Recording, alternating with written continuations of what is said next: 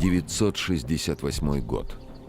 Не прошло еще и 100 лет со смерти первого правителя Руси, князя Рюрика, а его внуку, киевскому князю Святославу, исполнилось всего 24 года.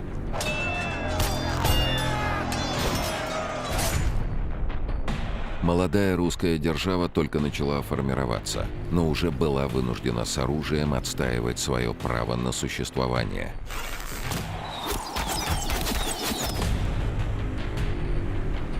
Ее могущественные соседи имели многовековой опыт государственного устройства и ведения войн. Соседи имели богатство и армии.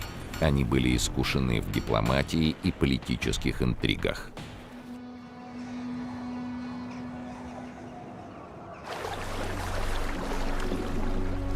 А русский князь пока мог полагаться лишь на свою верную дружину и собственную решимость. Решимость не дрогнуть и вступить в битву с мощнейшим государством – Византийской империей.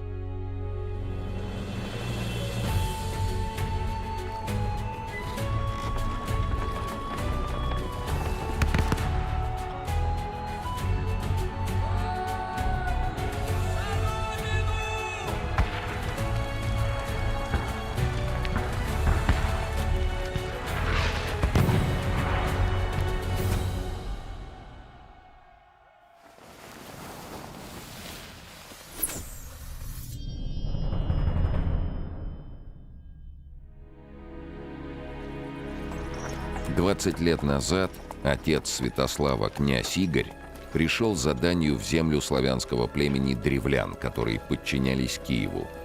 Собрав положенное, Игорь уже направлялся в Киев, но его воины захотели получить от древлян дополнительную дань.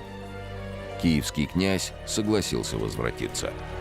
Древляне, возмущенные чрезмерными поборами, взбунтовались. Игоря и его дружинников схватили и жестоко казнили.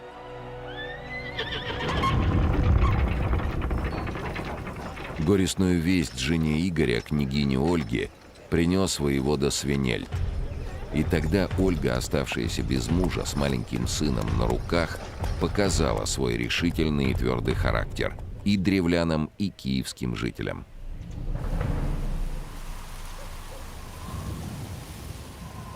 Она хитростью заманила в Киев древлянских старейшин и жестоко убила их.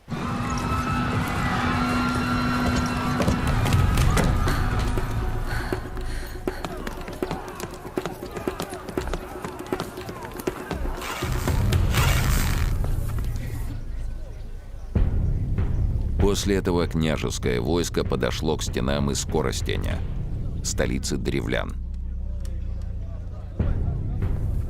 Княгиня хотела показать, что, несмотря на смерть мужа, Русь не осталась без князя, поэтому решающий бой с древлянами должен начать ее маленький сын Святослав.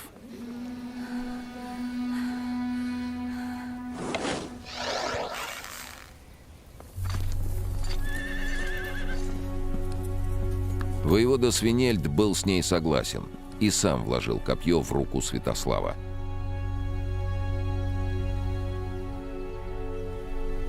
Княжичу уже исполнилось 4 года. Пора.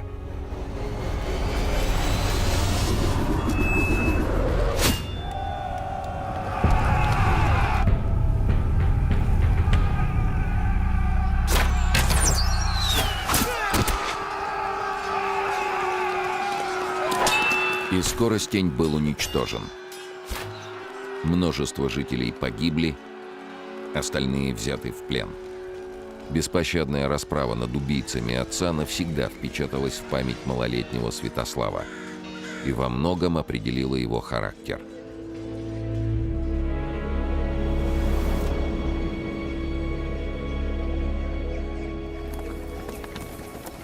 А пока он подрастал, княгиня Ольга при поддержке дружины и бояр правила Русью. Вскоре она показала, что может вершить власть не только силой. Чтобы история с бунтом не повторилась, Ольга приняла ряд новых правил. Определила места и время сбора дани, а также ее точные размеры. Но управление землями Киевского княжества требовало не только разумных законов. Свое государство нужно было защищать, а по возможности и расширять. Для этого мало выпускать и исполнять княжеские указы. Безопасность княжества зависела от силы его войска, а главным средством укрепления государственной мощи в ту пору была война.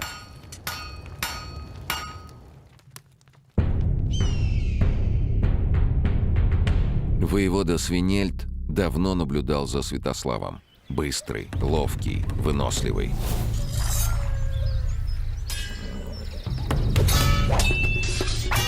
Ради победы готовый рискнуть. Таким и должен быть русский воин, тем более князь.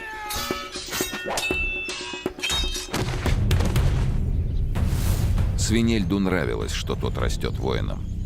Обычаи их порой суровы, но они дают Киеву настоящих бойцов. И юноше эта наука не во вред. Молодой князь уже ходил в походы и добился уважения своих собратьев. Довольствовался, как и все, малым. В дорогу варяги не брали с собой лишнего. Мясо жарили на углях и спали прямо под открытым небом. Их жизнь — война, а убьют — не беда. Для того и живет варяг, чтобы погибнуть с мечом в руках.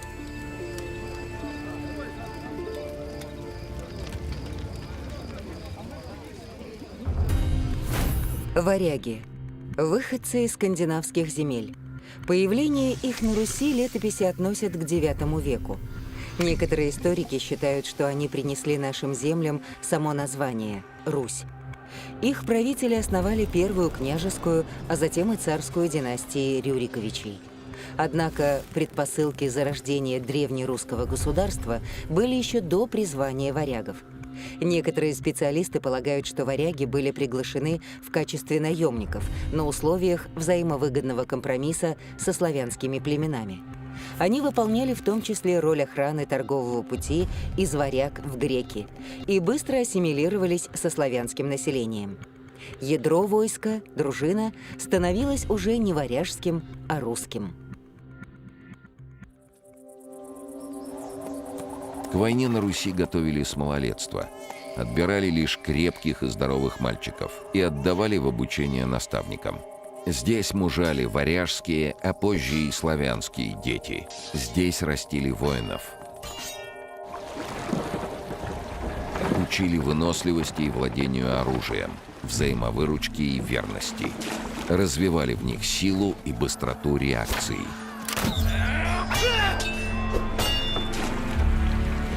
Выросшие вместе, юноши становились единой семьей.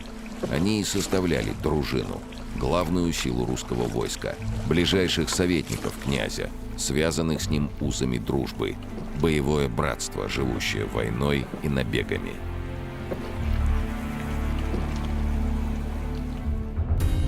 Дружиной называлась отборная часть княжеского войска. В нее входили воины, лично подчинявшиеся князю. Они также имели право сидеть с ним за одним столом.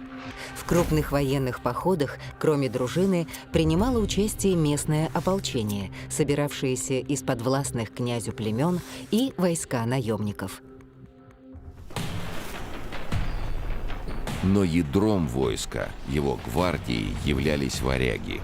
Их могло быть всего несколько сотен, но это было мощное отборное воинство. Бесстрашные и безжалостные бойцы пошли бы за своим князем хоть на край света. Вооружение русского ратника состояло из копья, боевого топора, длинного ножа, а также лука со стрелами. Но главную гордость воина составлял его меч. Защитой для воина служили шлем, щит и кольчуга. Варяжский шлем имел полукруглую форму и прикрывал часть лица. Щиты были деревянные и обтягивались кожей. Кольчуга представляла из себя стальную рубаху, набранную из колец, и прикрывала тело воина до колен. Изготовление шлема, кольчуги, меча требовало от кузнецов большого искусства. Лучшие клинки привозили из Европы, и позволить их себе могли только князь или богатые дружинники.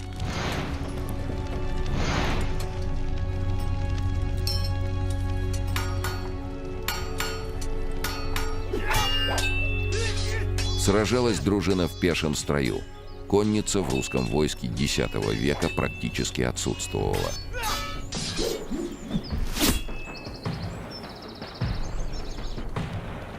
Основным средством транспорта при дальних переходах были ладьи.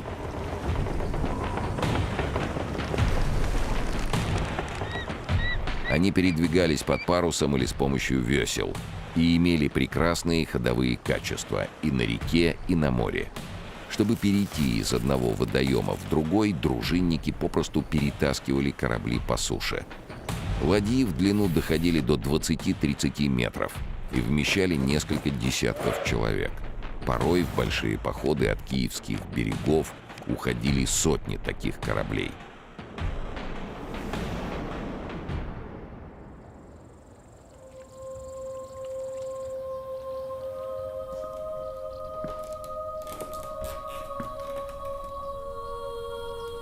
Почти 20 лет прошло с того дня, когда маленький Святослав под Искоростенем впервые бросил свое копье во врага. Сейчас перед княгиней Ольгой сидел могучий воин и спорил с матерью. Они во многом не сходились. Святослав и слышать не хотел о той новой вере, в которую обратилась его мать. Средневековое язычество не могло принять евангельских заповедей о смирении, великодушии, прощении.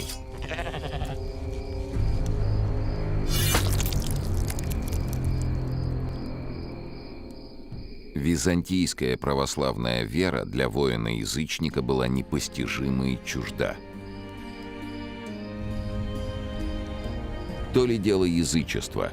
В его традициях и обрядах отражался весь смысл жизни варяга. Борьба, сила, пролитая кровь, уничтоженный враг. Жизнь для воина-язычника — это война, а награда ему — власть, слава и сила его державы. Вот и теперь Святослав готовил новый поход. Его путь лежал на Волгу, где в то время господствовали хазары.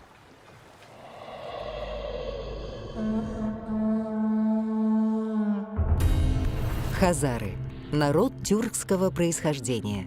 К X веку создали мощное государство – Хазарский каганат, которое протянулось от прикаспийских и причерноморских степей до Северного Кавказа и Крыма. Через каганат проходил Великий Волжский торговый путь, по которому купеческие караваны проходили из Индии и Азии на Балтику и далее в Европу. Кроме того, это был основной путь, по которому в Европу поступало индийское и арабское серебро, необходимое для чеканки монет. Сбор торговых пошлин приносил хазарам колоссальные доходы, и каганат считался одним из богатейших государств того времени.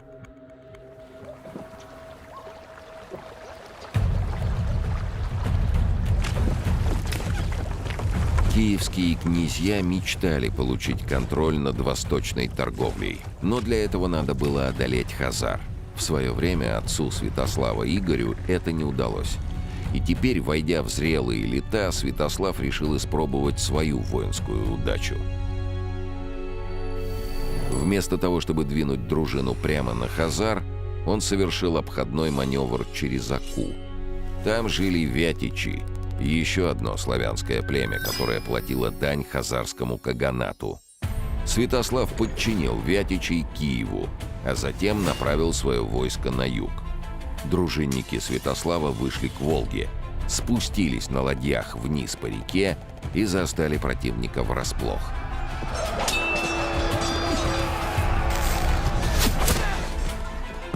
Те не ожидали, что русские придут с севера. Святослав мощным ударом уничтожил их столицу Итиль. Вскоре хазарское государство перестало существовать.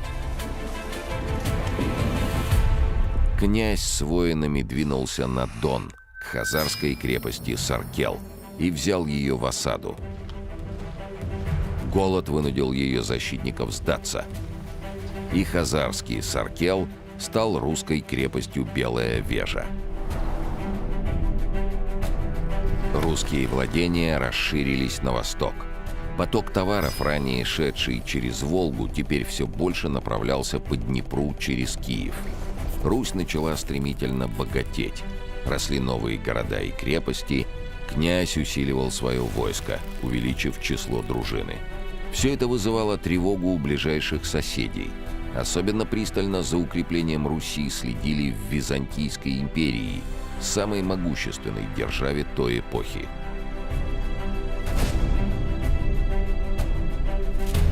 Тем временем в Византии происходили события, резко изменившие и судьбу русского князя, и весь ход истории. Восточная Римская империя, известная также как Византия, возникла в IV веке после разделения Римской империи на две части. Просуществовала до 1453 года. В период своего рассвета владела землями на Балканах, в Малой Азии, Крыму, Северной Африке, островах Средиземноморья и в Италии. Столицей империи был Константинополь, или Царьград, как его называли на Руси. Ее правитель именовался Басилевсом, а себя жители империи называли ромеями, то есть римлянами. Одним из ближайших соседей Византии было Болгарское царство, с которым империя уже много лет не могла поделить Балканы. В 967 году, когда Святослав завершил разгром хазарского каганата, между Византией и Болгарией разгорелся очередной конфликт. Император Никифор Фока не имел достаточно сил, чтобы противостоять болгарам. К тому же его армия уже не раз терпела поражение в горных теснинах Болгарии, и Никифор не желал рисковать своим войском. Император решил стравить между собой своих врагов. По его замыслу, воевать с Болгарией должна была Русь, которая заметно усилилась при Святославе. В Киев отправился византийский посланник.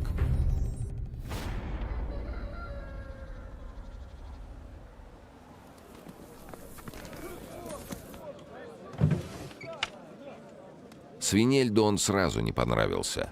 Посланник Басилевса Калакир прибыл с золотом. 15 кентинариев желтых монет. Это 455 килограммов. Что-то уж больно щедро. Калакир уговаривал киевского князя идти на болгар и покорить их для византийского императора. В случае победы обещал крупную дань. Святослав взял время для раздумий. Для него было важным не только золото. Болгария могла стать новым торговым путем в Европу, куда более коротким, чем нынешний через Днепр и Балтику. Это обещало Руси новое богатство и влияние. Княгиня Ольга убеждала сына заботиться о своем княжестве, обустраивать завоеванные земли на востоке, а не искать новой добычи. «Князь — это правитель, а не наемник», — говорила она сыну. «Хочешь стать Басилевсом, построй свой Царьград в Киеве». Святослав собрал воевод. Блеск золотых монет и желание новой славы решили исход спора. Мнение дружинников, которые и были для князя настоящей семьей, перевесило и доводы матери, и опасения Свинельда.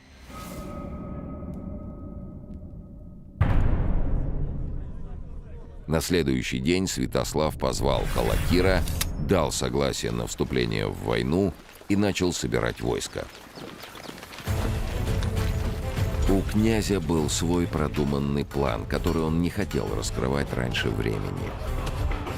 В лесах под Киевом рубили деревья, корабельные мастера строили новые ладьи, ковалось оружие для ополчения. Наконец весла опустились на воду, и десятки парусов распустились над Днепром. Русь шла на Болгарию.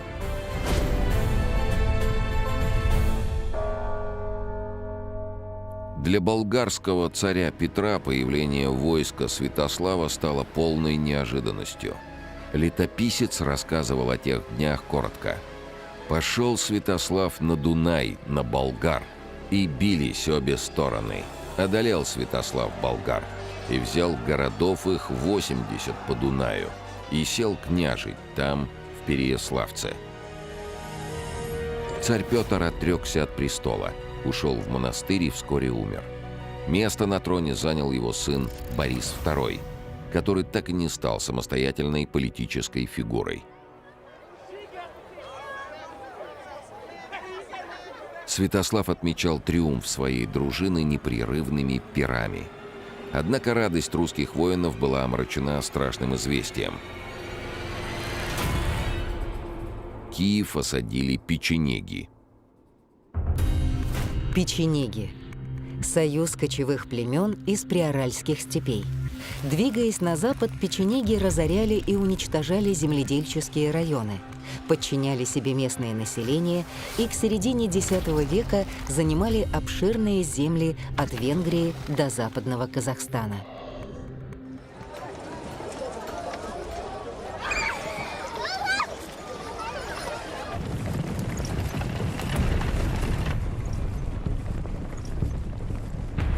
Ольга послала к сыну гонца, но понимала, что к столице он прибудет лишь через несколько месяцев. Тем временем печенеги не спешили штурмовать хорошо укрепленный Киев. Незваные гости терпеливо ждали, пока в городе закончится продовольствие. Ждали, пока голодные жители, доведенные до отчаяния, сами не откроют ворота. План печенегов почти сработал, когда горожане увидели со стен, что вдали на Днепре появились русские ладьи. Корабли не спешили к городу, и воины на них явно не знали о беде, постигшей Киев. Требовалось срочно направить к ним гонца и попросить о помощи. Но как выбраться незаметным из окруженного врагами города? История хранит предание о том, что спасти Киев вызвался молодой киевлянин, имя которого осталось неизвестным. Юноша умел говорить по-печенежски. Взяв уздечку, он незаметно для врага вышел из города и проник во вражеский лагерь. Здесь он у каждого встречного спрашивал, не видел ли кто его коня. Так он все ближе и ближе подходил к Днепру. Затем храбрец бросился в реку и поплыл к русскому отряду. Утром печенеги увидели, что к ним приближаются ладьи с русскими дружинниками. Принимать бой кочевники не стали и отошли в степь. Киев был спасен. Но спас его не Святослав, а малый отряд воеводы Претича, который печенеги приняли за главные силы князя.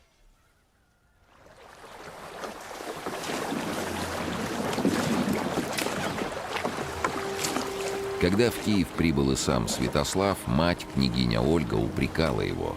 Зачем бросил свой народ, оставив столицу беззащитной? Но Святослав не чувствовал вины. Мыслями он находился в Болгарии, богатой стране, средоточии торговли между Византией и Западной Европой. Князь прямо говорил Ольге: «Не любо мне сидеть в Киеве. Хочу жить в Переяславце на Дунае, ибо там середина земли моей». Святослав был готов отправиться в обратный путь, но мать сумела остановить его.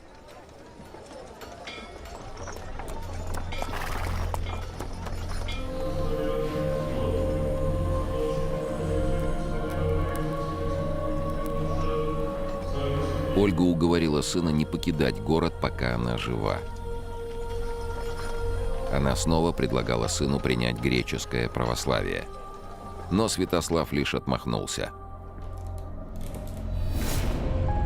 Эта мудрая женщина много сделала для того, чтобы Русь стала сильным государством. Но, пожалуй, главным делом ее жизни стало принятие православной веры. Веры, которая вскоре преобразует языческую Русь, но к которой ее сын так и останется глух. Ольга завещала похоронить себя как христианку. Она запретила устраивать языческую тризну с песнями, плясками и военными состязаниями. Святослав не посмел нарушить ее волю. Похоронив мать, князь покинул Киев. Теперь уже навсегда. На Руси остались править трое его сыновей. А Святослав вновь отправился на Дунай в надежде превратить Переяславец в свою новую столицу. В случае успеха под власть древнерусского государства перешли бы самые оживленные торговые пути. Это могло на века вперед обеспечить Руси процветание. Но Святослав понимал, чтобы удержать за собой Болгарию, ему придется сразиться с самой Византийской империей. Он шел в главный поход всей своей жизни.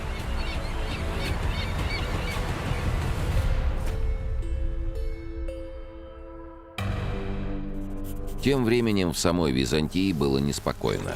Супруга императора, царица Феофана, и ее возлюбленный военачальник Иоанн Цимисхий замышляли дворцовый переворот с целью свергнуть Никифора Фоку.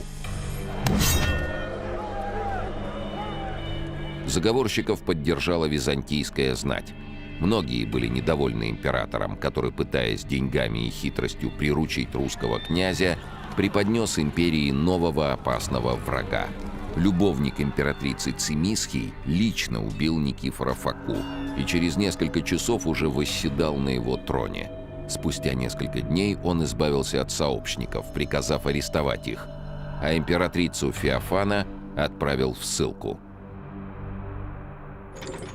Но вместо славы и почестей новый император получил множество проблем. Оживились враги Византии на Ближнем Востоке и в Европе. Да и внутри страны не всем пришлась по душе такая смена правителя. Назревали бунты. Ко всем этим трудностям прибавилась еще одна. Над границами империи нависла угроза со стороны Болгарии. Святослав не собирался передавать завоеванную страну под власть Византии, как некогда обещал прежнему императору Никифору Фоке. Более того, вместе с болгарами он планировал разгромить византийское войско.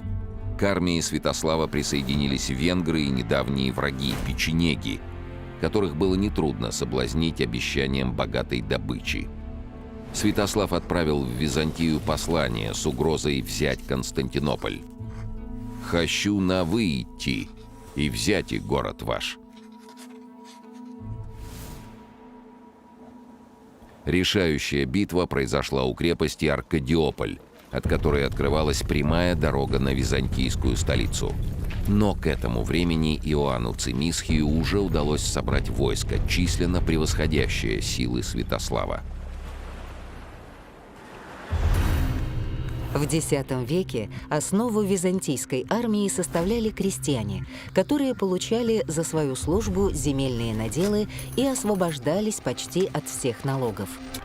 Это всегда готовое к бою ополчение обеспечивало Византии 1,5 века успешных войн.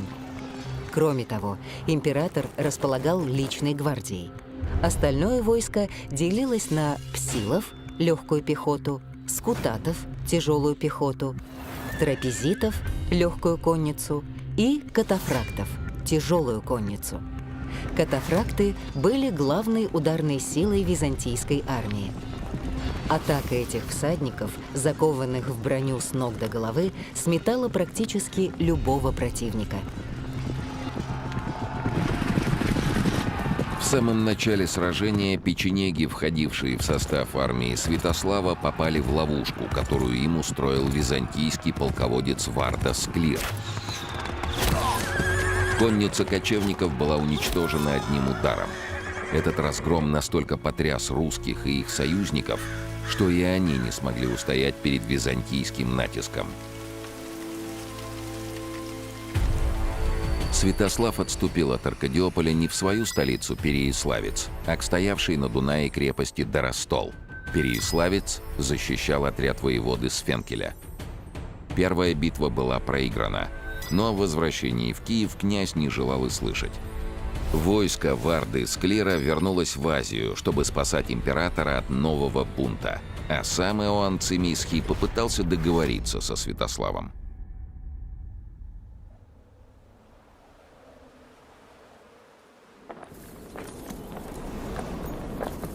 Император предлагал князю мир. Свинельд чувствовал, что это предложение следует принять.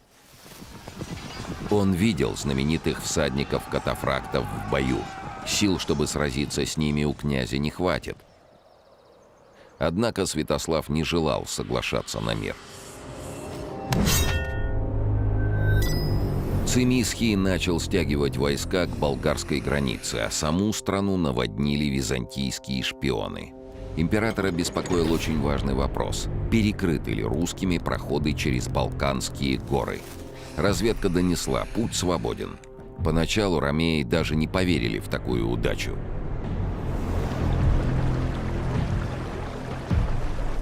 Византийская армия прошла через горные перевалы и подошла к бывшей столице Святослава, городу Переяславцу.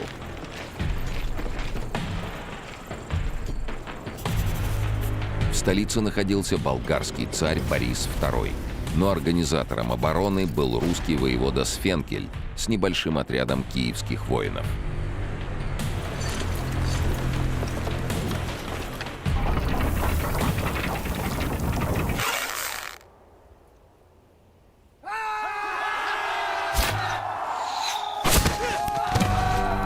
Византийцев встретило яростное сопротивление, но их было больше.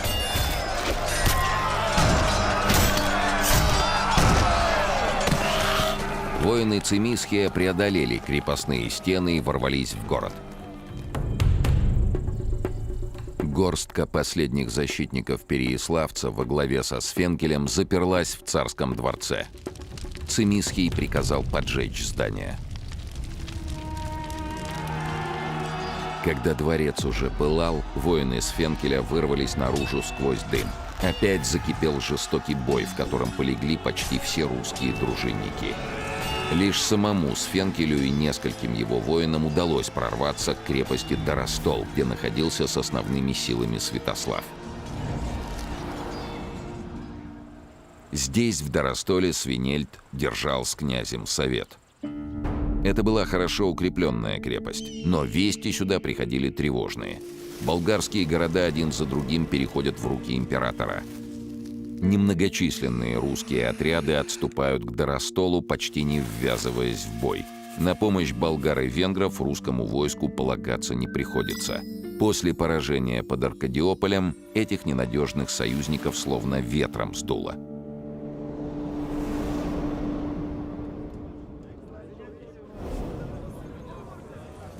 К Доростолу приближалась вся армия Цимисхия во главе с императором. И Свинельд советовал уходить в Киев. Пока весна, пока не станет лед на Днепре, еще можно прорваться. Но Святослав верил в победу и решил принять бой. Византийская армия подошла к стенам Доростола 23 апреля 971 года. Русские воины ждали врага. Прикрывшись щитами, они выставили вперед копья. На мгновение ромеям показалось, что перед ними выросла стена. Византийцы пошли в наступление. Русичи отбили его. Император приказал атаковать еще раз. Святослав со своим войском отразил и этот натиск. Уже подступала ночь, когда Иоанн Цимисхий собрал всю свою конницу, включая личную гвардию, и во главе войска бросил ее в бой.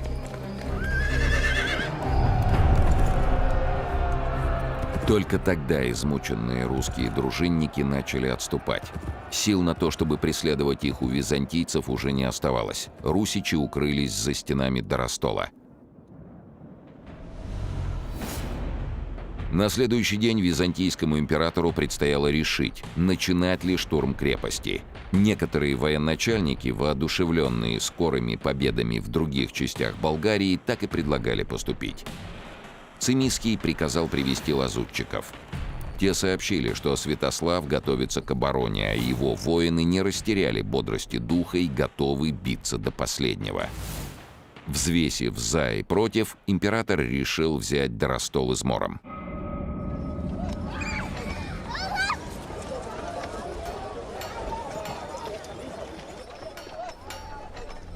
То, что ромеи не кинулись на штурм, было дурным знаком. Что такое осада, знали и Свинельд, и сам Святослав. Голод, жажда, смертельные болезни. Нет, так бесславно умирать русичи не станут. На совете было решено наутро еще раз выйти из города и драться. Дружинники во главе с князем покинули крепость и построились для атаки.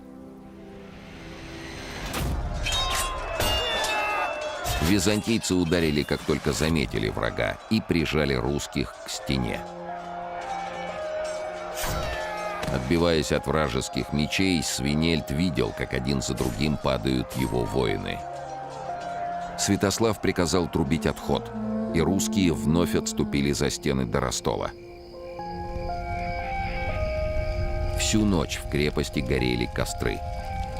До ромейского лагеря доносились воинственные кличи и жуткие завывания, которые издавали язычники. Русские дружинники оплакивали погибших воинов и предавали огню их тела.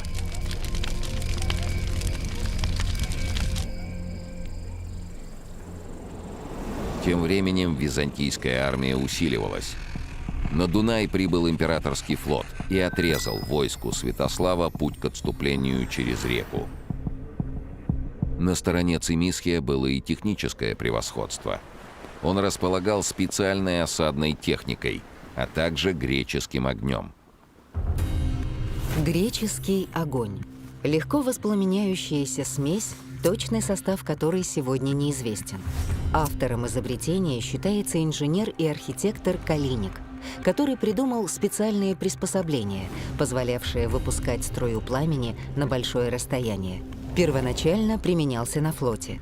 Позднее появились устройства, позволяющие применять горючую смесь в сухопутных боях. Кроме того, византийская армия имела на вооружении камнеметы.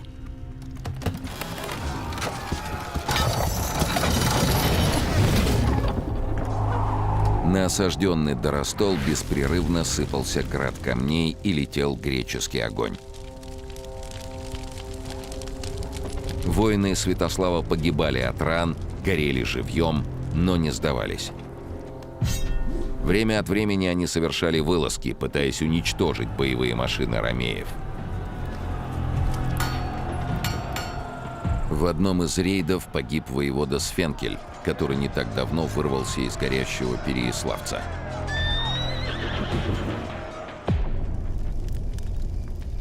Шел второй месяц осады. Защитники Доростола держались. Сражаться становилось все труднее, съестные припасы заканчивались.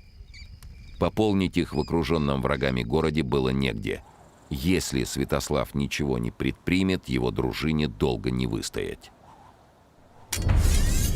Князь собрал своих воевод.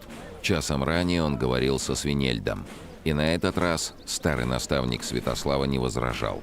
Воевода согласился с решением князя прекратить все вылазки и дать ромеям решающий бой за городскими стенами.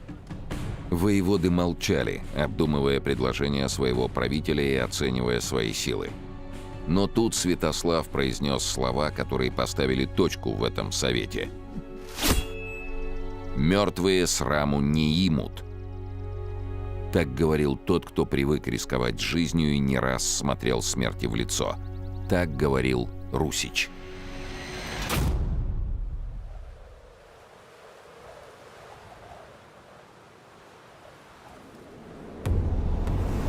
Ранним утром киевская дружина вышла из крепости. Чтобы ни у кого не возникло даже мысли об отступлении, князь приказал закрыть у всех за спиной ворота Доростола. Русские пошли в атаку.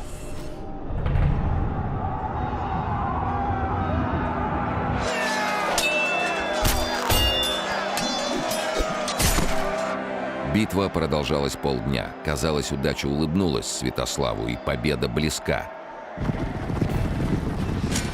Лишь удар тяжелой конницы спас ромеев.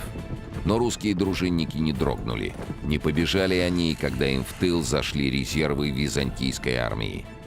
Окруженный со всех сторон Святослав не складывал оружия. Византийским воинам помогла погода. Позже они сами называли это помощью свыше. Внезапно в сторону княжеской дружины подул сильный ветер, и вскоре началась песчаная буря. Ослепленные воины растерялись. Затем грянул гром и хлынул чудовищный ливень. Дружина побежала. Конница ромеев гналась за русичами и рубила всех подряд. Теперь шансов на победу у Святослава не оставалось. Князь начал переговоры с Иоанном Цимисхием.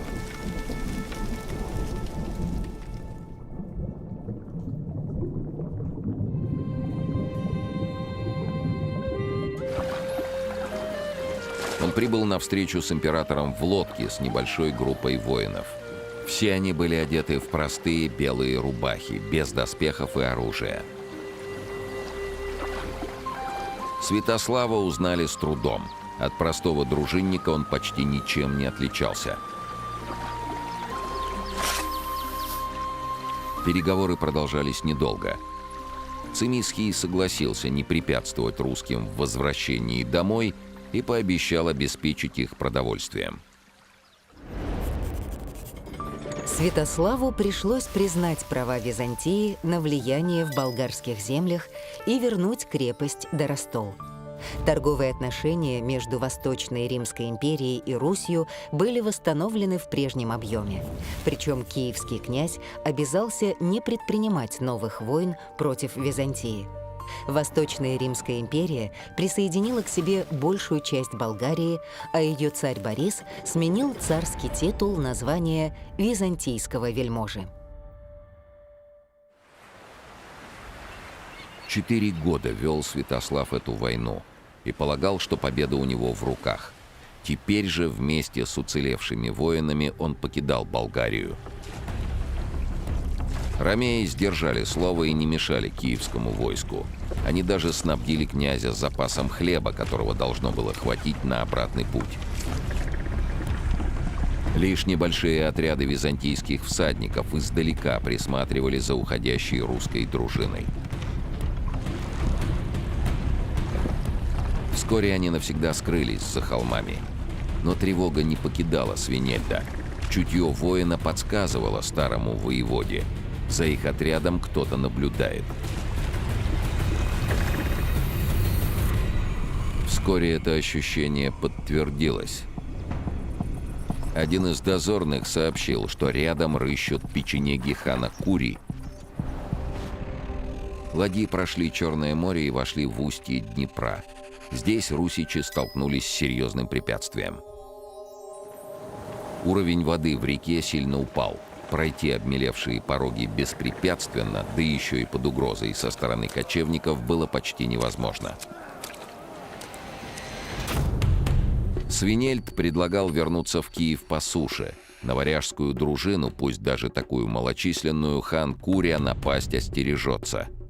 Но Святослав не хотел бросать ладьи, раненых и захваченную добычу. Было решено, что в Киев с небольшим отрядом отправится Свинельд, а князь и оставшиеся воины останутся зимовать на порогах до весеннего полноводья.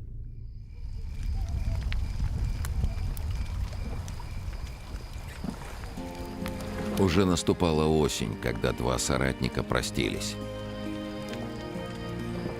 Старый и молодой, воевода и князь, мудрость и боевой пыл.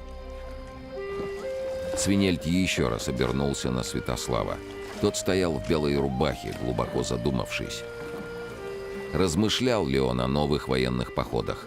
Мечтал ли обосноваться в Киеве? Или думал о том, что христианский бог, бог его матери, оказался сильнее языческих богов, когда отнял у него победу над ромеями?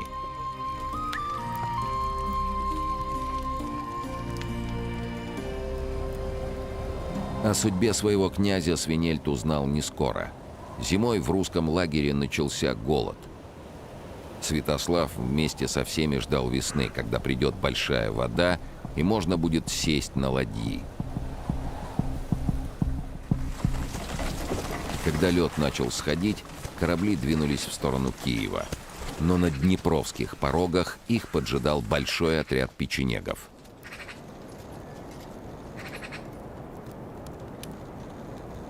Почти все воины князя, изможденные тяжелой зимовкой, были перебиты. В этом бою погиб и сам Святослав.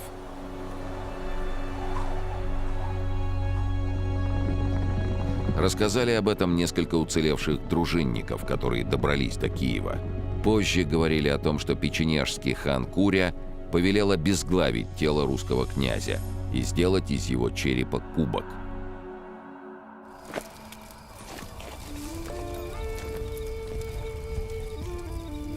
Говорили и о том, что напасть на Святослава Курю подговорили все те же византийцы. Они боялись русского князя, даже после победы в войне. Князя, который в 4 года метнул боевое копье во врага. Князя, который разгромил могущественных хазар, завоевал Болгарию и который не побоялся бросить вызов самой Византийской империи. Князя-воина Святослава Игоревича.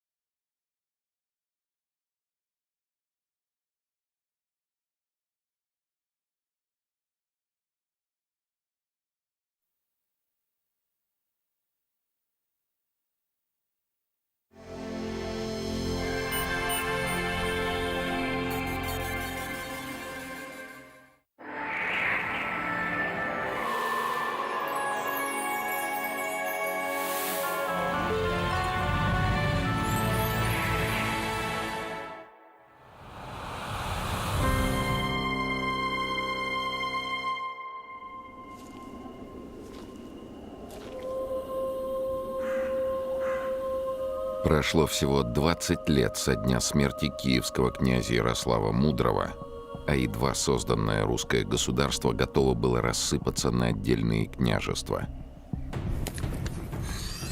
Между его потомками шла кровавая борьба за власть. Брат ополчился на брата, города шли войной друг на друга. А тем временем набирал силу общий враг. Половцы. Сначала кочевники грабили села на южных границах. Но пока князья сражались друг с другом, половецкие ханы, чувствуя безнаказанность, начали осаждать крупные города. Дошло до того, что половцы выдвинули неслыханное требование. Киев должен платить им дань в обмен на безопасность. Это было угрозой самому существованию Руси. Дать отпор врагу можно было лишь объединив силы всех русских земель. Князю Владимиру Мономаху предстояло совершить почти невозможное — прекратить внутреннюю вражду и, собрав объединенное войско, с мечом в руках защитить будущее Родины.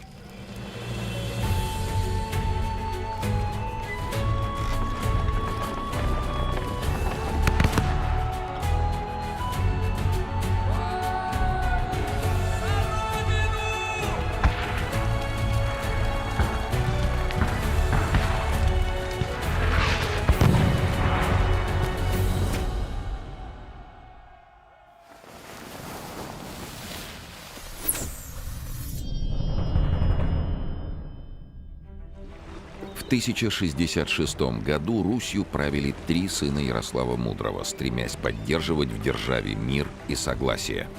А в это время вдалеке от русских земель разгоралась война. Герцог Нормандии Вильгельм, носивший унизительную кличку «Незаконно рожденный», предъявил претензии на английскую корону. Его войска вторглись в Англию. Король Гарольд II был убит, а нормандский герцог занял английский престол и отныне именовался Вильгельмом Завоевателем.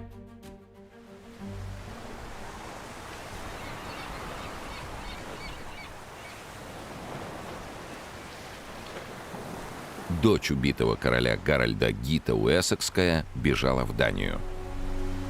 Когда девушка подросла, ей подыскали знатного жениха, молодого русского князя.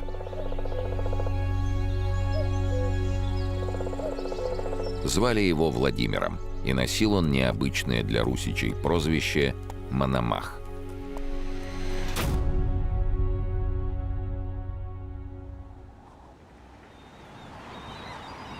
1074 год. Корабль был готов к отплытию. Команда опасалась того, что может начаться шторм, и торопилась выйти в море. Гите тоже было страшно. Но боялась она не бури. Еще недавно принцесса, дочь английского короля, а сегодня сирота, изгнанница, она собиралась в долгий путь навстречу своей судьбе. А в Смоленске молодой князь Владимир Мономах ждал свою невесту. Всего год, как отец поставил его править городом, но иноземцев юный князь уже повидал. Заморские торговые люди на Руси не в диковину, но вот принцесса, какова она, хороша ли собой? По-русски она не говорит, это точно. Хорошо отец молодого князя Всеволод Ярославич владеет 5 языками и сына кое-чему научил. Вот и ладья, и где-то на ней его невеста.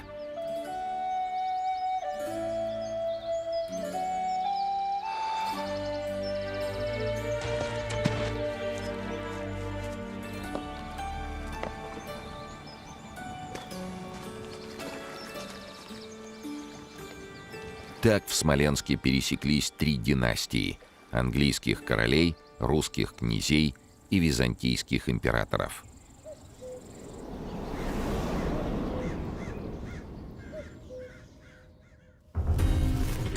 Владимир Мономах приходился внуком великому князю Ярославу Мудрому. Отец Владимира, Всеволод, женился на византийской принцессе из рода императора Константина Мономаха. От фамильного имени матери Владимир унаследовал свое прозвище. В переводе с греческого оно значит «единоборец». Пройдут годы, и князь докажет справедливость этого определения. Он примет участие более чем в 80 битвах и походах, и почти все они завершатся победами. А имя Мономаха русичи будут произносить с почтением и гордостью. Когда маленькому Мономаху исполнился всего год, умер его дед Ярослав Мудрый. Много великих дел совершил за свою долгую жизнь великий князь. Ходил в походы, покорял соседние племена, усмирял степных врагов печенегов, строил города и храмы, создал первый на Руси писанный свод законов, правду Ярослава Владимировича.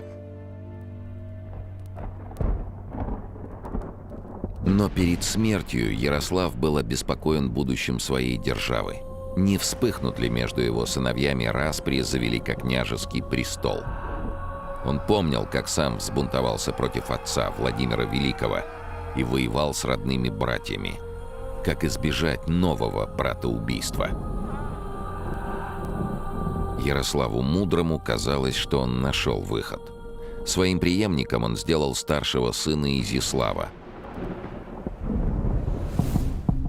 Остальным дал в управление волости: Святославу Чернигов, Всеволоду Переяславль, 2 младшим Вячеславу и Игорю Владимир Волынский и Смоленск, и приказал сыновьям слушаться старшего брата.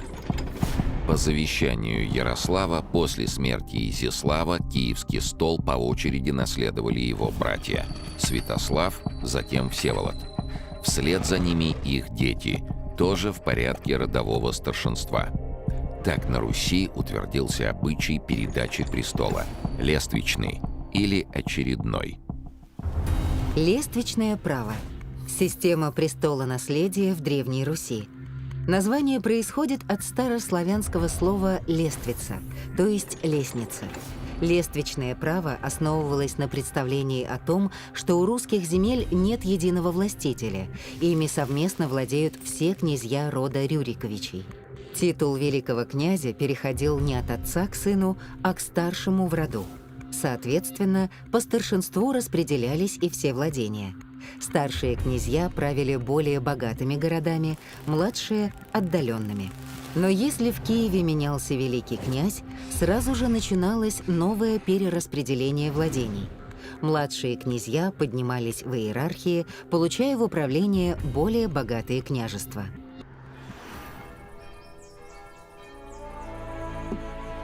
1075 год. Гита не сразу разобралась в этих запутанных правилах. У нее на родине король правил всей страной, и власть передавалась сыну. Правда, это правило часто нарушалось.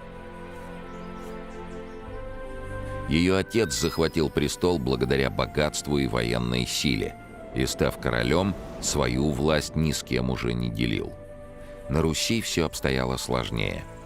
Гита соглашалась с мужем, что замысел его деда был хорош. Все потомки Рюрика живут в мире и согласии, и сообща владеют русскими землями, отчего страна должна процветать. Но на деле часто выходило совсем по-другому. Правила лествицы соблюдались, хотя и с некоторыми нарушениями, в течение нескольких веков. Но они же приводили к разобщению Руси. Чем сильнее разветвлялось семейное древо Рюриковичей, тем больше появлялось претендентов на власть. Княжества дробились на мелкие уделы, которые передавались новым потомкам. У самих правителей оставалось все меньше общих интересов, и все неохотнее подчинялись они великому князю. Лествичное право порождало и другую проблему. Когда один из Рюриковичей умирал, так и не дождавшись своей очереди на княжение, его сыновья оставались вовсе без удела. Называли таких князей изгоями. Жили они у родственников или служили в войске, но случалось, что, недовольные своей долей, они восставали и пытались силой завладеть чужими землями. Первые годы после смерти Ярослава были спокойными. Русью правили его старшие сыновья – Изяслав Киевский, Святослав Черниговский и Всеволод Переяславльский. Но постепенно стали возникать споры. То один, то другой правитель заявляли о своих правах. Сначала конфликты удавалось решать без крови. Но князь Всеслав, владевший полоцкими землями, решил заявить о своих правах, взявшись за меч.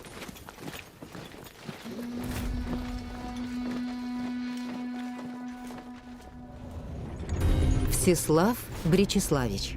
Властитель Полоцкого княжества, одного из самых богатых на Руси, где правил необычайно долго – 57 лет. Проводил независимую от Киева политику, значительно увеличив площадь своих владений. В слове о полку Игореве упоминается как «чародей».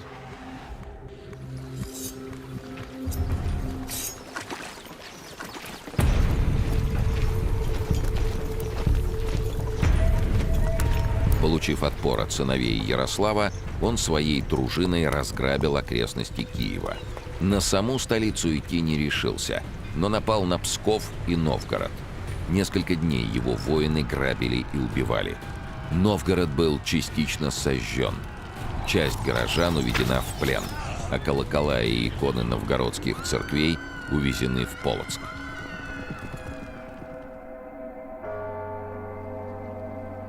Новгородцы говорили, что даже река Волхов не стерпела такого поругания, и 4 дня текла вспять. С большим трудом объединенное войско Ярославичей смогло одолеть чародея.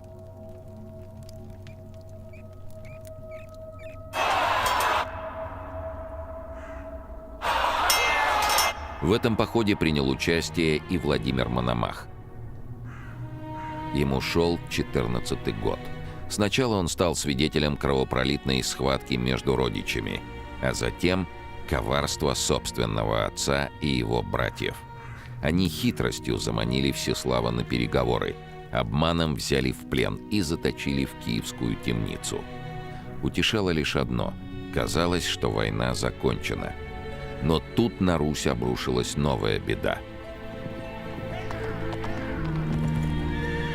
В 1068 году с юга хлынули орды кочевого народа.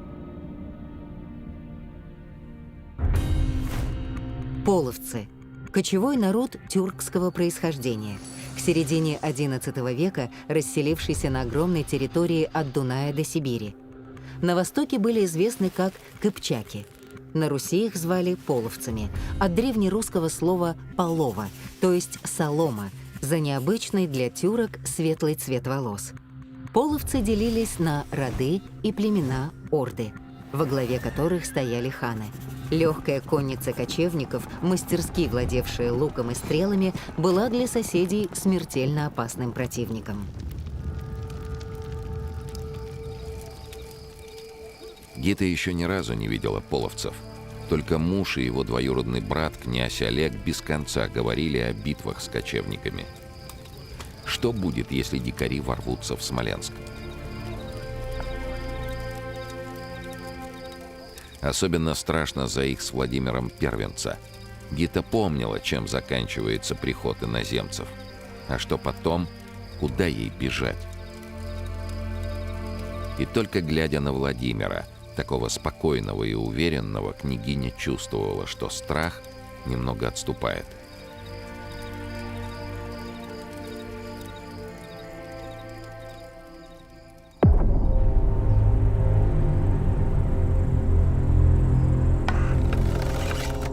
Половцы расселились в диком поле. Огромной степной полосе между Черным и Азовским морями, после того, как Ярослав Мудрый разгромил других кочевников – печенегов. Печенежские племена ушли на запад, а половцы заняли их территорию. Тогда еще никто не знал, что с их приходом на Руси начнется череда новых войн. Первая встреча с новыми соседями закончилась мирно. Отец Мономаха, князь Всеволод, заключил с ними договор о границе. Но вскоре стало ясно, что эти договоры ничего не стоят.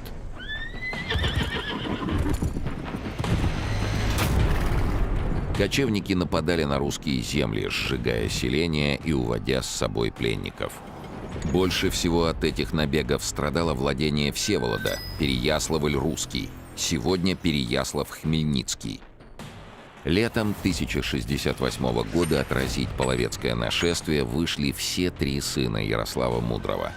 На реке Альте они встретились с войском хана Шарукана. И тут выяснилось, что противник сильнее, чем казалось. Битва закончилась разгромом русского войска. Поражение было настолько неожиданным, что князь Святослав бежал в Чернигов, а Изяслав и Всеволод укрылись в Киеве. Половцы рассыпались по русской земле, опустошая села.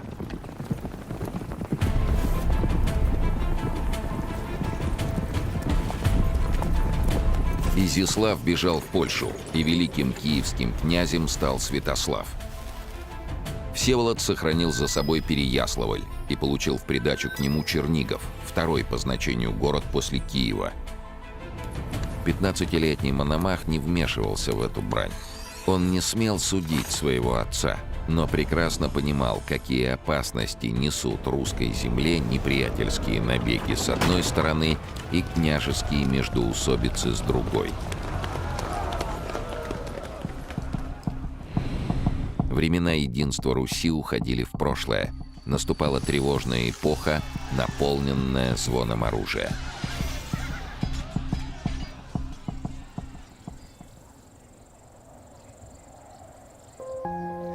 Смоленск. 1077 год. От мужа Гита давно знала, что враги его родины – люди из степи. Поэтому отказывалась понимать, что воевать он будет не с половцами, а с Олегом. Тем самым Олегом, который крестил их сына. Она уже ждала второго ребенка, а муж шел сражаться со своим другом и двоюродным братом. Неужели этот поток крови никогда не остановится? Олег Святославич, четвертый сын Святослава Ярославича. Как друг Владимира Мономаха, стал крестным его первого сына Мстислава. Вместе со своими братьями был зачинщиком ряда междоусобных войн, приглашая в союзники половцев. В качестве платы отдавал половецким ханам захваченные земли в грабеж. В слове о полку Игореве назван Гориславичем за страшный вред, что он принес русской земле. Бывшие друзья Владимир Мономах и Олег Святославич превратились во врагов в одночасье. В 1076 году в Киеве умер Святослав, отец Олега. На родину из Польши поспешил изгнанник Изяслав. К тому моменту отец Мономаха Всеволод успел въехать в Киев, но решил уступить его старшему брату, как законному владельцу, и довольствоваться Черниговым. Но сыновья Святослава во главе с Олегом не пустили Всеволода в Чернигов. Они заняли город как свою вотчину и приготовились к войне.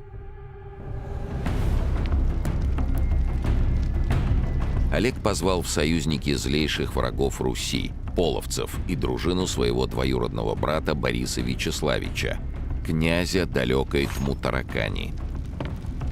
Всеволод принял бой, но потерпел поражение. Тогда он обратился за помощью к брату, киевскому князю Изяславу, и к сыну, Владимиру Мономаху, князю Смоленскому. Владимиру идти на эту войну было тяжелее, чем прочим.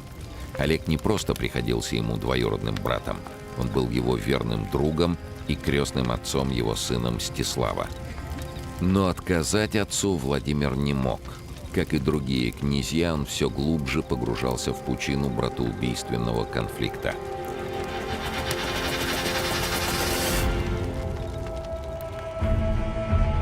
Исход противостояния решила битва на Нежатиной Ниве под Черниговом. 3 октября 1078 года дружины Всеволода, Владимира и Изяслава стали против воинов Олега и Бориса Тмутараканского. Олег колебался до последнего. Когда войска уже выстроились в боевой порядок, он предложил Борису попробовать решить дело миром, но тот рвался в битву. Зачинщики смуты потерпели поражение. Борис погиб, Олег бежал в Тмутаракань. А в стане Ярославичей получил смертельное ранение киевский князь Изяслав. Это значило, что отец Мономаха становился старшим в роде и получал титул великого киевского князя. Сам же Владимир получил от отца Черниговское княжество, за которое велась война.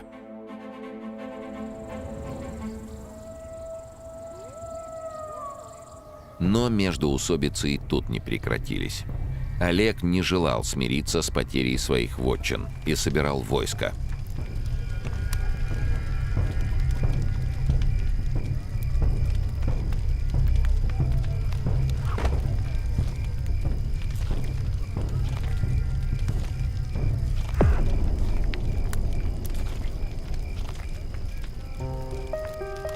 Вновь вооружился освобожденный из тюрьмы полоцкий колдун Всеслав Бречеславич.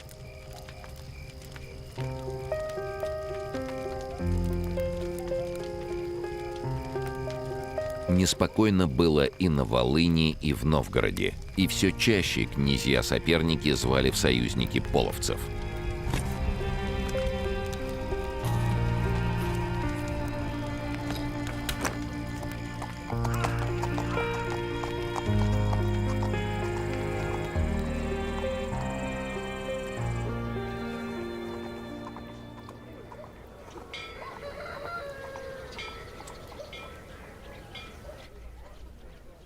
Мономах по-прежнему считал половцев главной опасностью для Руси.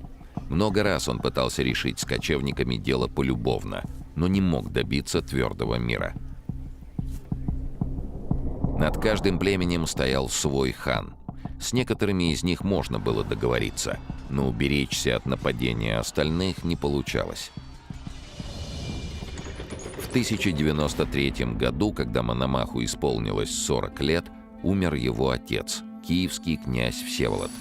Бояре знали, что киевляне любят Владимира. Они советовали ему занять великокняжеский престол силой, убеждали, что народ его поддержит.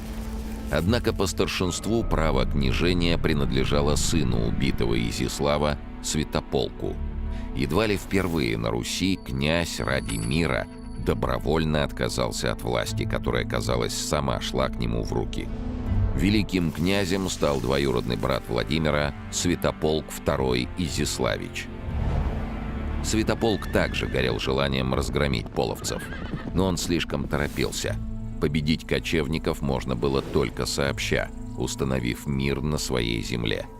Но над русскими князьями, казалось, давлеет какой-то злой рок, который всякий раз приводил к катастрофе.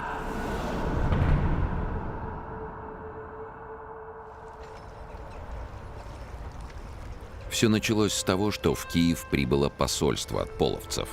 Они требовали от Святополка ни много ни мало выплаты дани, и при этом условии обещали не трогать Киев.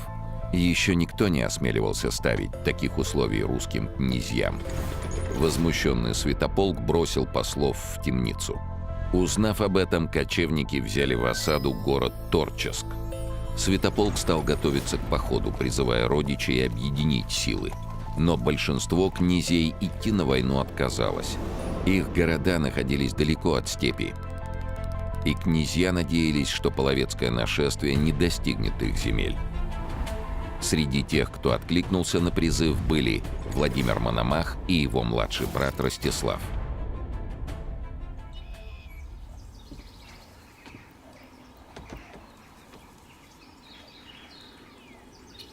Успеха от этого похода Владимир не ждал. Слишком уж малое войско удалось собрать. Но уступить врагу сейчас значило завтра полностью покориться ханам.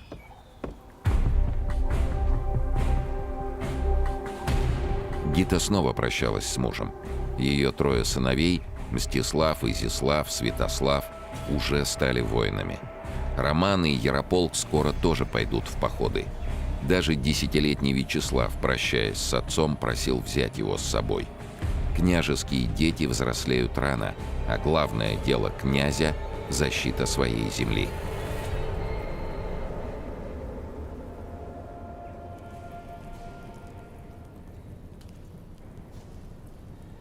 Прибыв в Киев, Владимир и Ростислав отправились в Печерский монастырь, чтобы перед походом помолиться у гроба преподобного Феодосия, основателя Печерской обители. Печерский монастырь был основан в середине XI века монахами Антонием и Феодосием на месте пещеры, вырытой для уединенных молитв священником Иларионом, будущим киевским митрополитом. В 1688 году получил статус лавры, то есть монастыря, имеющего особое историческое и духовное значение, и под именем Киево-Печерской лавры известен до наших дней. После посещения монастыря Ростислав и его люди спустились к Днепру. Здесь они встретили монаха Григория, который пришел к реке за водой. Дружинники стали потешаться над схимником, на что Григорий произнес с печалью: «О, чады мои, вам бы нужно иметь умиление и многих молитв искать, а вы зло делаете. Не угодно это Богу. Плачьте о своей погибели и кайтесь в согрешениях своих, чтобы хоть в страшный день принять отраду. Суд уже настиг вас. Все вы и с князем вашим умрете в воде». 23-летний князь Ростислав был горяч и скор на решение. «Врешь, старик, сам ты умрешь от воды». Его воины совершили невиданное преступление. Старца Григория связали и бросили в Днепр.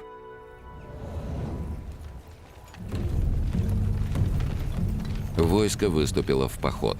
Мономах предлагал князьям уклониться от сражения в чистом поле, не переходить полноводную весной реку Стугну и ждать половцев на укрепленной позиции.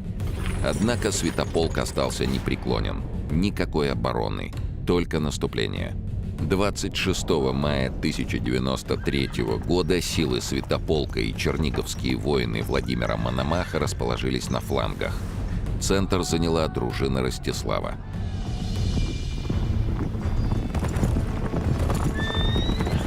Половецкая конница сначала нанесла удар по киевлянам и смешала их ряды.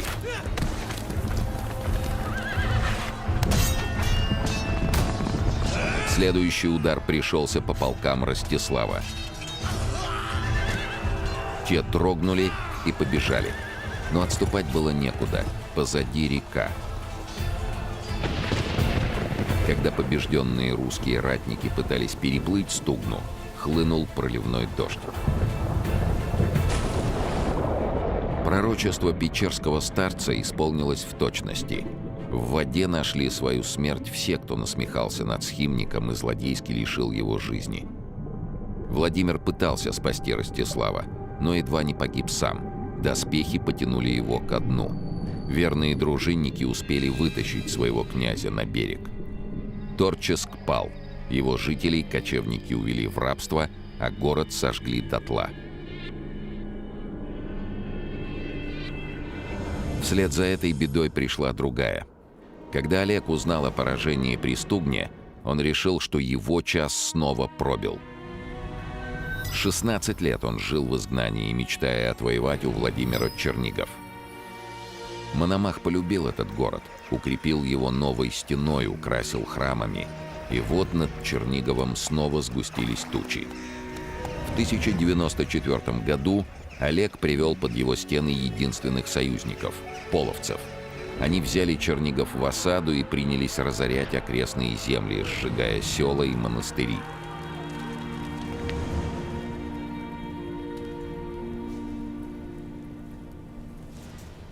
Владимир с семьей был заперт в Чернигове. Ему предстояло либо выйти с дружиной из города и драться с двоюродным братом, либо отдать ему свой город.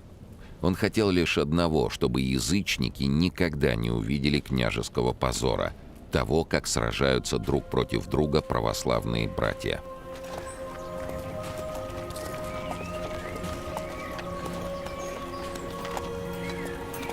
После 8 дней осады, чтобы спасти город, он уступил Чернигов Олегу и произнес фразу, ставшую знаменитой: «Не хвалитеся поганым».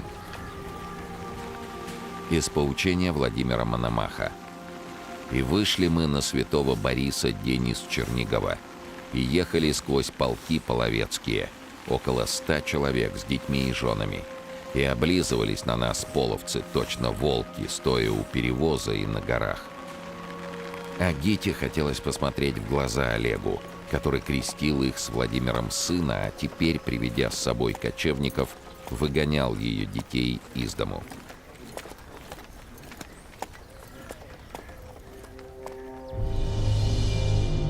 Олег сел в Чернигове. Заплатить половцам за услуги ему было нечем, и он предоставил им полную свободу грабежа по всей Черниговской земле. Мономах с семьей отправился в Переяславль, город, где прошло его детство, но покоя князь не обрел и там.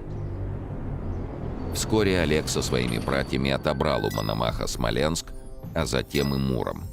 Владимир отправил сына Изяслава в Муром, чтобы вернуть город. 6 сентября 1096 года под его стенами 17-летний Изяслав погиб на глазах своего двоюродного дяди Олега.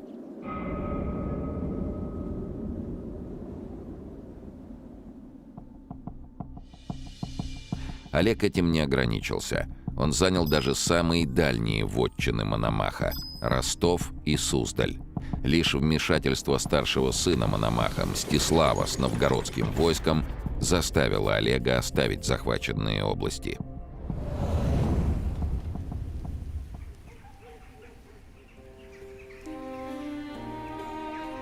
Добрую половину времени, которое Владимир провел на княжеском престоле, он боролся с бывшим другом. Уступал Олегу, когда мог, и сражался, когда того требовал долг. Но даже теперь, потеряв сына и имея достаточно сил, чтобы отомстить за него, он думал не о возмездии. Владимир писал Олегу о мире. «Дивно ли, если муж пал на войне? Умирали так лучшие из предков наших. Не хочу зла, но добра хочу братья и русской земле.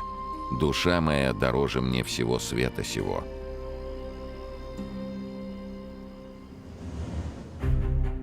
Первая попытка к примирению произошла в 1097 году в городе Любичи, где встретились 6 князей, включая киевского князя Святополка, Владимира Мономаха, Олега Святославича и его брата Давида. Чтобы прекратить усобицы, они узаконили правило: каждый додержит отчину свою. то есть ту землю, которую получили от Ярослава Мудрого и их отцы. С противостоянием Олега и Владимира было покончено. Но Любечский съезд не принес мира. Поводом для нового междоусобия стало неслыханное преступление – ослепление князя Василька Ростиславича Теребовльского. За спиной совершивших преступление, по мнению большинства участников тех событий, стоял Святополк Киевский, а приказы отдавал Давид Игоревич Владимир Волынский. Война вспыхнула вновь, и чем больше братской крови проливали русичи, тем смелее становились половцы. Хан Баняк едва не осадил Киев, придав его окрестности страшному разорению.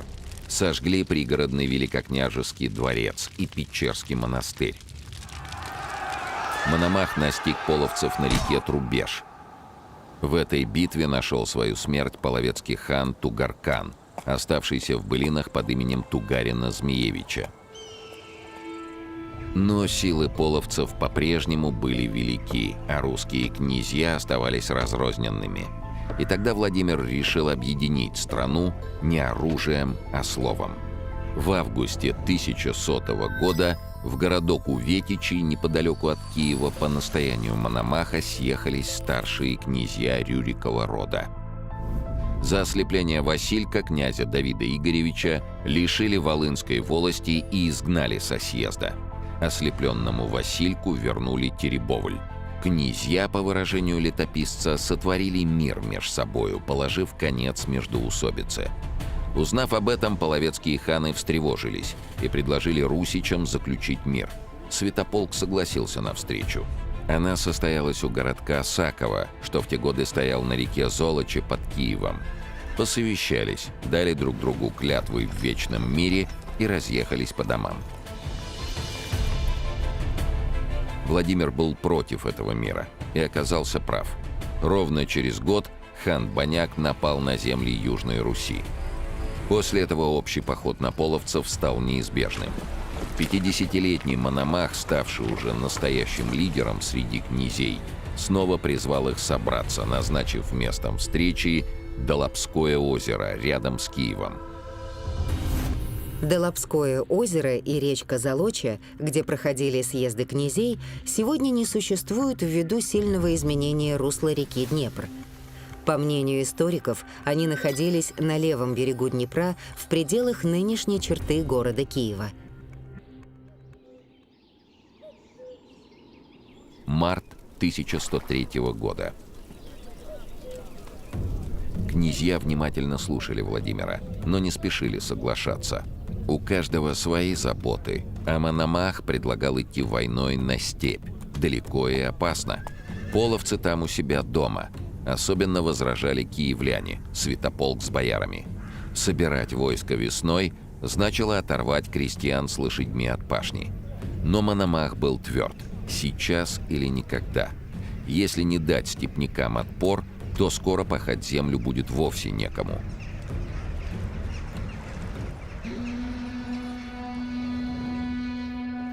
Воодушевленные речью Владимира в поход выступили почти все. Не пошел лишь Олег Святославич, сослался на болезнь. И все же на Долобском озере впервые в истории русские князья согласились объединиться в борьбе против внешнего врага. Начиналась война с половцами.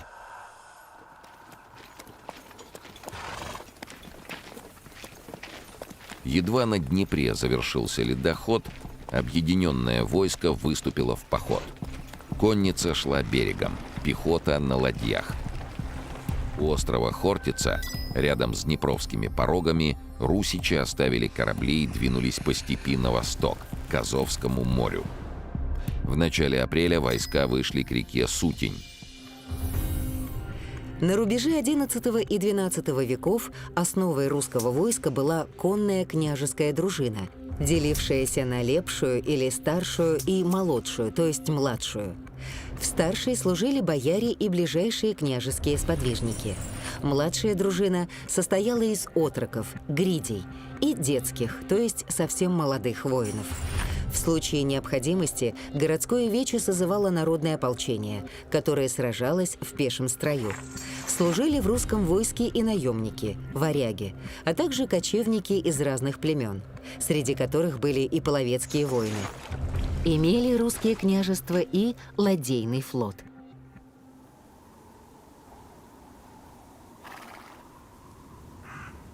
Мономах послал вперед сына Ярополка с отрядом и ждал от него вестей.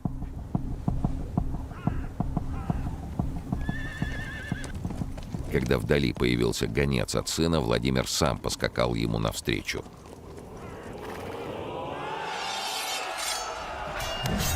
Ярополк не подвел отца. Он подстерег хана Алтунопу, возглавлявшего сторожевые части степняков,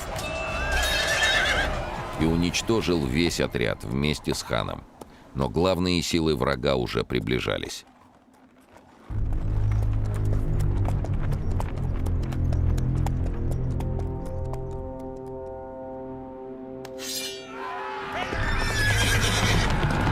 И двинулись полки половецкие, как лес. Конца им не было видно, и Русь пошла им навстречу. Так, по словам летописца, началось сражение. Мало кто мог выдержать удар конницы кочевников. Своей мощью и быстротой она напоминала сход горной лавины. Но весной кони степняков ослабли после голодной зимы, и стремительного удара не получилось. Пробить сомкнутый строй русских щитов и копий враги не смогли. В ответ ударила с флангов русская конница. Разгром был ошеломляющим. Точное число погибших неизвестно, но одних только половецких ханов в этом бою погибло 20 человек. Победа на реке Сутини сломала хребет половецкому нашествию. Отныне русские дружины сами ходили на степь, не давая ханам собраться с силами. —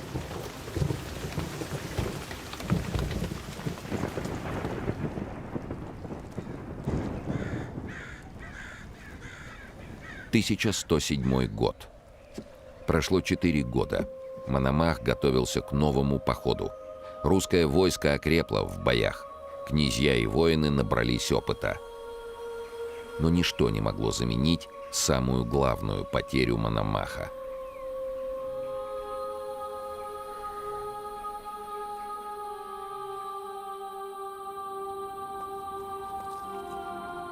Смерть забрала у него Гиту, его надежду и опору во всех испытаниях, мать 6 его сыновей. В поход отправлялся 54-летний вдовец. Смерть принцессы Гиты Уэссекской вызывает споры среди историков. Однажды сын Мономаха, Мстислав, получил тяжелую рану на охоте. Медведь распорол ему живот. Гита всю ночь молилась за него святому Пантелеймону. Мстислав увидел во сне юношу, который пообещал его исцелить. Наутро юноша, похожий на святого Пантелеймона, наяву пришел к больному и вылечил его. После этого Гита дала обет совершить паломничество в Иерусалим. Якобы отправилась туда и умерла в Палестине в 1098 году. Другие историки полагают, что она окончила свои дни в 1107 году в Смоленске.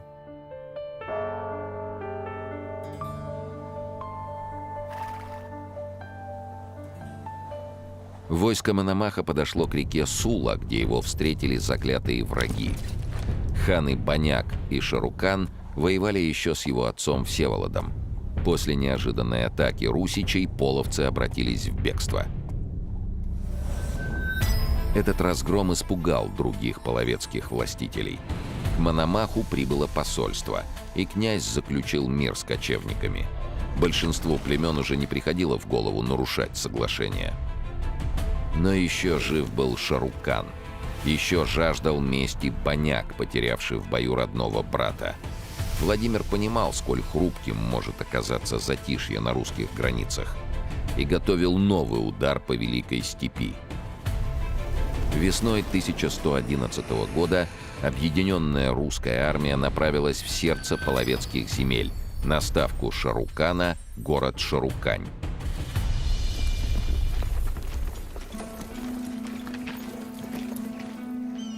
Во главе своих полков шли Владимир Мономах, Святополк Киевский и полоцкий князь Давид, сын того самого Всеслава-чародея, а ныне зять старшего сына Мономаха, Мстислава.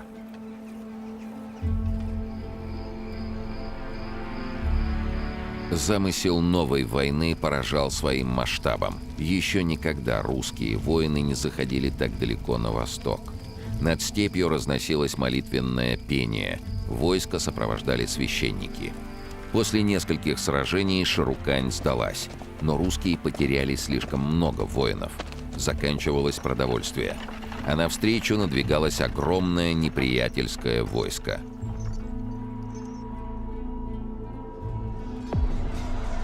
Поражение означало смерть либо плен. Отступать было некуда, вокруг лишь дикая степь. Мономаху оставалось только побеждать. Побеждать во что бы то ни стало. После боя к Владимиру привели пленника. Мономах спросил, как же при такой силе степняки не смогли одолеть поредевшее русское войско.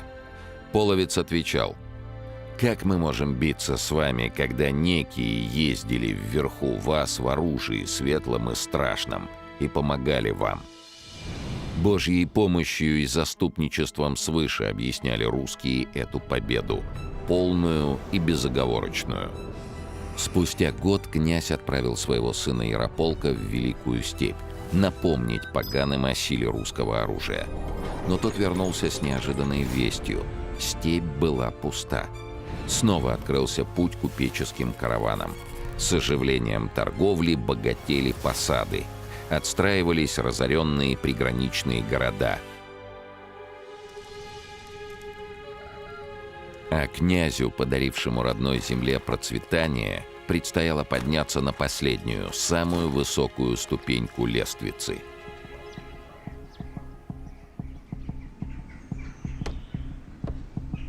Весной 1113 года к Мономаху прибыл посланец из Киева. В столице восстания. Князь Святополк умер.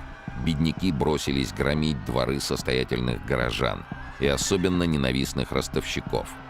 Не было в киевлянах согласия. Одни звали на великокняжеский стол Давида Черниговского, а другие стояли за Владимира Мономаха. Но Мономах оставался верен себе. Давид старший. По закону, данному Ярославом Мудрым, ему и управлять столицей. Однако Давид не спешил ехать в Киев. Бунт ширился. Народное вече призывало на стол Владимира. И он пришел, чтобы спасти свою отчину, город, где княжили его дед и отец. Невероятно, но впервые в русской истории законные наследники Давид и Олег Святославичи не выступили против.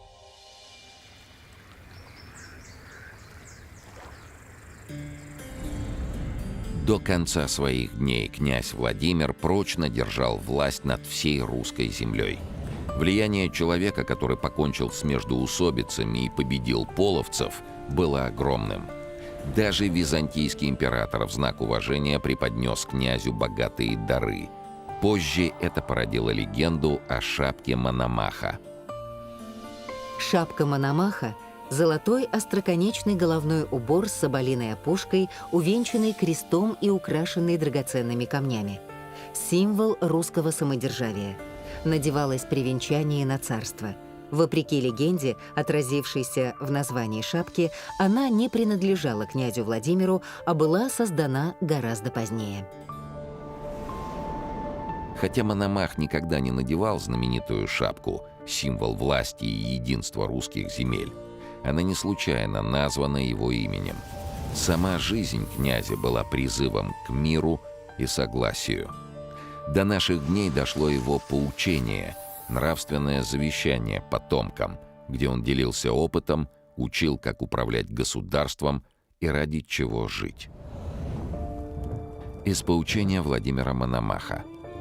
«Поистине, дети мои, разумейте, что человека любит Бог, милостив и премилостив. Мы, люди, грешны и смертны, и если кто нам сотворит зло, то мы хотим его поглотить и поскорее пролить его кровь. А Господь наш, владея и жизнью, и смертью, согрешения наши превыше голов наших терпит всю нашу жизнь.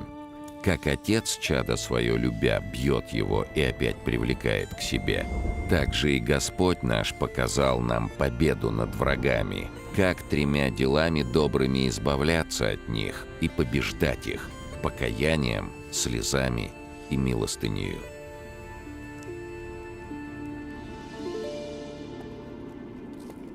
Владимир Всеволодович Мономах умер 19 мая 1125 года. Спустя 7 лет скончался его сын и наследник Мстислав Великий, последний князь единого русского государства, их с Гитой первенец. Потомки пренебрегли заветами Мономаха. Междоусобные распри возобновились, и Русь окончательно раскололась на несколько независимых княжеств. А вскоре пришла еще более страшная беда. На русские земли обрушились монголо-татарские орды. Почти 300 лет понадобилось, чтобы сбросить ненавистное иго. И произошло это лишь после того, как все силы Руси объединились против общего врага, так же, как некогда при великом князе Владимире Мономахе. Князе, который никогда не искал власти. Князе, который отдал все, чтобы принести мир своей земле.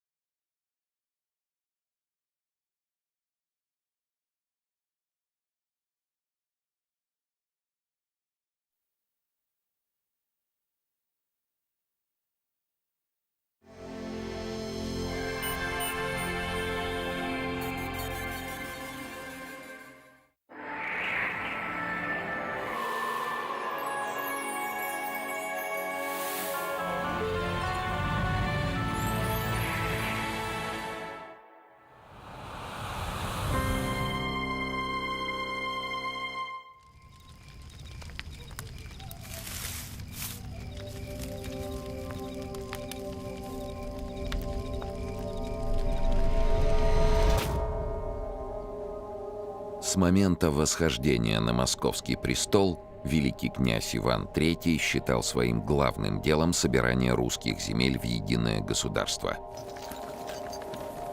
Княжества были разорены внутренними распрями, между тем, как на востоке собирал силы старый враг – Золотая Орда. 200 лет ордынцы получали русскую дань. Жгли города, убивали, грабили и уводили русичей в рабство. Теперь стране грозило новое татарское нашествие. Но русские князья были обеспокоены лишь сохранением личной власти.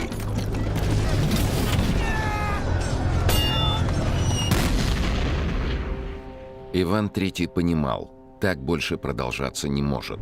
Русь нуждается в единстве, иначе она просто погибнет. В 1478 году Великий Новгород вошел в состав Московского государства. Область за областью, княжество за княжеством присоединялись к Москве. Русь набирала силу, чтобы покончить, наконец, с зависимостью от монголо-татарской орды и завершить борьбу с ней. Борьбу, которая длилась уже более 200 лет.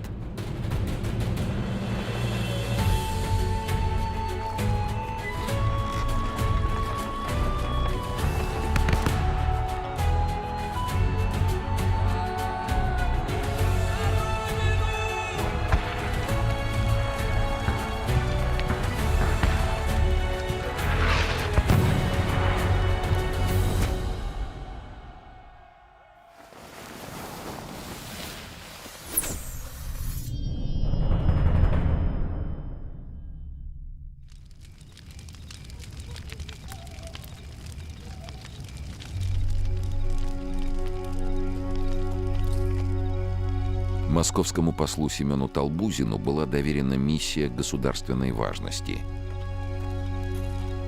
По личному указанию великого князя Ивана III ему предстояло завербовать в Италии инженера и привезти его в Москву. Там наступали новые времена, а их символом должен был стать величественный Успенский собор, который строился в Кремле.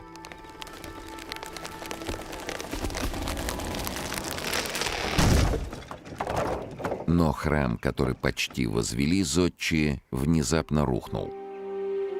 Оказалось, что фундамент был недостаточно глубоким, чтобы выдержать столь мощную нагрузку. Московский государь повелел разыскать в Европе инженера, который смог бы закончить постройку. Толбузин уже отчаялся найти архитектора, когда ему посоветовали обратиться к мастеру по имени Аристотель Фиараванти.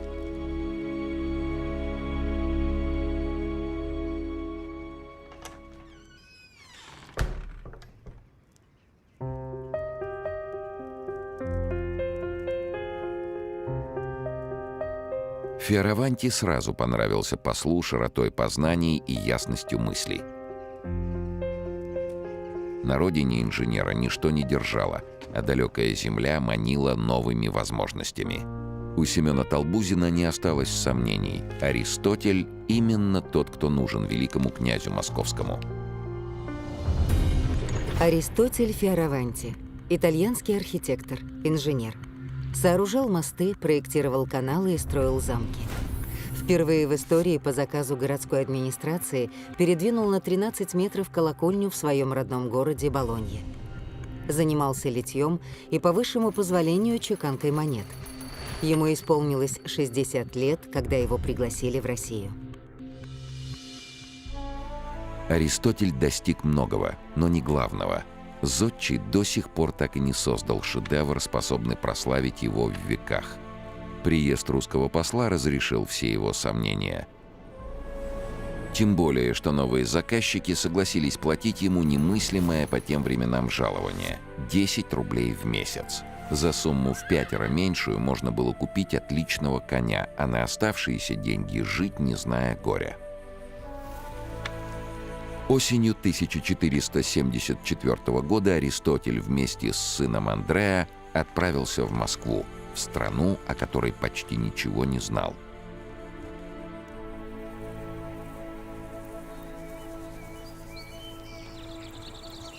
Лишь в дороге он услышал от русских спутников о событиях вековой давности. О страшном нашествии хана Тохтамыша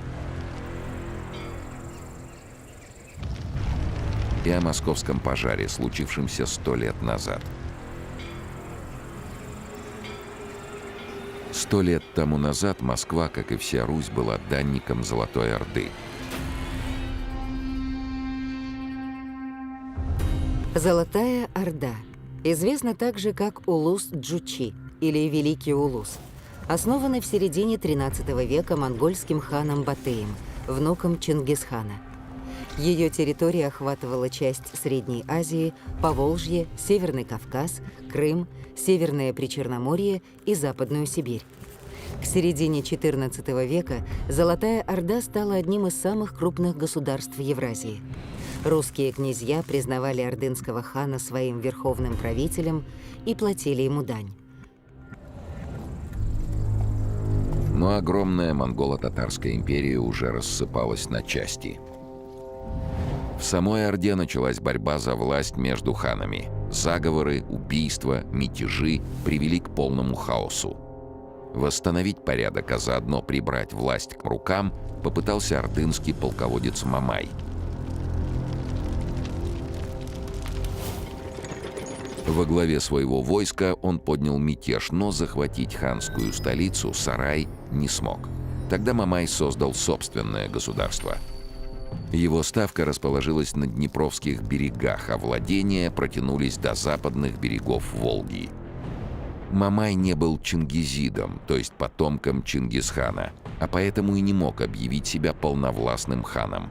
Он назначал на ханский престол собственных ставленников и сам правил от их лица как Беклярбек, глава правительства.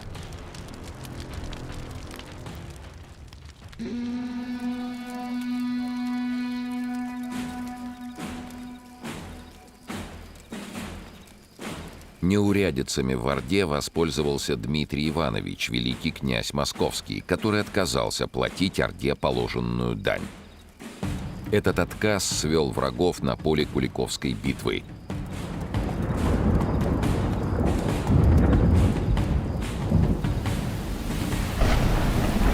Где несметная Мамаева рать была разбита.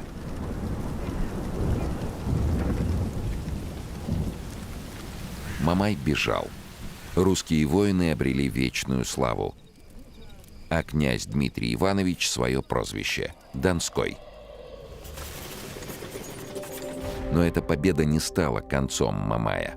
У него имелся и другой враг — хан Тохтамыш, законный претендент на ханский престол. Их войска сошлись возле реки Калки, но битвы не состоялось. Большинство воинов Мамая присягнули Тохтамышу, а их бывший предводитель бежал в Крым, где вскоре нашел свою смерть.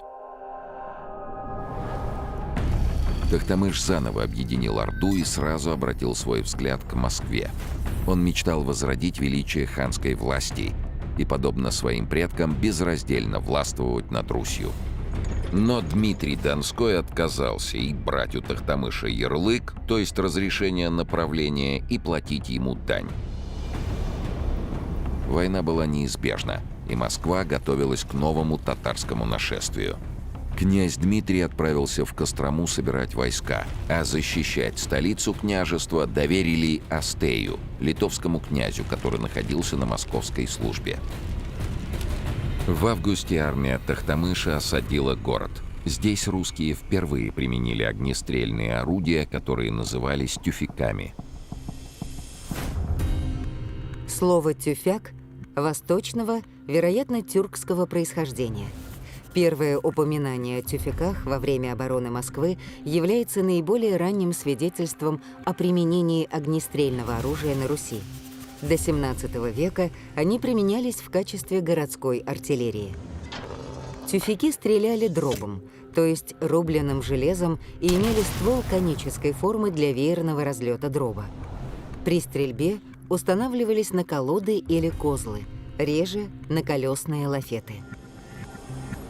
Москвичам удалось отбить 2 приступа. Тогда противник пустился на хитрость. В стане Тохтамыша находились 2 сыновей Суздальско-Нижегородского князя. Эти изменники стали убеждать москвичей, что хан пришел лишь наказать непокорного Дмитрия Донского, а к жителям не питает никакой ненависти. Если они преподнесут хану дары и покажут ему город, Тохтамыш уйдет с миром. Москвичи поверили предателям. Городские ворота открылись, из них вышла мирная делегация во главе с князем Астеем.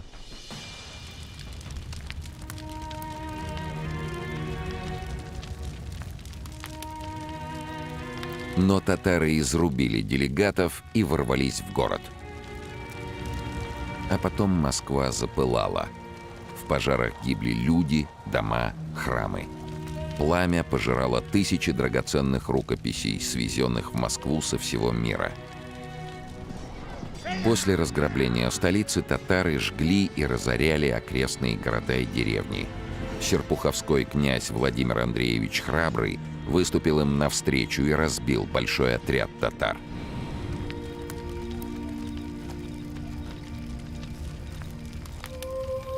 Но исхода войны эта победа решить не могла. Тохтамыш с добычей и пленниками ушел в родные степи, увозя великокняжескую казну. Дмитрий Донской вернулся на пепелище.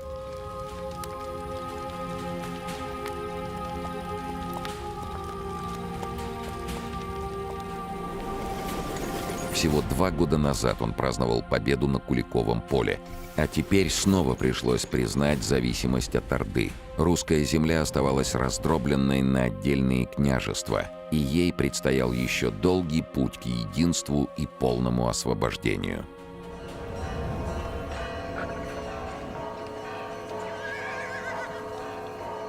Аристотель Фиараванти прибыл в Москву в 1475 году.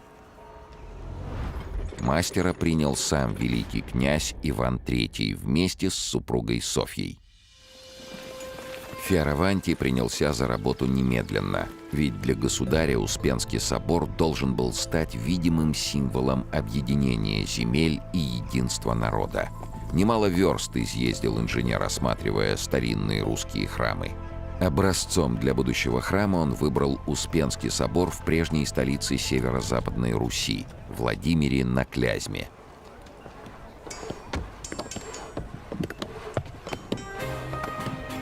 Весной 1476 года на Кремлевской площади закипела работа.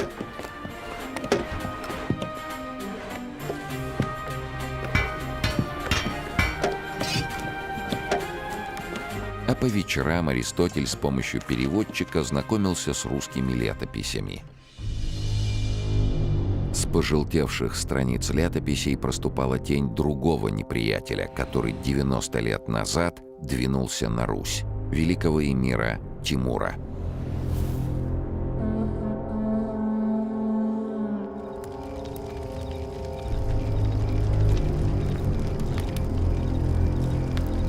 У хана Тохтамыша, который сжег Москву, был враг куда более страшный, чем русские князья.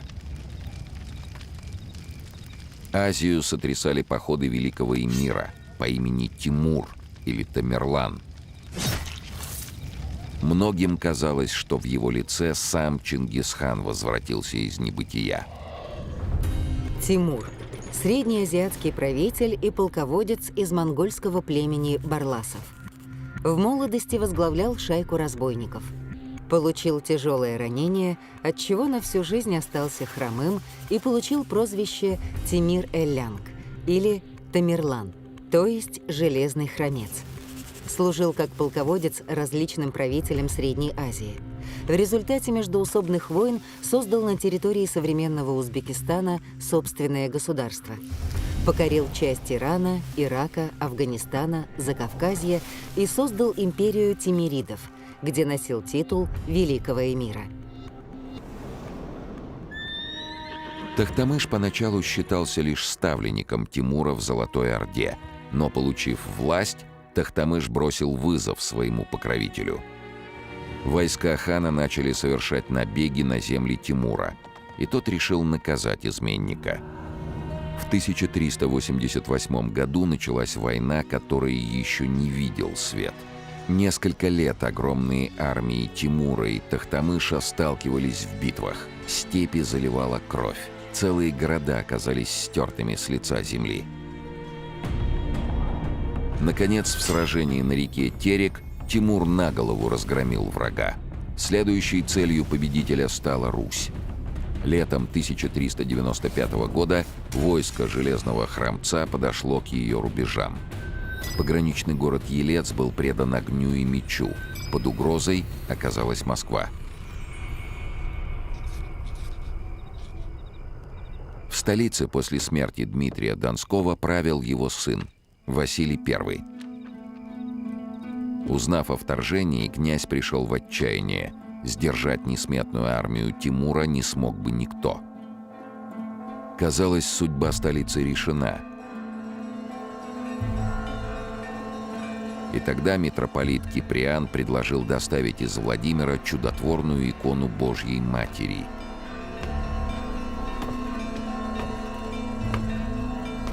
Когда образ привезли, встречать его вышли князь с семейством и огромная толпа москвичей.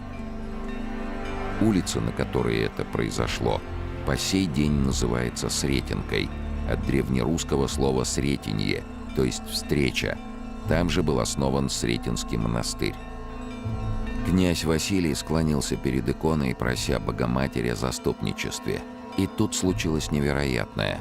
В Москву прискакал гонец с ошеломляющей вестью. Войско Тимура повернуло назад.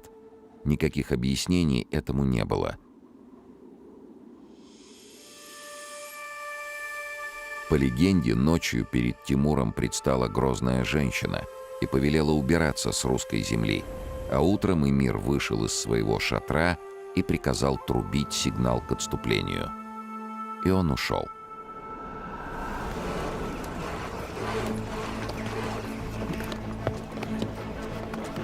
Фиараванти вникал во все подробности строительства, сам проверял качество белого камня, следил, как вбивают дубовые сваи в фундамент храма. Дело для московских зодчих было новое, как и производство качественного кирпича. Тот, который делали в Москве, Аристотель забраковал, слишком тонкий и недостаточно прочный. По настоянию итальянского мастера в Москве построили мануфактуру, на которой производили кирпич. Дело спорилось. Государь средств на строительство не жалел и к советам иноземца прислушивался. В одной из бесед выяснилось, что итальянец знает толк и в оружейном деле, и великий князь поручил ему организацию первого на Руси пушечно-литейного двора.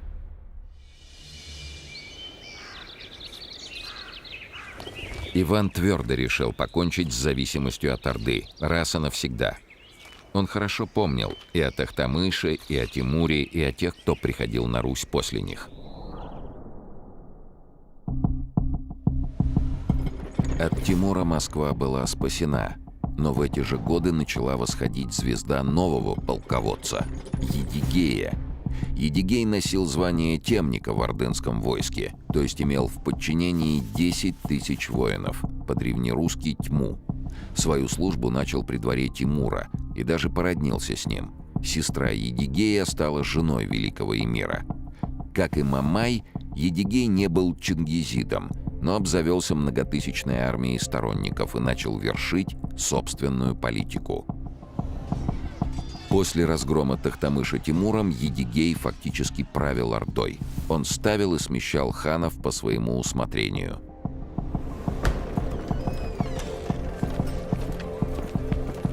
А в Москве продолжал княжить сын Дмитрия Донского Василий I.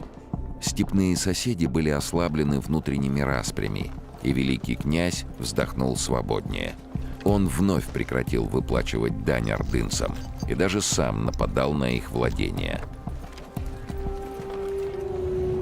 Этого Едигей стерпеть не мог, и зимой 1408 года ордынцы отправились в карательный поход.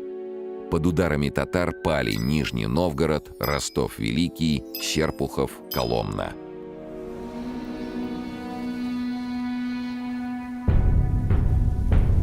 Ордынское войско подошло к Москве. Князь Василий I находился с войском далеко от столицы. Оборонял город князь Владимир Андреевич Храбрый. Владимир Андреевич, внук великого князя Московского Ивана Калиты и двоюродный брат Дмитрия Донского, участник Куликовской битвы, где командовал засадным полком и решил исход сражения в пользу русского войска. За это вместе с князем Дмитрием получил прозвище Донского. Воевал с Тохтамышем, боролся против мятежных Рязани и Новгорода, укрепляя Великое княжество Московское.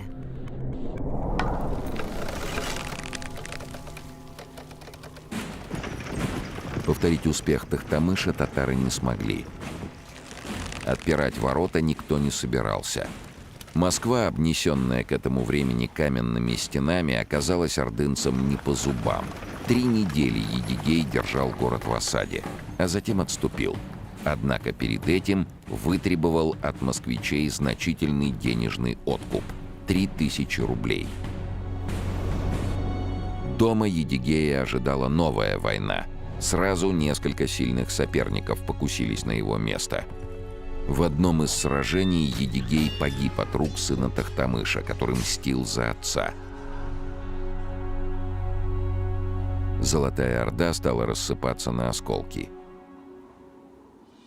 В первой половине XV века на месте единого государства Золотой Орды было образовано несколько ханств – Сибирская, Узбекская, Казанская, Астраханская, Крымская, Казахская, Ногайская Орда.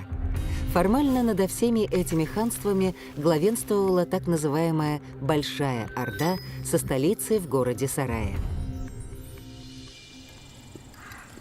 Но даже расколотая Орда оставалась для Руси серьезным противником. А тут еще и сами русские князья сошлись в ожесточенной схватке за власть. Общие очертания храма уже просматривались. Фиараванти, католик по вероисповеданию, провел на Руси уже многие месяцы и проникался все большим уважением к православию. Он восхищался красотой икон и церковных росписей. Аристотель понимал, что оставляет этой стране не просто здание и даже не просто храм. Итальянский мастер не раз слышал о том, как Бог помогает русским. Ему рассказывали о бегстве Тимура после явления Богородицы. Рассказывали и о сыне князя Василия I, который получил мрачное прозвище «Темный».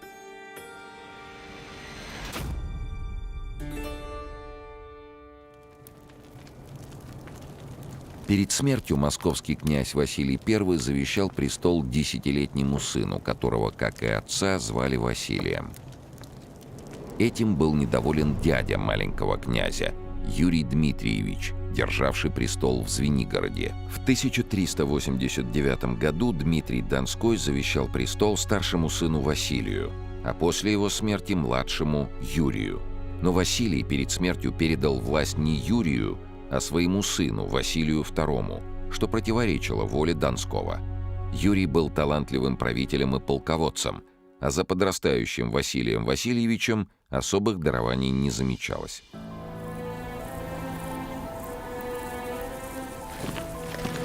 Восемь лет длилась вражда между Москвой и Звенигородом, а в 1433 году началась настоящая междоусобная война. Московский престол переходил от дяди Юрия Дмитриевича к племяннику Василию II и обратно. Война не утихала и после смерти князя Юрия. Борьбу за власть продолжили его сыновья Василий по прозвищу Косой и Дмитрий, прозванный Шемякой. Обе стороны не гнушались прибегать к самым жестоким методам. Василий Косой взял Устюг и устроил там настоящее побоище, без жалости рубя и вешая горожан. Вскоре он попал в плен к своему двоюродному брату и тезке Василию II.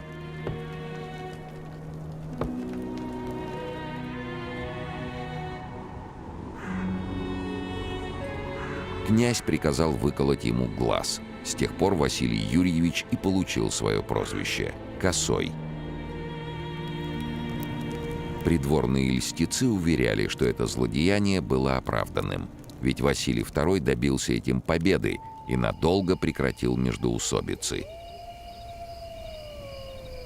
Но тут на Русь надвинулись новые несчастья. Орду также раздирали кровавые распри. В жестокой схватке за власть сошлись три претендента: два Мухаммеда, Улу, то есть Большой, и Кичи, то есть Малый, а также Сиид Ахмед, внук Тохтамыша. Мухаммед Большой был разбит соперниками, ушел с остатками войска в русские земли и попросил князя Василия дать ему пристанище. Беглый хан вполне мог рассчитывать на сочувствие. Когда-то он поддержал притязание Василия II на великокняжеский престол, отказав его дяде Юрию Звенигородскому. Теперь, лишившись власти, Мухаммед хотел обосноваться на юге, неподалеку от владений Москвы. Это совсем не входило в расчеты Василия II. Он потребовал от хана убираться прочь. Князь не знал, что тем самым создает себе нового опасного врага.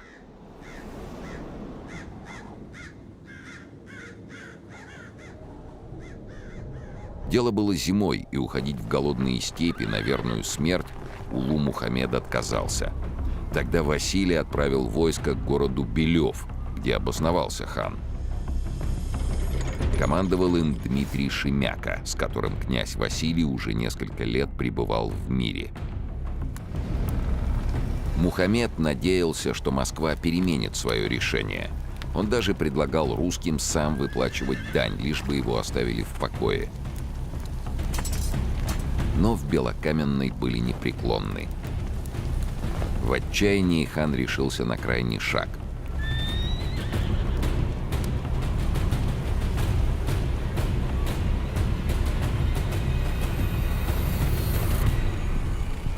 Мусульманин, предводитель татар, впервые в жизни пришел к русскому православному храму. Войти внутрь он не осмелился и, приблизившись к церковным дверям, упал на колени. Улу Мухаммед взывал о помощи к Иисусу Христу со словами «О русский Бог!». На следующий день, 5 декабря 1437 года, многотысячное московское войско подошло к его стану. Улу Мухаммед располагал незначительными силами. Он отступил от Белева и укрылся за стенами укрепления, которое пришлось строить из обычного льда. Ни у кого не было сомнений, татары обречены.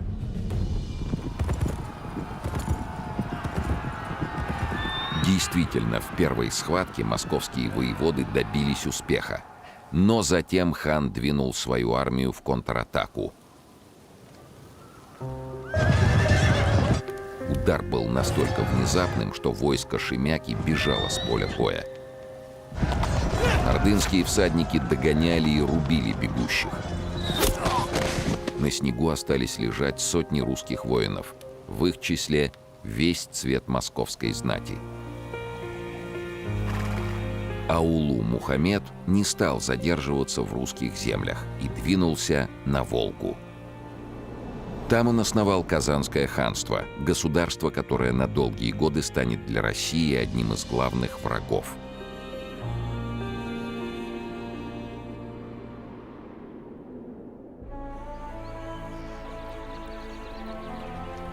Аристотель многое слышал о столице Казанского ханства. Говорили, Казань — прекрасный город. Вот только тех, кто попадет туда не по доброй воле, ждет печальная участь. Рассказывали о томящихся в татарском плену русичах. Но увидеть этот город Аристотелю очень хотелось. Он еще не знал, что в Казани его услуги также потребуются, только не при строительстве, а при осаде города как военного инженера. Но случится это намного позже. А пока Аристотель с головой погружался в летописные сказания о тех временах, когда Русью правил Василий II, отец князя Ивана, столь радушно принявшего итальянцев в Москве. 2 года Улу Мухаммед обустраивал Казань и собирал мощную армию. Теперь, вернув себе и силу, и славу, он мечтал восстановить господство над русскими землями. Летом 1439 года ордынские воины в очередной раз обложили Москву. 10 дней длилась осада. Гарнизоном командовал умелый воин, боярин Юрий Патрикеевич, и хану пришлось отступить от столицы. Однако он дотла разорил окрестности Москвы и прихватил с собой несколько тысяч пленников. Через 3 года в поход отправился сын Улу Мухаммеда, царевич Мустафа. Он грабил селения, угонял пленников, но задержался в пути. Лютые морозы застали его в землях Рязанского княжества. Рязанцы Москве не подчинялись. Когда Мустафа попросил пустить его войско в город для зимовки, они не стали возражать. Весть об этом дошла до московского князя. Василий II отправил к Рязани войско. Узнав об этом, Мустафа спешно покинул город. Но русские настигли его на реке Листани. Московские воеводы направили в тыл к татарам отряд мордовцев на лыжах. С другой стороны противника атаковала московская рать. Татары отчаянно защищались, но были разбиты. Сам Мустафа погиб. Через год на русские земли вернулся сам Улу Мухаммед, чтобы отомстить за сына. Хан захватил Нижний Новгород, но возле Мурома татарское войско потерпело поражение. Мухаммед отошел к Нижнему. Вскоре московская рать отбила город у хана. Летом того же 1445 года ордынцы предприняли новый поход на Русь. Сам хан в нем не участвовал, войско вели его сыновья Мамутяк и Якуб. Василий решил, что легко справиться с неопытными военачальниками, и не стал собирать большое ополчение. Подойдя к Суздалю, Василий II поставил свой лагерь у Спаса Ефимиева монастыря. Неприятель пошел в атаку утром 7 июля 1445 года. Первый натиск русские отбили. И тогда татары применили свою излюбленную военную хитрость. Изобразили притворное отступление, а потом неожиданно контратаковали.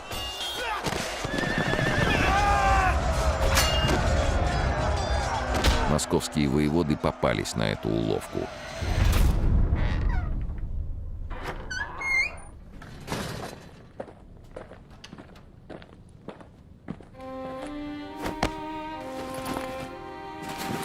Княжеское войско было разбито и разбежалось. А великий князь Московский оказался в татарском плену.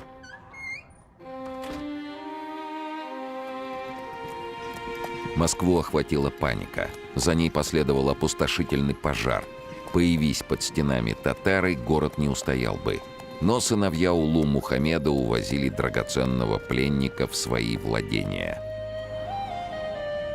Хан потребовал за великого князя непомерно большой выкуп – 25 тысяч рублей, то есть около 3,5 тонн серебра, и отпустил на Русь лишь после того, как Василий дал клятву расплатиться сполна.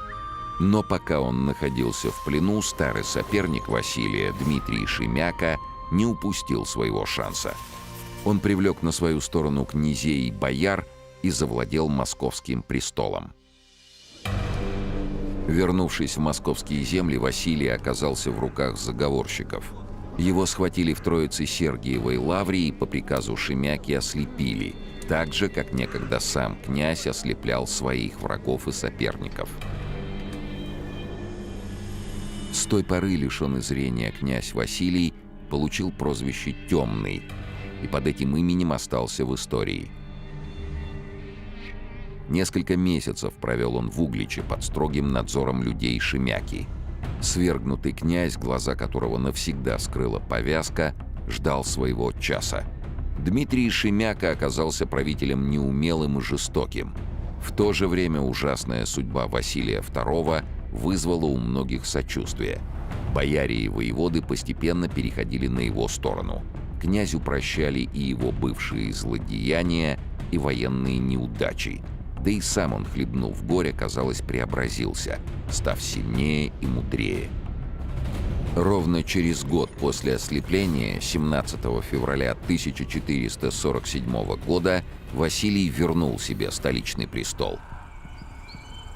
Дмитрий Шемяка навсегда покинул пределы Московского княжества. Через 7 лет в Новгороде он был отравлен. Как полагают историки, по приказу московского князя Василия Темного. Междоусобная война утихла, но над русской землей по-прежнему висела угроза татарских нашествий. В 1451 году, когда Василий II отказался платить дань хану Саид Ахмату, на Москву двинулся с войском его сын, царевич Мазовша. Мазовша пошел на штурм Москвы и поджег городские посады.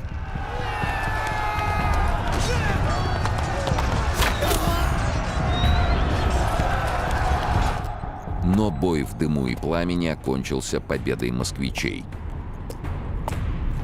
Ночью ополченцы установили на городских стенах пушки, пищали, самострелы. А когда наступил рассвет, москвичи не увидели неприятеля. Как выяснилось позже, воины Мазовши услышали ночью странный шум. Они испугались, что на них с великими силами идет сам московский князь, и бежали. Ордынские набеги еще тревожили русские границы, однако чаша весов медленно, но неуклонно склонялась в пользу Москвы. Даже сыновья победоносного Улу Мухаммеда, Касим и Якуб, сочли, что дружить с Василием Темным выгоднее, чем враждовать, и перешли к нему на службу.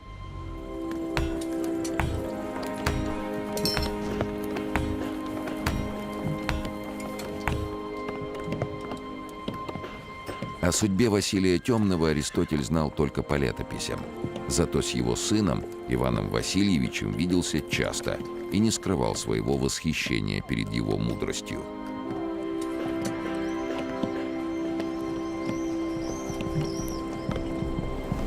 На глазах итальянца к московскому княжеству присоединились новые города и земли. Формировалось крепкое войско, готовился общий свод законов. Не зря Ивана III многие называли «великим».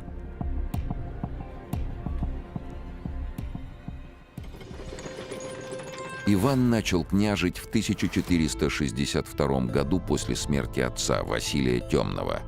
Русь немного окрепла после кровавой смуты, но татарские нападения не прекращались. И тогда Иван III сам пошел на них войной. Первые удары обрушились на Казанское ханство. Поначалу русские потерпели неудачу. В поход они отправились осенью, хлынули дожди, все дороги были размыты. Вскоре закончилась провизия, и воинство вернулось с полпути.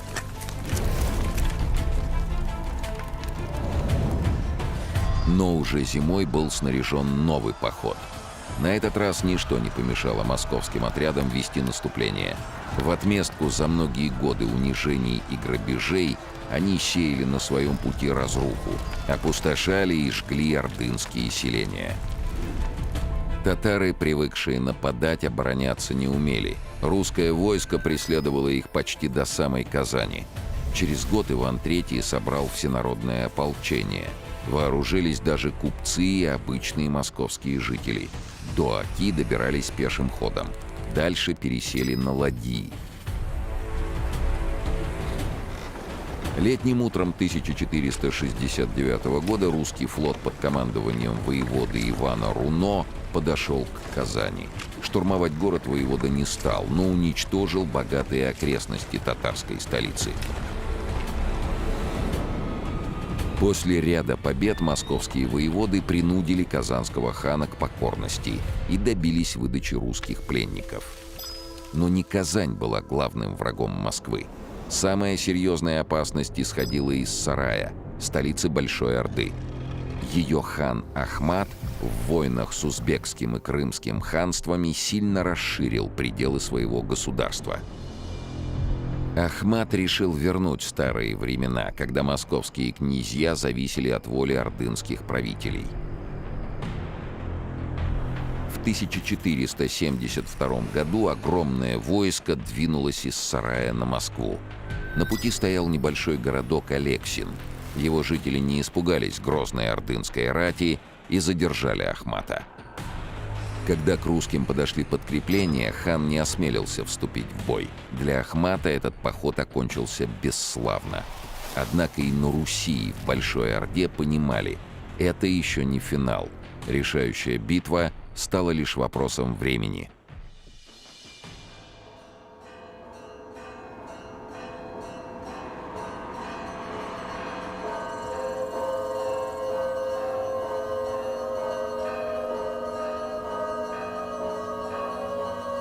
Аристотель присутствовал при освящении храма и не вытирал слез, катившихся по его щекам.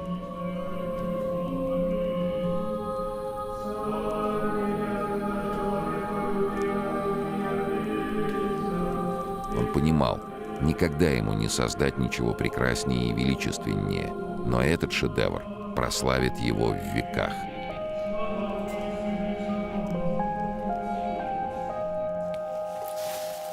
Не мог сдержать восхищение и митрополит Геронтий, а рядом стоял сам московский князь. Теперь от него зависело, чем завершится вражда с Ордой, которую вели его отец, его дед и все его предки уже более 200 лет.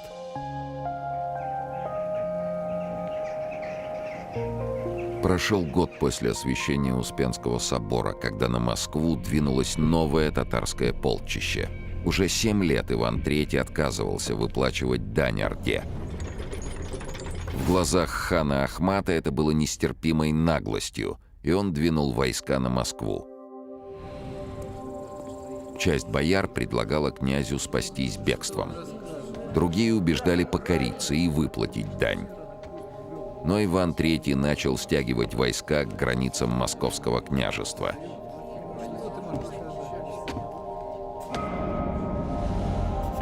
В июле 1480 года татарское войско подошло к верховьям Дона. Иван III расположился в Коломне, чтобы закрыть Ахмату путь к столице. Хан двинулся в обход, к Калуге. Но княжий сын Иван Молодой и воевода Данила Холмский перекрыли дорогу и здесь. Две армии встретились на берегах реки Угры. В русской обороне, протянувшейся на 5 километров, ордынцы не могли найти ни единой бреши. Стороны начали переговоры. Ахмат изложил свои требования. Иван III должен с преклоненной головой явиться в ханский стан и принести дань, которую задолжал за 7 лет. Вместо себя великий князь послал боярского сына Ивана Товаркова. Он пришел с подарками, но сообщил, что выплаты дани не будет. Переговоры были сорваны.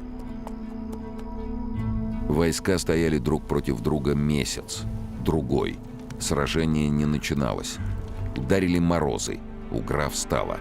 Иван отвел свою армию на более выгодную позицию, к городу Боровску, на случай, если ордынцы все-таки решат форсировать реку.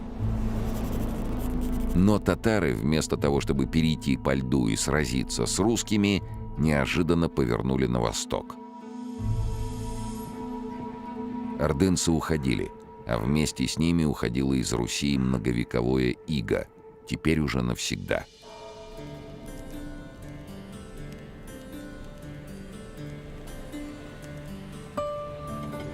Аристотель Фиараванти в качестве начальника артиллерии участвовал в походе Ивана III на Новгород и навел понтонный мост через реку Волхов.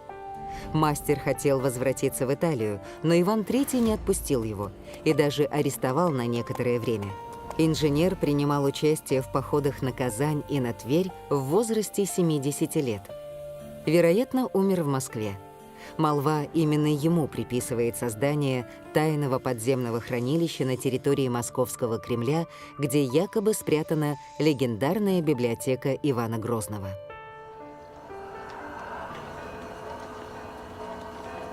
Государь молился в новом, еще не расписанном храме. Молился с благодарностью за спасение его державы. Молился о потомках и о будущей судьбе московского государства. Пройдет без малого 70 лет, и в Успенском соборе Московского Кремля будет венчаться на царство его внук, тоже Иван, и тоже Васильевич. В памяти потомков он останется как Иван Грозный. Со смертью его сына, Федора Иоанновича, прервется древняя династия Рюриковичей. А в 1613 году в Успенском храме пройдет Земский собор. После многих лет смуты Русь получит нового царя, и Михаил Федорович Романов продолжит дело строительства русской державы, начатое его далекими предками.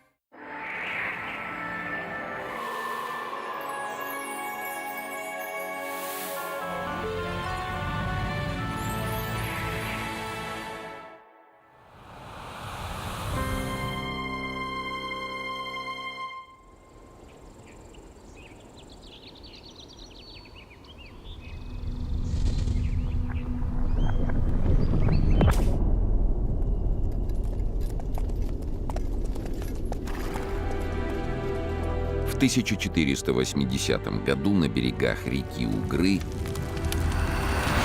войска великого князя Московского Ивана III вынудили отступить войско хана Ахмата.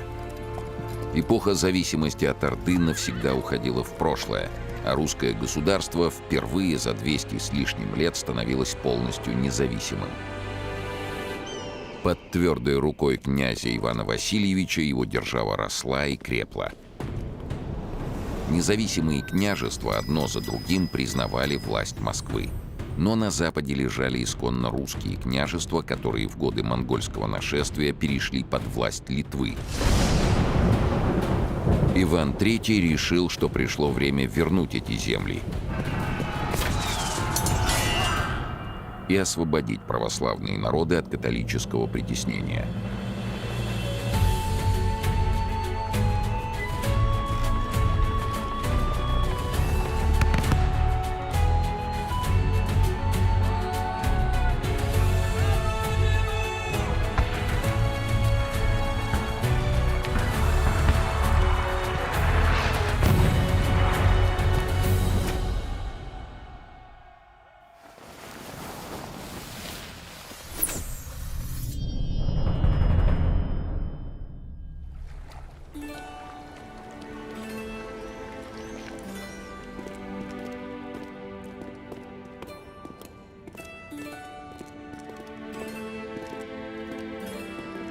При виде московской княжны литовские послы на мгновение потеряли дар речи. Их будущая государыня поражала и красотой, и твердой уверенностью во взгляде. Елена, дочь великого князя московского Ивана III, долго ждала этого дня. 4 года назад к ней сватался римский король Максимилиан из рода Габсбургов. Но свадьбы так и не случилось, Максимилиан женился на другой. Теперь ее руки просил Александр Егелон, великий князь литовский.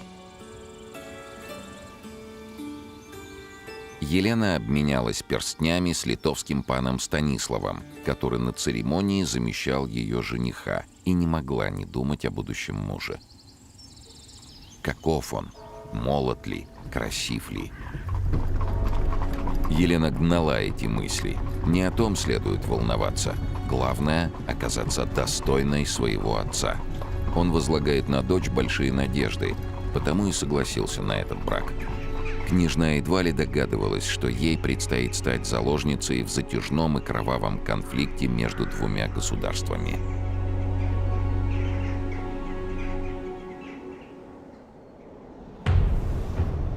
«30 лет назад, в начале царствования Ивана III, Московское княжество было соседом Великого княжества Литовского, самой крупной державы Восточной Европы.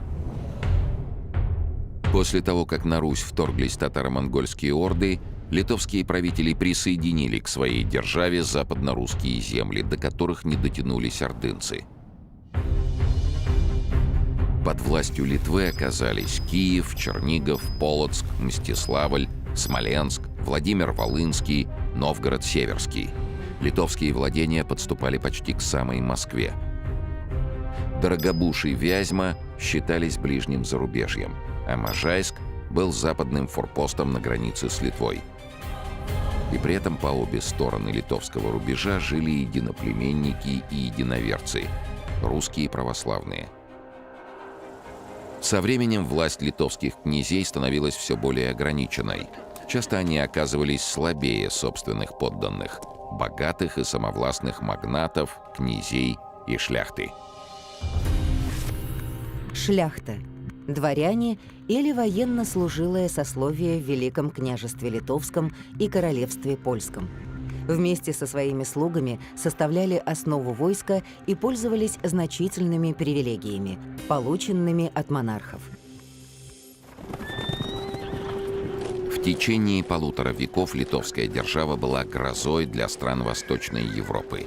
Теперь же ей с трудом хватало сил, чтобы обеспечить безопасность собственных границ и защититься от опустошительных татарских набегов. Москва же при Иване III значительно окрепла. С раннего детства будущий великий князь понял, что такое внутренняя вражда. Его отец, князь Василий Темный, в ходе борьбы за престол был ослеплен врагами. Все это научило Ивана ценить единство и согласие.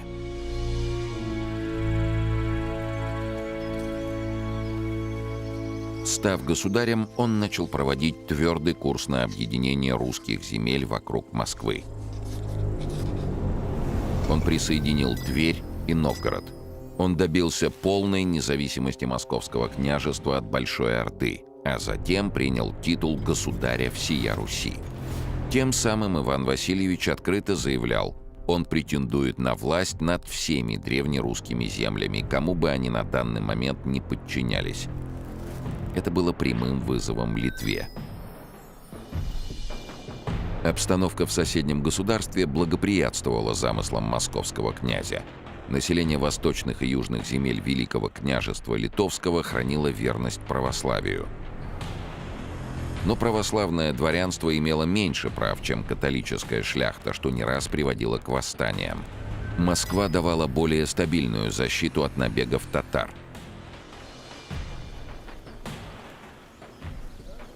Православный московский государь становился все более привлекательной фигурой для русских жителей Литовского княжества. Большая война между Русью и Литвой была неизбежна. Требовался лишь повод. Подали его верховские князья.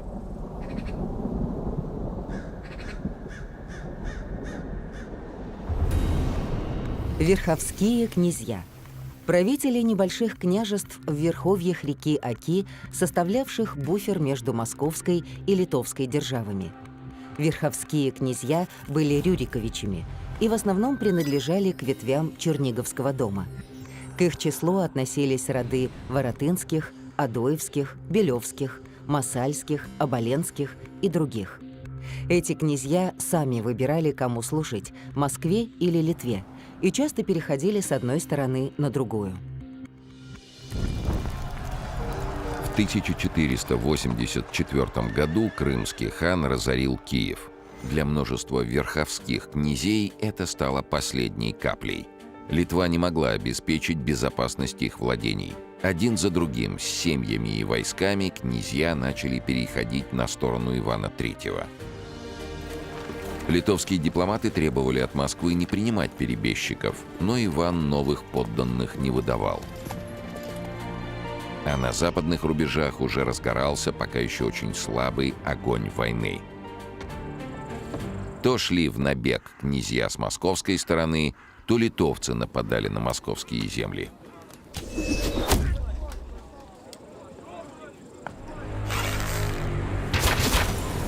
Малые отряды сталкивались в яростных боях, которые продолжались несколько лет. То затихая, то возобновляясь. Долгое время Иван III не вмешивался в эти споры. Набеги на соседние земли не поощрял, но и не препятствовал им. Он ждал благоприятного момента, чтобы открыто вмешаться в конфликт. И такой момент настал. В 1492 году умер литовский великий князь, он же польский король Казимир IV. На престол взошел его сын Александр Ягеллон. В отличие от отца, он был лишен военного дарования и легко попадал под чужое влияние. После смерти Казимира распался династический союз Польши и Литвы, и его сын уже не располагал польским войском.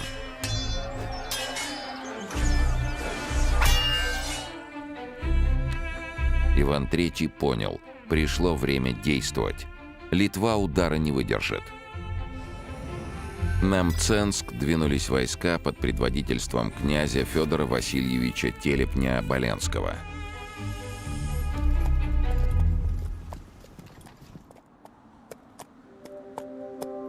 Августовским утром 1492 года русская рать подошла к городу. Мценск не ждал атаки. На земляном валу высились деревянные стены с башнями и воротами, распахнутыми настежь. Князь Оболенский поразился такой беспечности. Вот уже 6-й год на этих землях нет мира, а местные жители все еще не научились осторожности.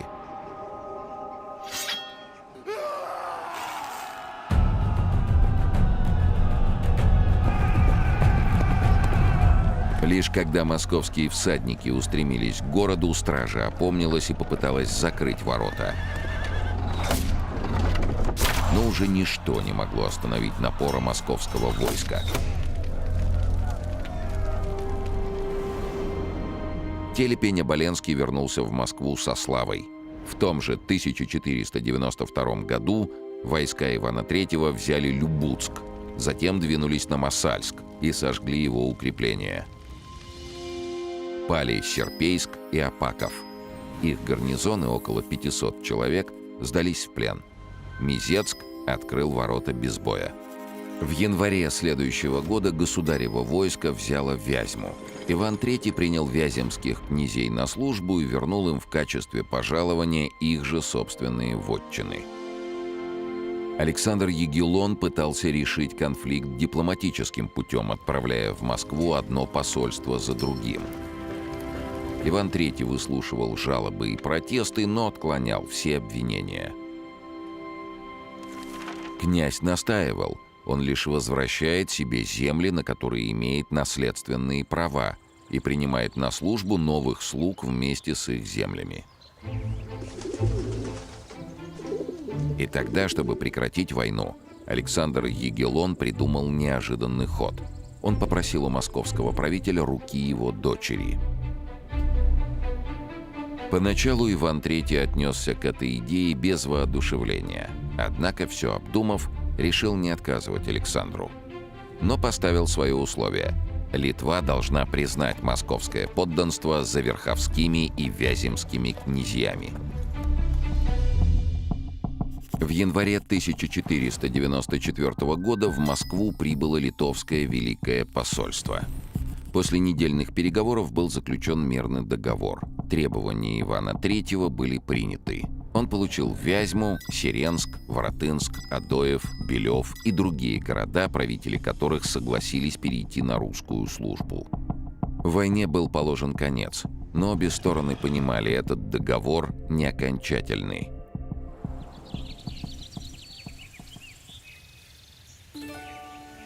Лишь когда был подписан мир, московский государь дал согласие на брак. Конечно, Иван III желал своей дочери личного счастья, но преследовал и политические цели. Он рассчитывал, что его дочь станет в католической Литве оплотом православия и, возможно, поможет привести западно-русские земли в состав Московской Руси. После обручения Иван вручил литовским послам грамоту. Перед тем, как Елена отправится в Вильно, правитель Великого княжества Литовского должен вернуть этот документ со своей подписью и тем самым клятвенно подтвердить, что не будет принуждать невесту к переходу в католичество. Прошел год, прежде чем Александр Егелон согласился на это условие. В январе 1495 года княжна Елена отправилась в дальний путь.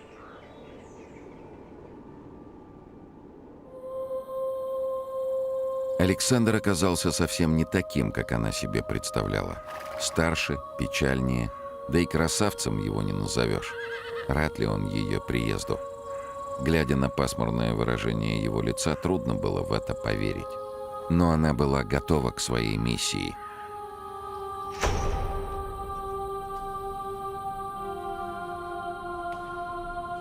Пусть литовской шляхте этот брак явно не по душе.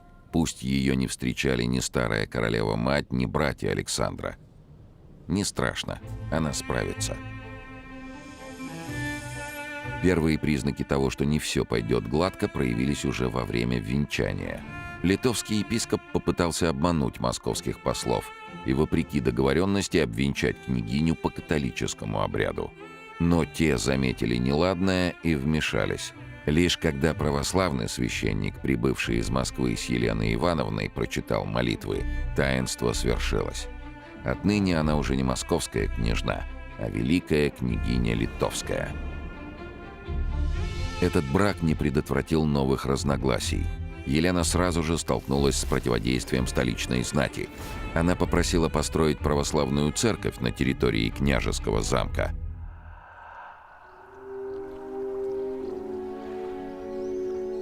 Александр придумывал одну отговорку за другой, пока не ответил окончательным отказом. Правитель, зависимый от шляхты и католических иерархов, не мог пойти им наперекор. Когда Елена написала об этом отцу, негодованию Ивана III не было предела. Царевна оказалась меж двух огней. Она стремилась выполнить наказы отца, однако не смела прямо выступить против мужа.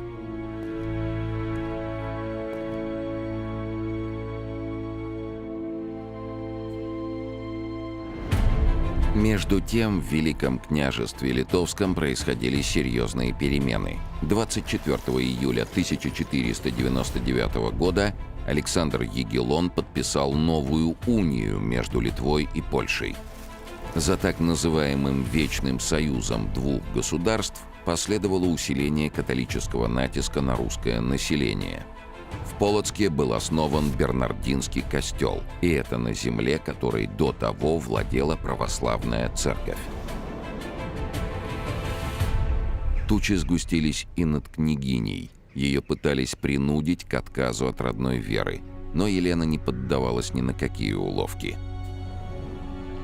Это давление на православных еще больше расшатывало хрупкое государственное единство Литвы. На сторону Москвы перешло сразу несколько князей, которые ранее служили Александру. Они не простили обид, нанесенных отеческой вере. Среди тех, кто в 1499 и 1500 годах перешел на сторону Москвы, были могущественные государи и влиятельные политики. Князь Семен Бельский передал Ивану III город Белую с окрестностями. Князь Семен Можайский перевел в состав владений российского государя Чернигов, Стародуб, Гомель и Любич.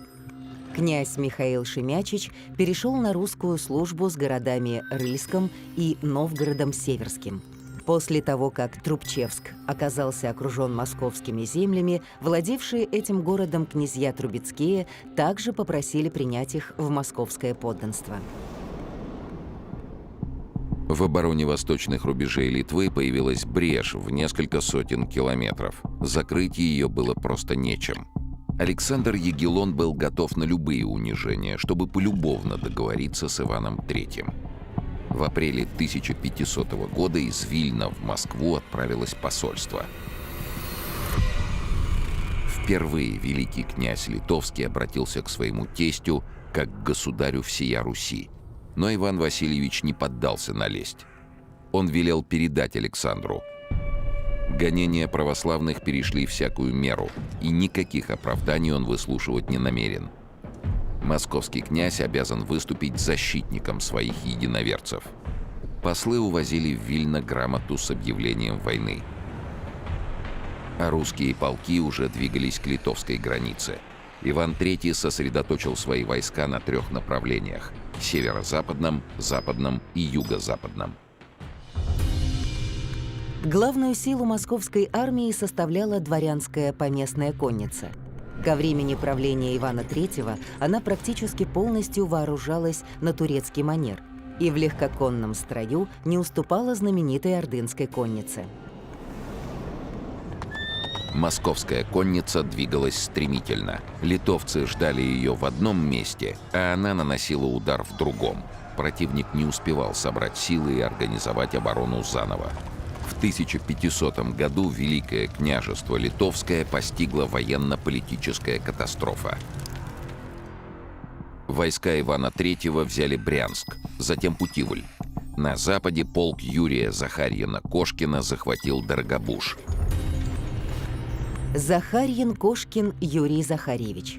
Боярин, крупный русский военачальник Ивана III. Предок по прямой линии первого царя из династии Романовых Михаила Федоровича.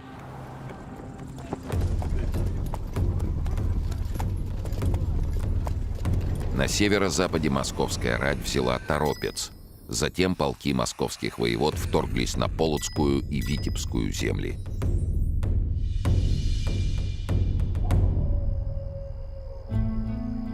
Летом 1500 года войска Великого княжества Литовского вышли в поход. Их возглавлял гетман, князь Константин Острожский. Потомок старинного православного рода, он принял от Александра Егелона множество земельных пожалований и прочих милостей и хранил ему верность. Тот же возлагал на Острожского надежды, как на спасителя.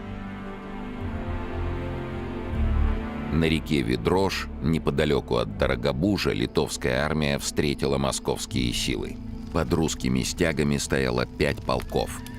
Ими командовали князь Даниил Щеня и присоединившийся к нему Юрий Захарин-Кошкин. Щеня Даниил Васильевич. Потомок литовского князя Гедемина по мужской линии и Дмитрия Донского по женской. Боярин, блистательный полководец эпохи Ивана III. В 1489 году покорил город Хлынов и Вятские земли. В 1493 году взял Вязьму. Считался одним из лучших воевод московского государства. 13 июля 1500 года литовцы разбили и оттеснили русский передовой отряд. 14 июля на реке Ведроши состоялась решающая битва. Константин Острожский двинул свое войско в лобовую атаку. Московские воеводы ответили встречным ударом основных сил. Летопись сообщает: «Был между ними бой велик и сеча зла». Конница билась в такой давке, что мертвецы не падали с коней, сжатые со всех сторон телами живых. Кровавое столкновение длилось 6 часов. Русские начали одолевать воинство гетмана. Тот еще мог отступить, сохранив силы. Но его ожидало неприятное открытие. Даниил Щеня загодя тайными тропами выдвинул противнику в тыл русский отряд, который подобрался к переправе через реку Тросну и разрушил мосты. Во время отступления литовцы с ужасом обнаружили, что попали в ловушку. Часть из них попыталась пересечь реку вброд или вплавь, другие пробирались через болотные трясины. Спаслись немногие. В плен попали сам великий гетман Острожский, множество командиров и дворян. Сражение закончилось полным разгромом литовской армии. Осенью следующего года московские войска продолжили наступление. Князь Александр Ростовский с большой армией двинулся к Мстиславлю. В тяжелом бою литовцы были опрокинуты и бежали под защиту городских стен. Князь Ростовский вернулся в Москву. С собой он привез трофейные знамена неприятеля.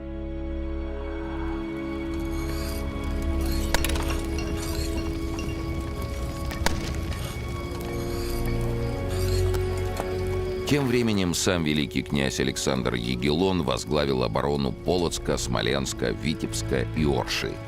После поражения у Ведроши силы литовского войска были невелики, и литовский правитель собрал наемную армию. Поляки, селезцы, чехи, моравы во главе с полководцем Яном Черным под литовскими знаменами двинулись на Русь. В конце 1501 года они попытались взять крепость Опочку близ Пскова, но после первой же атаки бесславно отступили. Наемники явно не рвались класть головы в изнурительной битве. В апреле следующего года литовский дворянин Петряш Епихамович направил своих солдат из Полоцка на Великие Луки. Там он встретил сильный московский отряд и отступил. Контур удара, который задумал Александр Ягеллон, не получилось. Однако и ресурсы Москвы были не бесконечны. В 1502 году русская армия попыталась взять Смоленск, но хорошо укрепленный город устоял. Воспользовавшись передышкой на войне, Александр Ягеллон уехал в польскую столицу Краков. К тому времени он уже получил польскую корону и с декабря 1501 года стал властителем Польши и Литвы. Правда, власть его была ограничена подписанным им законом, Мельницким привилеем, согласно которому польские магнаты имели право не повиноваться королю в случае, если тот нарушит их законные права. Вслед за мужем в Краков отправилась и великая княгиня Елена Ивановна. Еще недавно Папа Римский настаивал: Ягеллон должен приложить все усилия, чтобы обратить свою жену в католичество, и если та будет упорствовать, он должен с ней расстаться. Александр сделал несколько попыток, но Елена была непреклонна. Когда папа потребовал предать ее церковному суду, великий князь защитил свою супругу. После неудач на русском фронте польско-литовская знать изменила свое отношение к ней. Кардинал Фридрих, епископ Краковский, упрашивал ее склонить отца к миру. Ей дарили имения, позволяли на виду у народа совершать богослужения. Елена Ивановна не была коронована вместе с мужем, но никто не препятствовал ей титуловать себя польской королевой.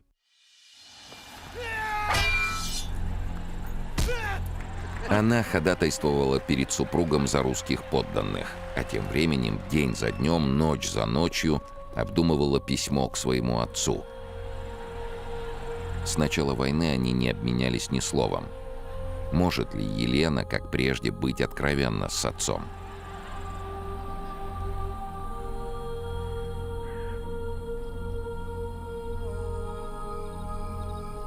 В начале 1503 года польско-литовская делегация прибыла в Москву. Канцлер великой княгини Иван Сапега передал Ивану III послание от дочери. Она просила не гневаться на Александра и остановить войну. В отдельной тайной записке Елена признавалась отцу в своих опасениях. Ее муж болен. Если он умрет, уже ничто не защитит княгиню от мести политических противников. Елена выполнила то, о чем ее умоляли в Кракове, но московский государь и сам склонялся к миру. Несмотря на неудачу под Смоленском, военный перевес был на стороне России. Иван III мог вести переговоры с позиции силы. 25 марта 1503 года было заключено перемирие сроком на 6 лет. В честь праздника Благовещения Пресвятой Богородицы оно было названо Благовещенским. Благовещенское перемирие стало крупнейшим успехом Ивана III. Москва получала 19 крупных городов, в том числе Торопец, Путивль, Брянск, Дорогобуж, Мосальск, Мценск, Трубчевск, Сипейск, Новгород-Северский, Гомель, Стародуб. Великое княжество Литовское потеряло около трети своих земель. Однако под властью литовцев еще оставалось множество русских земель и городов.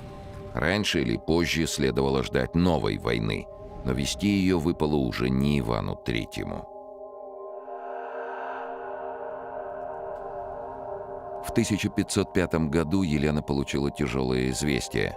Ее отец, московский князь Иван Васильевич, скончался.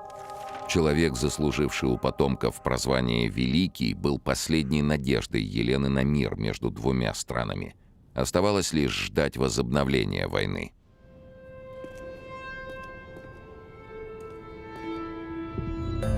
Московский престол занял сын Ивана Василий III, родной брат Елены. Как политик он был слабее отца и больше полагался на силу, но имел славу отважного воина.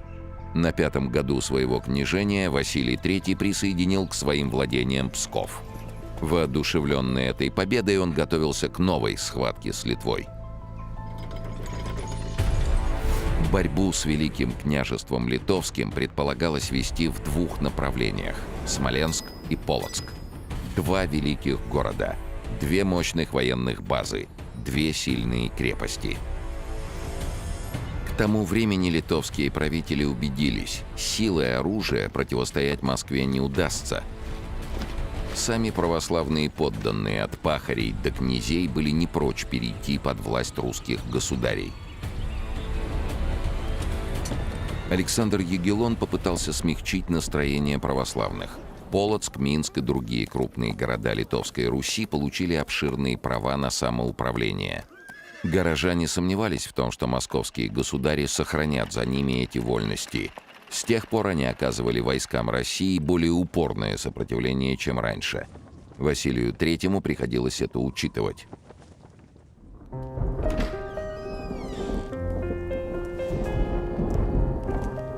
Но в это время произошло событие, которое многое изменило. Александр Ягеллон умер.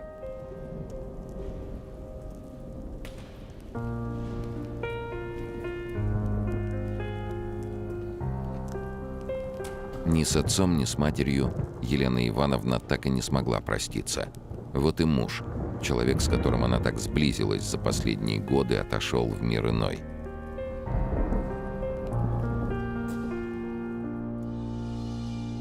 Александр болел давно и заранее распорядился передать корону своему брату Сигизмунду. Перед кончиной он просил брата взять великую княгиню под защиту и сохранить за ней все права и владения.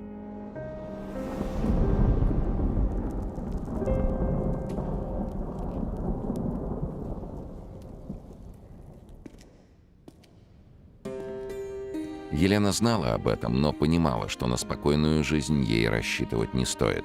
Отец всегда призывал ее к мужеству. Что бы ни случилось, дочь московского государя должна держаться православной веры, а если придется, без страха и сомнений принять мученический венец. После смерти супруга Елена Ивановна еще 6 лет прожила в Вильно. Вдова не пользовалась расположением Сигизмунда.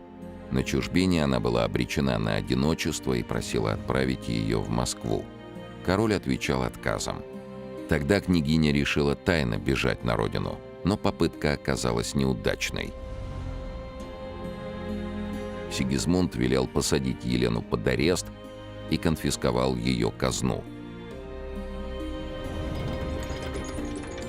А вскоре между Литвой и Россией разразилась новая война. В декабре 1512 года две большие русские армии вошли на земли Великого княжества Литовского. Первая двинулась на Смоленск, вторая на Полоцк.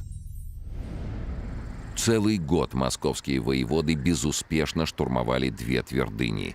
Они отступали, но затем возвращались с новыми силами, заново начиная осаду.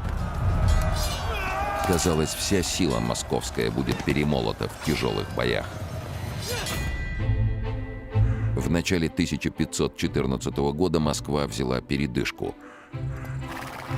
Собравшись с силами, летом армия Василия Ивановича снова подошла к Смоленску. Смоленск – древняя столица одного из русских княжеств. В XIII-XIV столетиях Смоленское княжество фактически являлось независимым государством.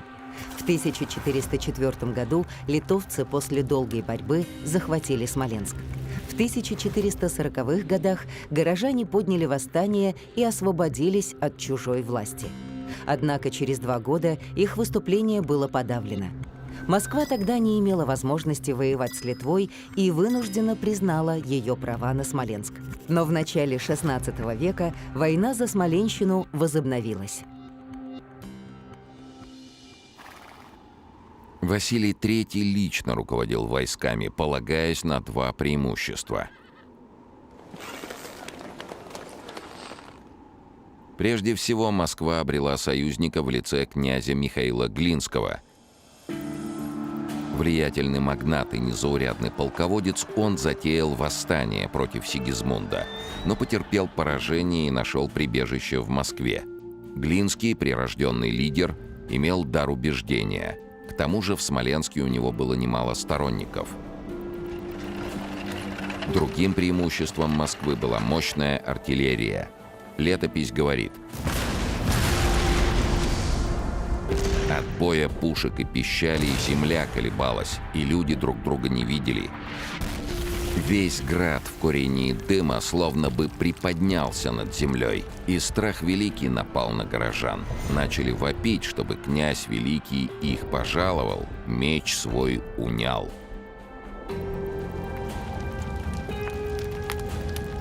Осажденные теряли боевой дух. Тогда Глинский через своих тайных сторонников начал переговоры с горожанами. Чтобы переговоры шли легче, по городу ударила мощнейшая верховая пушка под названием «Павлин», способная метать ядра весом 214 килограммов. Хватило 3 ее выстрелов, чтобы горожане согласились на предложение Глинского. 30 июля 1514 года Смоленск открыл ворота. Спустя 10 лет в честь этой победы Василием III будет основан Новодевичий монастырь. А пока к торжеству московского государя примешивалось горькое чувство. Еще до того, как был взят Смоленск, из Вильна пришло печальное известие. Умерла его сестра Елена Ивановна.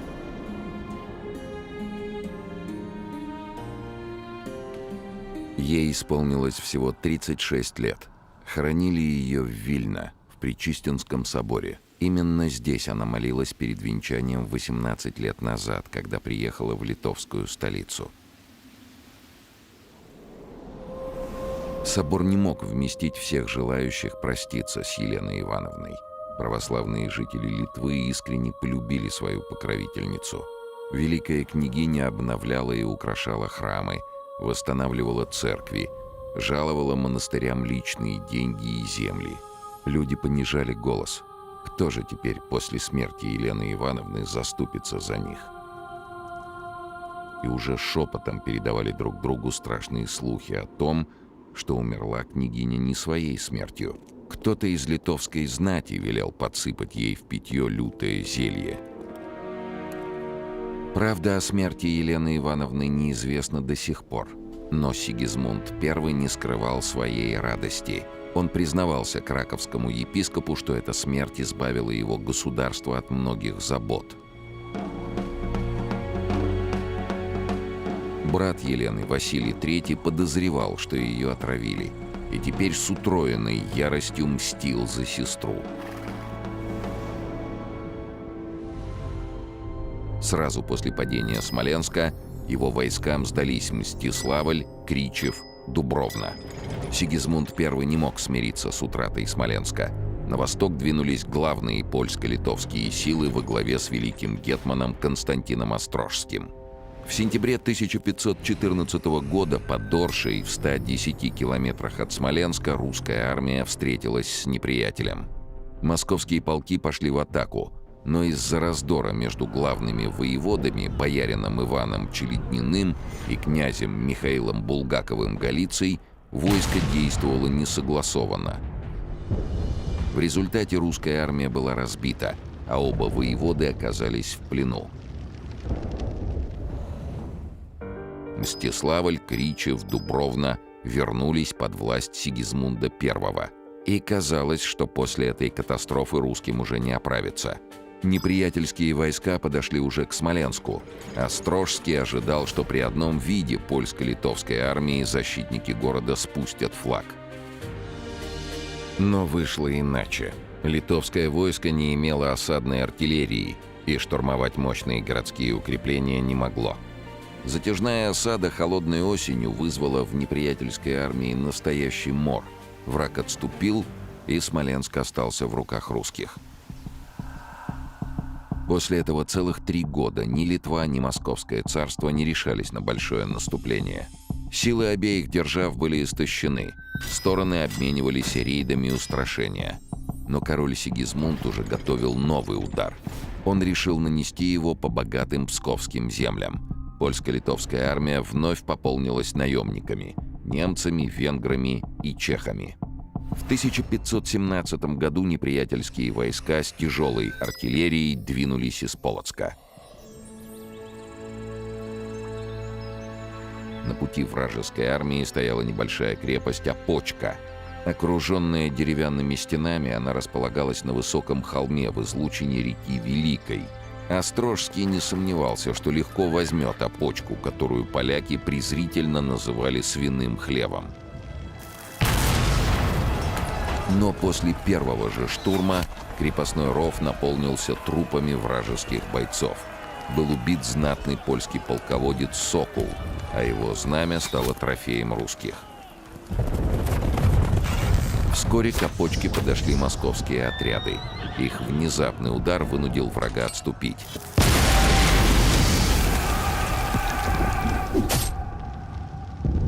И вся их артиллерия досталась русским. Узнав о столь бесславном поражении, король Сигизмунд назвал Опочку «бесовой деревней». Польско-литовское наступление на Россию завершилось, едва начавшись.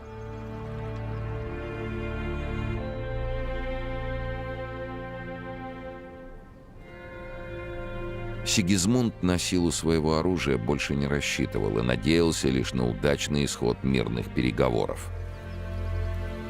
Но Василий III не считал войну оконченной. России удалось занять и удерживать Смоленск, но вторая задача – завоевание Полоцка – так и не была решена. Летом 1518 года московское войско двинулось к Полоцку. Полоцк – один из древнейших городов Руси, столица Большого княжества и богатейший торговый центр. С XIV века находился под властью литовских князей. В 1430-х годах, во время гражданской войны в Литве, на несколько лет сделался столицей независимого государства – Великого княжества Русского. Впоследствии литовцы снова заняли Полоцк. Город не имел каменных стен, но деревянный замок на высоком холме над Западной Двиной был укреплен самой природой, и взять его было крайне трудно.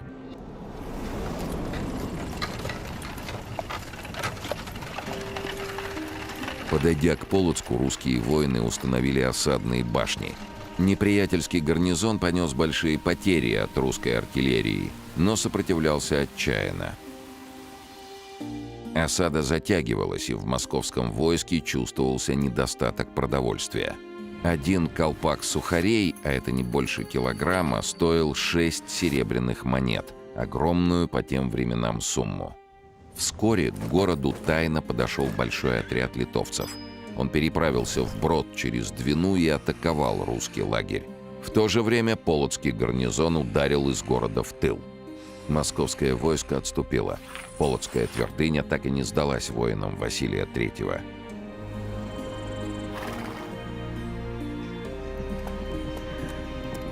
Еще 3 года московские конники совершали короткие рейды на порубежные территории.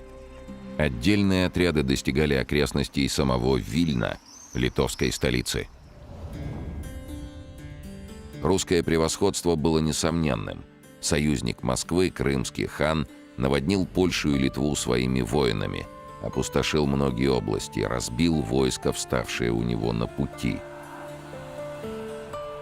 Наконец, Василий III пошел на переговоры с Литвой. В 1522 году было заключено долгожданное перемирие. Большой кровью московское государство добилось своего, сохранило Смоленск. 4 тяжелых войны закончились победами московского государства, в состав которого навсегда вошли обширные области, некогда бывшие частью Древней Руси. Земли, за которые молилась и которые берегла как могла дочь великого князя Московского, великая княгиня Литовская и польская королева Елена Ивановна.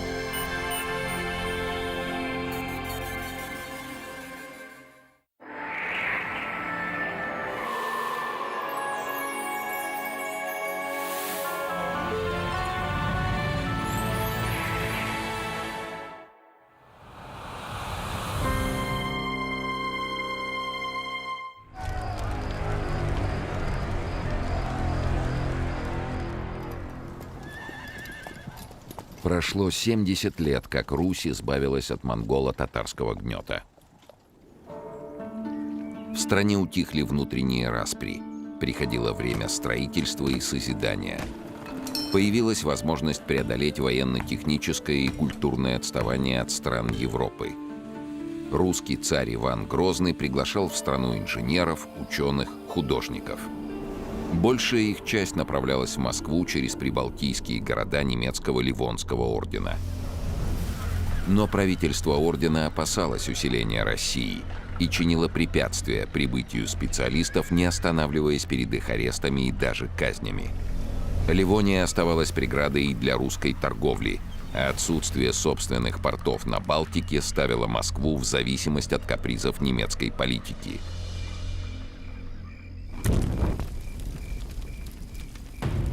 В 1558 году, стремясь преодолеть Ливонскую преграду, Иван Грозный двинул свои войска в Прибалтику. Никто даже не предполагал, что начавшаяся война, названная Ливонской, продлится целых 25 лет и столкнет Россию с крупнейшими державами Европы.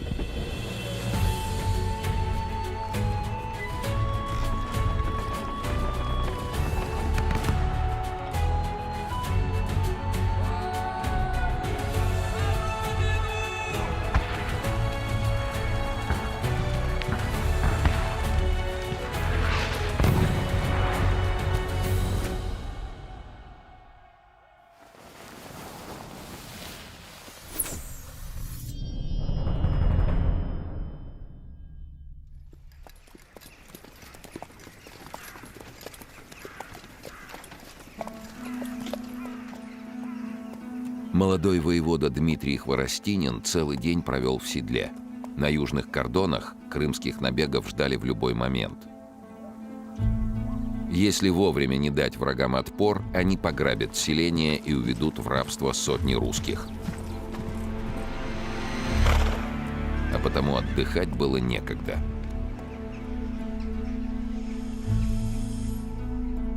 Службу Хворостинин начал в 15 лет. Гарнизон в городе Шацке стал для него первым серьезным назначением и быстрой военной карьеры не сулил. Дмитрий Иванович, хотя и был князем, но рода незнатного. Помочь в продвижении по службе мог лишь его отец, пробившийся к московскому двору и получивший чин окольничего. Хворостинин не мог и предполагать, что вскоре его имя прогремит не только по всей России, но и за ее пределами. А пока он охранял Русь от крымских вторжений, другие воеводы вступали в войну, затянувшуюся на четверть века.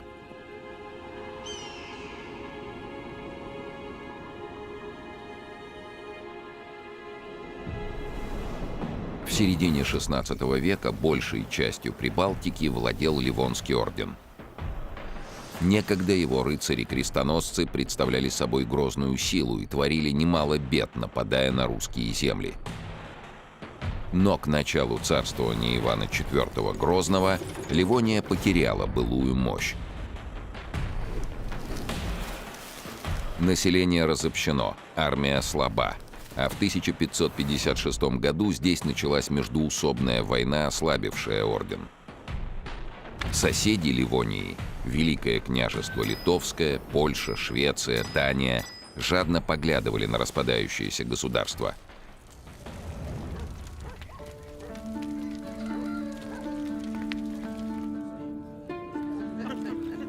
Тот, кто первым вступит в борьбу за ливонское наследство – имеет все шансы на значительное приращение территорий. Понимали это и в Москве. Власти ордена давно относились к Руси с враждебностью. Опасаясь усиления русского государства, они не пропускали в страну иностранных инженеров и ученых. Запрещали ввозить оружие и сталь. Значительная часть торговли с Европой контролировалась ливонскими купцами, и основная прибыль оседала в их карманах. Для войны был нужен только повод, и вскоре он нашелся.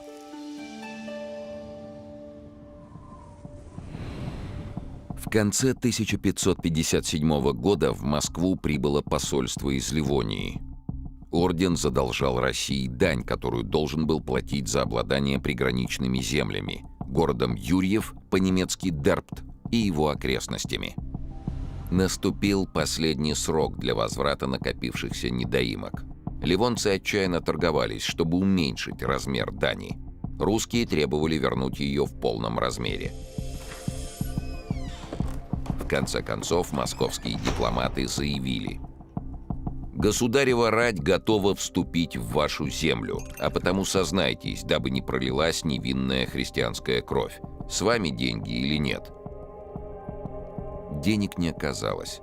Перед отъездом послов пригласили на царский обед и посадили перед пустыми блюдами. Оскорбленные и униженные ливонцы молчали. Не проронил ни слова и царь Иван IV. Иван IV Васильевич Грозный. Старший сын великого князя Московского Василия III. С 3-летнего возраста считался великим князем. До 1538 года государством правила его мать, Елена Глинская, регенша при малолетнем сыне, а после ее смерти – боярское правительство. В 1547 году Иван Васильевич принял царский титул.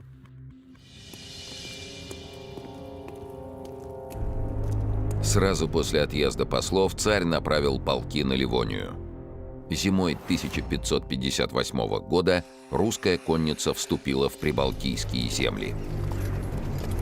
Этот поход стал первым предупреждением ливонскому правительству и одновременно проверкой боеспособности противника. Тот не оказал сопротивления. Напуганные власти ордена пытались возобновить переговоры и пообещали собрать дань. Однако в оговоренный срок представили лишь половину суммы. Тогда в Ливонию двинулось более мощное войско. Основу русской армии XVI века составляла конница.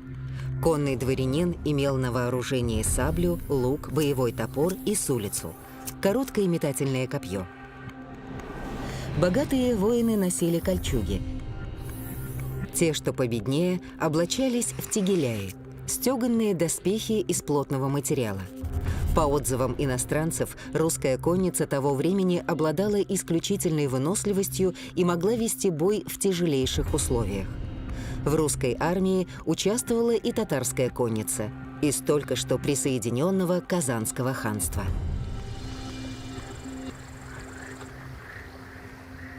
Река Нарва разделяла две крепости – немецкую Нарву и русский Ивангород.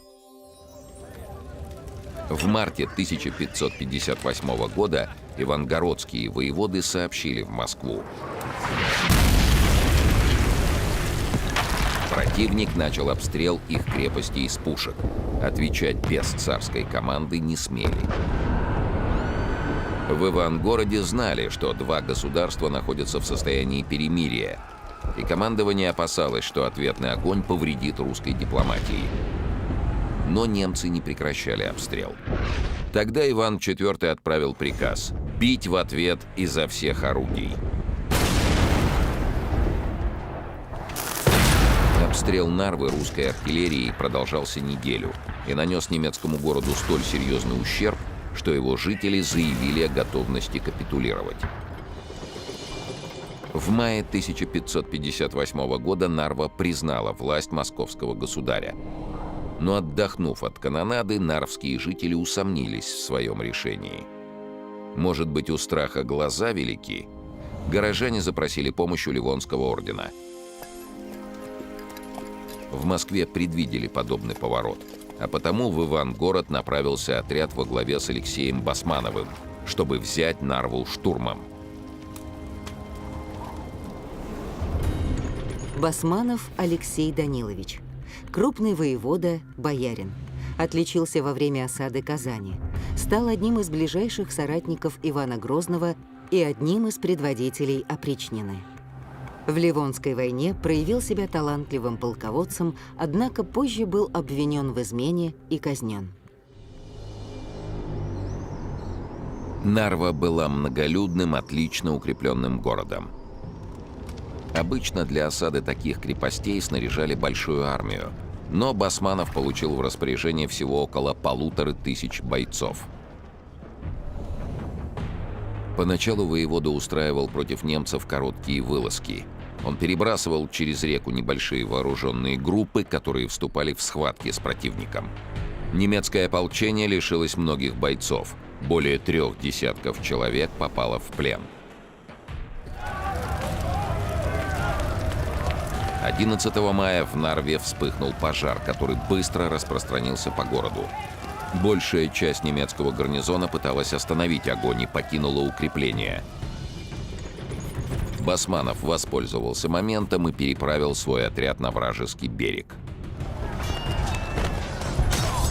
Русские достигли крепостных ворот, проломили их и ворвались в город. Басманову досталось 230 немецких пушек. Немцы осознали, что происходит, и начали оказывать сопротивление. Но было поздно. По ним ударили их собственные орудия. Крепость пала всего за несколько часов. Нарва на некоторое время стала главным русским портом на Балтике. В городе построили православные храмы. Здесь поселилось множество российских купцов и ремесленников. Прибыль от прямой торговли с европейскими странами стала, наконец, пополнять московскую казну.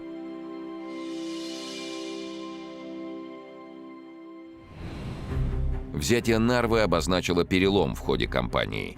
О дипломатии речь уже не шла. Полки Ивана IV громили рыцарское воинство и брали одну крепость за другой. За 3 года они заняли Дербт, Филин, Мариенбург, Тарваст.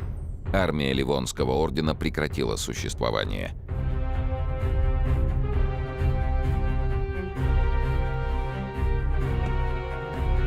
Иван IV руководил военными действиями из Москвы и при каждой новой победе осыпал своих воевод наградами.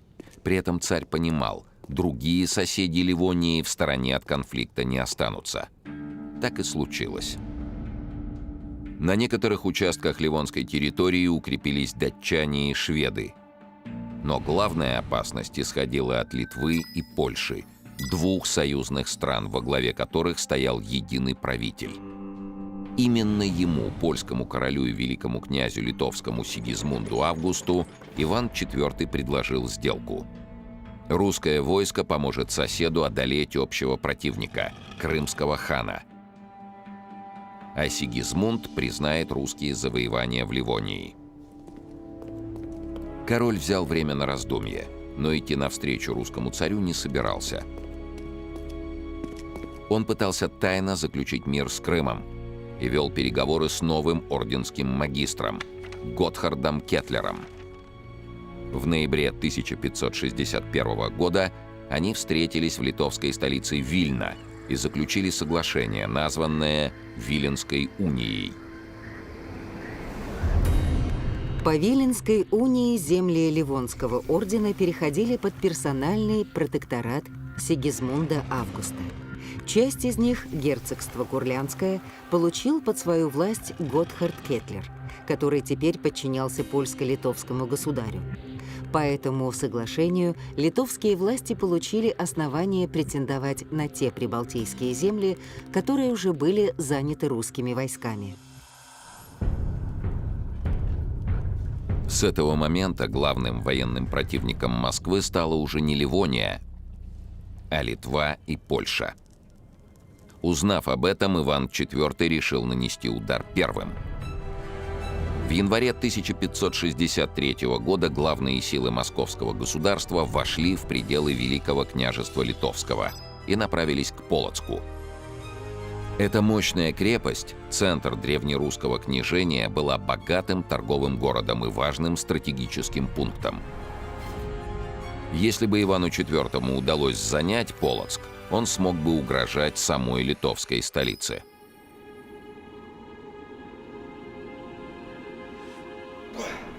В составе полка, которым командовал сам царь, шел и Дмитрий Хворостинин.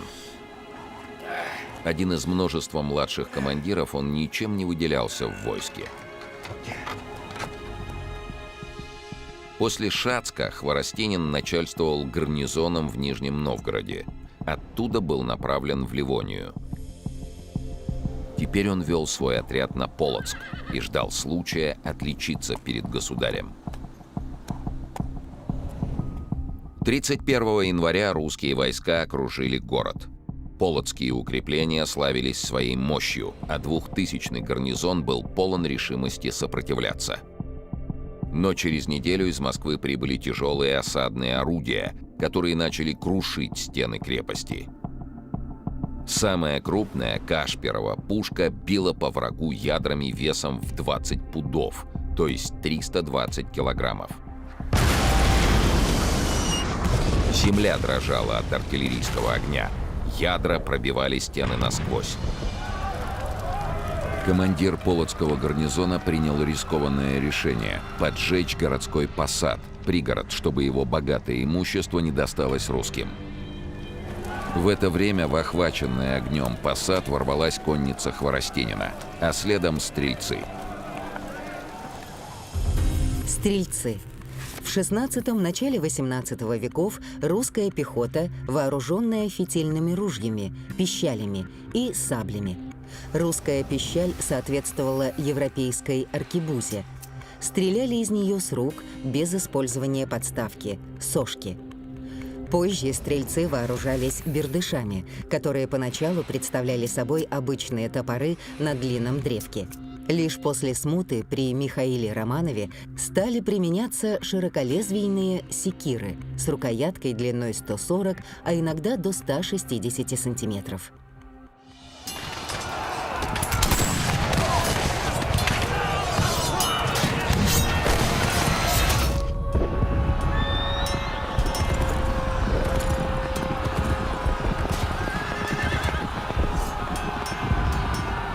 За считанные минуты перевес склонился на русскую сторону. Польско-литовский гарнизон отступил к цитадели.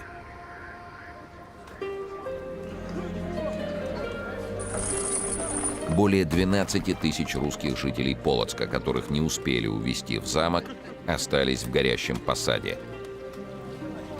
Они с радостью встретили русских победителей. Через неделю, 15 февраля 1563 года, Полоцк сдался. Хворостинин в числе первых вошел в крепостной замок. А Иван IV запомнил храброго Сотенного. После взятия Полоцка русские военные успехи сменились неудачами.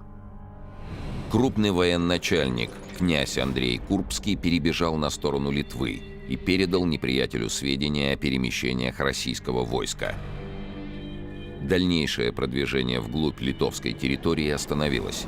В битве на реке Уле армия князя Петра Шуйского потерпела тяжелое поражение. Сам воевода погиб.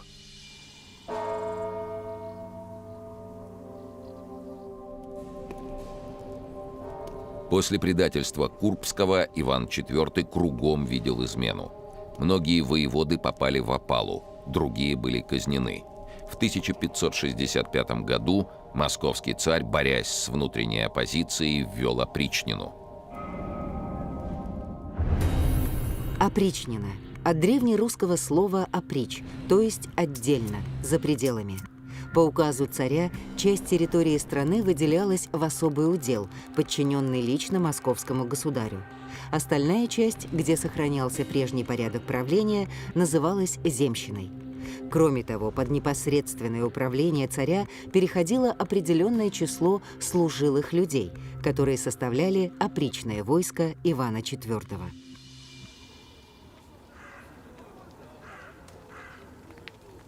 В число опричных воевод вошел и Дмитрий Хворостинин. По своему происхождению он не смел рассчитывать на высокие должности в армии, но после введения опричнины его положение изменилось. В походе на Калугу он стал первым воеводой сторожевого полка, затем командовал войском под Великими Луками.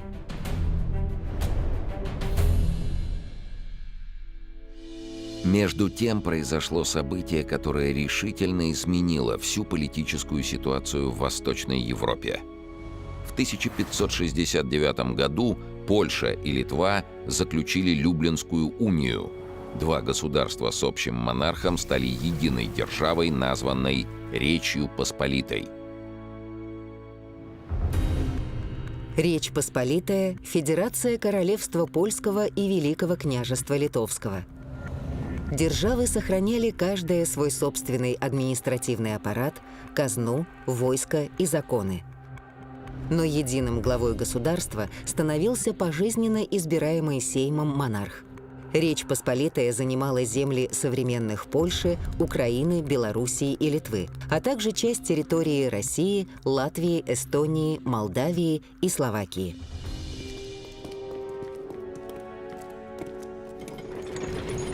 Король Сигизмунд отправил в Москву посольство, предлагая поделить Ливонскую территорию, оставляя России ряд приграничных крепостей. Иван IV отказался. Он по-прежнему планировал присоединить к Московскому царству все прибалтийские земли. Тогда правительство Речи Посполитой прибегло к помощи крымского хана Девлет-Гирея, и татарское войско ворвалось в пределы московского государства. Русским удалось отстоять Рязань. Множество крымцев легли на поле боя или попали в плен.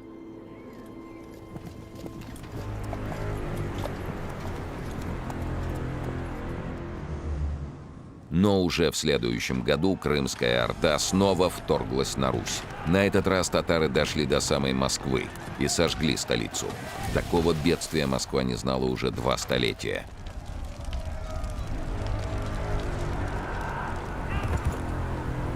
Через год Девлет-Гирей вновь пошел в поход, планируя окончательно разбить московскую державу. Ситуация становилась почти катастрофической.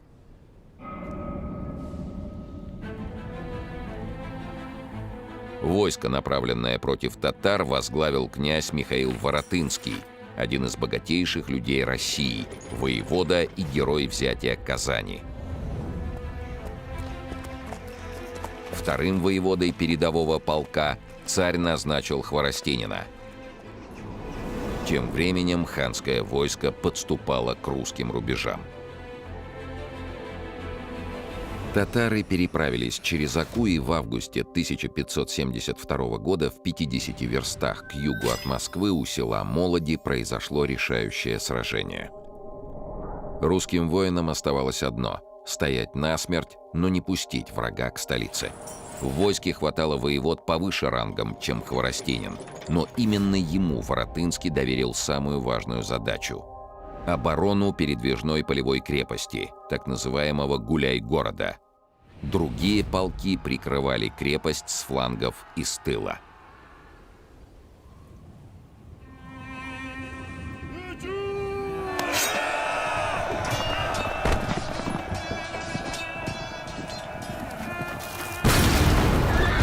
Крымцы пытались приблизиться к укреплению, но оттуда в них летели пули и ядра.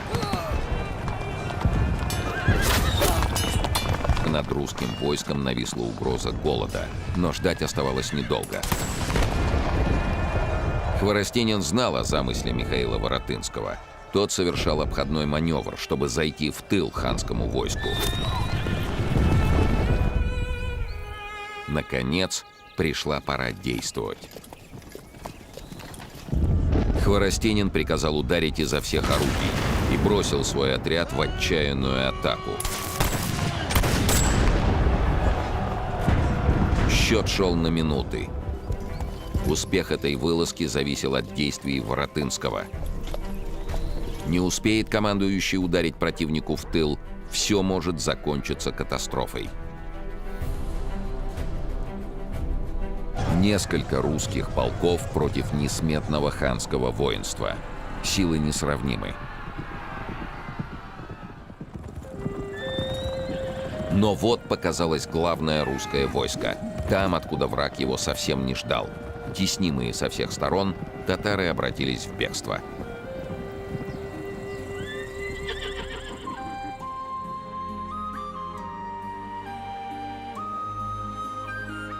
После этого разгрома крымцы несколько лет не предпринимали набегов на Русь. Иван Грозный снова смог направить главные военные силы на север и продолжить борьбу за ливонские земли.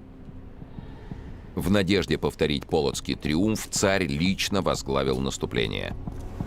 В декабре 1572 года русская армия подошла к Вайсенштайну, шведскому форпосту в Ливонии.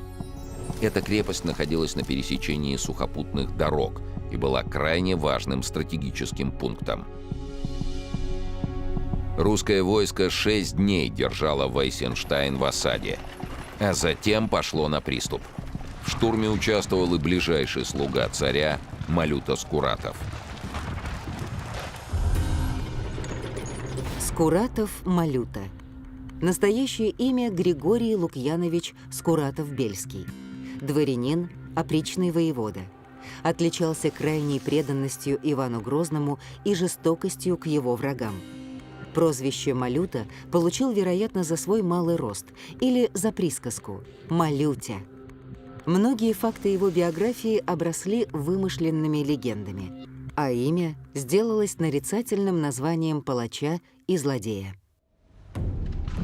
Крепость Вейсенштайн была взята, но неприятельская пуля сразила Малюту Скуратова наповал. В отместку за смерть своего любимца Иван IV люто расправился с защитниками Вейсенштайна. Многих изрубили, остальных бросили в огонь. К тому времени царь отменил опричнину, но не избавился ни от своей подозрительности, ни от грозного нрава. Опале подвергся и Дмитрий Хворостинин. Воевода, который в Молодинском сражении обеспечил русскую победу, во взятии Вейсенштайна участвовал уже на вторых ролях. А вскоре ему пришлось испытать настоящий позор. Зимой 1573 года глубокие снежные заносы помешали Хворостинину сразиться с отрядами черемисов, которые восстали против Москвы. Черемисы – устаревшее название финно-угорского народа Мари. Предки марийцев входили в состав Золотой Орды, затем Казанского ханства. Во время военных действий между Москвой и Казанью воевали как на стороне русских, так и на стороне казанцев. Присоединение народа Мари к русскому государству было крайне кровопролитным и сопровождалось так называемыми черемисскими войнами. После неудачи с черемисами воеводе могла угрожать смертная казнь. Но Иван IV придумал для Хворостинина другое наказание. Приказал обрядить его в женское платье и заставил у всех на глазах молоть муку. Дмитрий Иванович стиснул зубы, но вытерпел это унижение.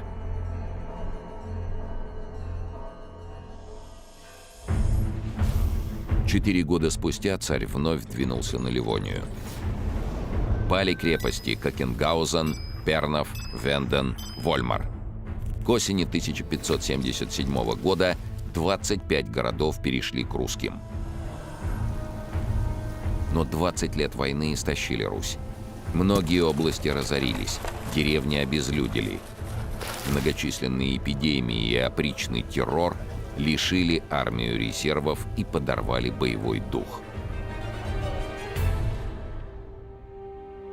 А тем временем сразу два сильных противника – Шведское королевство и Речь Посполитая – перешли в контрнаступление, отбивая крепости, занятые русскими гарнизонами. Иван Грозный еще продолжал наступление в Ливонии, но даже его личное участие в боевых действиях не могло обеспечить победу в войне. Дмитрий Хворостинин снова сражался на Ливонском фронте. В 1578 году при его активном участии был взят Оберпален. После этой удачи царь назначил князя первым воеводой сторожевого полка и приказал отбить у поляков крепость Венден. Однако другой воевода, князь Михаил Тюфякин, не пожелал подчиняться менее знатному Хворостинину. Это был уже не первый случай. Едва ли не каждое новое назначение Хворостинина вызывало раздражение родовитых бояр, которые оспаривали его право занимать высокие посты в армии. Эти споры получили название местнических тяжб. Дмитрий Хворостинин стал участником 22 таких процессов. Для XVI века это был своеобразный рекорд. А пока шли споры о том, кому достанется место первого воеводы, драгоценное время было потеряно. Поляки объединились со шведами. Русские полководцы терпели одно поражение за другим, сдавая города. К этому времени престол Речи Посполитой занял Стефан Баторий, который решил захватить русские земли на северо-западе. В августе 1579 года его армия окружила Полоцк. Город обстреливали калеными ядрами, стремясь поджечь его.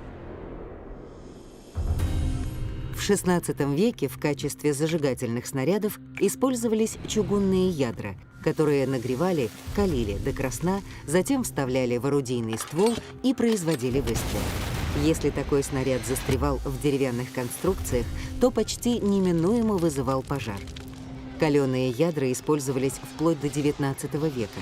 Они были особо опасны для деревянных парусных судов и применялись для обстрела вражеского флота. Неудобства этого оружия заключались в том, что нагрев ядра, а также подготовка самого выстрела требовали много времени и соблюдения ряда норм безопасности. Раскаленные снаряды били по городу.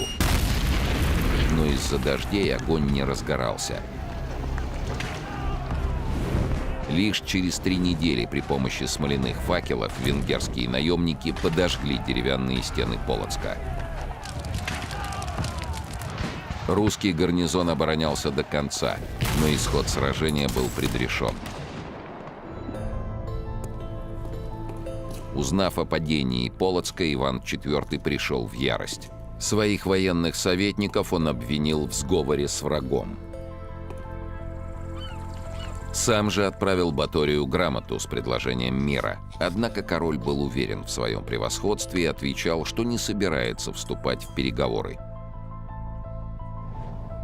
В следующем году многотысячное войско Батория осадило крепость Великие Луки и взяло ее штурмом.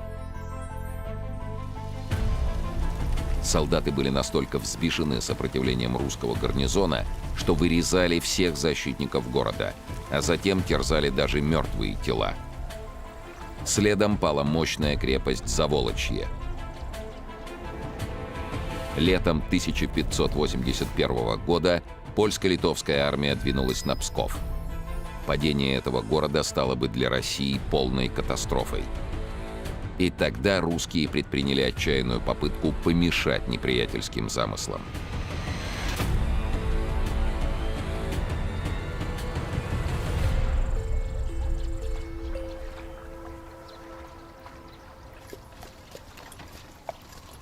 Было решено ударить противнику в тыл. В числе воевод ударного полка находился Дмитрий Хворостинин. В Смоленске русская рать села на струги и спустилась по Днепру. Струг – русское плоскодонное парусно-гребное судно. Имело длину около 20 метров, ширину от 4 до 10 метров, от 6 до 20 весел, а также небольшую мачту с парусом. Иногда вооружалось небольшими пушками.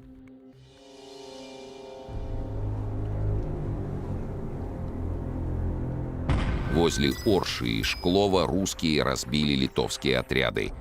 Сожгли посады Шклова и Могилева и двинулись вглубь территории Великого княжества Литовского.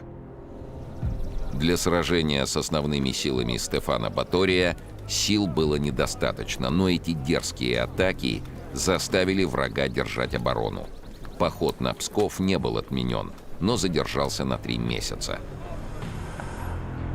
24 августа 1581 года армия Стефана Батория наконец подошла к древним стенам Пскова. Вражеское войско насчитывало до 27 тысяч человек и имело 20 осадных орудий.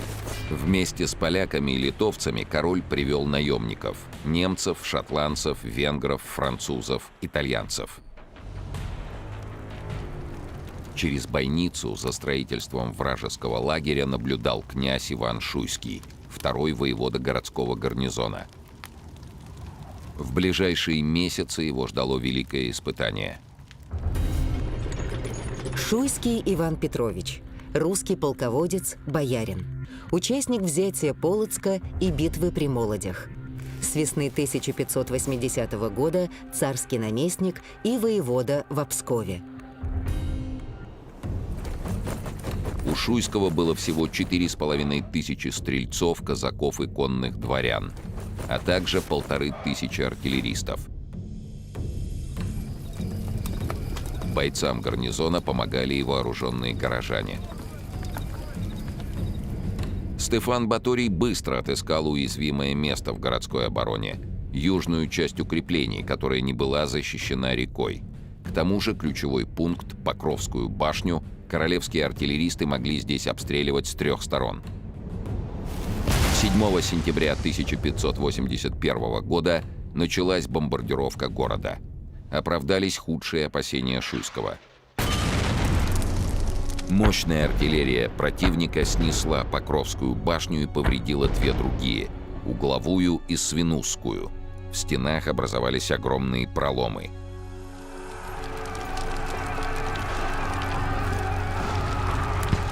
На следующий день Баторий назначил общий штурм. Казалось, городу не устоять. Королевская пехота добежала до развалин псковских стен и даже установила на них свои флаги. И тут обнаружилось, что путь им преградил ров, который был вырыт по приказу Шуйского. За рвом на высоких земляных насыпях стояли русские ратники. Стефан Баторий положил во время штурма немало бойцов, но ничего не выиграл. Новые укрепления из дерева и земли защищали город надежнее, чем каменные стены. Противник вел беспрестанный огонь с занятых башен и стен. Защитники города в ответ стреляли из пищали и луков, метали копья. Те, кому не хватило оружия, бросали в неприятеля камни. Псковские женщины подносили мужчинам воду. Священники с иконами призывали усталый гарнизон биться насмерть. Князь Шуйский ободрял своих ратников. Баторий отправил на подмогу штурмующим новых бойцов. Город спасло лишь искусство псковских артиллеристов. Орудия ударили по Свинусской башне, занятой врагом. Ее верхняя часть обрушилась на вражескую пехоту. Затем рухнула другая башня, в которой засела группа королевских воинов. Ночью вражеские отряды отступили в свой лагерь. Посчитав свои потери, Стефан Баторий вступил в переговоры. В случае добровольной капитуляции он обещал псковским воеводам великие милости. Ответ был коротким: «Если Бог за нас, то никто против нас». На Псковщине ударили морозы. Неприятельский лагерь страдал от нехватки продовольствия и пороха. Боевой настрой был потерян. А псковичи заделывали бреши в стенах деревянными срубами. Но Баторий еще надеялся взять город.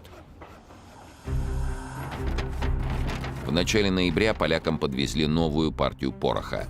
Подошел свежий отряд – 200 стрелков. Король решился на новый штурм. Отборные храбрецы ринулись на каменную стену, закрывшись деревянными щитами от стрел и камней.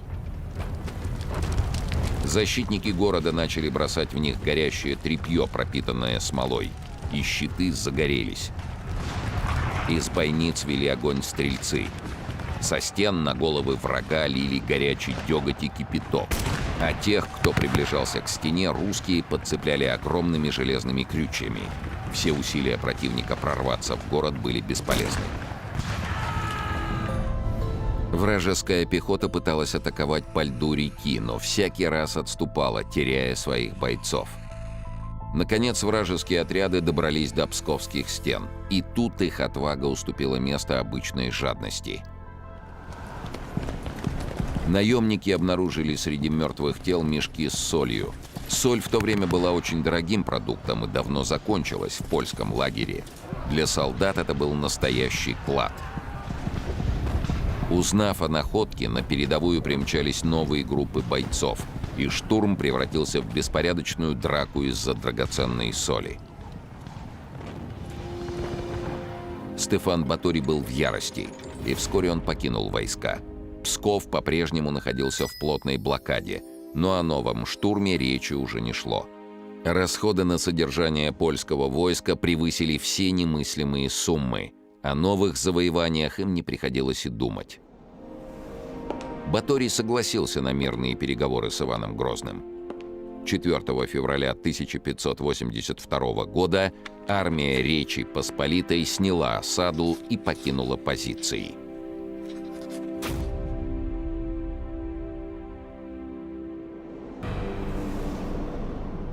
А тем временем шведский полководец Понтус де Лагарди изгонял из Ливонии немногочисленные русские гарнизоны, которые там еще оставались.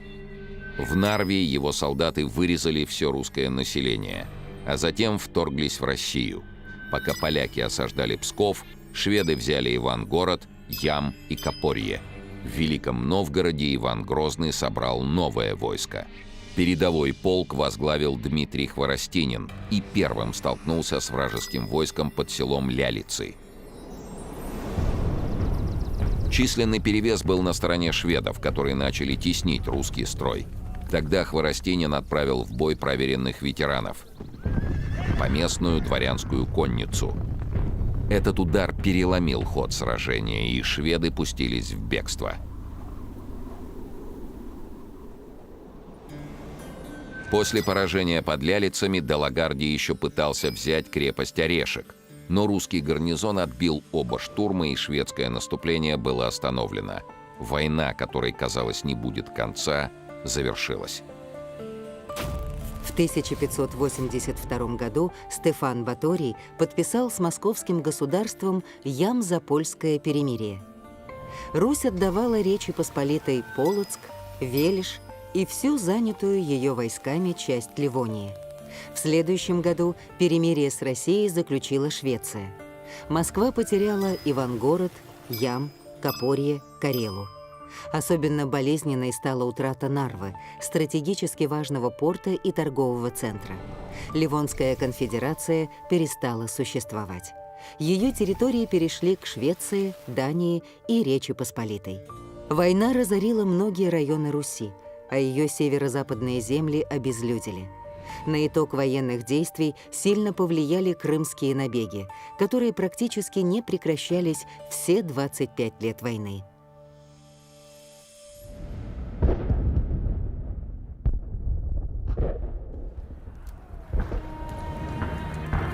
Даже проигранная Ливонская война показала мощь русской военной машины, тактический дар полководцев и колоссальную жизнестойкость страны, которая четверть века вела на равных борьбу сразу с несколькими сильными державами.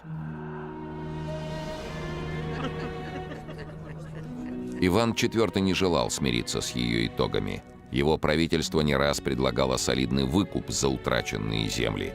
Шведы отказывались снова и снова. Но Россия не могла оставить русское православное население под властью протестантов, прескверных лютеров, как их называли в Москве.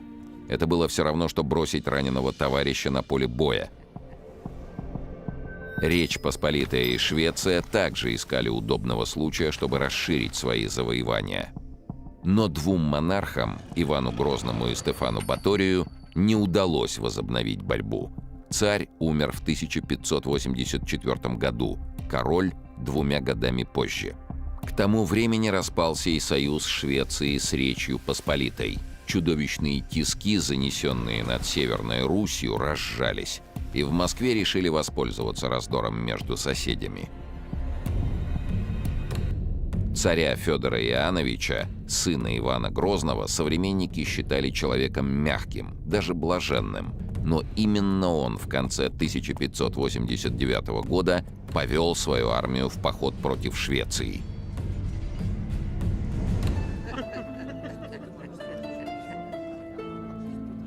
Больше 30 лет Дмитрий Хворостинин нес военную службу, но только при Федоре Иоанновиче добился заслуженных почестей.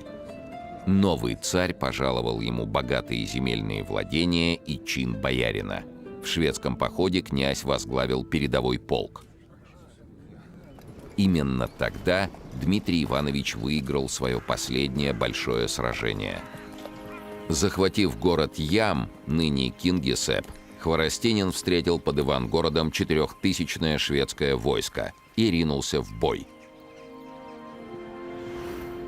Яростная рубка продолжалась полдня. Русский передовой полк преодолел сопротивление врага и вынудил его к бегству. Шведы оставили русским все орудия и припасы. а вскоре были вынуждены вернуть русские земли, захваченные во время Ливонской войны. Новый мирный договор закрепил возвращение в состав России крепостей Копорье, Ям, Карелы и Ивангород. Так, через 10 с лишним лет после поражения в Ливонской войне Россия сумела взять реванш.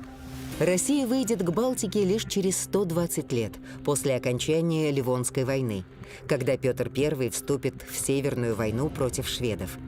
Россия окончательно закрепится на Балтийском море. На его берегах появятся русские порты, вырастет новая столица – Санкт-Петербург.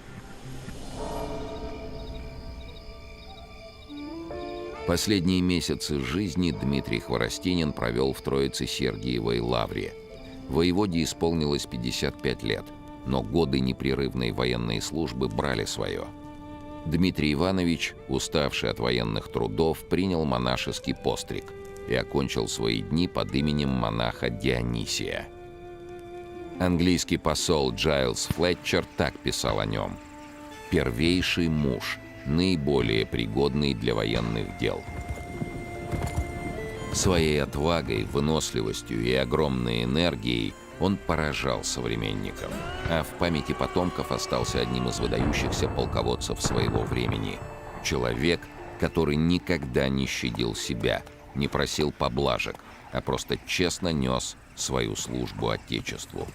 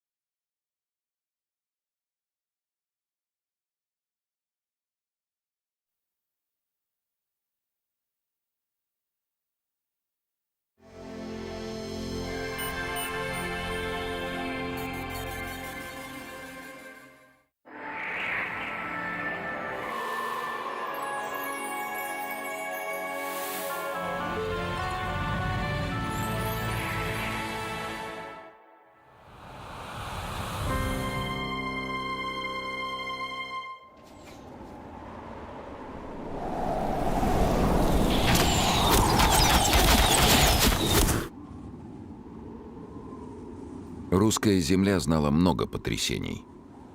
Борьбу за власть, нашествие иноземных орд, природные катаклизмы, тиранию, голод. Но ни одно из этих бедствий не доставляло столько страданий народу и государству, сколько приносили гражданские войны, внутренние неурядицы и безвластие.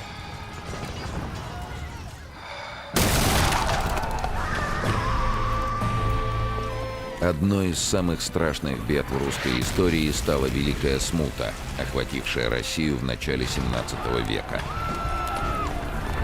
После смерти последнего царя из рода Рюриковичей страна оказалась ввергнутой в жуткую пучину хаоса и беззакония. Ее буквально рвали на части и внутренние распри, и воспользовавшиеся ситуацией иностранные интервенты.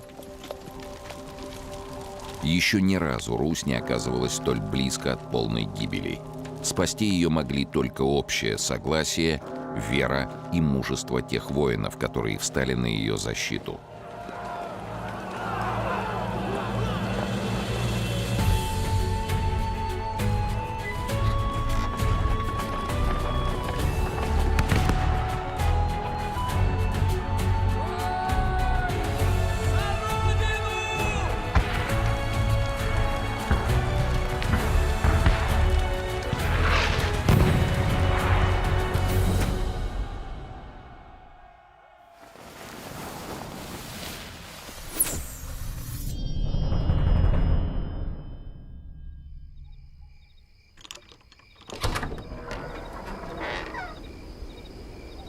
Алёшку разбудили затемно. С Спросонья он решил было, что в Москве случился пожар, такой переполох в Слободе. Но ему растолковали. Пришло распоряжение стрельцам собраться у Белого города, быть при полном параде и с оружием. Значит, готовится что-то важное. У стен Белого уже выстроились рядами все стрелецкие полки. Начальство подъезжало, о чем-то переговаривалось со стрелецким головой и снова пропадало из вида. Едва солнце начало всходить, стрельцы двинулись на Красную площадь. А в Москве ударили колокола. Алешка Скоморохов, как и остальные, напряженно всматривался в кремлевские ворота. Вот-вот оттуда появится человек, которому суждено стать новым русским государем.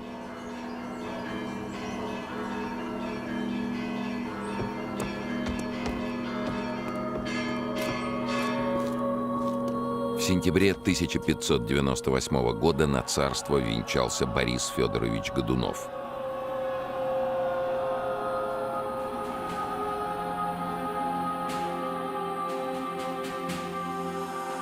Со смертью царя Федора, сына Иоанна Грозного, пресеклась династия Рюриковичей, а вместе с тем зашатались самые устои русского государства. Произошло то, о чем еще несколько лет назад невозможно было и подумать. На московский престол сел человек не из рода Рюриковичей. Годунов Борис Федорович, из боярского рода, выдвинулся на первые роли при дворе Ивана Грозного. Выдал свою сестру Ирину замуж за царского сына Федора Ивановича. А когда Федор занял московский престол, Годунов стал его главным советником, сосредоточив в своих руках все рычаги управления страной.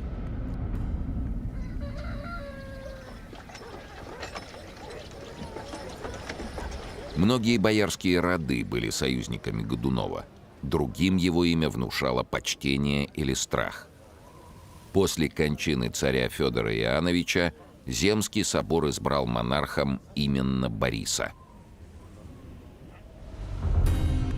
Земский собор – совет выбранных делегатов ото всех сословий, исключая холопов и крепостных крестьян, и со всех областей русской земли. Впервые был созван Иваном Грозным. Собирался по особым случаям для обсуждения дел общегосударственной значимости. Царь Борис правил твердо. Отправлял своих подданных на учебу в Европу, закладывал новые крепости и города. В отношениях с западными державами придерживался мирной политики, но при этом смог вернуть северные города и земли, потерянные после Ливонской войны. Казалось, Бориса ожидали годы успешного правления, а его династию — долгая и счастливая судьба. Но тут ему бросил вызов самый несговорчивый соперник — природа.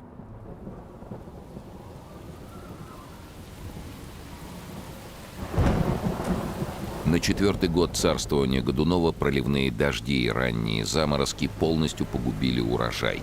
В стране начался голод. Хлеба не взошли и на следующий год. В поисках пропитания люди обдирали с деревьев кору. На дорогах лежали трупы. Правительство открыло для голодающих казенные амбары, но запасов не хватало. Хлеб стремительно дорожал. Многие купцы придерживали зерно, чтобы потом продать его еще дороже. В результате хлеб гнил в помещичьих амбарах.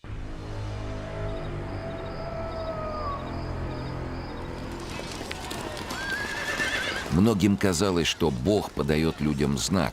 На русском престоле сидит неправедный царь.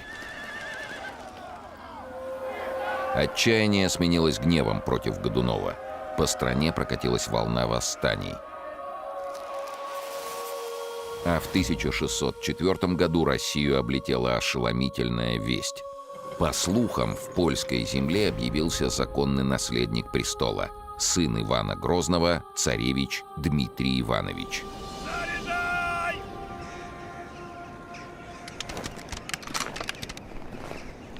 Готовь! Алешка знал историю про царевича Дмитрия с самого детства. О смерти царственного мальчика чего только не рассказывали. Некоторые шептались, что убили мальчика по приказу Годунова. Заряжай!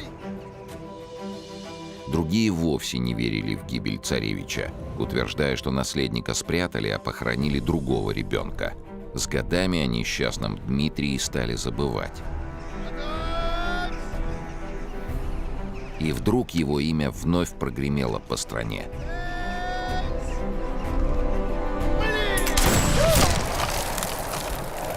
Теперь уже и Алёшка сомневался.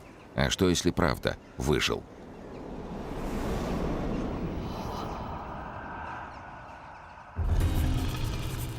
Царевич Дмитрий. Младший сын Ивана Грозного от царицы Марии Нагой. 6-й, по другим источникам, 7-й жены царя. При том, что церковные правила позволяли жениться не более 3 раз. Церковь не одобряла этого брака, но Дмитрия могли признать законным сыном и членом династии при отсутствии других наследников. После смерти Ивана Грозного годовалому царевичу отдали в удел Угличское удельное княжество, где он и жил вместе с матерью. Однако законный наследник престола был серьезной угрозой для Бориса Годунова, который рвался к трону. Прошло 7 лет, и в мае 1591 года 8-летнего царевича нашли во дворе с перерезанным горлом. Мария Нагая не помнила себя от горя. В Угличе вспыхнул бунт. Толпа растерзала людей Годунова, на которых пало первое подозрение в убийстве.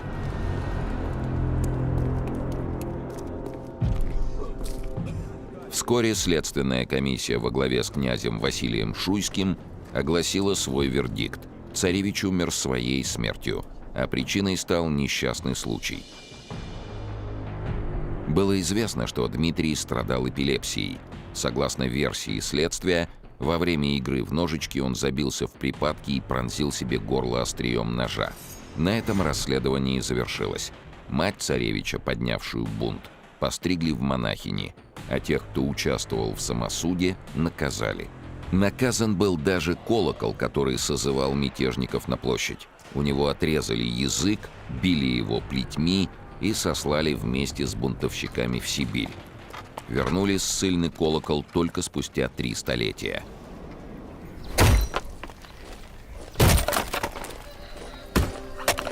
Истинная причина смерти царевича неизвестна до сих пор. Но по Руси поползли слухи, что Дмитрий якобы жив и когда-нибудь снова объявится. Тех, кто поддерживал эти разговоры, пытали и жгли каленым железом. Но когда пришла весть о том, что уцелевший царевич находится в Польше, многие охотно в это поверили. Спор о том, кем был Лжедмитрий I, человек, назвавшийся сыном Ивана Грозного, ведется уже несколько столетий. Его считали незаконно рожденным сыном польского короля Стефана Батория, запорожским казаком, румыном и даже итальянцем. Правительство Годунова объявило, что самозванец – это Гришка Отрепьев, слуга опальных бояр Романовых, а впоследствии беглый монах Чудового монастыря. Эта версия до сих пор считается наиболее распространенной.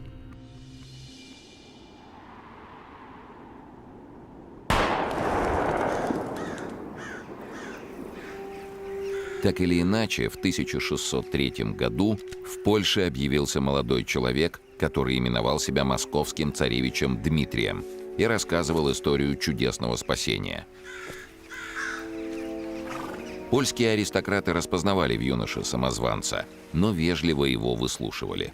Лжедмитрия представили королю Речи Посполитой Сигизмунду III. Тот не стал оказывать ему публичную поддержку, поскольку вовсе не собирался ввязываться в открытую войну с Москвой.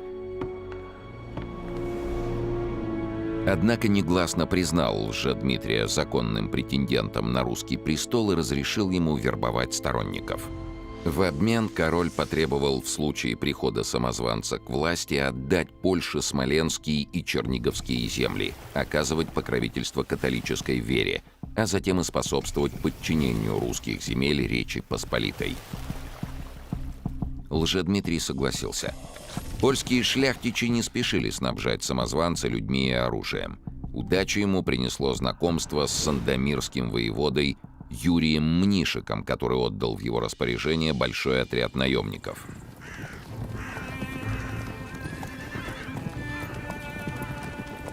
Лжедмитрий, в свою очередь, пообещал Юрию жениться на его дочери, Марине Мнишек, и вручить ей в качестве свадебного подарка Новгород и Псков. В октябре 1604 года лжецаревич в сопровождении наемной армии перешел границу. Русские встречали его с ликованием. Недовольство голодом и правлением Бориса Годунова достигло высшей точки. Под знамена самозванца переходили крестьяне, казаки и даже дворяне. Лжедмитрию открыли ворота Чернигов, Путивль, Курск, Севск.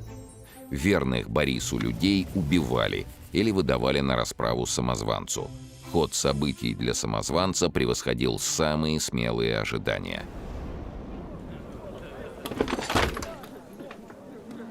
Но тут взбунтовались наемники. Они не получили обещанного жалования, а Лжедмитрий запрещал грабить местное население, дорожа славой справедливого царя. Большинство поляков вернулись домой, а один из них бросил псевдоцаревичу: «Поскорее бы тебя посадили на кол». Но уход поляков лишь сыграл на руку авантюристу. Теперь даже те, кто поначалу считали самозванца польской марионеткой, переходили на его сторону. Годунов, встревоженный беспорядками, отправил на запад войска. Бой состоялся в январе 1605 года у села Добрыничи, неподалеку от Севска.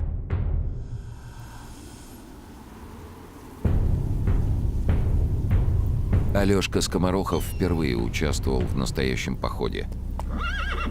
Войско вел сам главный воевода князь Федор Мстиславский.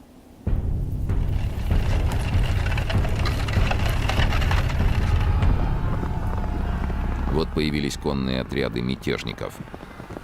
Стрельцы укрепились за повозками. По команде ударили пушки, выкашивая целые ряды противника.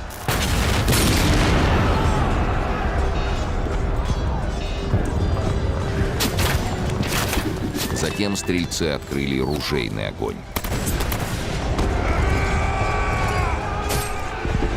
Сквозь дым Алешка заметил необычного всадника. Лицо голое, безбородое, волосы рыжие, малого роста. Да это же он, самозванец. Точь-в-точь, как его описывали.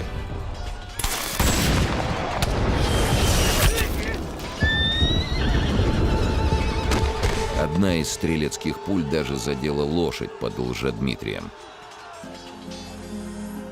Враг был разгромлен. Десятки знамен, артиллерия, тысячи пленных. Все это досталось победителям. Поляков отправили в столицу, а пленных русских повесили как изменников. В Москве поторопились объявить, что война закончилась победой. Но торжествовать было еще очень рано.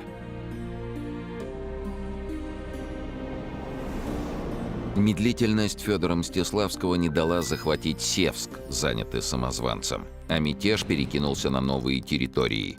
Лжецаревичу стали присягать пограничные гарнизоны, охранявшие Русь от татар. Весной 1605 года боевые действия сосредоточились вокруг города Кромы. Царское войско осадило крепость, где засели сторонники самозванца.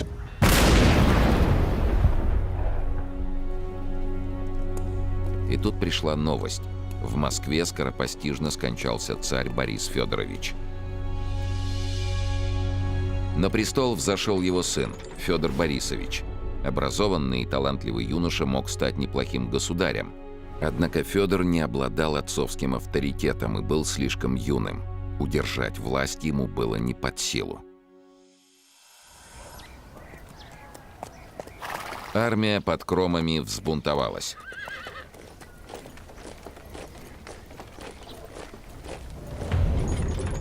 Одним из зачинщиков мятежа стал воевода Петр Басманов, перешедший на сторону врага. В мае гонцы Лжедмитрия вошли в столицу. Лжедмитрий обещал боярам и дворянам милость, торговым людям облегчение податей, народу покой и благоденствие. Сын Годунова Федор и его близкие были схвачены, а позже убиты. Сестра Федора Ксения стала наложницей самозванца, после чего ее насильно постригли в монахини. Так закончилась короткая история династии Годуновых.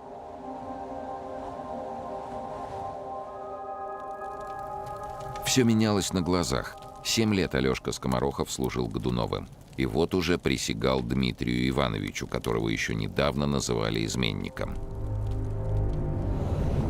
20 июня 1605 года новый царь торжественно въехал в Москву. Алешка своими глазами видел, как привезли на коронацию инокиню Марфу, бывшую царицу Марию Нагую. Вдова Ивана Грозного, рыдая, обнимала рыжего низкорослого мужчину, в котором она согласилась признать своего сына. Новый царь любил пиры и развлечения, увлекался охотой, разбирался в лошадях и удивлял всех своей начитанностью, и запросто ходил по городу, заговаривая с первым встречным. Сев на трон, он тут же позабыл, что обещал раздать полякам русские земли. Бояре поначалу побаивались нового царя, но со временем осмелели и порой устраивали ему настоящие выволочки. Для раздражения были причины. Самозванец имел страсть к роскоши, а государственная казна пустела на глазах. Вскоре против Лжедмитрия сложился заговор, который возглавил князь Василий Шуйский из Суздальской ветви князей Рюриковичей. Тот самый, который некогда расследовал гибель царевича. Лжедмитрий чувствовал, что над ним нависла угроза, и обратился за помощью к полякам. Под предлогом свадьбы с Мариной Мнишек в Москву прибыл 2000-й польский отряд.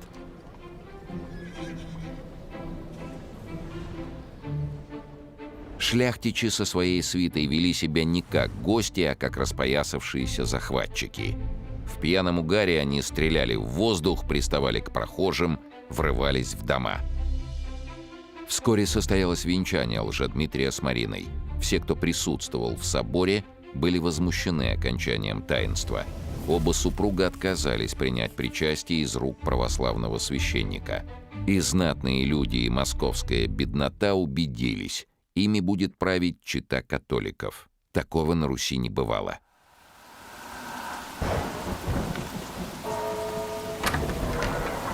Заговорщики во главе с Шуйским воспользовались народным негодованием.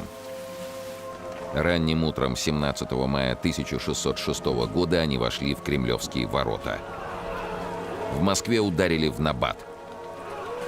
На улицах стоял крик: «Ляхи хотят убить царя и бояр!» Началось избиение поляков. В Кремле единственный преданный Лжедмитрию человек, боярин Петр Басманов, получил удар ножом в сердце. Самозванец пытался скрыться, но был пойман и буквально растерзан. Часом ранее отреклась от него инокиня Марфа. Она не смогла простить самозванцу разорение могилы подлинного царевича, чтобы скрыть тайну своего происхождения. Днем на Красную площадь вытащили окровавленное тело Гришки Отрепьева. Зазвонили колокола. Народ пришел в волнение. Раздались крики: «Вор! Будь он проклят, самозванец!» Алешка стоял в карауле, сдерживая напиравшую толпу. Тело хлестали плетьми. Страсти закипели с новой силой. Кто-то прокричал: «Бей ляхов!» Толпа бросилась громить дома, в которых засели польские гости. Труп Лжедмитрия сожгли на московской околице. По легенде, его прахом зарядили пушку и выстрелили в сторону польской границы, откуда он и явился. Новым царем избрали природного князя Рюриковича Василия Шуйского. Казалось, смуте пришел конец, однако настоящие бедствия только надвигались.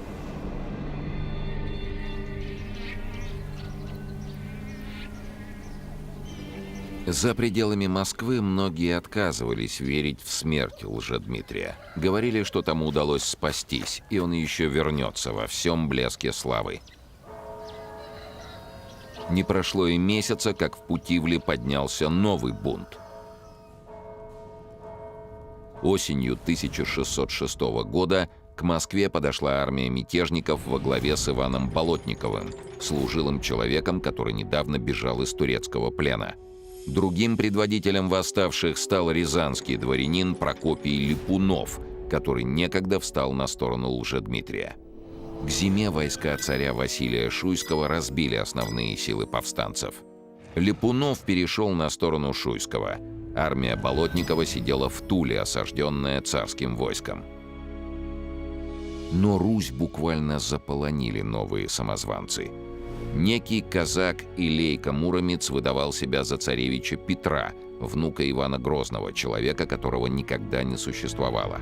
По Руси гуляли царевичи Лавр, Осиновик и Август, мнимые потомки Ивана IV. Вернулись к жизни даже Борис Годунов и его сын Федор. Объявились царевичи Мартынка, Ерошка, Клементий, Федор, Савелий, Василий, Семен, Гаврилка и некий Недвядко Федорович.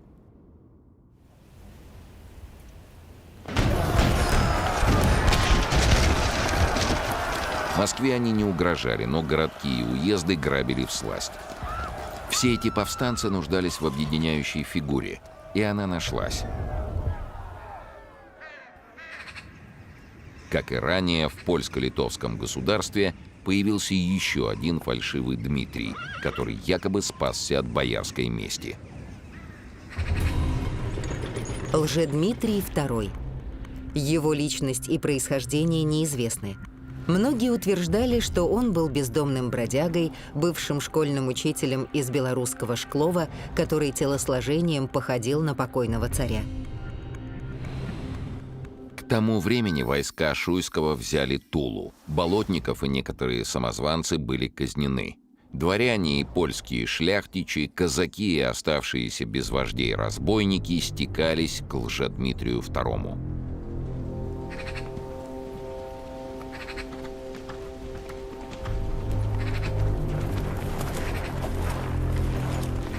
Летом 1608 года его войско подошло к Москве. Резиденцией Лжедмитрия II стало подмосковное село Тушино, отчего его и прозвали Тушинским вором. Слово «вор» в данном случае имело смысл самозванца и обманщика. Василий Шуйский оказался запертым в столице. Так в стране появились два правителя, две администрации и два патриарха. Правительство Лжедмитрия даже чеканило собственную монету.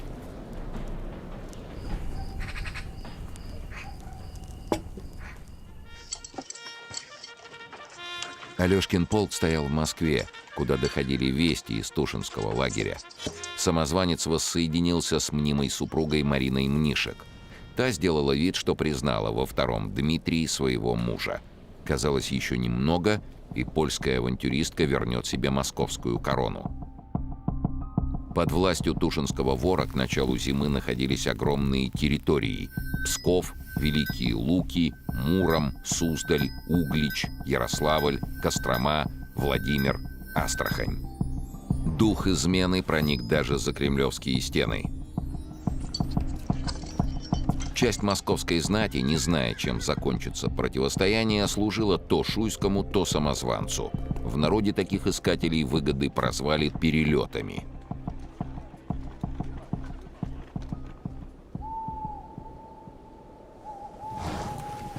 Царь Василий мог опереться только на самых близких людей. Он отправил своего родича, князя Михаила Скопина-Шуйского, воеводой в Новгород.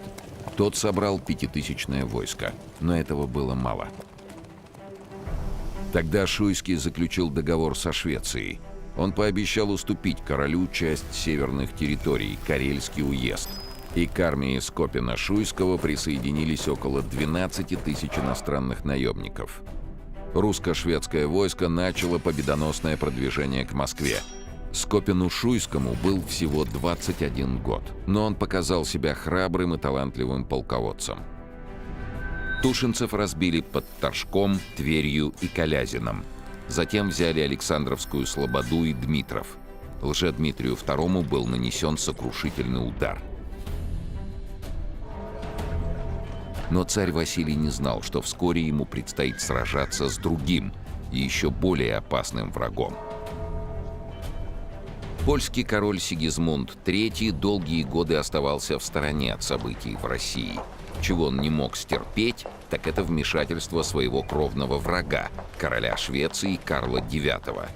Сигизмунд решил, что пришло время самому вступать в игру. Русская смута была удобным предлогом, чтобы вернуть Речи Посполитой утраченные территории, а в случае успеха захватить и саму Москву. Летом 1609 года Сигизмунд III направил войско к Смоленску.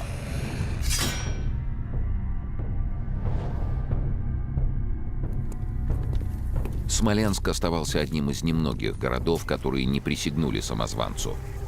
Еще в годы правления Бориса Годунова здесь возвели мощную крепость. Строительством Смоленской крепости руководил русский зодчий Федор Конь, который до того соорудил каменные стены московского Белого города. Крепость включала в себя 38 башен и стены длиной в 6,5 километров. Толщина стен составляла от 3 до 7,5 метров, высота от 8,5 до 13 метров. Под стенами, чтобы уберечь крепость от минных подкопов, были прорыты специальные ходы под названием «слухи».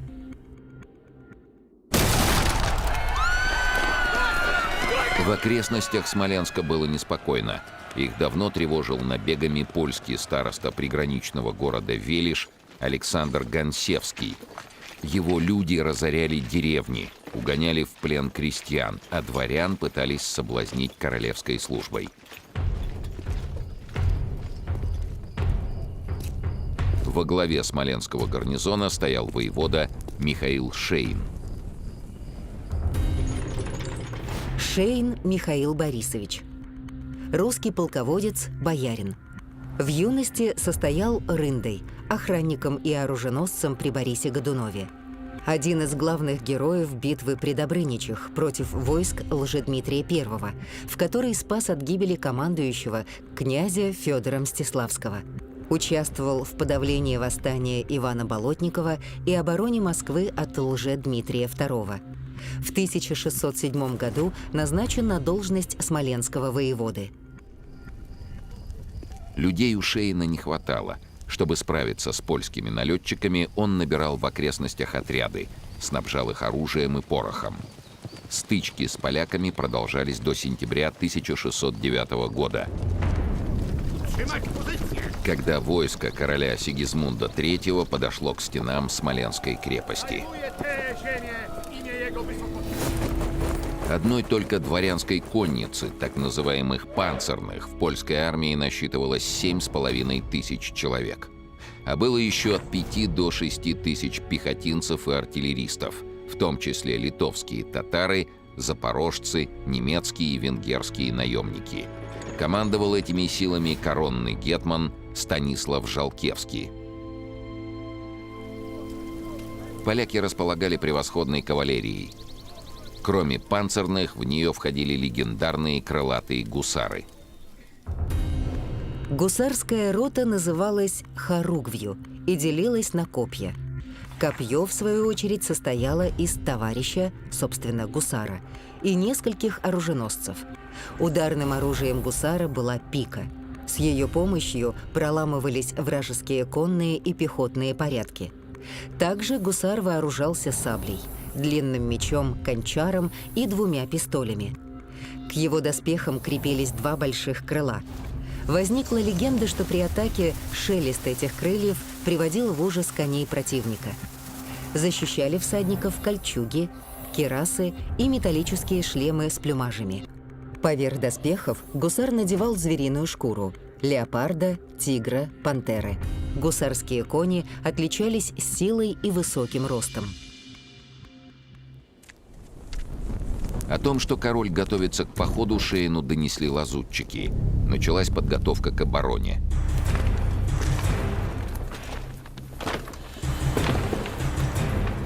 Армию разделили на две группы. 2000 человек обороняли стены крепости.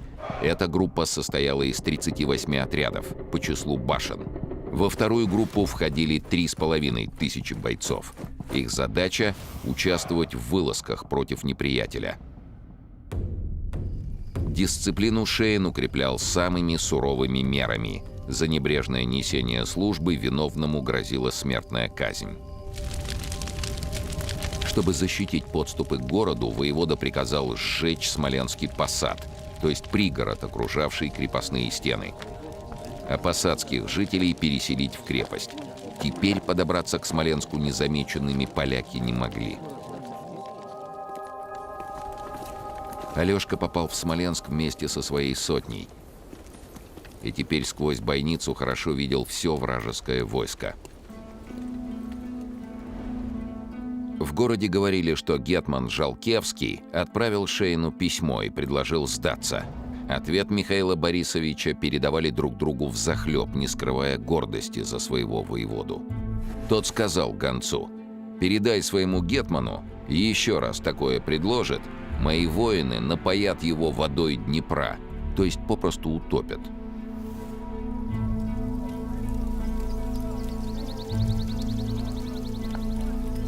Поляки осадили город. Крылатые гусары поначалу впечатляли. Красиво, что и говорить. Только много ли от них прока, когда нужно брать крепость?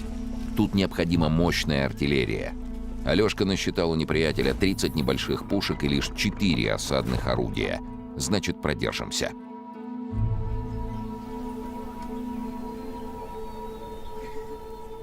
Первый штурм Жалкевский затеял ночью. Один из польских офицеров подобрался к Авраамиевским воротам и подорвал их пороховым зарядом. В пролом бросилась неприятельская пехота, но горожане ждали этой атаки. Несколько залпов, и ряды неприятелей легли прямо у ворот. Штурм провалился, а ворота завалили камнями и землей. Но поляки больше не решались штурмовать город. Постреливали из пушек, но больше для отвлечения внимания. Главные схватки разворачивались под землей. Противник начал рыть подкопы, чтобы установить под крепостными стенами мины. Защитники Смоленска быстро разгадали и этот замысел. Тут и пригодились подземные галереи, слухи. Из них было слышно, где поляки ведут подкоп. Однажды Алешке крупно повезло. Он не только засек очередных копателей, но и смог незаметно к ним подобраться. Когда разбирали тела погибших врагов, выяснилось, что он застрелил самого главного польского инженера.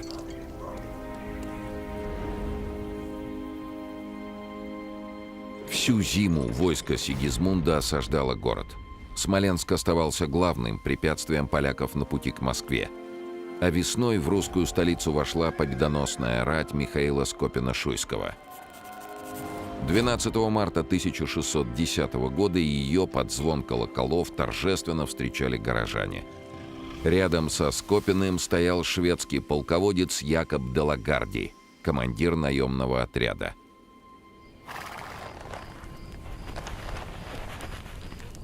Узнав об этом, Лжедмитрий II бежал в Калугу, а Скопин-Шуйский уже готовился к походу, чтобы снять Смоленскую осаду и уничтожить захватчиков. Но тут произошло событие, которое потрясло жителей столицы и круто повернуло весь ход военной кампании. На царском перу молодой полководец, выпив чашу с вином, упал наземь. Слуги отнесли его домой, где после долгих мучений воевода скончался. Свидетели вспомнили, что чашу ему поднесла жена царского брата Дмитрия Шуйского. Князь Дмитрий, не блиставший талантами, считался наследником престола. Поползли недобрые слухи. Уж не увидел ли Дмитрий в родиче соперника в борьбе за престол? После этого князь Дмитрий сам возглавил Смоленский поход.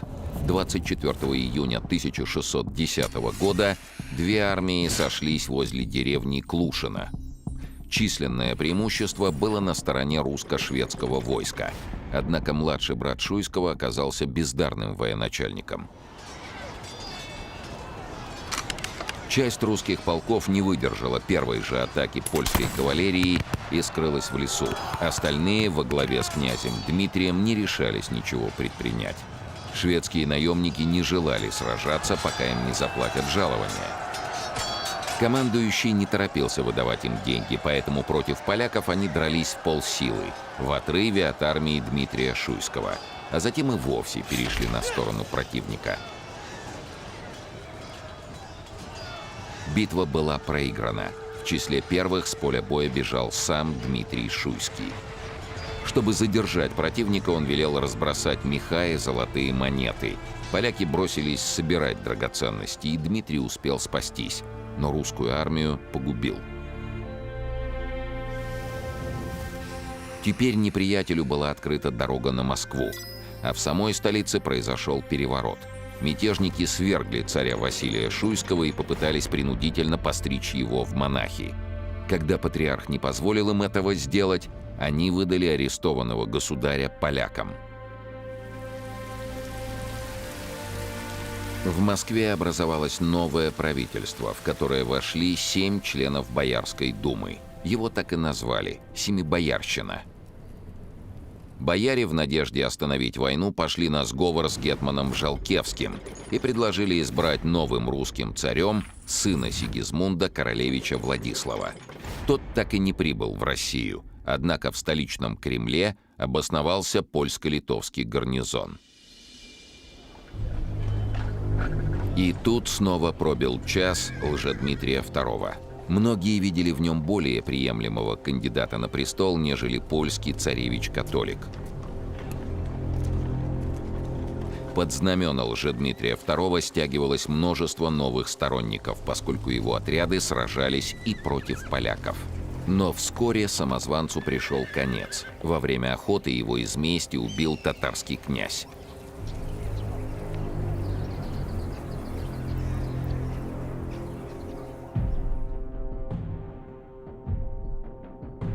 Все это время Смоленск продолжал держать оборону. Весной 1610 года под его стены доставили тяжелые осадные орудия. Новый командующий польской армией Ян Потоцкий надеялся сокрушить с их помощью крепостные стены. 18 июля поляки пробили брешь в одной из башен – Грановитой. Начался штурм. Роты наемников бросились в пролом. Русские воины отбили атаку. Артиллерийским огнем была пробита еще одна брешь. Последовал новый штурм. Поляки захватили Грановитую башню.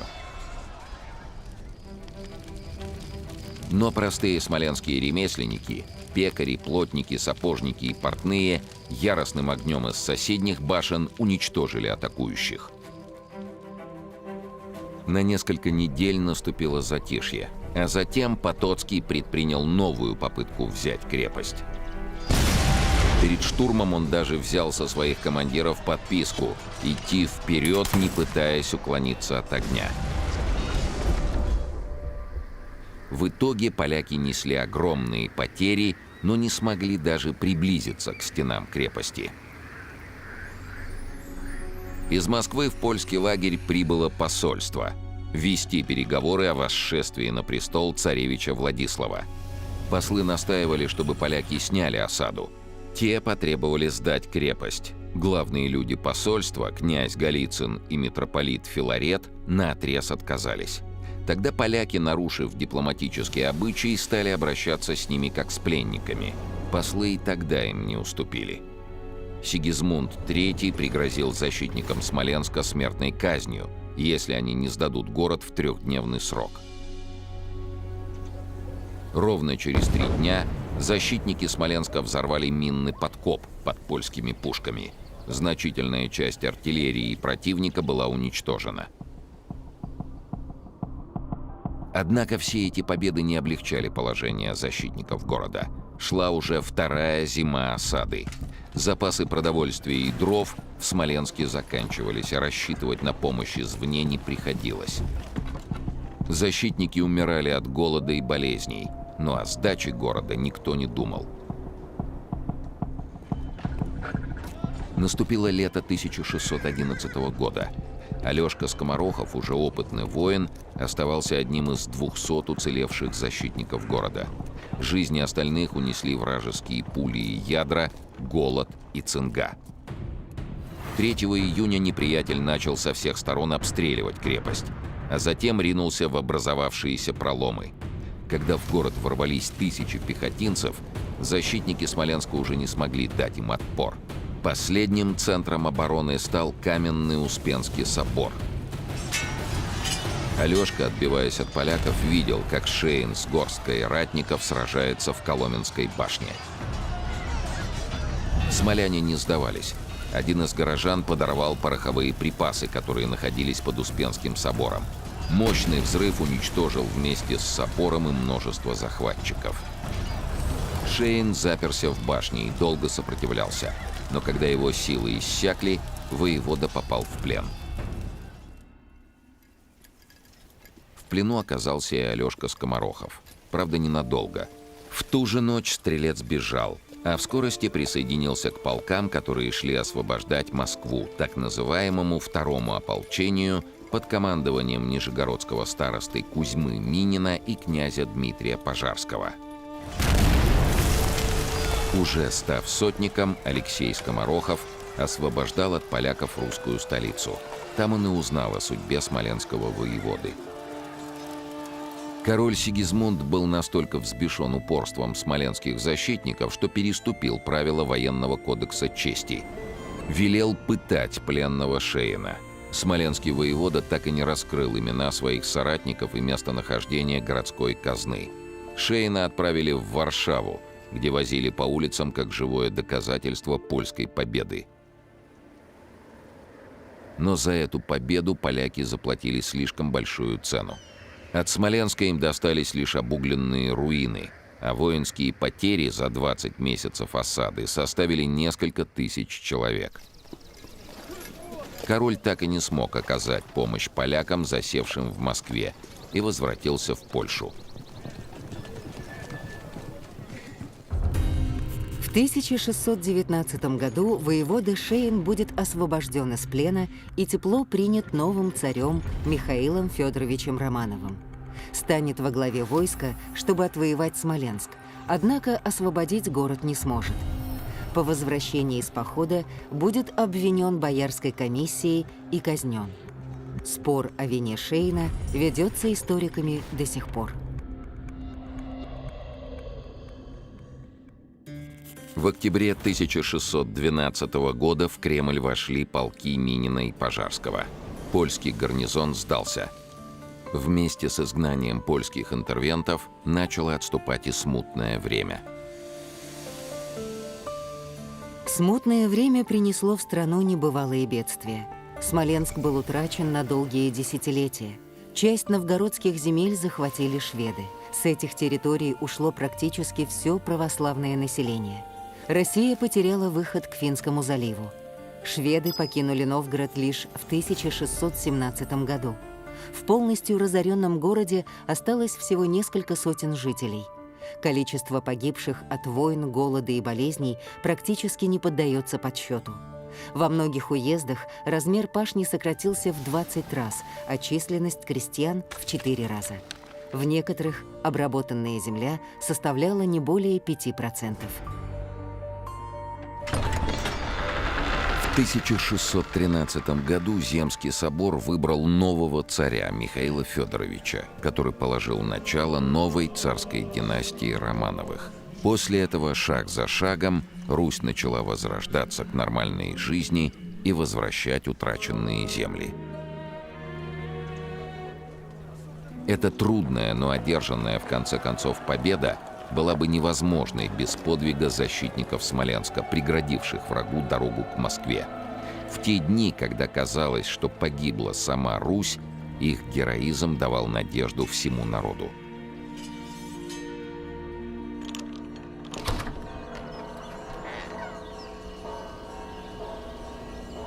Утром 10 сентября 1654 года бывшего стрельца Алексея Скоморохова разбудил шум на улице. В Москву прибыл гонец, и радостная новость облетела столицу в одно мгновение. Войска государя Алексея Михайловича взяли Смоленск.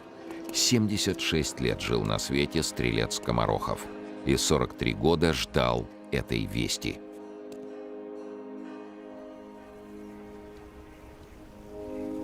Смоленск – город, которому предстояло еще не раз выдержать главные удары наземных захватчиков. Город, ставший надежным щитом российского государства.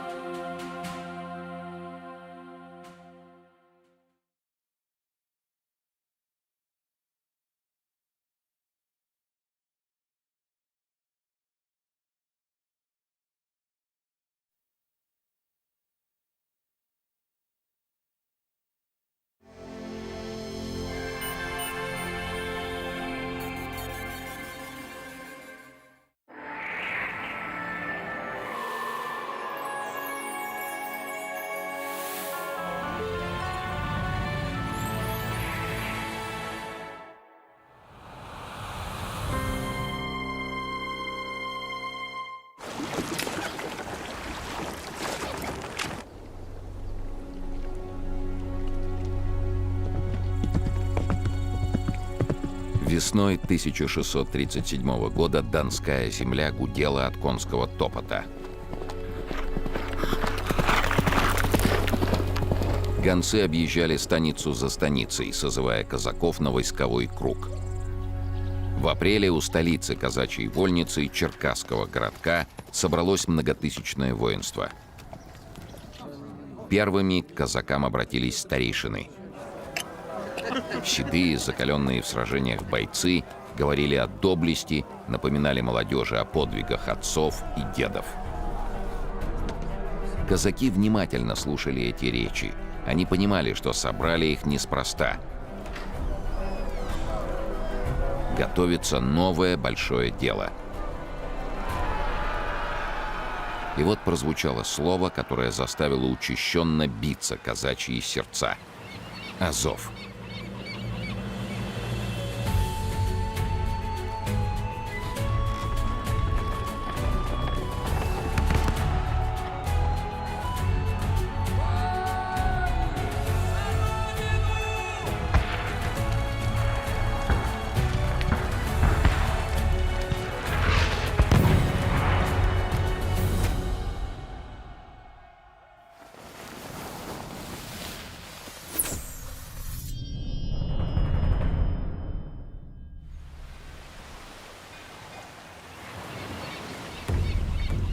Вот уже много лет от турецкой крепости Азов исходила угроза и южным русским городам, и казачьим станицам, и самому образу жизни донского казачества.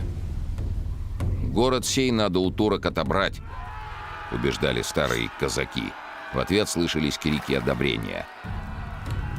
Казачий круг постановил захватить турецкую крепость и утвердить в Азове православную веру. Тотчас был выбран походный атаман. Кандидатура Михаила Татаринова, воина храброго и опытного, возражений не встретила. Татаринов Михаил Иванович, атаман войска Донского в 1637-38 годах. О его прошлом, а также о годах жизни ничего не известно. Прозвище Татаринов, вероятно, указывает на то, что он либо происходил из татар, либо находился когда-то в татарском плену.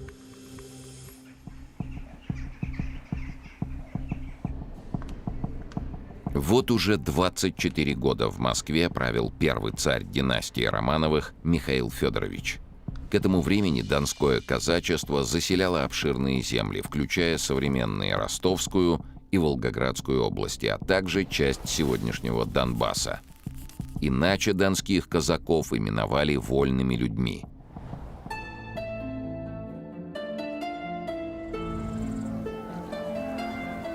Они хотя и присягали московскому государю, но впрямую ему не подчинялись. И больше всего гордились своей независимостью.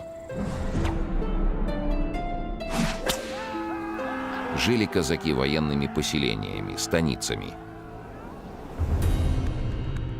Казацкие сообщества формировались на окраинах русского государства и Речи Посполитой, преимущественно на берегах рек, где проходили торговые пути. К годам правления Ивана Грозного некоторые группы выросли в крупные воинские формирования. Наиболее известными из них стали казаки запорожские, донские, яицкие и многие другие. Основной род занятий – военные походы и грабежи соседних народов. Порой служили за жалование различным государствам, а иногда и попросту разбойничали. Со временем казачьи сообщества были либо ликвидированы, либо влились в состав государственных вооруженных сил. Донское казачье войско стало самым многочисленным в Российской империи. На 1913 год его численность составляла 1 525 000 человек. Высшим органом самоуправления был круг – общее собрание мужчин-воинов. Свой круг существовал в каждой станице. На нем выбирали местных атаманов, делили добычу, принимали в казаки, вершили правосудие. А самые важные дела обсуждал войсковой круг, на который съезжались представители всего донского казачества. Обычаи не возбраняли жителям Вольного Дона охотиться, ловить рыбу, разводить скот. До середины XVII века строгий запрет был наложен лишь на одно занятие – землепашество. Нарушителю грозила смертная казнь. Казаком мог быть только воин, но не крестьянин. На казацкой территории землю обрабатывали только крестьяне, которые казаками не считались. Казаки жили на границе России с Османской империей и Крымским ханством. Вся их жизнь была наполнена войной, обороной и набегами на врага. Свои военные кампании против турок, татар или персов казаки шутливо называли «походом за зипунами» по названию верхней одежды. В этих походах казачья храбрость соседствовала с грабежом.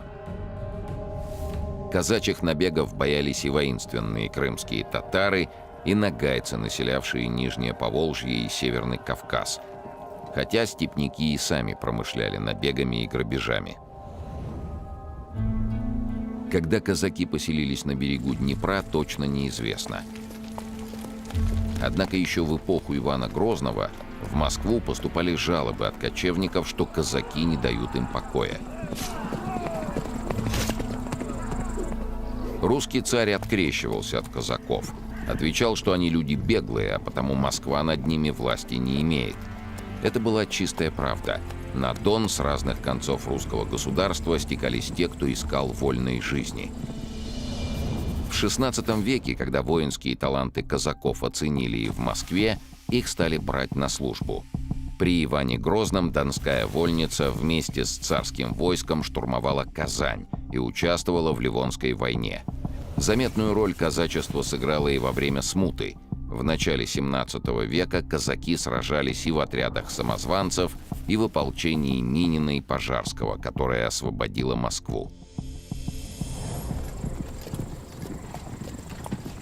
Атаман Татаринов хорошо знал свое войско. Казаки, даже возвращаясь с государевой службы, снова отправлялись за зипунами. Московский царь Михаил Федорович недавно закончил тяжелую войну с Польшей. Казна была разорена. Пришлось заключить мир и с прочими врагами, и с Турцией, и с ее вассалом Крымским ханством. Но все понимали, что мир этот временный.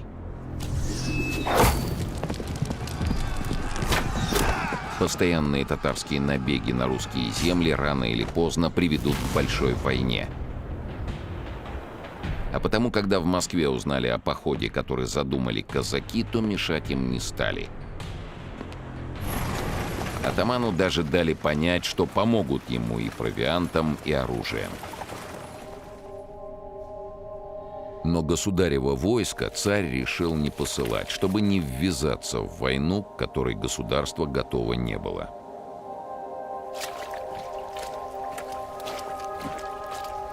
Но казаков это не остановило.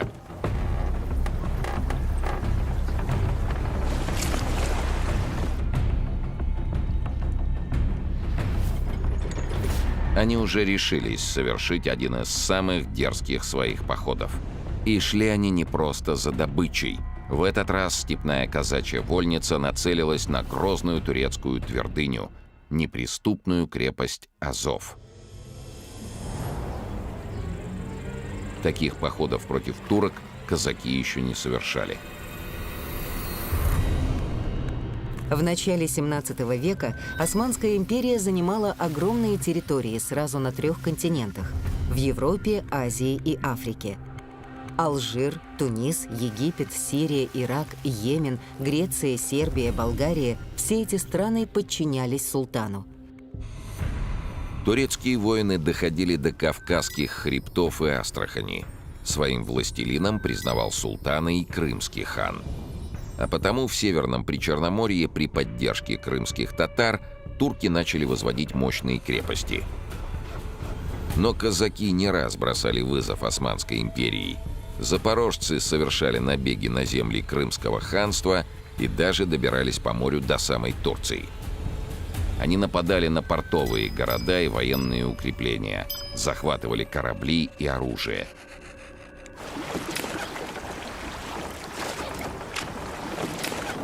В 1624 году казачьи суда подошли даже к стенам турецкой столицы.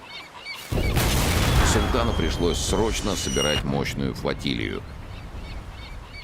Казаки ушли, но успели ограбить окрестности города. Донским казакам было сложнее участвовать в морских походах. Путь к морю им прикрывала стоящая на Дону турецкая крепость Азов.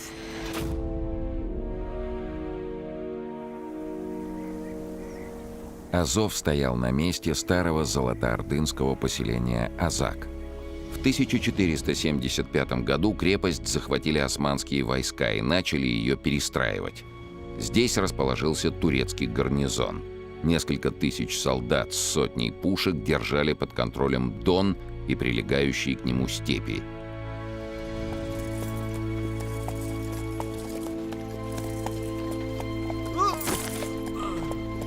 А сам Азов стал центром работорговли. Турки и их союзники, крымские татары, свозили сюда русских пленников и продавали их восточным купцам. Казаки и раньше совершали молниеносные атаки на Азов и его предместья. Иногда они были успешными, и тогда турки платили дань солью и рыболовными снастями. Однако затем в отместку турецкие отряды разоряли казачьи станицы. Донцы отвечали новыми набегами. Однажды им удалось даже ворваться в крепость. Но солдаты гарнизона вытеснили казаков за городские пределы. С тех пор прошло 12 лет.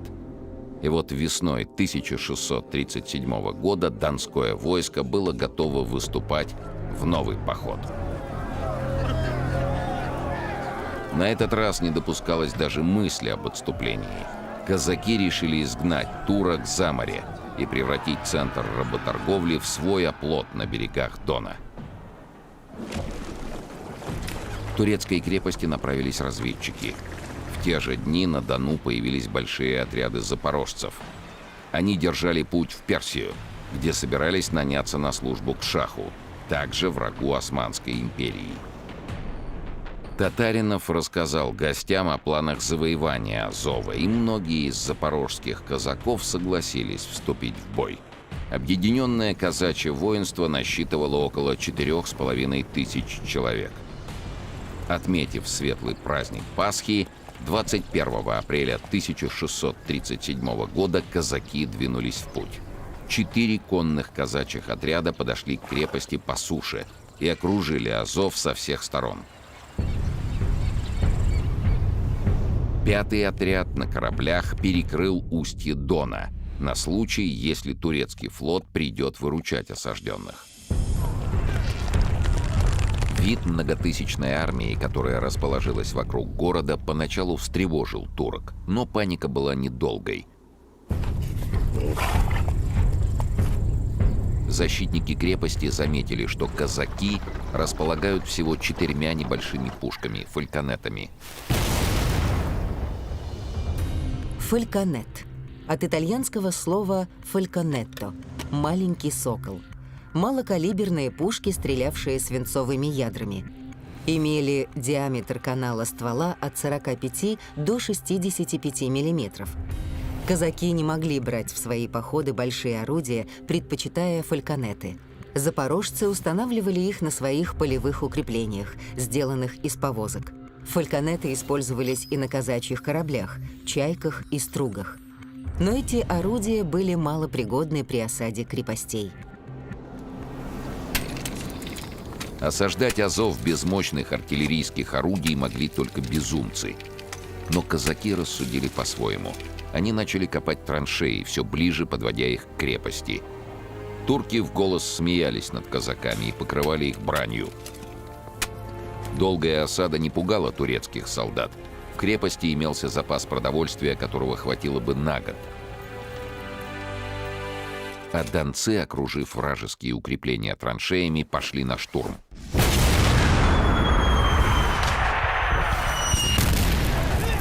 Со стен на казаков летели пули, лились кипяток и расплавленное олово. В ход шел даже обычный песок. Турки сыпали его в глаза казакам, ослепляя их. Атака была отбита. Атаман Татаринов решил, что больше не будет губить людей в бесплодных приступах, и избрал новую тактику. Его люди начали рыть подкоп под стену. Турецкие воины продолжали потешаться над смельчаками. Они обещали, что скоро вокруг Азова будет выстроена еще одна стена, и возведут ее из казачьих голов. Защитники города даже не догадывались, какая судьба ожидает их самих. 18 июня 1637 года подкоп был готов. Казаки заложили под стену бочки с порохом и приготовились к штурму. Накануне они постились, читали молитвы и исповедовались. По старому обычаю перед боем товарищи прощались друг с другом. Утром прогремел мощный взрыв, и часть крепостной стены рухнула. Первым в пролом ринулся сам атаман, за ним остальные. Целый день в Азове гремели выстрелы и звенели клинки. К вечеру город был взят. Казаки освободили 2000 русских пленников. Мусульмане, не успевшие покинуть крепость, нашли здесь свою смерть. Лишь несколько десятков турецких солдат укрепились в башнях, отбивая атаки. 3 дня они сражались в окружении. Казаки по достоинству оценили мужество врага. Атаман предложил им сдаться, пообещав свободу. Турецкий отряд был отпущен на волю.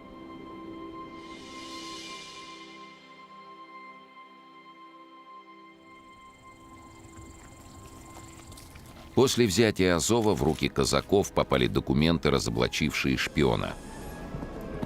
Как выяснилось, турецкий посол Фома Кантакузен предупредил гарнизон крепости о готовящемся походе. Кантакузен направлялся в Москву с дипломатической миссией. Он остановился в казачьей столице, Черкасском городке, как раз в те дни, когда подготовка к казачьему наступлению была в самом разгаре. Поняв планы атамана, дипломат разослал по ближайшим турецким заставам письменные предупреждения о грозящей опасности. Фома Кантакузен. Грек по национальности. Будучи подданным султана Османской империи, неоднократно выполнял его дипломатические поручения в Москве и в Крымском ханстве. Получив письменные подтверждения шпионской деятельности Кантакузена, Татаринов отправил весть в черкасский городок. Шпион еще не успел покинуть станицу и был схвачен казаками. Воинский круг обвинил дипломата в шпионаже, и Кантакузена казнили на месте. Донцы отправили в Москву письмо, где сообщали о взятии Азова и о расправе над Кантакузеном, который, по их словам, оказался не послом, а лазутчиком. В столице эти известия вызвали тревогу. К захвату турецкой крепости там были готовы, но вот еще и убийство посланника султана могло привести к войне с Османской империей. К ней Москва была не готова.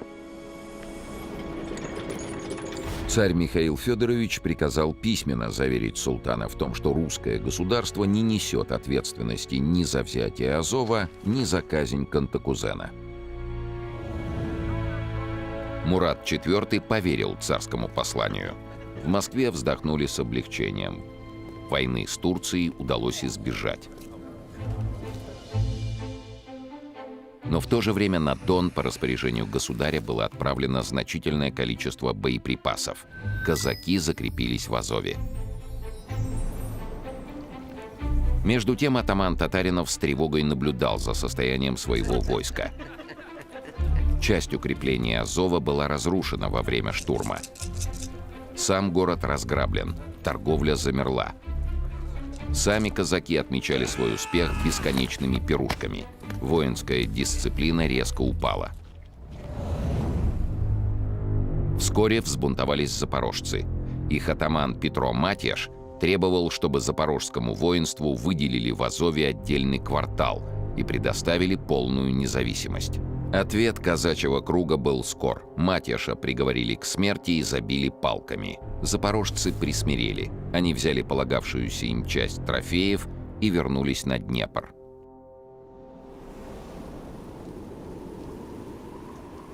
Приближалась зима. Татаринов понимал, что весной враг попытается вернуть крепость, и ему пришлось применить всю свою власть, чтобы образумить казачью вольницу. Донцы привели в порядок укрепления, расставили пушки на стенах и башнях. Со стороны степи Азов охраняла конная стража из 400 всадников. В самом городе кипела работа. Восстановили собор Иоанна Предтечи, построили новую церковь во славу Николая Угодника. Азов объявили христианским вольным городом. Сюда потянулись купцы из России, Турции и Персии. За стенами крепости снова потекла бойкая торговля.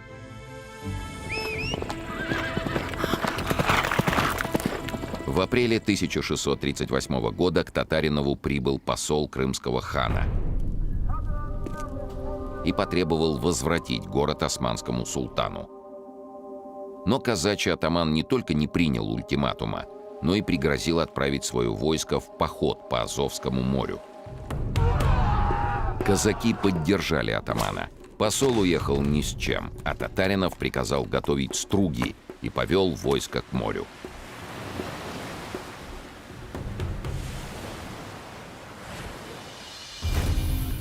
Струги. Плоскодонные суда длиной около 20 метров, шириной от 4 до 10 метров. Струги имели одну съемную мачту и могли ходить как под парусом, так и на веслах. На них часто устанавливались легкие пушки. Команда состояла из 20-60 человек и сама по себе не представляла серьезной военной силы. Но когда собиралась целая флотилия таких кораблей, они становились значительной угрозой противнику.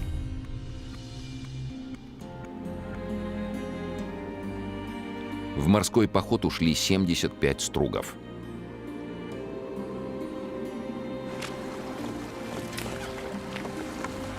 Едва они пристали к южному крымскому берегу, навстречу вышли русские пленные, которые уже много лет находились в татарской неволе.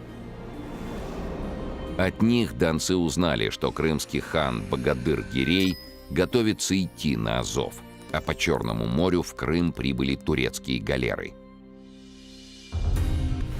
Галера. Тип боевого парусно-гребного корабля. Известен со времен древнейших цивилизаций – Египта, Финикии, Греции. Галеры являлись основой турецкого флота и представляли собой грозную силу.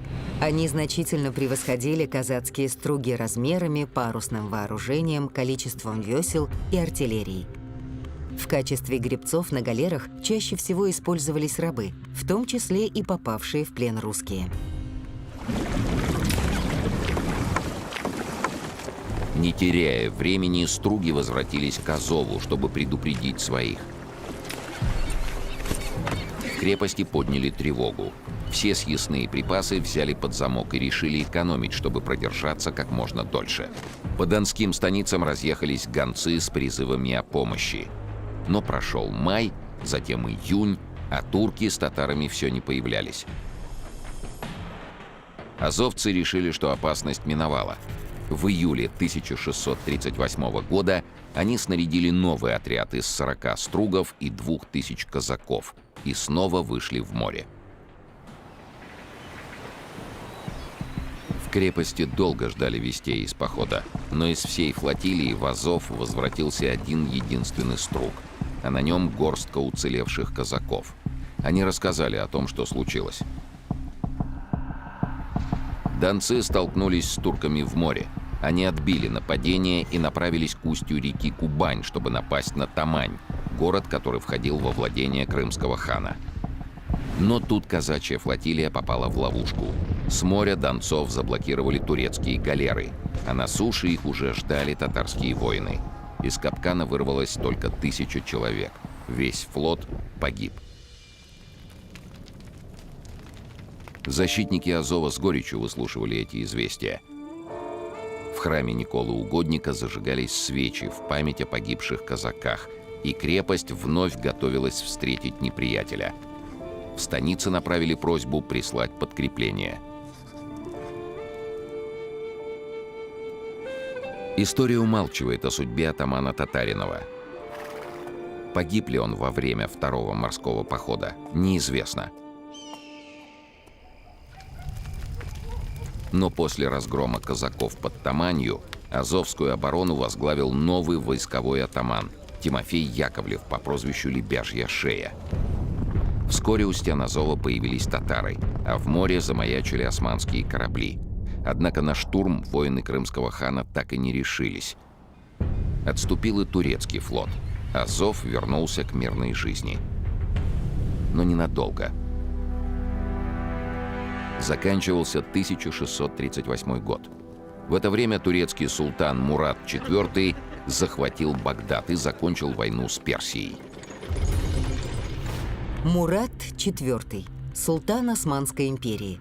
В годы Азовского похода ему исполнилось 26 лет, из которых 15 провел на престоле.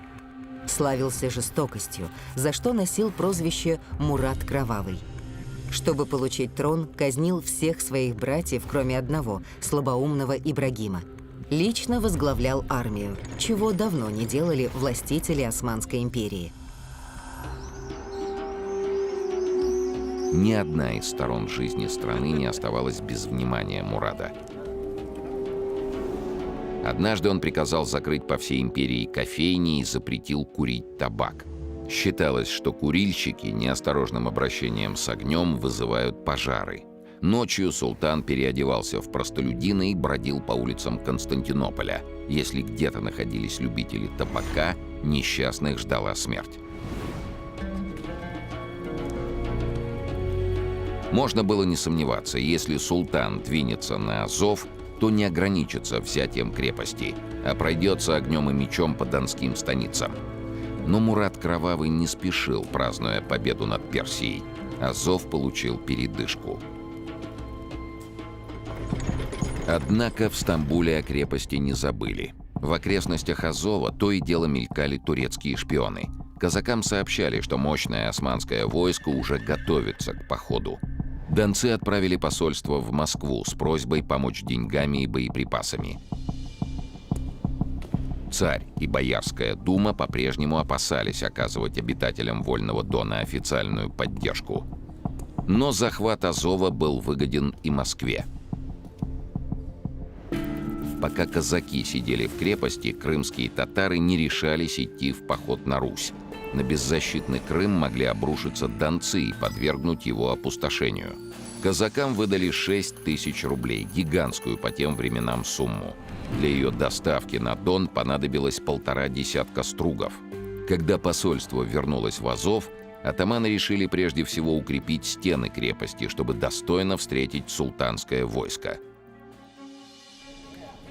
Донцы еще не знали, что в феврале 1640 года Мурат IV умер. Место на троне предстояло занять Ибрагиму, единственному из выживших братьев. Поскольку Ибрагим был психически нездоров, у руля империи фактически встал великий визирь Мустафа Паша. Кеманкеш Кара Мустафа Паша родился в Албании. Начал свою карьеру как офицер янычарского корпуса. В 43 года стал командующим турецким флотом, а еще через 3 года – великим визирем, то есть главным министром султана. Как военачальник и политик, Мустафа Паша считал возвращение Азовской крепости первоочередной задачей.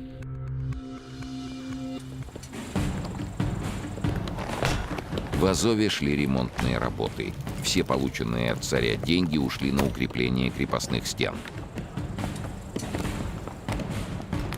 В новом письме Михаилу Федоровичу казаки заявляли, что хотят преподнести захваченную крепость в дар царскому сыну Алексею Михайловичу, которому в то время шел 12-й год. Русского царя призывали напрямую вмешаться в войну с Османской империей, но именно этого Москва пыталась избежать всеми силами. В переговорах прошла осень 1640 года. Донцам была обещана помощь, но только деньгами и хлебом. Вопрос присоединения Азова к России царские дипломаты обходили стороной. А в январе 1641 года нагрянул крымский хан. 5 дней шли бои с крымцами. Враг был отбит. Весной татары явились вновь. На этот раз их было немного. Посланцы хана стали уговаривать казаков уйти из города по-хорошему. Тем, кто проявит благоразумие, обещали деньги.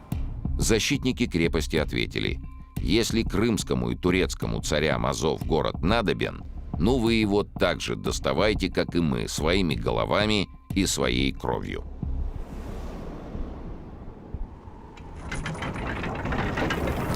Казаки поняли, что защищать крепость им предстоит только своими силами. Руководить обороной должен человек с непререкаемым авторитетом. Казачий круг избрал нового атамана, Наума Васильева по прозвищу Шелудяк, а в помощь ему второго атамана, Осипа Петрова. По приказу Васильева казаки выкопали перед крепостью ров шириной 8 метров и 4 метра в глубину. Для прочности его выложили камнем. К Азову подошли новые казачьи отряды.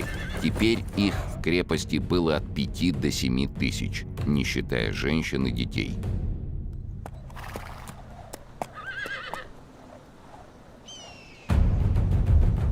В июне 1641 года огромное турецкое войско полководца Гусейн-Паши подошло к Азову. Казаки не могли сосчитать, сколь значительный неприятель им противостоял.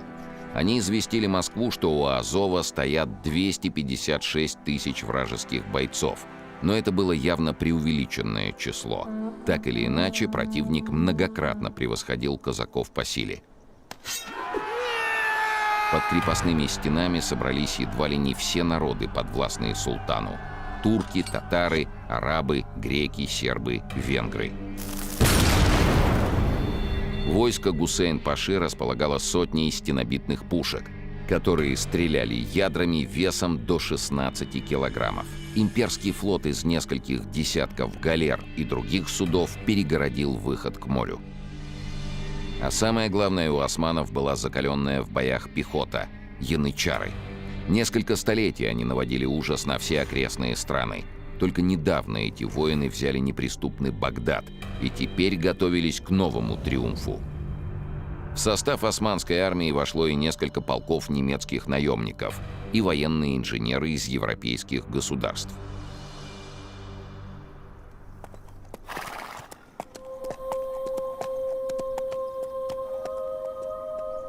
Гусейн-паша не торопился начать боевые действия.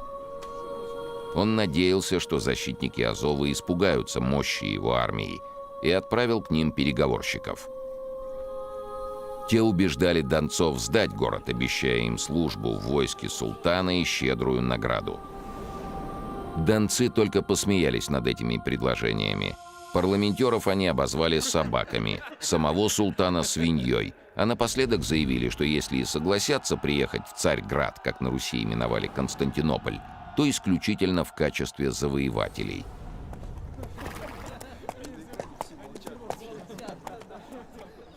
Переговорщики ушли ни с чем. А ночью казаки во главе с Наумом Васильевым устроили вылазку во вражеский лагерь. Большого урона туркам этот бой не принес, зато в крепость смогло прорваться подкрепление. После казачьей вылазки прошло несколько дней. Атаман Васильев наблюдал, как турки роют траншеи, стараясь подвести их как можно ближе к Азову. 4 года назад точно так же действовали сами донцы. Турки планировали собрать под стенами ударный кулак пехоты и бросить ее на штурм. В траншеях они были недоступны для казачьей артиллерии. Наум Васильев распорядился прорыть собственные подземные ходы, которые соединили бы осажденный Азов со вражескими позициями. Атаман готовился к подземной войне, но ждал, когда враг сделает первый ход. 25 июня утреннюю тишину прорезал дикий вопль тысяч голосов. Подали сигнал полковые трубы, ударили барабаны.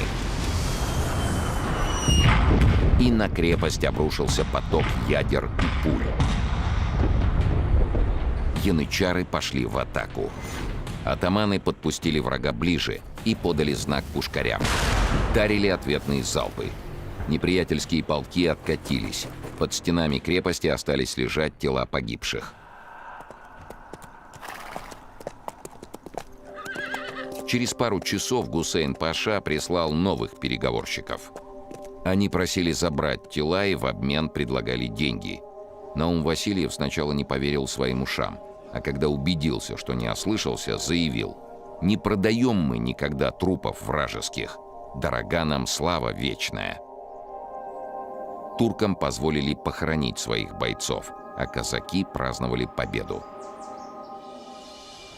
Неудачный приступ показал туркам, что быстро взять крепость не удастся.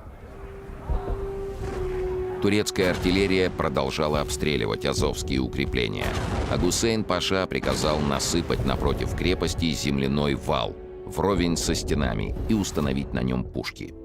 Это открывало выгодную позицию, с которой можно было бы сравнять с землей все защитные сооружения крепости. 3 года назад турки именно так взяли Багдад. Казаки следили, как рядом с Азовом вырастает рукотворная гора. Когда вал был готов и турки начали затаскивать на него бочки с порохом, защитники крепости совершили вылазку. Янычары бежали, а их знамена и весь порох достались казакам. Азовцы устроили подкоп и подложили под расположение неприятеля мину из трофейных боеприпасов. Сильнейший взрыв унес жизни тысячи янычар. Гусейн-паша пришел в бешенство. Он обрушил на крепость все силы своей артиллерии. Целую неделю турецкие орудия не замолкали ни на минуту, расходуя в день до 1000 снарядов. Были разбиты жилые дома, церковь Иоанна Предтечи и 8 крепостных башен из 11. Серьезно пострадали стены. Чтобы спастись от пушечных ядер, казакам пришлось рыть землянки прямо в городе. Турки пошли в атаку и взяли предместье Азова. Но радость победителей была недолгой. Повсюду стали раздаваться взрывы. Это казаки пустили в ход мины, заложенные на случай вражеского штурма.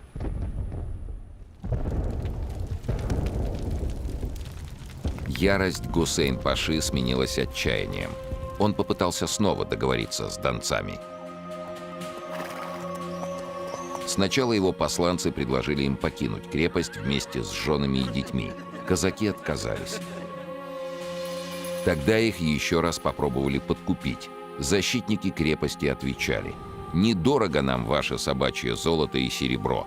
В Азове и на Дону у нас и своего много. Нам, молодцам, нужно и дорого, чтоб была о нас слава вечная по всему свету, что не страшны нам ваши паши и силы турецкие». Пока шли переговоры, продолжалась минная война. Турки с помощью иностранных инженеров рыли подкопы. Казаки навстречу им тянули свои контрподкопы. Знаменитый путешественник Эвлия Челеби, который находился в рядах турецкой армии, позже напишет, что в искусстве рыть подкопы азовцы превзошли даже земляных мышей. А пока и сам Эвлия Челеби и все османские воины находились в чудовищном напряжении. По ночам казаки выбирались из подземных ходов, атаковали врага и вновь возвращались в Азов. Прошло уже 2 месяца с начала осады, а бесчетное воинство султана не могло справиться с горстью казаков. Гусейн-паше пришлось просить подкреплений в Константинополе. К Азову прибыли свежие силы неприятеля. Судьба крепости должна была вот-вот решиться. Сентябрьским утром, как писал Эвлия Челеби, показалось, что небо треснуло пополам. Вся турецкая артиллерия ударила по Азову, а затем в атаку пошла пехота. И вновь казаки отбили неприятельский приступ. Последовал новый штурм, за ним 3-й, 4-й. Гусейн-паша посылал в атаку все новых солдат. Даже по ночам янычары пытались по веревкам взобраться на стены. Начались рукопашные схватки. В ход пошли ножи. Турки продолжали идти на приступ. Наум Васильев был тяжело ранен. Командование принял Осип Петров. Но взять полуразрушенный Азов враг так и не смог. Казаки не спали уже несколько суток. Некоторые рассказывали о том, что им явилось видение, источающее неземной свет женщина, которая прямо в воздухе стоит посреди Азова, словно оберегает его. А Науму Васильеву привиделся длинноволосый старик в светлых ризах. Тот строго смотрел с крепостной стены на басурманские полки. В наступившем затишье казакам оставалось лишь одно — молиться. Крепость должна была пасть со дня на день. Но подступали холода, а казаки не сдавались. В обозе османской армии заканчивалось продовольствие. Зимой в степи голодающему войску грозила смерть. Гусейн-паша написал в Константинополь, предлагая отвести армию и вернуться к городу весной. Ответ султана был краток: «Паша, возьми Азов или отдай голову». И все же командующий приказал готовиться к отступлению. Сохранив войска, он еще мог спасти жизнь. Расчет оказался верным. Командующего пощадили.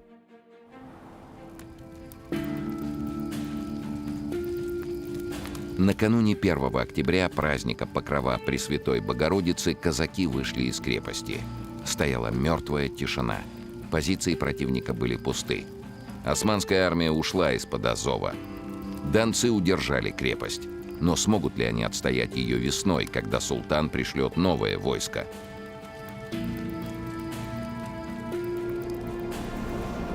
Атаман Осип Петров снова отправил в Москву посольство с просьбой взять крепость под свою опеку, прислать воеводу и регулярную армию. Он надеялся, что если государь узнает, сколько сил стоило удержание Азова, то пришлет войска казакам на подмогу.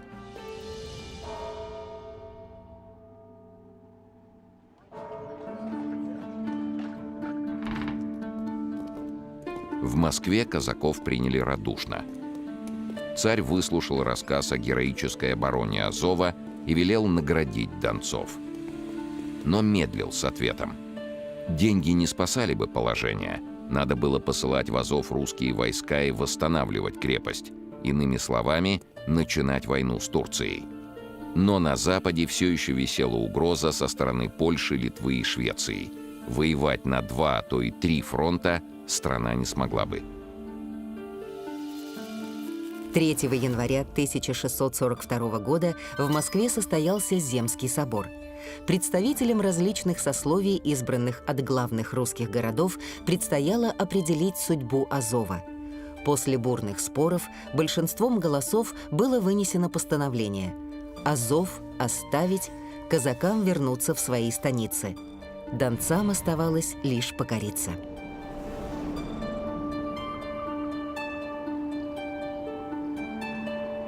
Летом к устью Дона снова прибыла османская армия. Азов не подавал признаков жизни. Несколько суток турки стояли у развалин, опасаясь, что казаки приготовили им ловушку. И только на 4-й день неприятельские войска вошли в город. Крепость была пуста. Казаки вывезли запасы продовольствия, артиллерию и снаряды, после чего взорвали уцелевшие стены и башни. Османам остались сплошные руины. Пройдут годы, и восстановленную турками крепость будет штурмовать внук Михаила Федоровича, русский царь Петр I. Но через 15 лет и ему придется оставить город. Лишь в 1737 году при царице Анне Иоанновне русские войска генерала Ласси возьмут Азов, и он навсегда войдет в состав российского государства. До сегодняшнего дня возле колокольни войскового Воскресенского собора станицы Старочеркасской хранятся трофеи Азовского похода: створки ворот крепости, 2 калитки до коромысла городских торговых весов. Эта нехитрая военная добыча стала первой в той череде войн, которая закончится полным освобождением азовских и причерноморских земель от турецкого господства.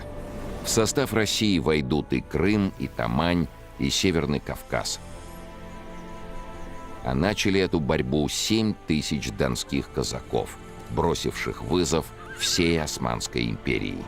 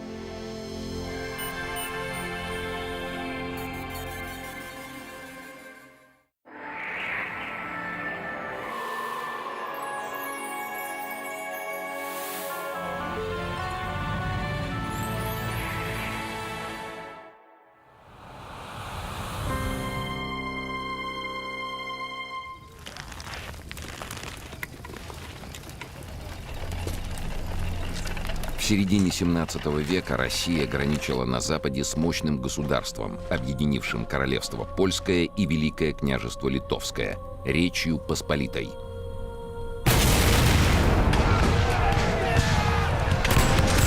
Периоды мира между странами сменялись вспышками военных конфликтов. Речь Посполита пыталась расширяться за счет земель Московского царства, а Москва стремилась возвратить земли бывшей Киевской Руси с православным населением, в том числе и захваченный поляками Смоленск. Кроме того, Русь стремилась воссоединиться с православными народами Украины и Белоруссии, находящимися под властью Польши и Литвы. С воцарением Алексея Михайловича Романова войны с Речью Посполитой приутихли, но обе стороны понимали, достаточно малой искры, чтобы борьба возобновилась. И высек эту искру подданный польского короля, писарь украинского казачьего войска Богдан Хмельницкий.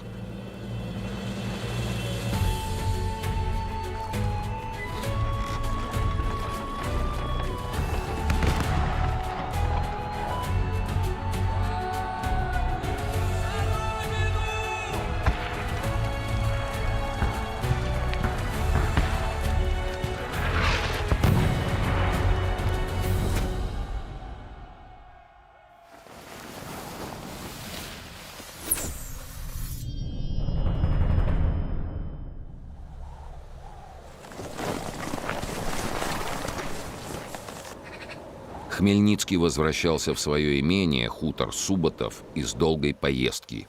Он вез подарки для детей и для своей любимой. Но уже в дороге его стало одолевать недоброе предчувствие.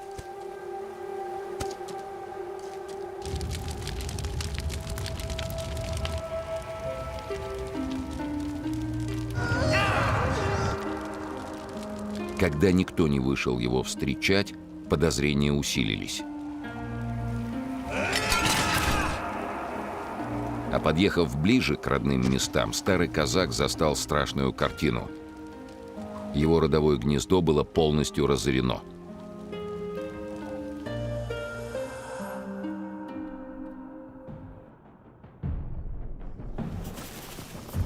Казаки составляли значительную часть населения Юго-Западной Руси, нынешней Украины, которая в то время входила в состав Речи Посполитой. Многие из них селились в низовьях Днепра, за его порогами. В Запорожской Сечи казаки подчинялись только старшинам и кошевому атаману, которых сами и выбирали.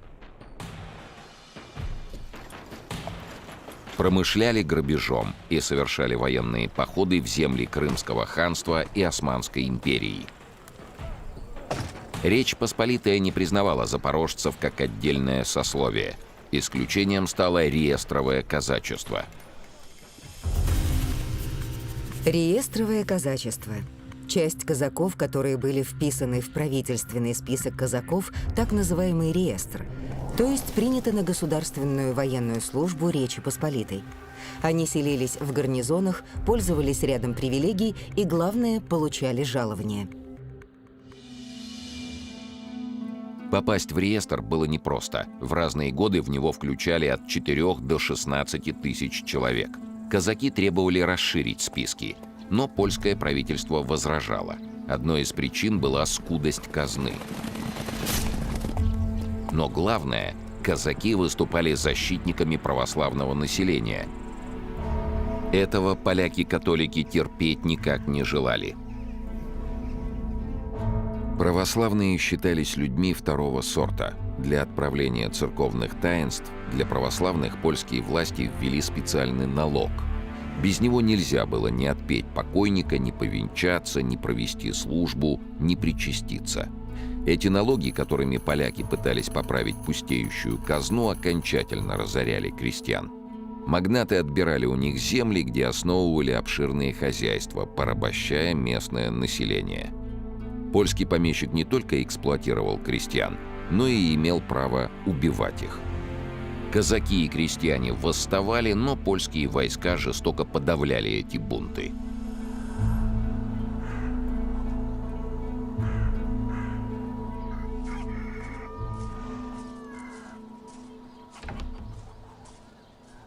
Сотник реестрового казачества, а затем войсковой писарь Богдан Хмельницкий был верным слугой Владислава IV, короля Речи Посполитой. Когда умерла жена, Богдан начал жить с молодой девушкой по имени Матрона и решил осесть на хуторе Суботов, который достался ему в наследство от отца. Но вскоре семейному счастью пришел конец. Во время отлучки Хмельницкого на хутор нагрянули вооруженные люди во главе с польским подстаростой Даниэлем Чеплинским. Они разорили имение и до полусмерти засекли 10-летнего сына Хмельницкого. Чеплинский увез Матрону как трофей, после чего силой взял в жены. Хмельницкий пошел в суд, но справедливости не добился. Он обратился к королю. Тот ответил казаку: «У тебя есть твоя сабля». Но до поединка дело не дошло. Хмельницкого обвинили в заговоре и бросили в тюрьму. С трудом выбравшись на свободу, он вспомнил совет короля.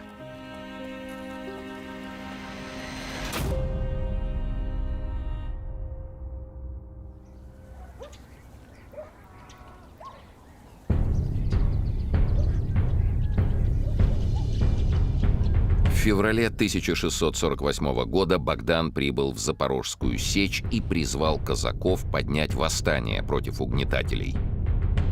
Его речь была столь убедительной, что его тут же избрали гетманом войска Запорожского. К запорожцам присоединились реестровые казаки и добровольцы из крестьян. Гетман заключил союз с крымским ханом Ислам-Гиреем, и тот прислал в помощь несколько тысяч всадников.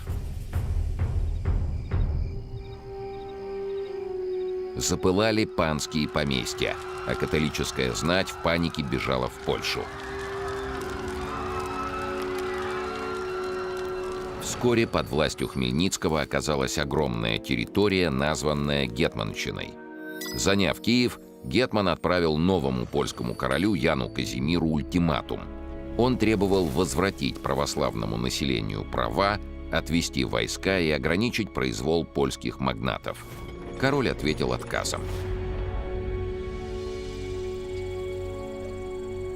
Война шла больше 5 лет, пока в 1653 году не зашла в тупик. Крымский хан переметнулся к польскому королю, но добиться полного превосходства не могла ни одна из сторон.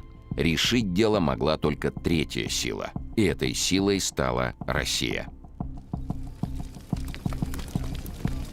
Еще в 1648 году, сразу после начала войны с поляками, Хмельницкий написал письмо московскому государю и просил царя Алексея Михайловича принять войско Запорожское в российское подданство. Алексей Михайлович, второй царь из династии Романовых. Взошел на престол в 16-летнем возрасте. Отец 16 детей, в том числе будущего императора Петра I. Провел военную, монетную и церковную реформы. Имел выдающиеся познания в богословии, интересовался науками. Носил старинный титул «Клементиссимус», что в переводе с латыни значит «тишайший». Прочитав послание гетмана, царь Алексей Михайлович задумался. Если согласиться на предложение казаков, то долгой войны с Речью Посполитой не миновать. А тут и в самом Московском царстве разгорелся бунт. Его назвали соляным. Народ был возмущен введением новой пошлины на соль, главный консервант того времени. Горожане громили боярские и купеческие дворы. Волнения продолжались несколько месяцев. В такой ситуации о новой войне не могло быть и речи. Решение вопроса о приеме запорожских казаков под царскую руку пришлось отложить. Но казаки и крестьяне гетманщины и думать не желали о возвращении под власть Польши. Народ надеялся только на мощь русского войска. Осенью 1653 года Богдан Хмельницкий снова обратился к царю. К тому моменту на московской земле наступило спокойствие. Силы государства окрепли. Наконец появилась возможность объединить части единого православного народа. 1 октября в Кремле начал заседание Земский собор, который высказался за принятие казаков под высокую государеву руку. Собор постановил: войну весть, а терпеть больше того нельзя.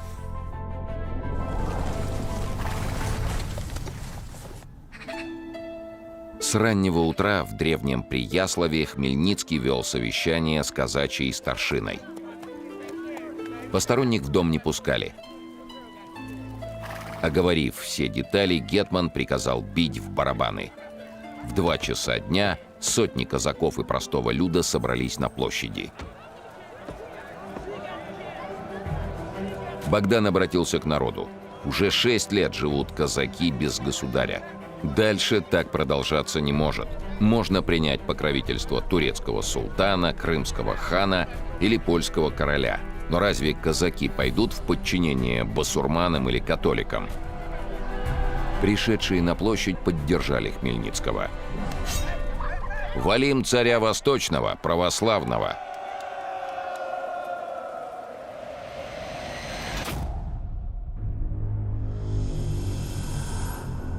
8 января 1654 года в Успенском соборе при Яслово Богдан Хмельницкий с казаками присягнули царю Алексею Михайловичу из рода Романовых.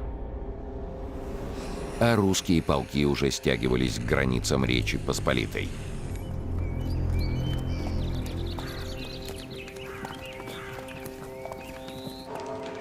Алексей Михайлович лично составлял план боевых действий.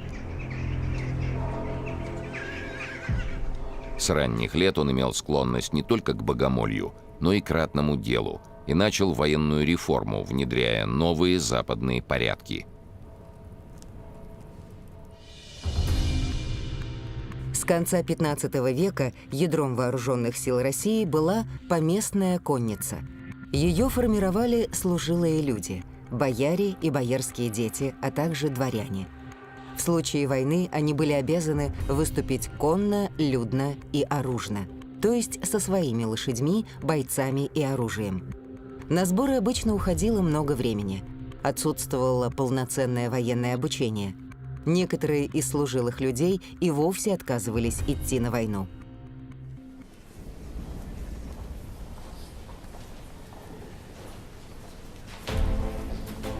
Поместное войско Алексей Михайлович постепенно заменял полками нового строя. Первые из них появились еще при царе Михаиле Федоровиче, но именно Алексей начал формировать их в массовом порядке. Для обучения солдат приглашались иностранные советники. Реорганизовалась и конница. Драгуны учились действовать в пешем строю.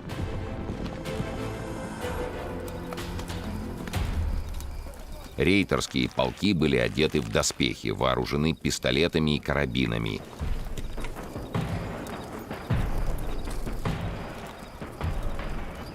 Польский хронист Веспасиан Каховский писал о московских рейтерах. Конница щеголяла множеством чистокровных лошадей и хорошим вооружением. Ратные люди отчетливо исполняли все движения, в точности соблюдая ряды и необходимые размеры шага и поворота. Со стороны эта стройная масса воинов представляла прекрасное зрелище.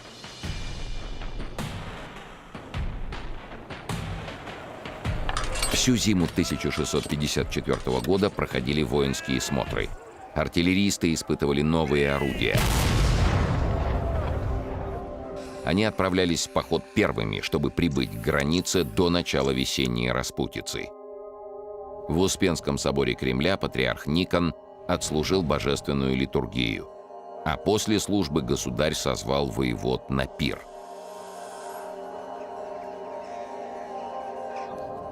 Он напомнил обо всех неправдах, которые чинили русским западные соседи, об утраченных землях, о том, как жестоко поляки притесняют православных. А затем была объявлена монаршая воля. Царь лично возглавит поход на неприятеля. На Речь Посполитую обрушивались три главных удара. Северо-западная армия во главе с опытным воеводой Василием Петровичем Шереметьевым развернулась возле Великих Луг и готовилась наступать на Полоцк и Витебск. Юго-западная армия под началом боярина Алексея Никитича Трубецкого стояла под Брянском и готовила удар на Мстиславль и Рославль. Руководство самой крупной центральной армией, которая из-под Вязьмы должна была двинуться на Смоленск, взял на себя сам Алексей Михайлович.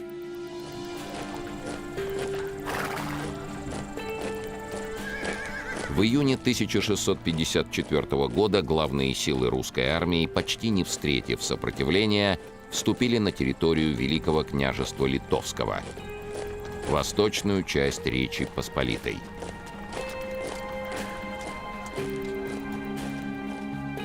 Сбывались самые смелые надежды государя. Многие города сами открывали крепостные ворота и встречали русских хлебом и солью, видя в них избавителей от ненавистной шляхетской власти. Пали крепость Белая, Дорогобуж, Невель, Полоцк, Рославль, Мстиславль. 26 июня царское войско осадило Смоленск. Подготовка к штурму заняла 1,5 месяца.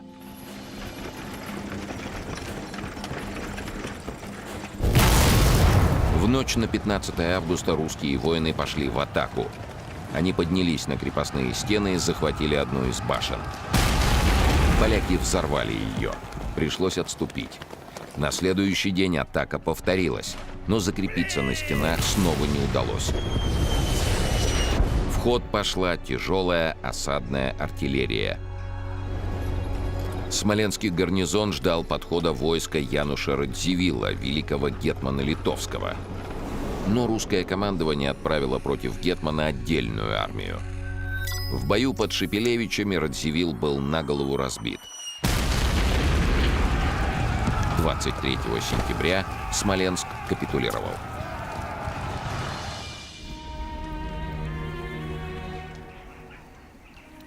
С раннего детства будущий царь слышал рассказы об этом героическом городе.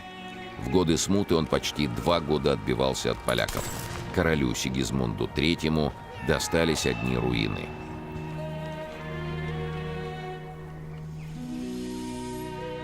Алексею было 3 года, когда его отец Михаил Федорович послал к городу войска. Вел их сам Михаил Шейн, душа и сердце первой Смоленской обороны.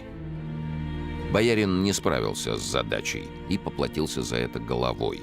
Еще 20 лет Смоленск оставался под польской властью.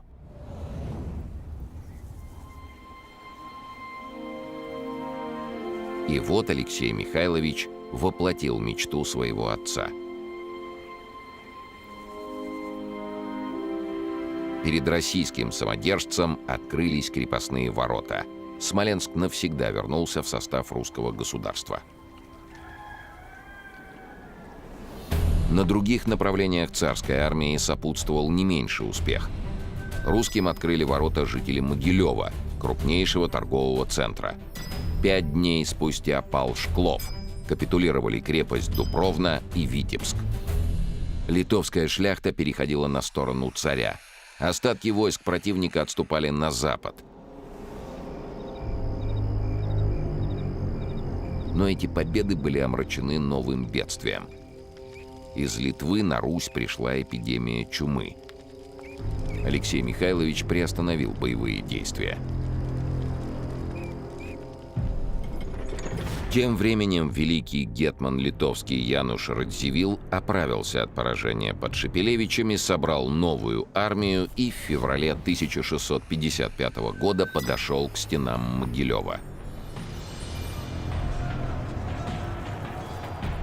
Осада затянулась на 3 месяца. Русский гарнизон отражал штурм за штурмом, один яростнее другого. Гетман был вынужден отступить.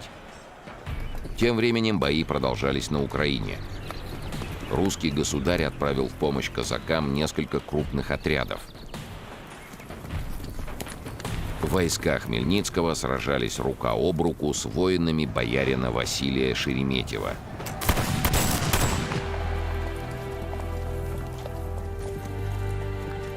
Богдан Хмельницкий возглавил огромную армию. А начатое им восстание переросло в войну, которая изменила ход европейской истории. Прошло 7 лет после трагических событий на хуторе Суботов. Но Богдан ничего не забыл и не простил своих врагов. Судьба возлюбленной Богдана Хмельницкого Матроны, увезенной Чеплинским, до сих пор вызывает споры среди историков. Считается, что она вышла замуж за Чеплинского, но затем возвратилась к Хмельницкому. Сыновья самого гетмана и его окружение не доверяли Матроне, подозревая в связях с Чеплинским. По некоторым сведениям, сын Хмельницкого Тимофей обвинил ее в предательстве и краже казны и приказал повесить ненавистную мачеху. Предметом споров остается и личность сына Хмельницкого, избитого Чеплинским во время налета на Суботов. Некоторые историки полагают, что он умер от побоев. Подтверждений смерти мальчика нет, но его имя больше нигде не упоминается, в отличие от 2 других сыновей. Старший из них, Тимофей, погиб в 1653 году, и наследником гетмана остался младший сын, Юрий. Неподалеку от Львова казаки Хмельницкого нанесли поражение польской армии Станислава Потоцкого и окружили город.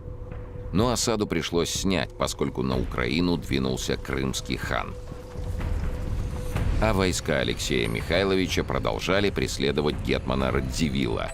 Тот отступил к своей столице, Вильно. 29 июля на подступах к городу польско-литовская армия была разбита, и Вильно сдался на милость победителей. Многие столетия Москва и Вильно были городами-соперниками. То открыто враждовали, то заключали временные союзы. И вот московский царь въезжал в покоренный город. Глазам Алексея Михайловича открылась жуткая картина. С городских улиц еще не успели убрать трупы. Государь приказал похоронить всех погибших и только после этого отпраздновал большую победу.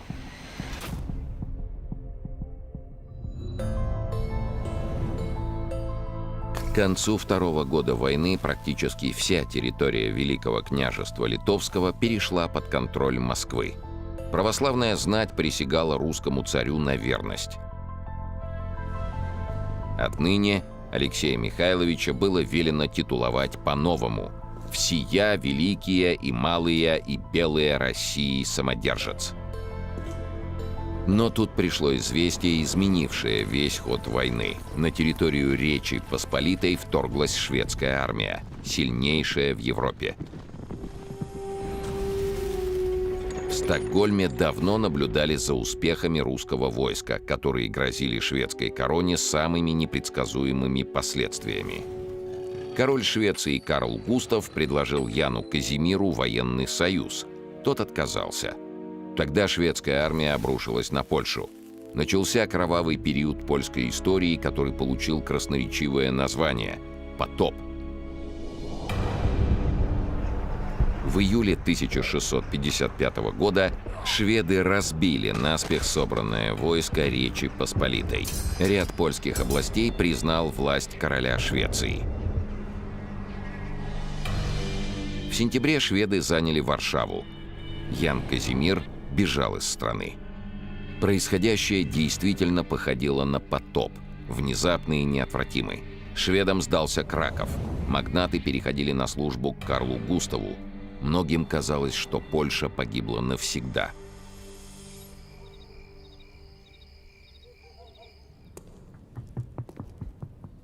Алексей Михайлович держал совет с ближайшими соратниками.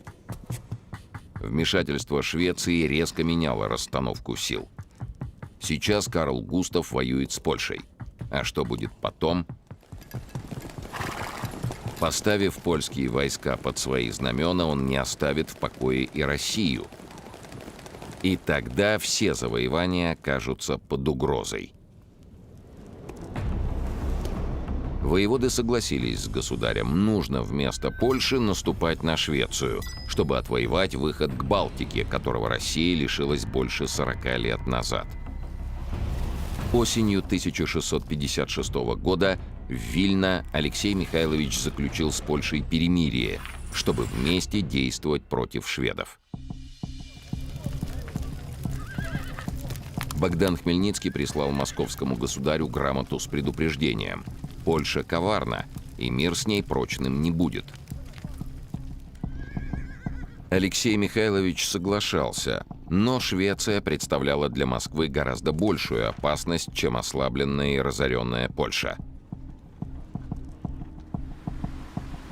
Царское войско подступило к Балтийскому побережью.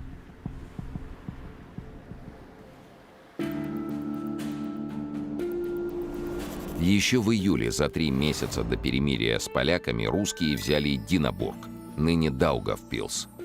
По царскому велению город был переименован в Борисоглебов. Вскоре пала другая крепость – Кокенгаузен. 24 августа в осаду была взята Рига. Русская артиллерия вела огонь по городу днем и ночью. Рижские жители умоляли генерал-губернатора сдать город русским. Но тот сохранял спокойствие. Вскоре осенние дожди размыли дороги. Продовольствие в русском лагере стало подходить к концу. Царь рассчитывал на помощь союзной Дании, которая должна была блокировать Ригу с моря. Но датский флот так и не прибыл. Зато шведы получили подкрепление и запас провизии. В начале октября рижский гарнизон под командованием графа Магнуса де Лагарди напал на русский лагерь, отбросил царские войска от города, захватив 17 полковых знамен. Дальнейшее продолжение осады не имело смысла. К тому же появились слухи о том, что в Риге началась эпидемия чумы. Алексей Михайлович приказал отвести войска. На других участках фронта Россия одерживала победу за победой. Армия под командованием бояр Алексея Трубецкого и Юрия Долгорукова взяла Дербт. Воевода Петр Потемкин захватил крепость Ниеншанс, где через 50 лет будет заложена русская столица Санкт-Петербург. Шведы шутили, что московский царь стукнулся головой о Ригу. Но в целом кампания складывалась удачно. Русские войска вышли к Балтике. Оставалось лишь удержать занятые позиции. Но в следующем 1657 году армия Магнуса де Лагарди перешла в контрнаступление. Отвоевать Дербт шведы не могли. Зато вторглись на русские земли и осадили приграничную крепость Гдов. На помощь городу пришло войско князя Хованского. Хованский Иван Андреевич, боярин, воевода. Начал службу как стольник царя Михаила Федоровича, создатель первых в России гусарских рот. В 1682 году возглавил Стрелецкий бунт и был казнен вместе с сыном Андреем по приказу царевны Софьи.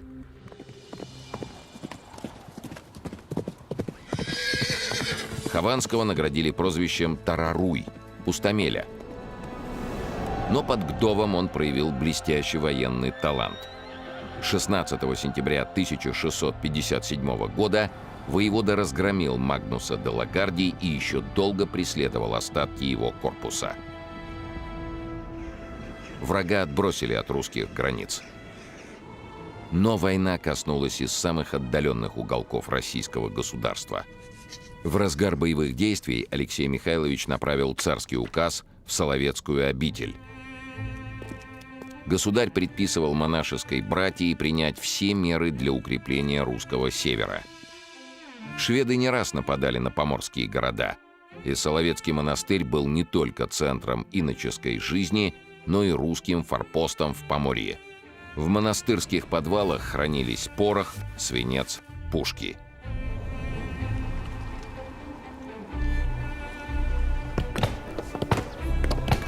На Соловках взялись за дело.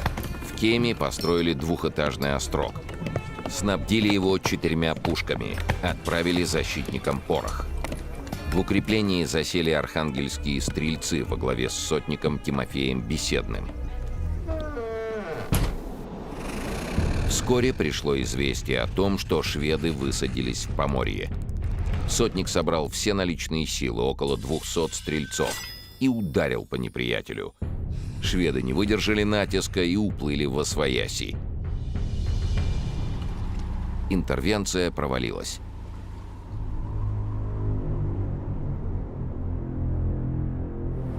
Разорительная война уносила множество жизней, но преимущества не получала ни одна из сторон. В результате 22 августа 1658 года Россия и Швеция заключили перемирие в местечке Валиесари. Военные действия с Речью Посполитой также были приостановлены. Русские дипломаты в Вильно пытались договориться с поляками о новом размежевании границ.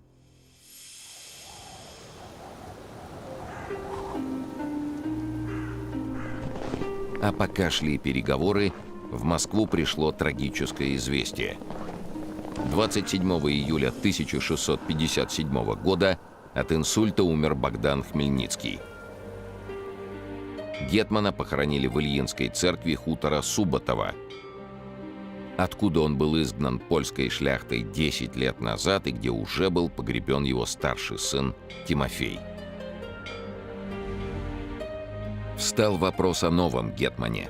Перед смертью Хмельницкого казачья верхушка обещала передать власть его младшему сыну Юрию. Но юноше было всего 16. Управление огромным запорожским воинством было ему не под силу. 21 октября 1657 года на Корсунской раде временным гетманом избрали Ивана Выговского, бывшего войскового писаря Богдана Хмельницкого. Он должен был беречь булаву для Юрия, пока тот не войдет в совершенные лета.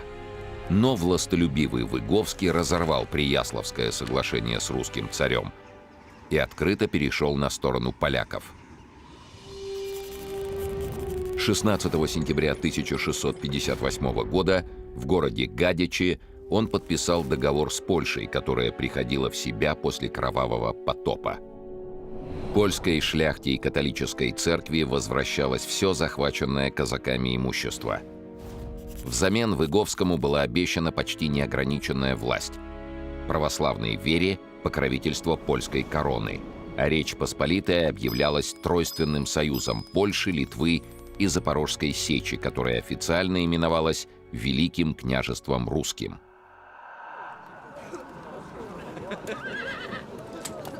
Мнения запорожцев разделились. Многие с возмущением встретили известие о заключении Гадичского договора, но другие в надежде на привилегии поддержали Выговского. Так началось разделение в запорожском войске. Часть его вступила в коалицию против Московского царства, другая выступала на стороне царя. В 1658 году русско-польская война разгорелась с новой силой. Войска Выговского осадили Киев, занятый московским войском.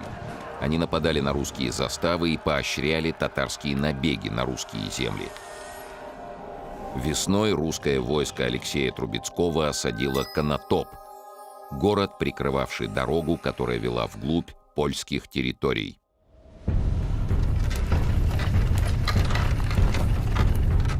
Конотопский гарнизон уже был готов сдаться, когда под городские стены подошла огромная армия. Ей командовали сам Выговский и хан Мухаммед Гирей.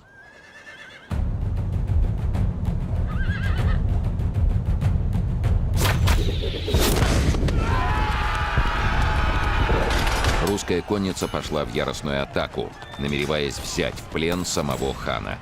Командовали конным отрядом князья Семен Львов и Семен Пожарский. Пожарский Семен Романович. Князь из рода Рюриковичей.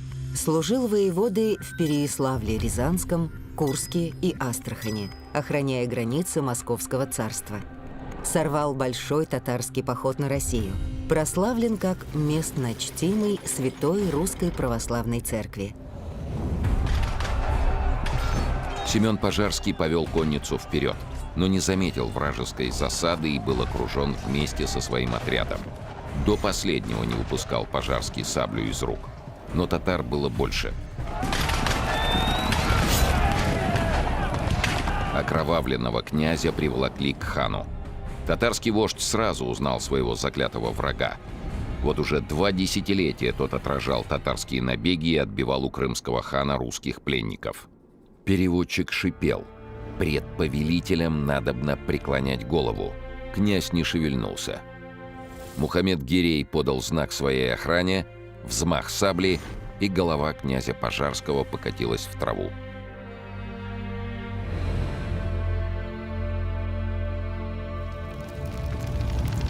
После разгрома конницы князь Трубецкой был вынужден снять с Конотопа осаду. Русское войско отступило. Тем временем на Украине вспыхнули восстания против гетмана Выговского. Сама мысль о возвращении под польскую власть была ненавистна и крестьянам, и большинству казаков.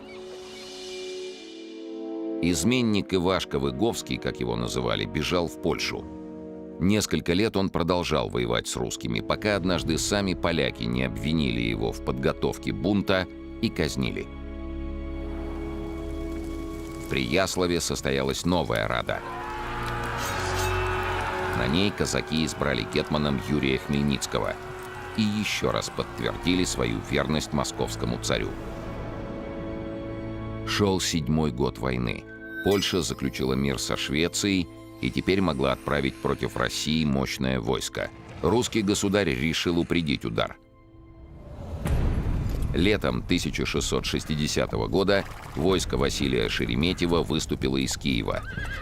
Юрий Хмельницкий с 20 тысячами казаков должен был соединиться с русским войском. Однако он опаздывал. Под напором превосходящих вражеских сил армия Шереметьева отступила и под городом Чудновым попала в окружение. Больше месяца до начала ноября русские ратники отчаянно сопротивлялись польско-татарским отрядам. Когда закончился порох, неприятеля разили копьями и саблями. В русском лагере все еще надеялись на помощь Юрия Хмельницкого. Но вскоре пришло известие, что тот разорвал союз с Москвой. 17 октября 1660 года в страхе за свою жизнь он перешел на сторону врага и присягнул королю Речи Посполитой. Это предательство привело к настоящей катастрофе. Не имея сил противостоять противнику под Чудновым, Шереметьев был вынужден сдаться. Он пообещал полякам вывести гарнизоны из Киева, Прияслава и Чернигова. А когда русские сложили оружие, татары устроили резню. Погибли несколько тысяч русских. Сам Шереметьев был взят в татарский плен. Шереметьев Василий Борисович. Боярин, полководец. На посту тобольского воеводы отражал многочисленные калмыцкие набеги на сибирские владения Московского царства. Во время русско-польской войны командовал Южной армией. В 1658 году был назначен первым киевским воеводой. В татарском плену он провел 21 год и скончался через полгода после освобождения. Несмотря на поражение Шереметьева, Киев не сдался полякам. Его воевода Юрий Борятинский отказался выполнять условия капитуляции. Борятинский Юрий Никитич. Русский воевода, боярин. Победитель ряда сражений русско-польской войны. Один из главных усмирителей бунта Степана Разина. В 1670 году под Симбирском одержал победу над его войском. Казаки на левом берегу Днепра также не спешили складывать оружие. Восстание против изменника Юрия Хмельницкого поднял его дядя Яким Самко. Целый год шли бои между отрядами Самко и молодого Хмельницкого. Наконец, 26 июля 1662 года в битве под Каневом Юрий Хмельницкий был разгромлен и сложил гетманские полномочия. Но тут пришла тревожная новость из Литвы. В Вильно, захваченным царскими войсками, разразился мятеж. Сторонники польского короля перебили русский гарнизон и захватили город. Виленский комендант, князь Даниил Мышецкий, несколько раз писал в Москву, что в Вильно кроется измена, и требовал дополнительного войска. Но было уже поздно. Когда польско-литовская армия подошла к городу, князь держал оборону в замке. Верные ему воины отбили 5 приступов. Поляки решили взять Вильно измором. Сюда прибыл сам король Ян Казимир. К этому времени у Мышецкого оставалось всего 78 человек. Он приказал собрать весь порох и заложить мину, чтобы взорвать себя вместе с поляками. Но наемники-иностранцы напали на князя и выдали его королю. Ян Казимир устроил судилище и приговорил коменданта к отсечению головы. Казалось, военное счастье склоняется на польскую сторону. Чтобы избежать войны на 2 фронта, летом 1661 года царь Алексей Михайлович был вынужден подписать мир со Швецией. Для России он оказался невыгодным. В обмен на торговые уступки пришлось вернуть все завоеванные земли. А на гетманщине бушевала гражданская война. Страна, позже получившая название Украины, разделилась по берегам Днепра. На левом берегу держали сторону Москвы, на правом клонились к Польше. Король Ян Казимир искал решительного успеха и лавров победителя. Осенью 1663 года он возглавил большой поход, чтобы взять под свой контроль левобережную часть Гетманщины, а затем вторгнуться и в московские земли. Начало похода внушало Яну Казимиру большие надежды. Его отряды захватили Борисполь, Кременчуг, Лохвицы, Ромны. Но тут польское войско наткнулось на неожиданное препятствие. Крошечный и слабо укрепленный Глухов встретил противника яростным сопротивлением. Поляки взбирались на обледенелые валы городка, но гарнизон отбивал все приступы.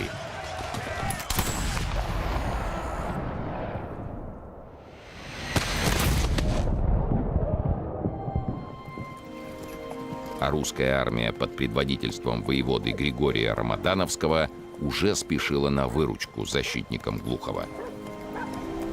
1 февраля 1664 года Ян Казимир приказал отходить. У Севска он соединился с литовскими отрядами. Польская армия усилилась и вновь могла успешно наступать. Однако русские войска избегали генерального сражения. Они били вражеское воинство по частям. Противник понес потери и отступил. Проиграв очередной бой у переправы через реку Десну, поляки лишились 1000 бойцов. Их боевой дух был сломлен. С мечтами о продолжении похода на восток пришлось расстаться. Вместо этого Яну Казимиру пришлось спасать собственные тылы.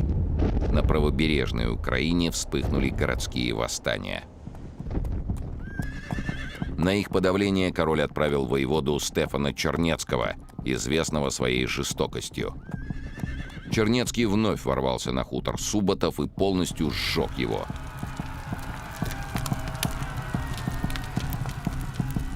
Он велел выкопать из могилы тела Богдана Хмельницкого и его сына Тимофея и бросить их на рыночную площадь на поругание.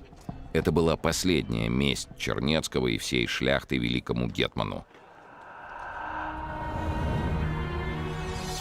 Человеку, который поднял свой народ на борьбу против угнетателей. Человеку, имя которого навсегда останется символом свободы и единения Украины и России.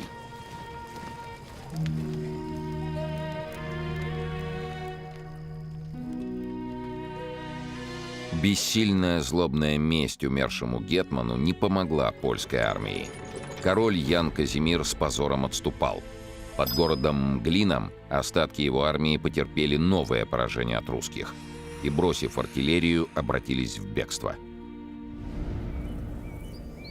Ранней весной в чистом поле солдаты и их монарх страдали от голода. Гибли лошади, гибли люди. Так заканчивался польский поход. 4 года спустя Ян Казимир навсегда отречется от польского престола и уедет во Францию, где станет настоятелем монастыря Сен-Жермен-де-Пре в Париже. Война истощила до предела не только Польшу, но и Русь. Наконец, в январе 1667 года в деревне Андрусово стороны заключили перемирие. По условиям Андрусовского перемирия города Смоленск и Чернигов, вся Северская земля и левобережная Украина отходили к России. Запорожская сечь попадала под совместное русско-польское управление. Москва за 146 тысяч рублей выкупила Киев, и этот город больше никогда не возвращался под власть поляков. Царь Алексей Михайлович так ни разу и не встретился с Богданом Хмельницким, хотя и воевали они, что называется, рука об руку. Андрусовское перемирие было подписано лишь через 10 лет после смерти великого гетмана. А еще через 9 лет не стало и Алексея Михайловича. Царь скончался в 1676 году в 46-летнем возрасте. Так сложилось, что личность государя долго оставалась в тени его сына, Петра Великого. Именно Петр одержит окончательную победу над Швецией, выведет Россию к берегам Балтийского моря и закрепит все завоевания отца на правом берегу Днепра. Но первый шаг к этим победам был сделан именно Алексеем Михайловичем, царем Тишайшим. Первый победный шаг к освобождению и великому объединению русских, украинских и белорусских земель и народов.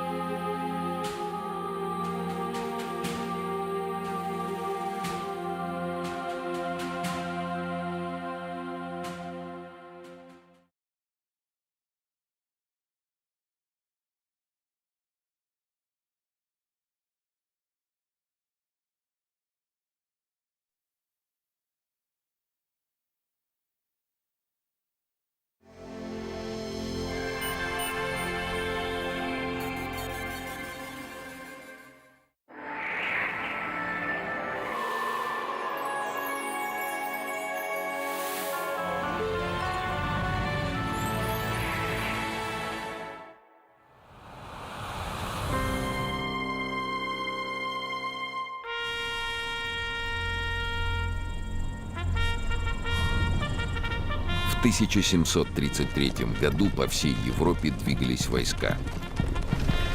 Армии Испании и Франции, Австрии и Пруссии, полки германских и итальянских государств вступали в войну, охватившую весь континент. Ее причиной стало, казалось бы, рядовое событие – выбор нового короля Польши. Но от того, кто станет новым польским монархом, действительно зависело будущее Европы.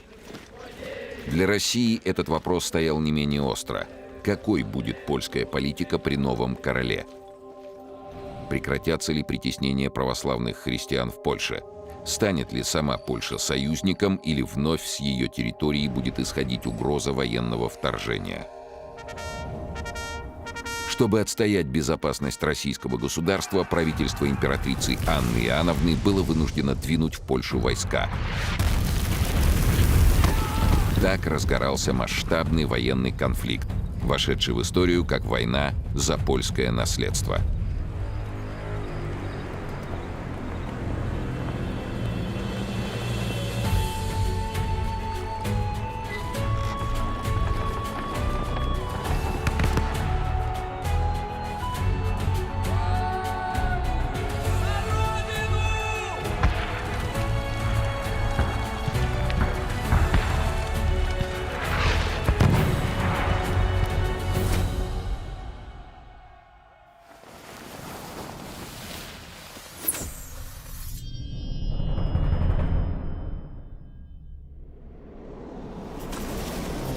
Россия и Польша – два сильных соседа, два давних соперника. Мир между ними нередко сменялся спорами из-за границ их владений. В начале 17 века Польша вмешалась в русскую смуту, и ее король Сигизмунд III даже вторгся в московское государство. После ряда войн Россия отвоевала у поляков Киев и всю левобережную Украину. С того времени Речь Посполитая, самое большое государство Европы, стало приходить в упадок. Речь Посполитая – Федерация Королевства Польского и Великого княжества Литовского. Существовала с 1569 по 1795 годы, после чего была ликвидирована как государство, а ее территория разделена между Россией, Пруссией и Австрией. Располагалась на территориях современных Польши, Украины, Белоруссии и Литвы, а также на части российских, латвийских, эстонских, молдавских и словацких земель. Название «Речь Посполитая» – дословный перевод на польский язык латинского выражения «res publica», то есть «общее дело» или «республика».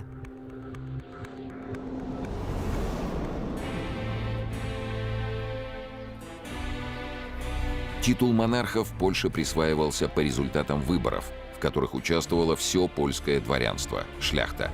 На выборы съезжались порой тысячи людей, и голосование проходило в чистом поле с шумом, криками и скандалами. Иногда выбор оказывался удачным, и трон занимал выдающийся человек, такой как Ян Собеский, полководец, разгромивший турецкую армию и спасший Европу от османского нашествия. В 1696 году король Ян умер, и место на троне оказалось вакантным. На освободившееся место претендовали два кандидата: французский принц Франсуа Луи де Бурбон-Конти и правитель немецкой Саксонии Фридрих Август, носивший титул курфюрста.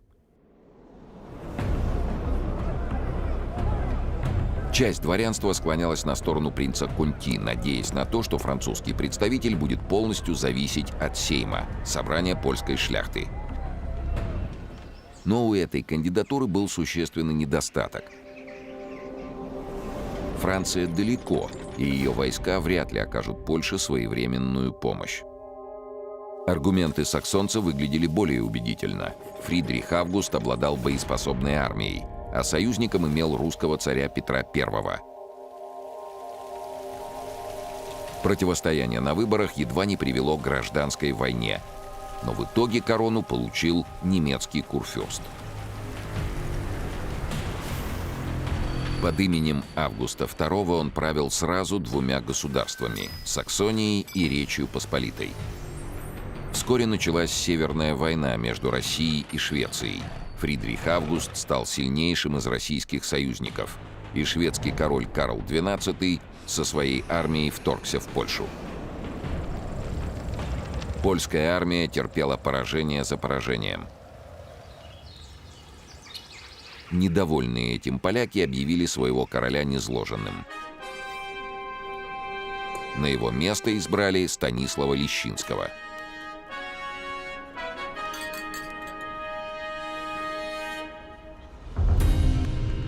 Станислав Лещинский. Потомок старинного польского шляхетского рода. К началу Северной войны занимал должность познанского воеводы.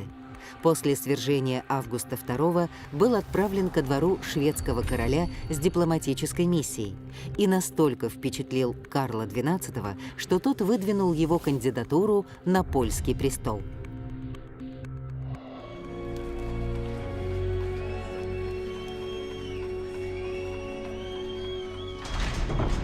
Правление Лещинского оказалось непродолжительным. 27 июня 1709 года русские разгромили шведскую армию под Полтавой. Эта победа Петра Великого тут же изменила соотношение сил в Европе. При поддержке русской армии Август II вернул себе корону, а Лещинский бежал во Францию. С тех пор почти четверть века польский престол занимал король Август. Современники дали ему прозвище «Сильный». Он легко ломал подковы и гнул серебряные монеты, а кроме того отличался влечением к женскому полу. По Европе ходили рассказы о похождениях короля, который будто бы оставил после себя 3,5 сотни внебрачных детей. Единственный законный сын короля особыми талантами не отличался. Звали его Фридрих Август, как и отца. Именно он стал одной из ключевых фигур новой войны, в которую оказались втянуты европейские державы.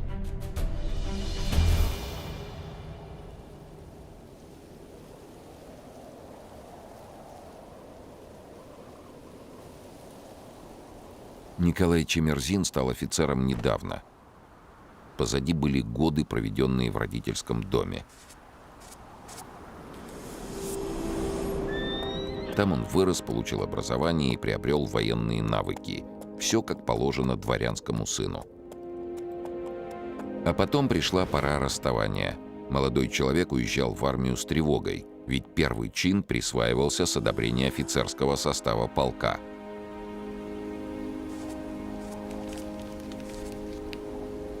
«Сочтут достойным или нет», — переживал юный Чемерзин.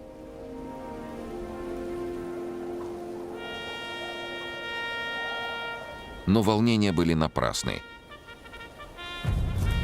Началась служба, и молодой прапорщик старался показать себя с лучшей стороны.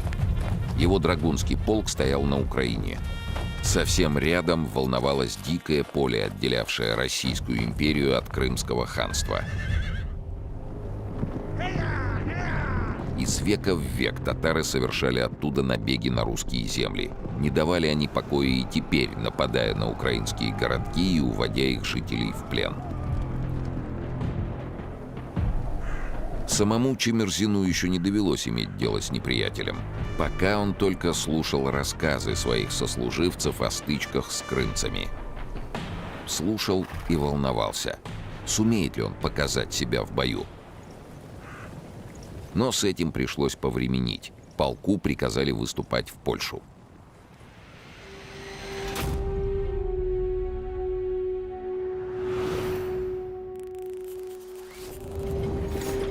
1 февраля 1733 года скончался король Август Сильный, и эта смерть стала началом череды международных конфликтов.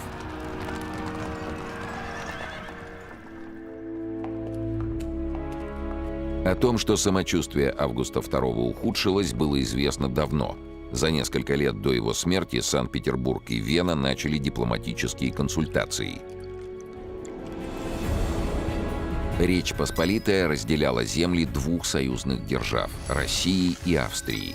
В случае войны возникала проблема – согласятся ли поляки беспрепятственно пропустить войска с обеих сторон.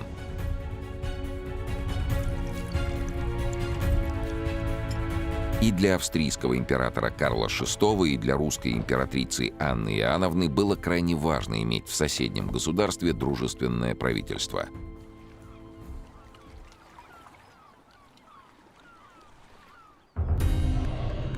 Анна Иоанновна, российская императрица из династии Романовых. Четвертая дочь царя Ивана V, брата и соправителя Петра I, герцогиня Курлянская.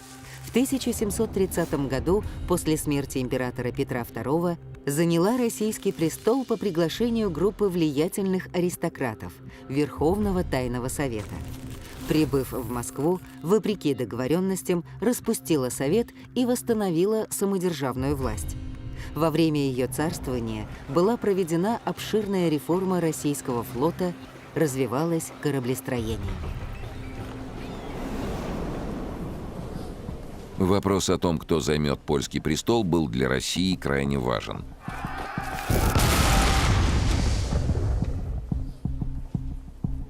В самой Речи Посполитой усилились гонения на православных жителей, которые находились под покровительством российской короны.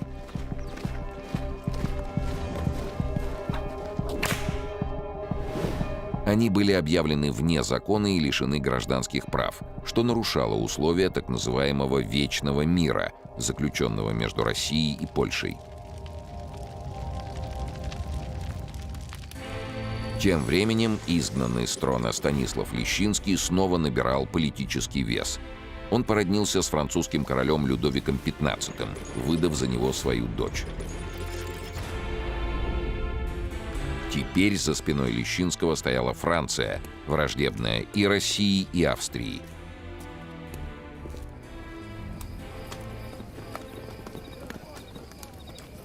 В Петербурге и Вене понимали грозящую опасность и готовились противостоять возвращению Лещинского, если понадобится, даже силой оружия.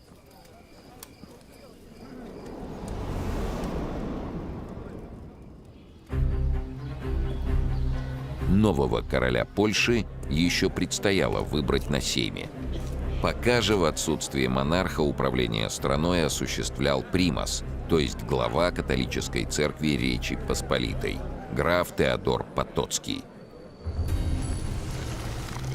Теодор Потоцкий родился в Москве. Его отцом был польский пленник, который пользовался благосклонностью царя Алексея Михайловича, а матерью – дочь московского боярина Салтыкова. Теодор был крещен по православному обряду и наречен Федором. После переезда в Польшу родители обратили сына в латинскую веру и отдали в иезуитское училище. Потоцкий первым делом распустил гвардию покойного короля, а всем саксонцам, которые находились в стране, приказал немедленно покинуть ее пределы. Когда же Потоцкий проговорился, что желает видеть на престоле Станислава Лещинского, настороженность русского правительства переросла в тревогу.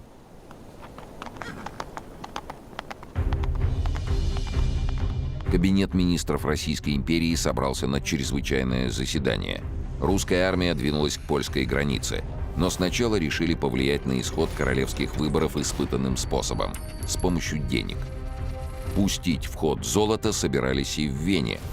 Австрийский император Карл VI и русская императрица Анна Иоанновна пришли к общему выводу: дать отпор сторонникам Лещинского сможет только партия саксонского курфюрста Фридриха Августа III, саксонца.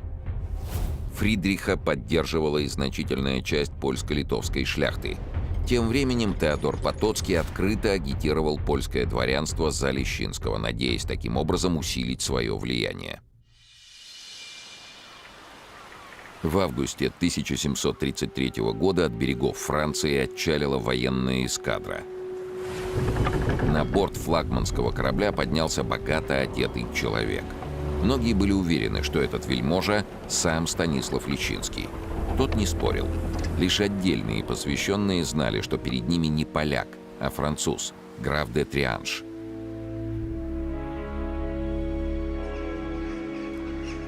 Сам Станислав Лещинский пробирался на родину по суше. Облачившись в скромные одежды, он сел в Париже в карету и под видом купеческого приказчика добрался до Варшавы. Там, не привлекая к себе внимания, укрылся в доме французского посла, ожидая своего избрания на польский трон. К тому времени Россия уже сосредоточила на границе с Польшей 35-тысячную армию. Собирали силы австрийцы. Поддержать их обещала Саксония. Война была неизбежна.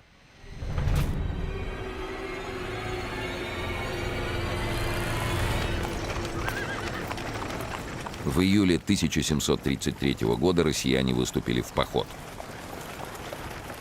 Их путь лежал через восточные области Речи Посполитой, территорию Великого княжества Литовского. Кроме литовцев, здесь проживали украинцы и белорусы, по большей части православные.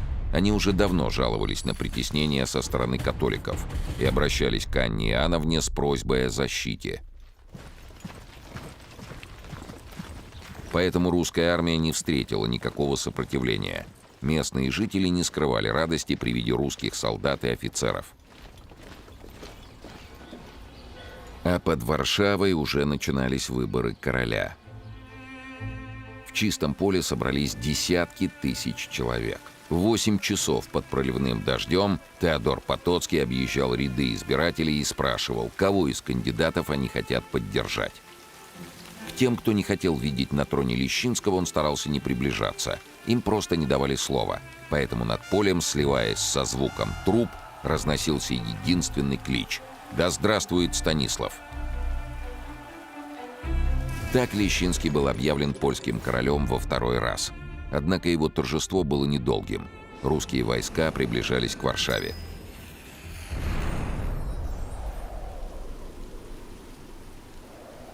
Начало похода стало для Чемерзина сплошным разочарованием. Он готов был ринуться в бой, чтобы показать собственную удаль. Но врага не было видно. Вместо польских солдат юный прапорщик встречал только крестьян, которые с любопытством смотрели на русских. На постое он слушал рассказы православных священников и жалобы на бесчинство католиков. Зарядили дожди, дороги развезло. Идти вперед становилось все труднее, а вскоре войска и вовсе остановились.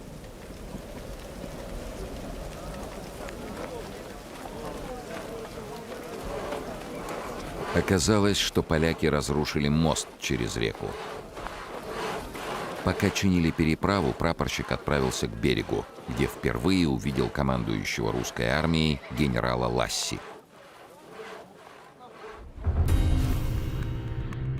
Ласси Петр Петрович, генерал-фельдмаршал, русский полководец. Уроженец Ирландии. Настоящее имя Пирс Эдмонд де Ласси. После вынужденного побега из Ирландии служил во Франции и Австрии. Затем стал под знамена Петра I. Участник Северной, русско-турецкой войн и ряда других кампаний.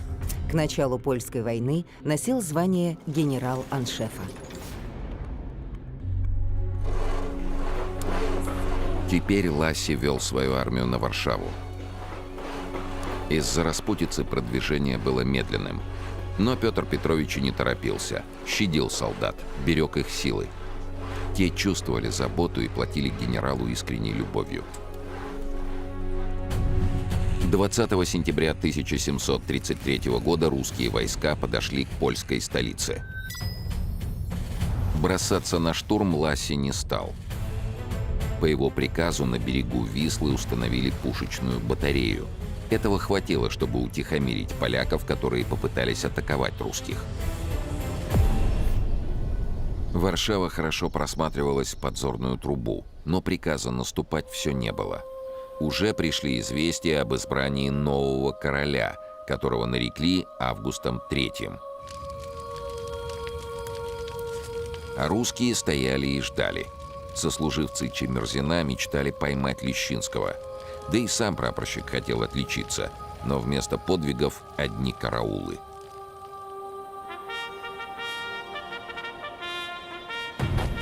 Приказ о наступлении пришел неожиданно. В лагере все сразу ожило. Пехота строилась в боевые порядки, драгуны спешно седлали лошадей. Мост был уже наведен. Оставалось лишь перейти реку и ворваться в Варшаву. Город выглядел подозрительно тихим. Никто не стрелял, не мешал русским переправляться на другой берег. Улицы польской столицы поражали своей пустотой. Жители попрятались по домам. И снова ни малейших следов неприятеля. Так беспрепятственно прапорщик вместе со своим полком вступил в польскую столицу. Только потом он узнал, что за несколько дней до этого другая часть русских войск совершила обходной маневр и нанесла внезапный удар по Варшаве. Сторонники Лещинского бежали практически без боя. И еще раньше город покинул сам пан Станислав.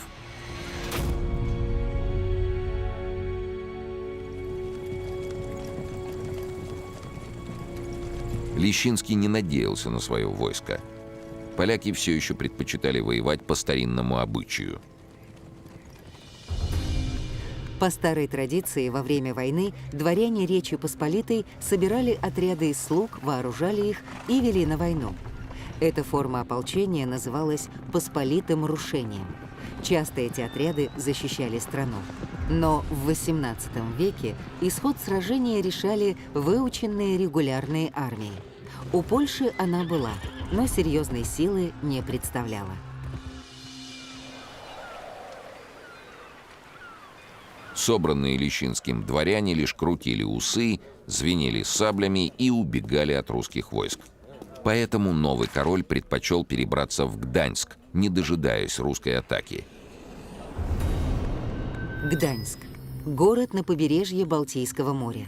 В 1308 году был захвачен рыцарями Тевтонского ордена и переименован в Данциг. В XIV веке стал членом Ганзейского торгового союза. В 1466 году по результатам 13-летней войны был присоединен к Польше и вернул себе первоначальное название Гданьск.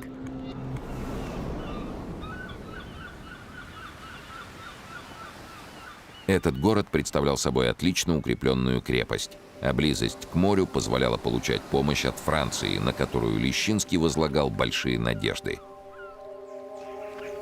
Однако французы не спешили посылать войска. Они понимали, что, выведя свою эскадру на Балтику, получат нового противника в лице Англии. Вместо этого Франция воспользовалась участием Австрии в польских делах как благовидным предлогом и объявила ей войну.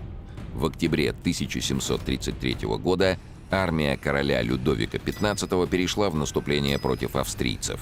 Так слабая Польша, раздираемая внутренними противоречиями, стала поводом для нового конфликта, который охватил половину Европы.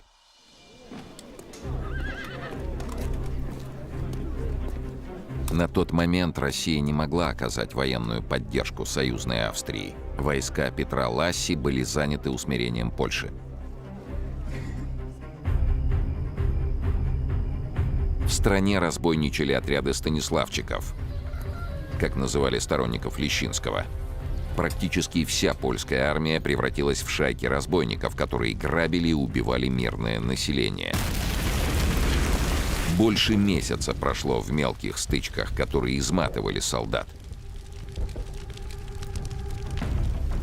Наконец, 29 ноября 1733 года генерал Ласси собрал свой корпус. 12 тысяч драгун, пехотинцев, сербских гусар, казаков и саксонцев.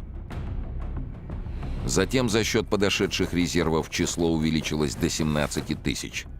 Русский командующий двинул войско на Гданьск, где укрылся Лещинский.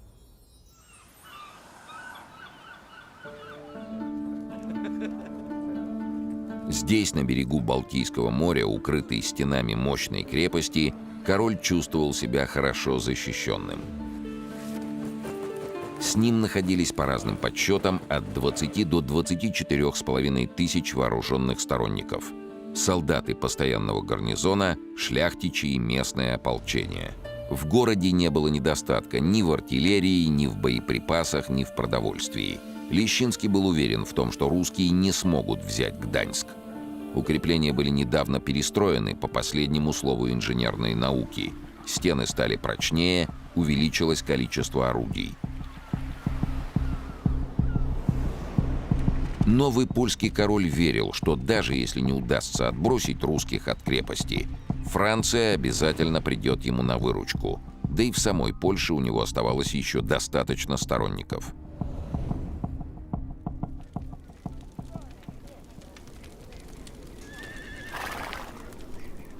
Предположения Лещинского оправдались.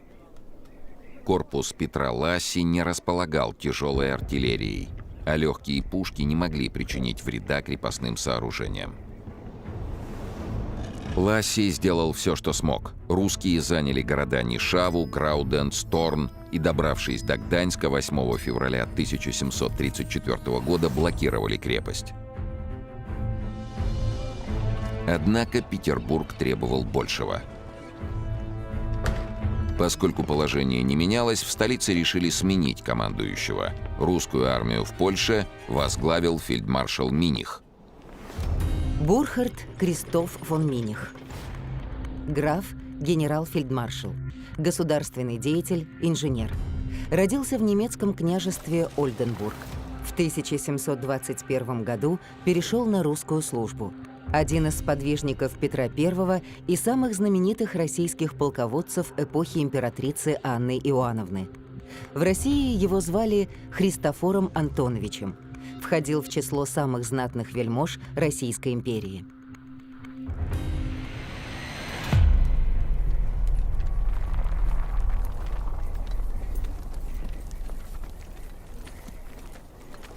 В марте 1734 года Миних прибыл к осадной армии и сразу приступил к активным действиям. Прежде всего предстояло решить вопрос с тяжелой артиллерией. Кратчайшим путем орудия можно было доставить через Пруссию. Но прусский король не желал ссориться с французами и категорически отказался пропускать через свои земли военные грузы. Пришлось пойти на хитрость. Пушки объявили почтовым багажом, предназначавшимся для герцога Иоганна фон Саксен-Вейсенфельского, командующего саксонскими войсками. Почту пропустили. Так в распоряжение русских войск, осадивших Гданьск, прибыли 3 первые мортиры. Мортира – артиллерийское орудие для навесной стрельбы, то есть для стрельбы при углах возвышения ствола свыше 20 градусов. Мортиры предназначались для поражения целей, укрытых за стенами или в окопах. Их снаряды часто начинялись взрывчаткой и имели большую разрушительную силу, падая на незащищенные крыши зданий в осажденных крепостях. Отличались коротким широким стволом и очень тяжелым весом. Так, русская мортира 1727 года, имея калибр, ширину ствола 210 мм, весила более 700 килограммов. Но чтобы взять крепость, 3 мортир было мало.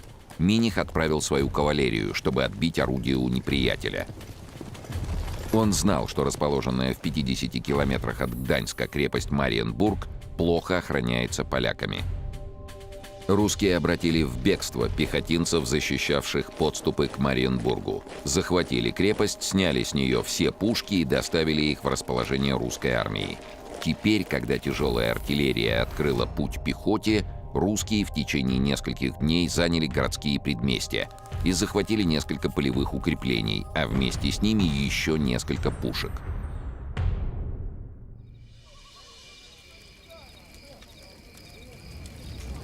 Однако не хватало боеприпасов. Русским приходилось собирать ядра, которые прилетали к ним из крепости, чтобы пустить их в обратном направлении. А между тем сторонники Станислава Лещинского собирали силы, чтобы снять осаду.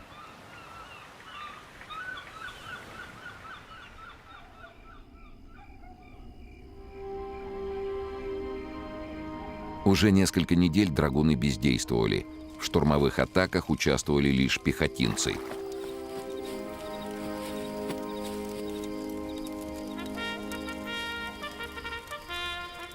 Тревогу объявили 6 апреля. Пришло известие, что многочисленное польское войско идет выручать Гданьск. Ему навстречу двинули драгун и казаков. Командовать отрядом поручили Ласси, хотя он и был смещен с поста командующего, но остался при армии и теперь ввел 3000-й отряд в бой. Драгуны. От французского «драгон» — «дракон». Название рода войск в кавалерии. Могли равнодействовать как холодным, так и огнестрельным оружием. Драгуны были обучены вести бой как в конном строю, так и в пешем, в качестве мобильной пехоты, а также в тех местах, где трудно было пройти коннице.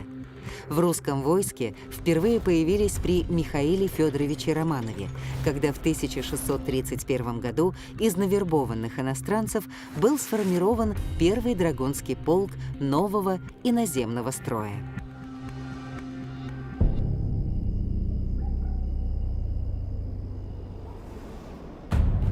Решающее сражение произошло возле городка Височин. Противник превосходил численностью почти на 5000 человек, но Ласси это не смущало. Офицеры недоумевали. Неужели генерал собирается идти в атаку без пехоты с одной конницей? Чемерзин был удивлен не меньше других. Он видел у врага и пехотинцев, и пушки. Размышления Чемерзина прервал приказ — спешиться. Драгуны построились. Ласси собирался обмануть поляков, показать им, что русских много, что у них есть не только кавалерия, но и пехота.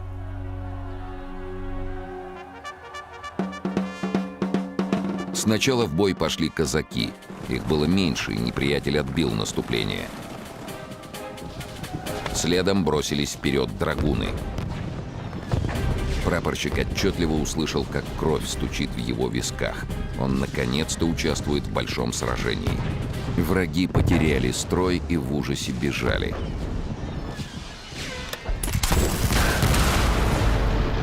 Когда сражение затихло, на поле боя остались лежать сотни трупов. Победа была полной.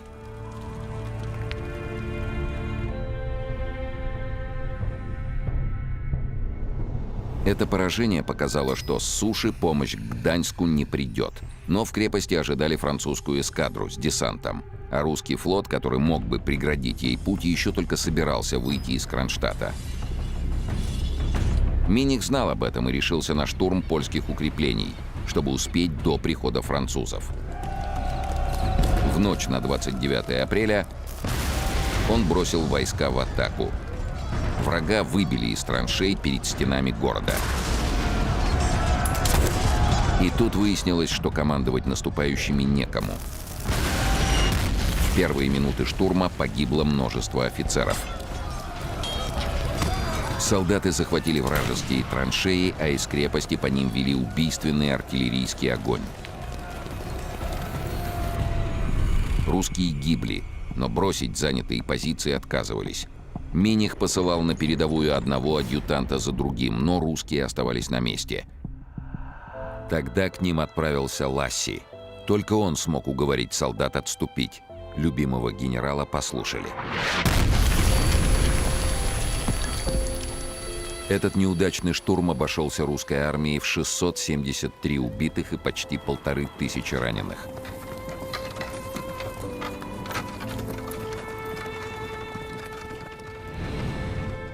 А когда рассвело, на рейде Гданьска появилась французская эскадра. Людовик XV отправил на помощь своему тестю 11 линейных кораблей и фрегатов с 2500 человек на борту. Немного, зато это были солдаты лучших полков Франции. Впрочем, те не горели желанием сражаться за польского короля. После высадки союзники Лещинского осмотрелись, посовещались, затем снова сели на корабли и взяли обратный курс. В осажденном городе пришли в отчаяние. Только благодаря дипломатическому вмешательству удалось развернуть французскую эскадру и произвести повторную высадку. В тот же день подкрепление пришло и к русским. Саксонские войска герцога фон Саксон-Вейсенфельского. Кроме пехотного и кавалерийского полков, он привел под стены Гданьска 6 артиллерийских рот с 36 орудиями и огромным количеством боеприпасов. 2 недели стороны выжидали. Наконец, французы атаковали русский лагерь, надеясь прорваться в осажденный город. Первым, что сквозь непроглядную тьму услышал Чемерзин, были команды на французском языке. Часть драгун сразу обратилась в бегство. Остальные сумели собраться и дать отпор. Французы стали готовиться к новому броску. Прапорщик смотрел на солдат в невиданных ранее мундирах и невольно любовался их твердой выправкой. Вот они строятся, заряжают ружья, сейчас будет залп. Но вместо него прозвучали лишь несколько одиночных выстрелов. И тут русские открыли огонь.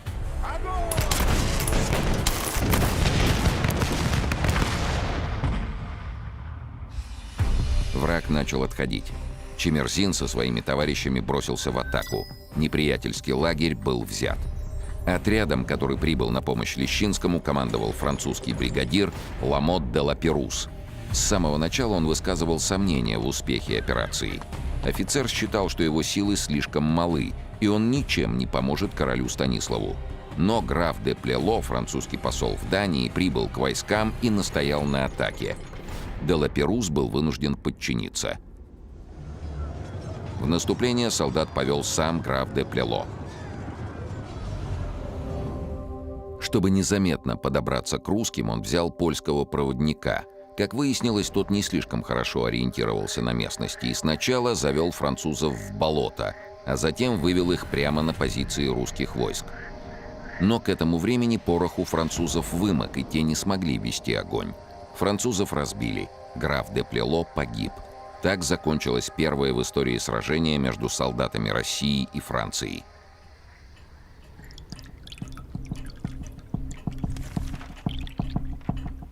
Миних докладывал императрице.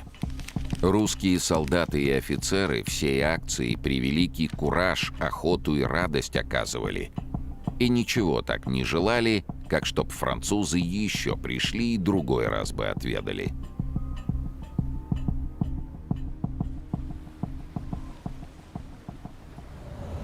Тем временем к берегам Гданьска прибыл русский флот. 14 линейных кораблей и 9 фрегатов, а также несколько мелких судов.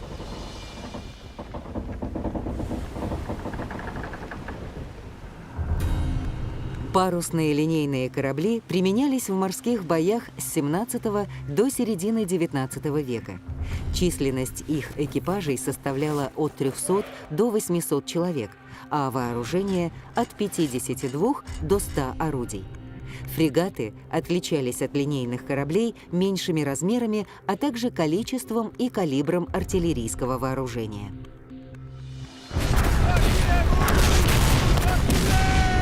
Гданьск оказался в морской блокаде.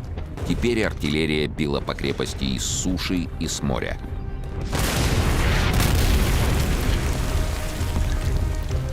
Еще печальнее обстояли дела у французов. После гибельной атаки графа де Плело они отступили на пустынный остров, который полностью простреливался русскими орудиями. Французские солдаты страдали от голода и болезней.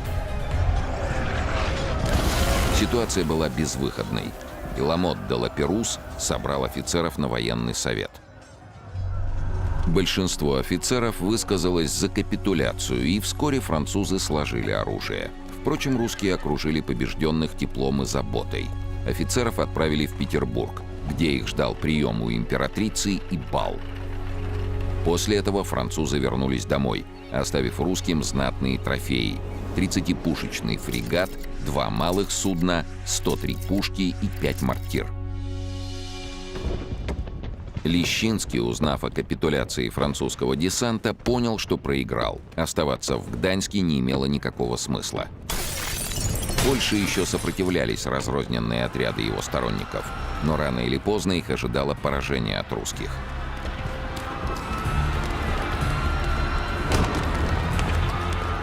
Бывший король, переодевшись простым крестьянином, бежал из крепости. Вскоре капитулировал и весь гарнизон.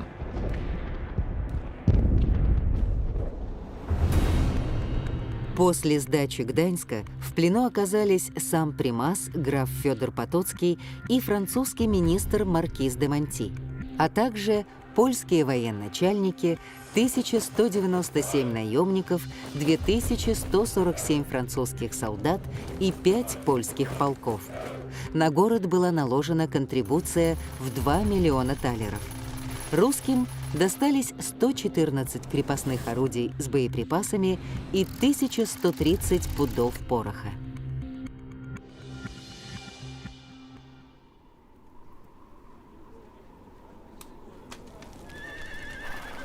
Полк Чемерзина уже должен был покинуть окрестности Гданьска, когда Миних спросил у полковых командиров, кто из их офицеров хорошо владеет немецким. Нужен был переводчик, чтобы перевести на русский условия капитуляции.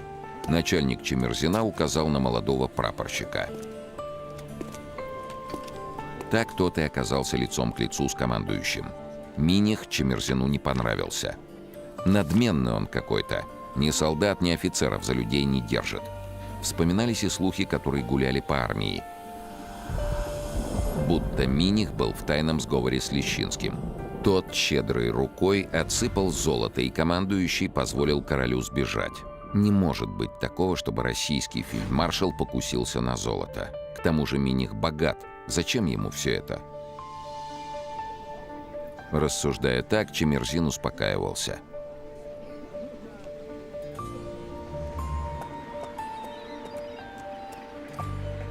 Покидая Гданьск, он несколько раз оборачивался. Крепость становилась все меньше и меньше, пока совсем не пропала из вида.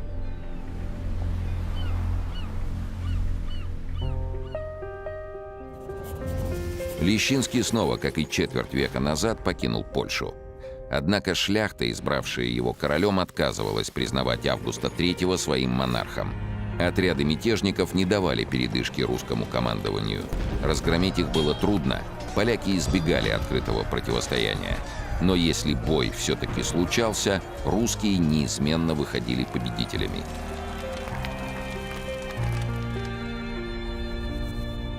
Без выстрела сдался город Броды в Галиции. Всего несколько дней сопротивлялся Сбараш, а затем выкинул белый флаг. Более полугода понадобилось русским, чтобы утихомирить польских панов. Наконец, 25 декабря 1734 года Августа III короновали в Кракове. Теперь, когда у России освободились руки, пришло время помочь союзникам-австрийцам, которые сражались с французской армией. Войска Австрии заметно уступали в численности французам. Кроме того, австрийские полки были плохо обучены. Весной 1735 года корпус под командованием генерала Ласси прибыл в распоряжение австрийского главнокомандующего Евгения Савойского. Ласси докладывал императрице. Солдаты в пропитании нужды не имели, и жалоб ни от кого никаких на войско не приходило. В здешних краях очень удивляются, что многочисленная армия содержится в таком добром порядке, Из дальних мест многие приезжают смотреть наше войско. Прибытие русского корпуса произвело настолько сильное впечатление на французов, что те фактически прекратили боевые действия. А осенью того же года они заключили с Австрией мир.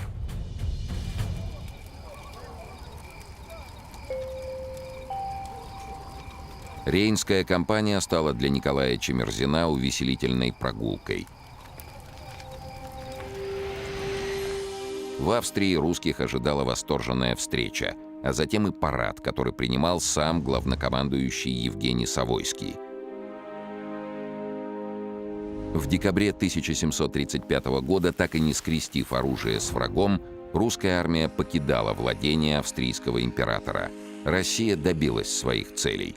Вынудив Станислава Лещинского раз и навсегда отказаться от претензий на польскую корону, Санкт-Петербург усилил влияние на Польшу и укрепил международные позиции. В утешение Лещинскому сохранили ничего уже не значащий королевский титул и отдали во владение Лотарингию, герцогство на северо-востоке Франции. Сами французы тоже остались довольны. Им удалось присоединить к своим владениям часть австрийских земель.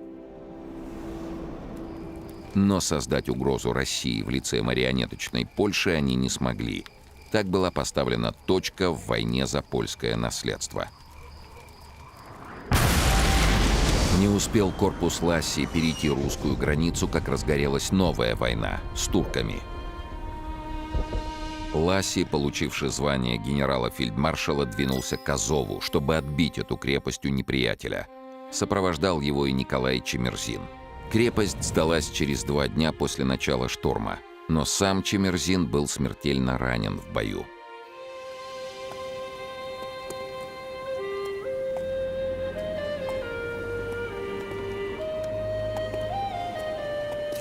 Его родители так и не увидели живым своего возмужавшего сына.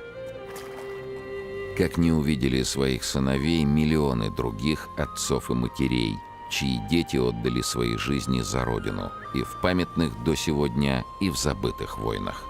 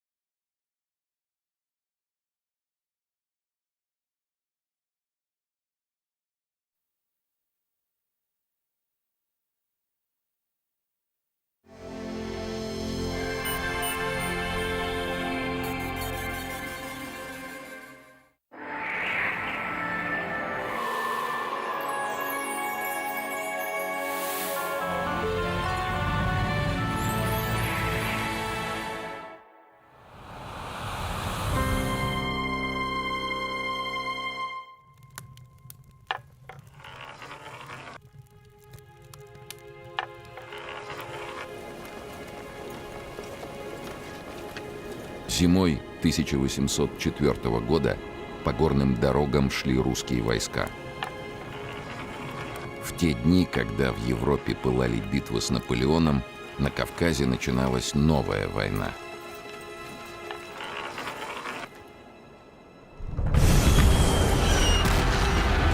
Война, в которой русской армии предстояло не просто защитить свои южные рубежи. Россия должна была навсегда покончить с внутренним раздором среди горных племен.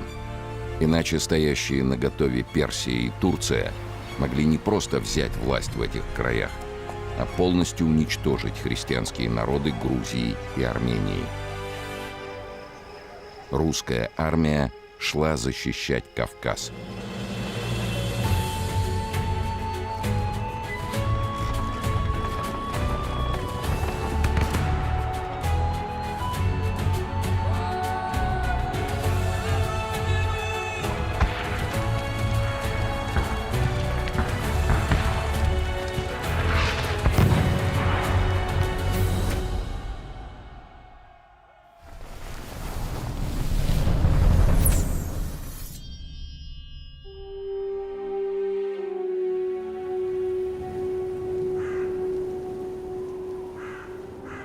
Зимой 1792 года в Харьковских степях бушевали метели.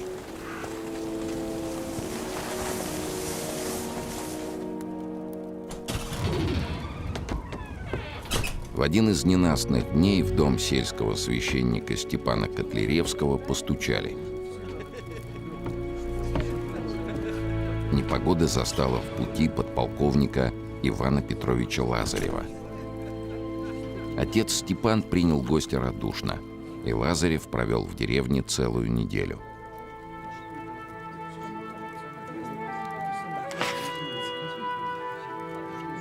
Он успел подружиться с сыном Котляревского, 10-летним Петром, и пообещал устроить судьбу Петруши, записать его в свой батальон и заботиться о нем, как о родном сыне. Как только метель стихла, Лазарев отправился в путь. Прошло 1,5 года, когда к отцу Степану явился курьер и объявил, что его Пете пора собираться на царскую службу. О, милая, пошла! Лазарев ждал своего воспитанника в далеком кавказском селении Моздок.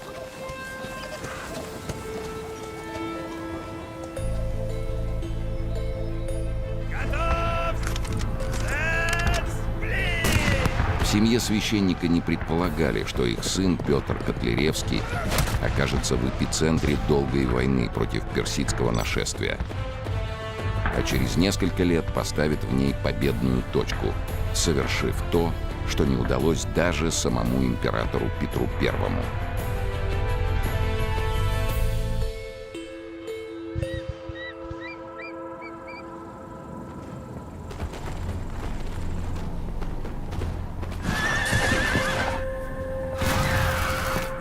За 70 лет до этих событий в городе Шемахе, на территории современного Азербайджана, неизвестные разграбили российские торговые лавки и избили русских купцов.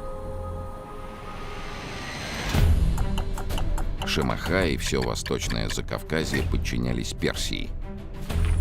Царь Петр I потребовал от персов наказания виновных, но это требование не было удовлетворено. 15 июля вышел императорский манифест, в котором Петр объявлял, что в ответ на разбой он вводит на Кавказ свои войска. Через 3 дня из Астрахани вышли 264 русских корабля во главе с императором. Петру без боя сдалась крепость Дербент на берегу Каспийского моря. Затем пал город Решт, и в 1723 году русское войско вступило в Баку. Теперь Россия контролировала обширные территории на южном побережье Каспийского моря. Казалось, что русские солдаты останутся на Кавказе навсегда. Однако после смерти Петра в Петербурге поняли, что удержать новые земли будет непросто. Жаркий и нездоровый климат, эпидемии и стычки с местными князьками вели к большим потерям в русской армии. Императрица Анна Иоанновна уступила персидскому правителю все завоевания в обмен на торговые привилегии и союз против Турции. Но договор не продержался и года. Как только русская армия покинула Закавказье, здесь начали вспыхивать восстания. Утратив объединяющую и сдерживающую силу, кавказские народы разбились на 20 независимых мусульманских ханств, большинство из которых стали союзниками враждебной к России Персии. Но посреди Кавказских гор во вражеском окружении находилось одно государство, которое как никогда нуждалось в защите России — православное Картлик-Кахетинское царство, будущая Грузия.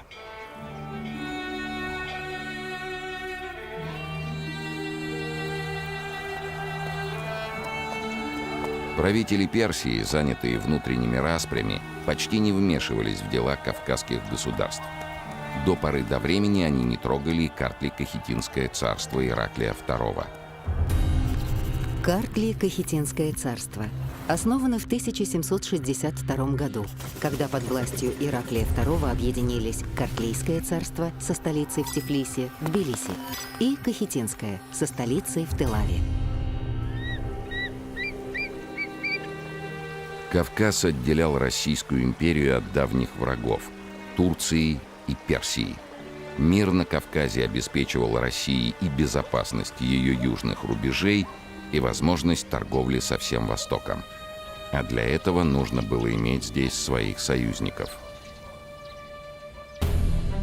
Грузию с Россией соединял лишь небольшой участок границы на севере страны. С остальных 3 сторон ее окружали ханства, поддерживающие Персию. Защитить Грузию значило спасти православный народ от уничтожения и защитить свои интересы на Кавказе. Взошедшая на русский трон Екатерина II и царь Ираклий понимали, путь к спасению один. 2 православным государствам необходимо соединиться и вместе отстаивать свои границы. 24 июля 1783 года Россия и Грузия подписали в Георгиевске трактат, утвердивший переход Картлий-Кахетинского царства под русское покровительство. Русские солдаты начали строительство военно-грузинской дороги, которая соединяла Россию и Грузию. Вдоль нее появился ряд укреплений, в том числе крепость Владикавказ. В это время власть в Персии захватил Ага Мохаммед хан. Его отец служил при дворе персидского шаха, но попал в опалу и бежал. Он не успел взять с собой сына. За бегство отца был наказан 6-летний мальчик. Шах приказал его оскопить. Ага Мохаммед, подвергаясь постоянным насмешкам, рос угрюмым и безжалостным. С раннего детства он всегда носил при себе нож, поклявшись отомстить шаху.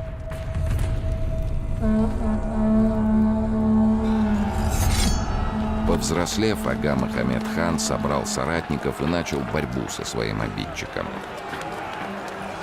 Он покорял город за городом, оставляя после себя пирамиды из отрубленных голов. Когда Ага Мохаммед хан расправился с внутренними врагами, его армия обрушилась на Грузию. Новый шах приказал утопить в крови, но вернуть эту провинцию в состав Персии. 35 тысяч персов вторглись в Грузию. Они выгадали удачное время. Русские войска были направлены с Кавказа в Причерноморье, где шла война с Турцией. Армия Ага Мохаммеда ворвалась в Тифлис. 6 дней персы грабили город. 6 дней убивали его жителей и оскверняли православные храмы. Тифлис уничтожили полностью. Несколько тысяч грузин угнали в плен. Ираклий навсегда покинул столицу. Когда весть об этих событиях дошла до Екатерины Великой, она не скрывала гнева. Против персов направилась армия под командованием Валериана Зубова. Зубов Валериан Александрович, генерал от инфантерии, брат фаворита Екатерины II Платона Зубова, участник русско-турецких войн и штурма Измаила. В одном из боев потерял ногу. Возглавил персидский поход 1796 года. Планировал захватить всю Переднюю Азию до Тибета и поставить шахом ставленника Екатерины.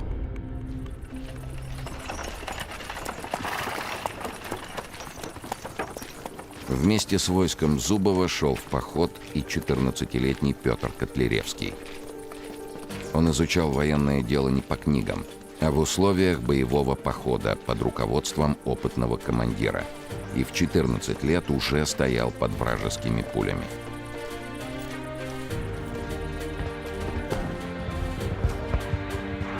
Армия графа Зубова вошла на Кавказ и одерживала одну победу за другой. Ага Мохаммед хан отступил, но тут произошло сразу несколько непредвиденных событий. В ноябре 1796 года скончалась Екатерина II, и престол занял ее сын Павел I, который остановил персидский поход Зубова и отозвал русские войска.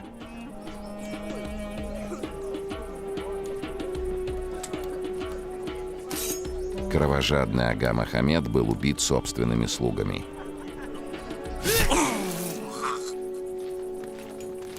И персидское войско повернуло домой. Умер и грузинский царь Ираклий, оставив трон сыну Георгию XII.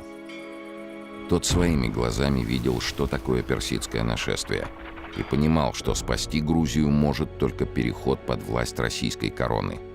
Георгий обратился к русскому императору с просьбой о защите. Павел I направил в Тифлис егерский полк генерал-майора Ивана Петровича Лазарева.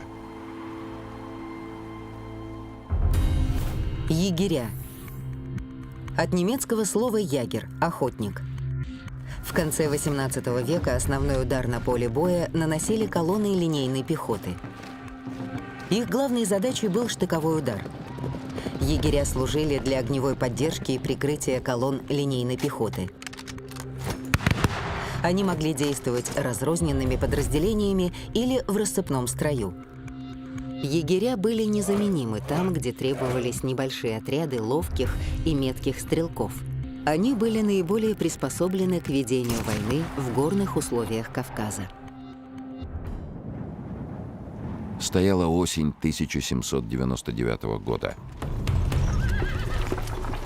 Полк Лазарева шел через главный Кавказский хребет. В лютые морозы и метели солдатам пришлось идти по узким тропам, рискуя свалиться в пропасть или попасть под лавину.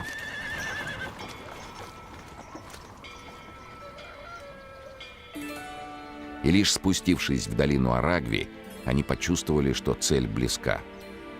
У Тифлиса русских встречал царь Георгий XII. В городе звучали колокола и праздничная музыка. Лазарева приняли как самого дорогого гостя. Вместе с ним в столицу входил его адъютант, подпоручик Петр Котляревский. Через 2 года был обнародован манифест о присоединении Грузии к России. Самого царя Георгия уже не было на свете. Он умер за несколько дней до наступления Нового года. Престол занял его старший сын, Давид XII. Казалось, что в страну приходит долгожданный мир. Однако другие претенденты на трон с этим мириться не желали. Сыновья Георгия от разных жен пытались отделиться от царства с самостоятельным владением. Лазарев боролся с ними как мог, но в Грузии царила анархия. Распоряжения царя не исполнялись. Родственники Георгия даже вступали в тайные переговоры с Персией.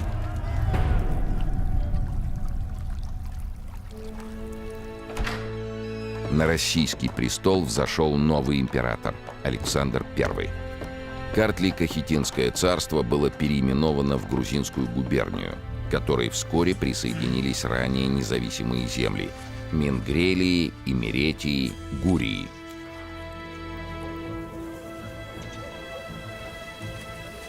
Население радостно приняло эту новость. Грузинский народ получал надежную защиту от нападений Персии и Турции. Но местное дворянство не желало изменений. Чтобы положить конец анархии, в апреле 1802 года главнокомандующий в Грузии Карл Федорович Кноринг собрал представителей знати в Сионском соборе Тифлиса и заставил принести присягу российскому престолу.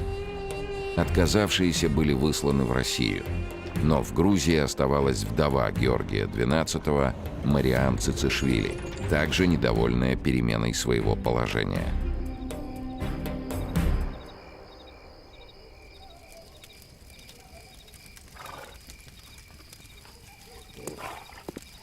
Утром Котляревского разбудил посыльный из штаба с ошеломляющей новостью. В Тифлисском дворце убит генерал-майор Лазарев. Генерал прибыл к царице Мариам с переводчиком, чтобы убедить ее отправиться в Россию и погасить назревающую смуту. Царица сделала вид, что согласна, а затем нанесла Ивану Петровичу удар кинжалом. Детали этого убийства до сих пор вызывают споры. Переводчик сообщал, что Мариам ударила Лазарева кинжалом, когда тот подошел попрощаться. Сама царица утверждала, что генерал вел себя неуважительно по отношению к ней. Мариам была отправлена со слугами в Белгород, в Рождественский монастырь. Затем жила в Москве. Ее дети получили образование в России. Котляревский пришел в отчаяние. Больше всего Лазарев желал мира для Кавказа. Убеждал, спорил, сражался за него, а в результате получил удар кинжалом. Какой он адъютант, если не смог спасти командира? В душе смешались боль, горечь и стыд. Будь я там, ничего бы не случилось. И он принял решение. Когда новый командующий князь Павел Цицианов предложил Котляревскому должность адъютанта, тот отказался. Штабная жизнь закончилась. Вместе с Лазаревым он стоял под пулями, защищая Грузию. И теперь его место там, где был его командир, в боевых частях.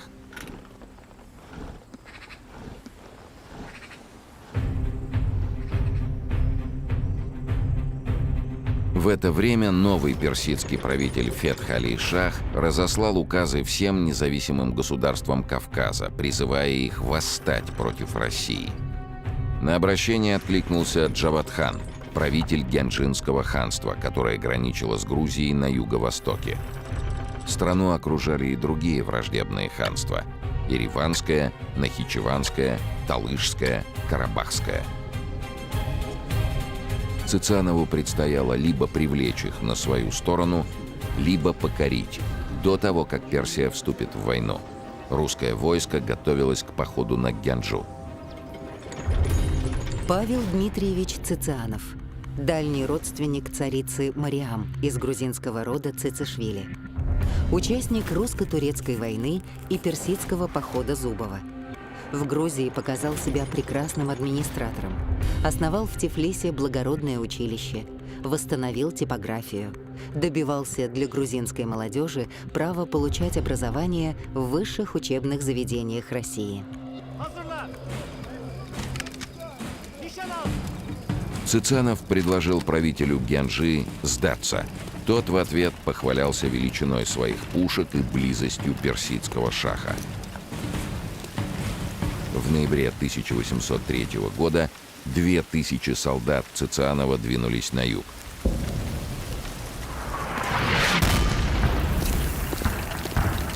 В рядах 17-го егерского полка шел командир роты капитан Котляревский.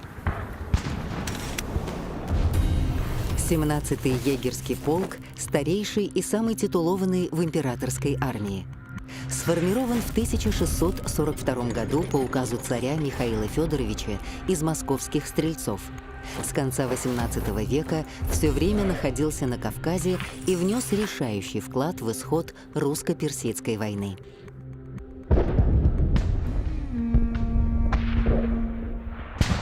Первый шаг к усмирению Гянджинского ханства русские егеря сделали возле селения Загами.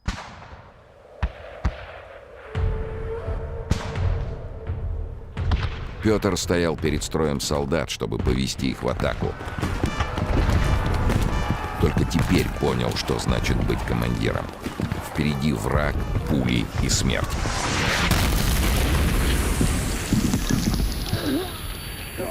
Позади 100 человек, ждущих его приказа.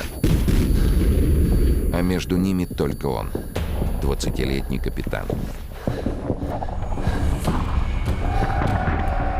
Ударил барабан, и Котляревский повел роту на штурм. Он поднимался на высокую стену, когда пуля попала ему в ногу. Его подхватил поручик Воронцов. Для будущего наместника на Кавказе Воронцова это был первый бой в жизни. Но увидев, что капитан истекает кровью, он под пулями вынес его с поля боя. Воронцов Михаил Семенович. Один из самых богатых людей империи, герой войны 12-го года. При Бородине получил штыковую рану. Командовал оккупационным корпусом во Франции. Перед выводом войск из Франции собрал сведения о долгах русских офицеров и солдат и выплатил кредиторам всю сумму – 1,5 миллиона рублей из собственных средств, для чего продал часть своих имений. Генерал-губернатор Новороссии и строитель Одессы, наместник на Кавказе, где пользовался огромным уважением. После его смерти возникла поговорка «До Бога высоко, до царя далеко, а Воронцов умер».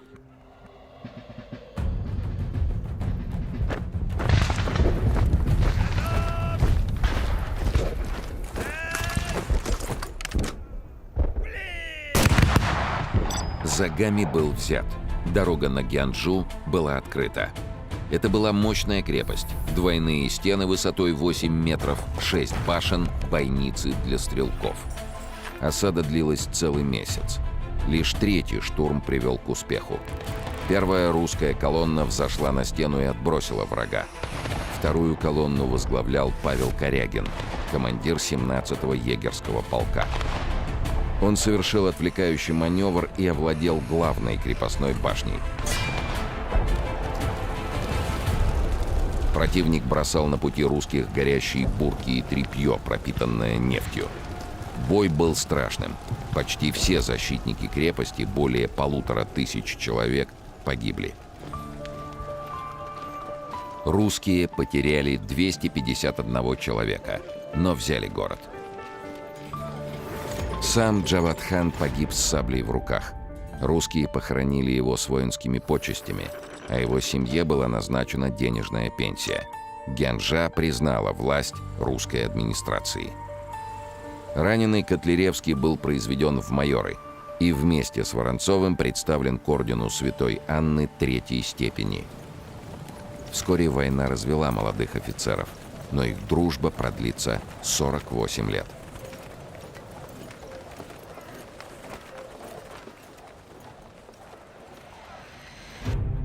Подчинив Гянджу, Цыцанов защитил Грузию с юго-востока. Падение этой крепости настолько потрясло соседних ханов, что многие отправили послов с выражением смирения. Но не все. Ереванское ханство открыто оставалось враждебным, уверенное в помощи Персии. Цыцанов двинул армию к Еревани. Ереванское ханство со столицей в Ереване, нынешнем Ереване, занимало часть территории современной республики Армения и турецкой провинции Игдыр. Ереванские ханы принадлежали к племени каджаров, как и персидские шахи. Это встревожило правителя Персии Фетх-Али-Шаха. Он отправил к Цыцанову посланника с требованием уйти за Кавказский хребет. Князь ответил, что на запугивание русские привыкли отвечать штыками. Так, летом 1804 года Персии была объявлена война, которая продлится 9 лет.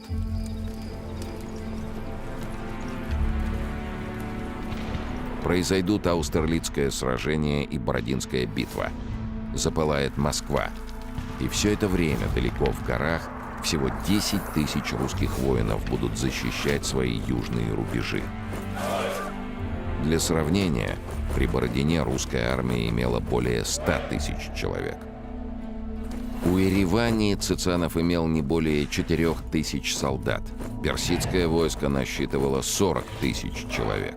Командование армией принял наследный принц Аббас Мирза. 10 персов на одного русского. Но у войны свои законы. Когда не хватает людей, помогают выучка и умения. Если не хватает опыта, помогают товарищи, которые прикроют собой и вынесут раненого с поля боя. Помогает мужество, помогает вера. Несмотря на 10-кратное превосходство, персы были отброшены и отступили. Цыцанову оставалось лишь захватить саму Еревань. Но у него не было тяжелых орудий, способных разбить крепостные стены. Не хватало людей. Наступала осень, и армии угрожал голод. Князь вернулся в Тифлис. В письме Александру Первому он печалился о том, что был вынужден снять осаду. Но императору не за что было гневаться. Цицианов совершил невозможное. Ничтожными силами отбил первую волну персидского нашествия.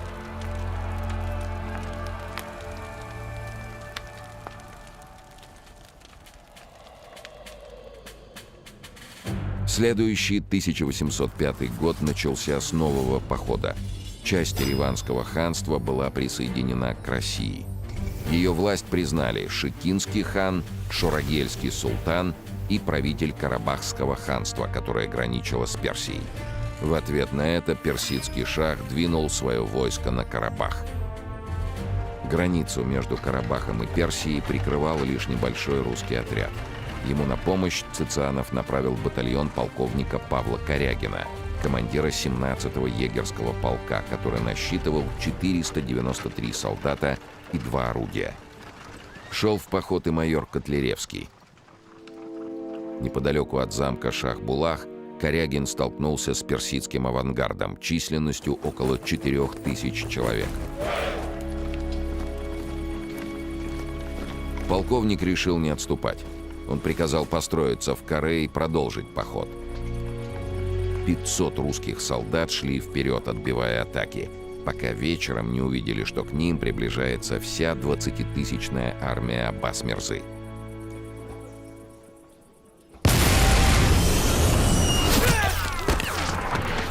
Корягин занял оборону на высоком холме посреди мусульманского кладбища. В горных условиях правильно выбранная позиция решала половину дела. 2 орудия на возвышенности и ружейный огонь остановили огромную армию. Персы атаковали до глубокой ночи, но всякий раз отступали с потерями. По отряду ударила артиллерия. Аббас-Мирза был уверен, что русские сдадутся через пару часов обстрела.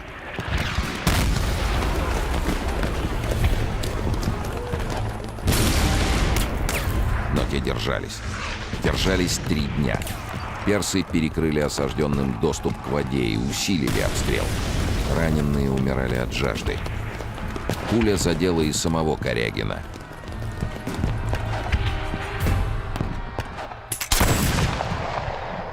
Вечером он приказал Котляревскому отобрать 100 самых крепких солдат и идти на вылазку, чтобы добыть воду для раненых. Котляревскому шел 23-й год, но никто не узнал бы в нем бывшего штабного адъютанта. Отчаяние сменилось мужеством и расчетом. Раны убили страх. Солдаты, видевшие его под пулями, пошли бы за ним куда угодно. Ночью отряд Котляревского бесшумно подобрался к персидскому лагерю и атаковал его. Враг бежал после первого залпа. Русские захватили 10 пушек, и пока одни бойцы выводили их из строя, остальные набирали драгоценную воду. С собой Котляревский уводил 2 пленных. Те рассказали, что Аббас собирается обрушить на отряд всю мощь своей армии. Утром по холму вновь ударила артиллерия, а затем понеслась конница. Русский отряд выстоял, но его положение становилось безнадежным. Котляревский предложил с наступлением темноты пробиваться к замку Шах-Булах в самом центре Карабахского ханства.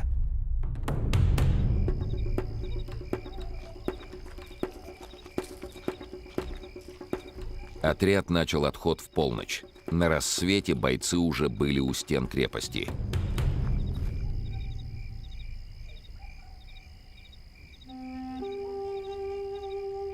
Появление русских было столь внезапным, что персидский гарнизон, оборонявший крепость, просто разбежался. Отряд Корягина проник в замок, но вскоре под стенами крепости снова возникли вражеские войска. Внутри крепости не было запаса продовольствия, и персы это знали. Расчет их был на то, что голод вынудит русских покинуть замок.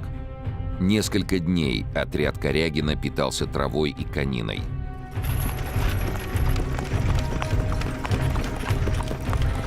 Один из бойцов отряда, армянин Аванес, вызвался отвезти письмо генералу Цицианову, в котором Корягин просил о подмоге.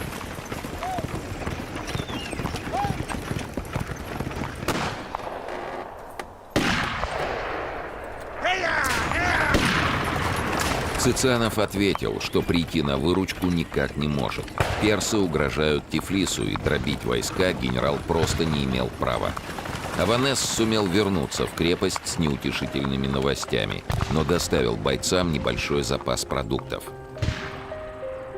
Еще через неделю Аббас Мирза отправил к Корягину парламентеров. Он обещал, что если русские капитулируют, их ждут награды и почести. Если нет — гибель. Корягин попросил на размышление 4 дня. Когда срок перемирия истек, полковник сообщил Аббас Мирзе, что на следующий день русские войска покинут крепость. Отряд уходил вечером, скрытно.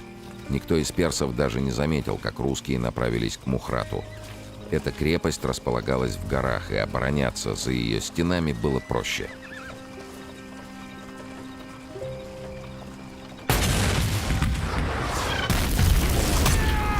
Но персы настигли отряд. Орудия несколько раз переходили от русских к персам и обратно. Но к вечеру русский отряд отбил последнюю атаку и занял крепость. Вскоре к ней подошли силы Цицанова. Атаковали врага и соединились с отрядом Корягина, от которого осталось менее 100 человек. Израненный полковник получил в награду золотую шпагу с надписью «За храбрость». Котляревский — орден святого Владимира 4-й степени. В это же время военные действия шли вдалеке от Карабаха.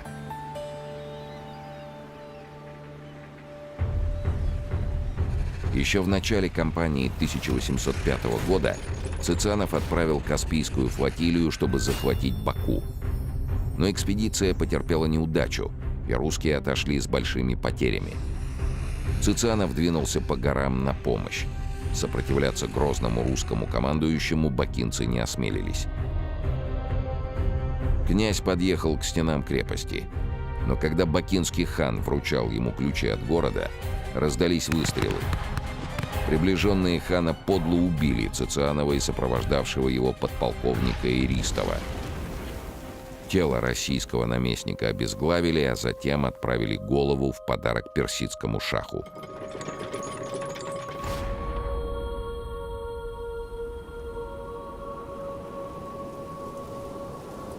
С гибелью Цицанова русская власть в Закавказье пошатнулась. А в ноябре 1806 года войну России объявила Османская империя. На Кавказе открылся новый фронт. С Персией заключили перемирие, которое продержалось чуть больше года. Война с персами возобновилась в 1808 году. После гибели Цицанова пост кавказского наместника занял генерал Тормасов. Тормасов Александр Петрович, генерал от кавалерии. На Кавказе проявил неутомимую энергию, благодаря чему успех склонился на сторону России. За всю войну 1812 года стал единственным кавалером высшей награды империи – ордена Андрея Первозванного. Одержал первую крупную победу над войсками Наполеона.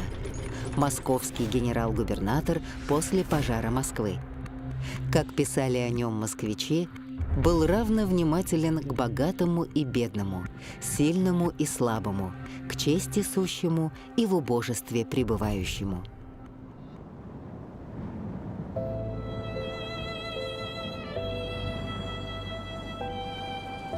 Полковника Корягина уже не было на свете. Он умер от лихорадки. А командиром легендарного 17-го егерского полка стал Петр Котляревский.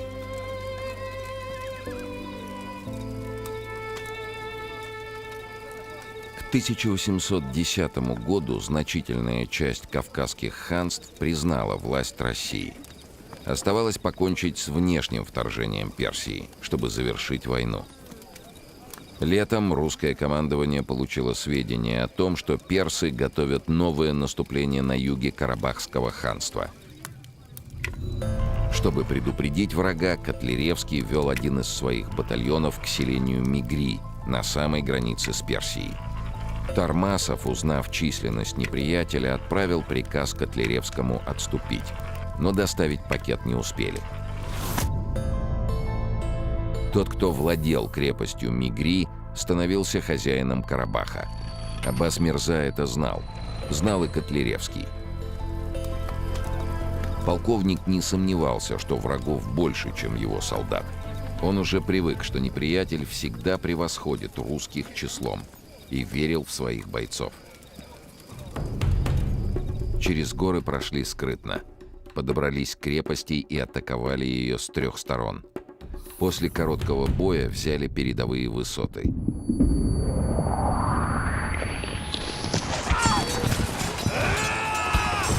Ночью сражение продолжилось, и к утру селение было занято русскими. Оставалось взять главную батарею, которая грозно возвышалась на гранитном утесе.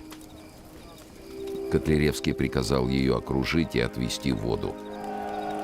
Спустя сутки персы бросили позиции и разбежались.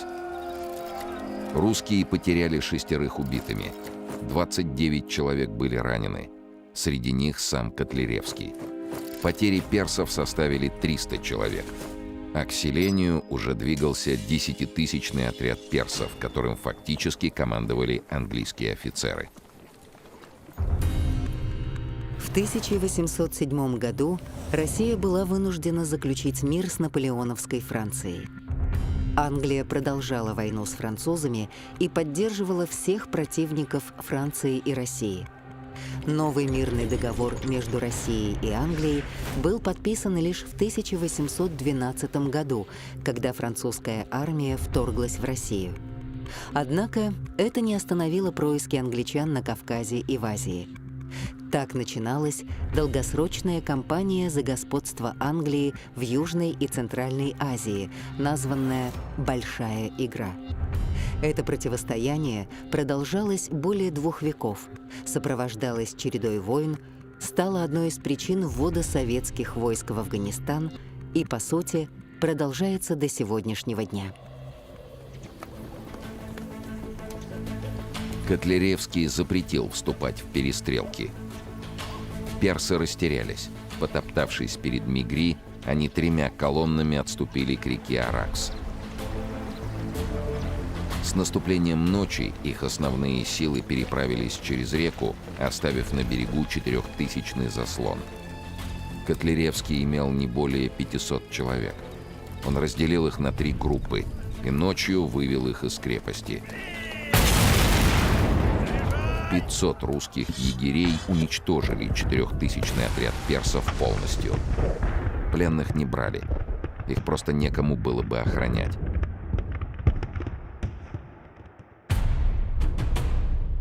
В 1811 году Котляревского направили на турецкий фронт.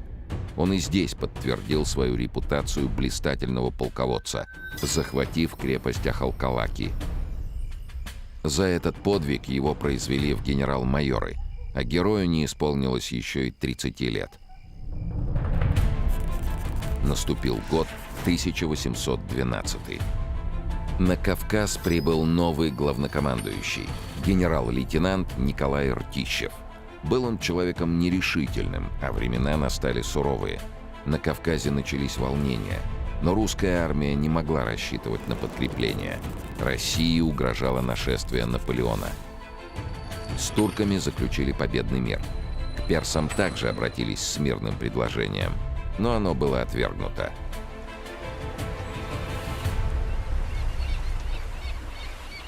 В июне к побережью Персии приплыли британские корабли. Они доставили шаху 30 000 ружей, 12 орудий, амуницию и новую группу военных советников. У персов окрепла надежда отвоевать Закавказье. Их 30-тысячное войско снова подошло к границе, которая проходила по реке Аракс. На российском берегу с небольшим отрядом стоял генерал Котляревский.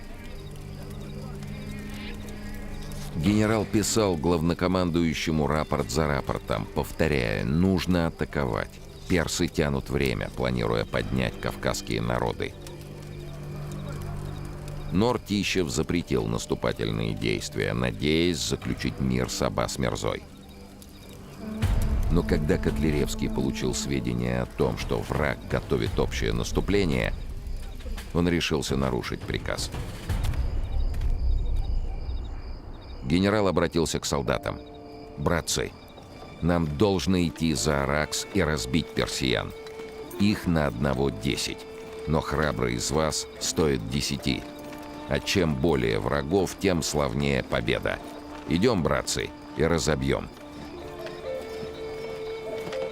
Ночью 19 октября отряд незаметно переправился через реку, имея всего 2500 человек и 6 пушек. В лагере неприятеля ни о чем не подозревали, когда с тыла ударили русские. После короткого боя персы стали разбегаться. Даже персидский командующий не смог остановить бегство, стараясь собрать остатки армии у брода Асландус. Персы даже не подозревали, сколь малый отряд им противостоит. Но Котляревский понимал, что утром обмануть врага уже не сможет.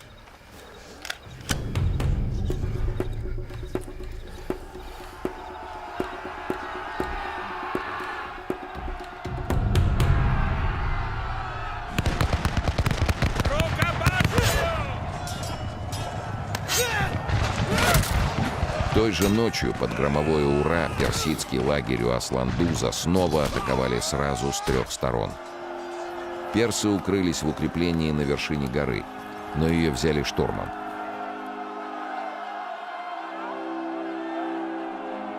Враг потерял 1200 человек убитыми, более 500 попали в плен. Здесь же нашли свою смерть и английские советники. Аббас-Мирза бежал. С его армией было покончено. Чтобы окончательно изгнать персов из Закавказья, оставалось взять крепость Ленкорань в Талышском ханстве. Она была построена англичанами по последнему слову военной техники и казалась неприступной.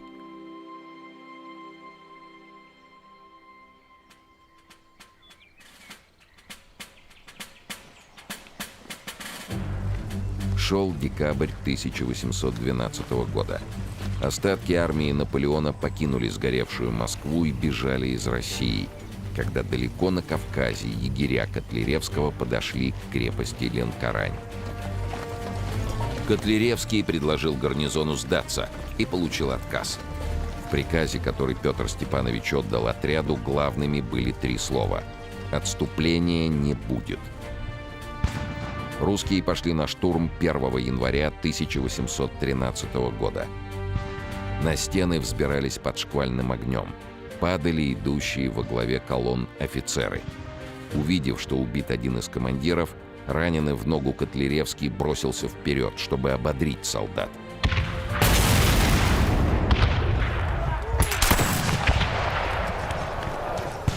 Штурм Ленкорани занял 3 часа. Из 4000-го гарнизона персов уцелел только 1 солдат. Русские потеряли убитыми и ранеными 1000 человек. Лишь в конце боя солдаты поняли, что рядом нет их генерала. Его нашли под грудой тел, без сознания. 1 пуля попала в ногу, 2 задела глаз, 3 раздробила челюсть. Генерала положили на носилки из солдатских ружей. Борясь с нестерпимой болью, Котляревский жалел лишь об одном: это был его последний поход. Падение Ленкорани вынудило персов подписать 12 октября 1813 года Гюлистанский мирный договор. Персия отказывалась от грузинских и азербайджанских земель.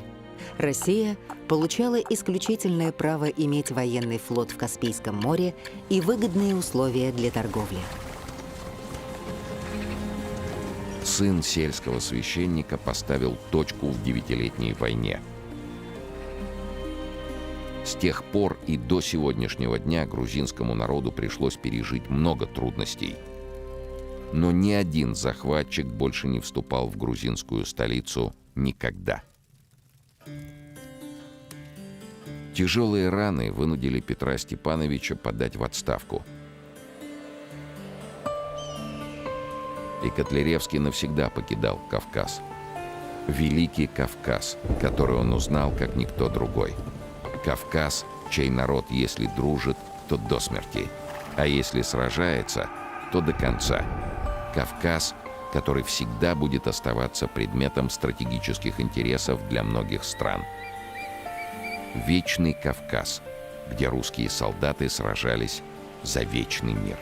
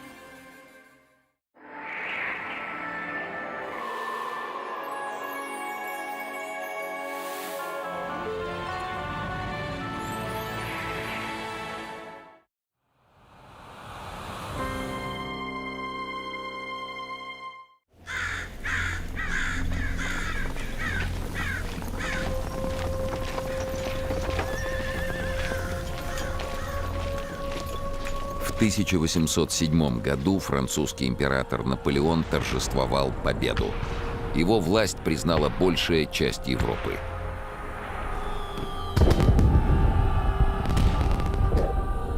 Россия, оставшись без союзников, была вынуждена заключить с Францией мир. Но все понимали, что новая война с Бонапартом — лишь вопрос времени. Россия оказалась в труднейшем положении. В случае войны с Францией защитить свои границы предстояло не только на западе. На юге ей угрожали Турция и Персия, а на севере старый соперник — Швеция. Ждать, когда все враги одновременно обрушатся на страну, означало обречь ее на поражение и гибель. Швеция давно претендовала на часть русских земель. Если французы вступят в Россию, то немедленно нанесут удары шведы.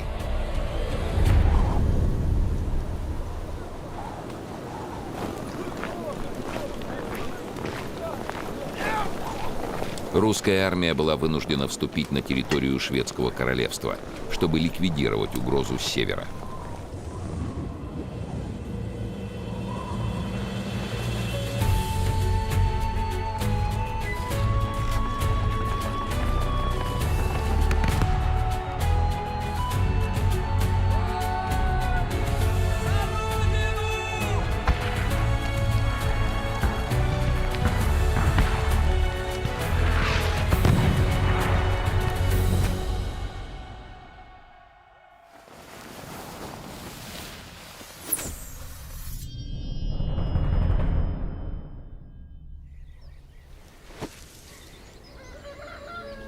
Где друзья минувших лет?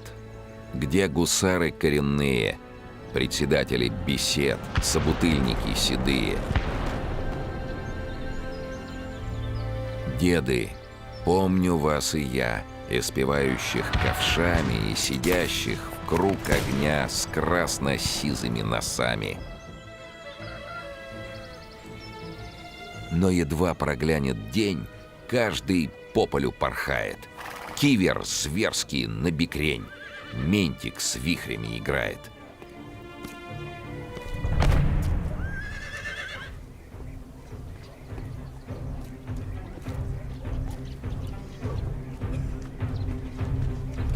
Известие о начале боевых действий между Россией и Швецией застало штаб ротмистра Давыдова в Москве, и он немедленно стал собираться на войну. Денису Васильевичу шел 24-й год, но о нем уже знала вся русская армия.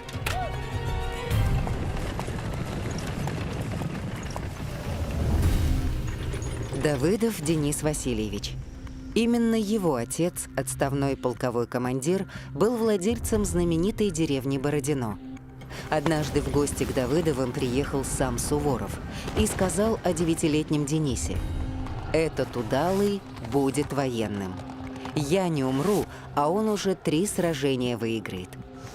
Давыдов поступил на службу в гвардейский кавалергардский полк, куда его не хотели принимать из-за очень маленького роста.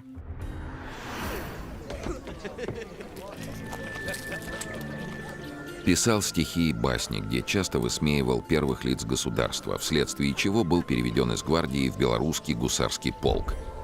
Всеми силами пытался попасть на фронт во время войны с Наполеоном в 1805 году, но его полк не принимал в ней участия.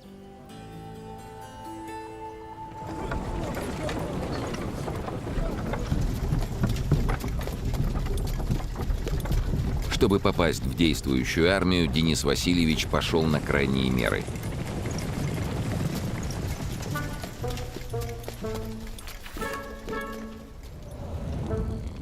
Ночью он пробрался в спальню к главнокомандующему Михаилу Каменскому. Старый полководец мирно спал, когда в комнате появился Давыдов и громогласно потребовал немедленно отправить его на фронт. Бедный старик чуть не умер от страха. Дело окончилось страшным скандалом, но известие о бесшабашном поступке молодого человека облетело всю армию и дошло до Александра I.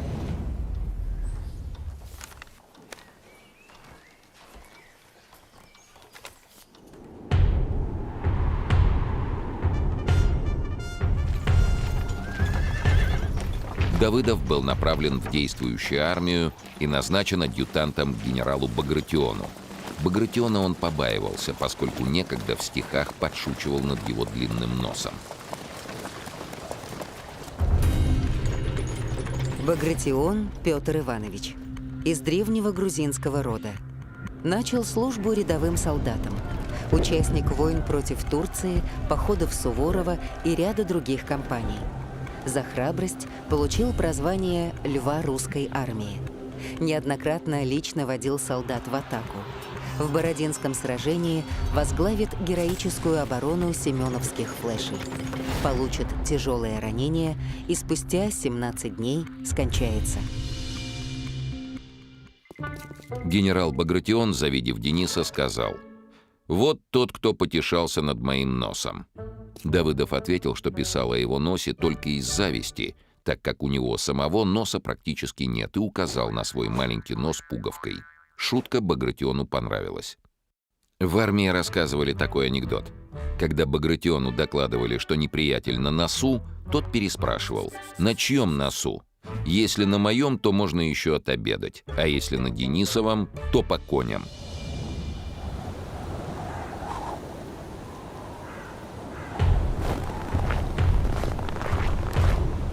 Впрочем, шутки закончились, когда началась война.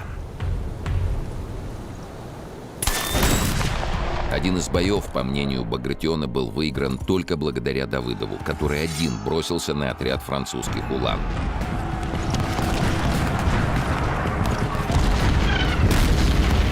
Французы, преследуя его, отвлеклись и упустили момент появления русских гусар.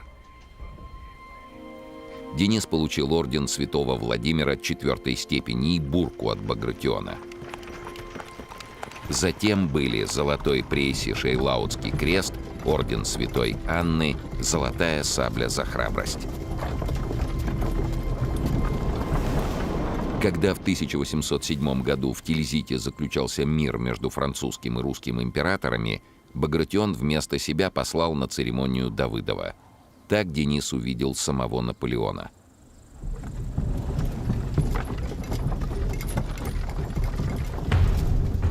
С армией французского императора ему еще только предстояло воевать. Накануне Отечественной войны он напишет: «1812 год стоял уже посреди нас, русских, со своим штыком в крови по дуло, со своим ножом в крови по локоть».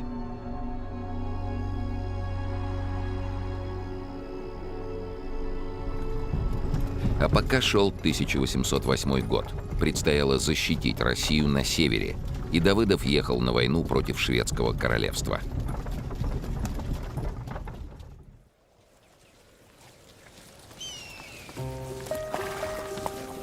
Шведы для России были врагом старым. Воевал с ними Александр Невский за псковские и новгородские земли. Сражались при Иване Грозном в Прибалтике. Бились в годы смуты. Но кульминацией этих сражений стала Великая Северная война. Великая Северная война началась в 1700 году и длилась 21 год. Русский царь Петр I совершил, казалось, невозможное.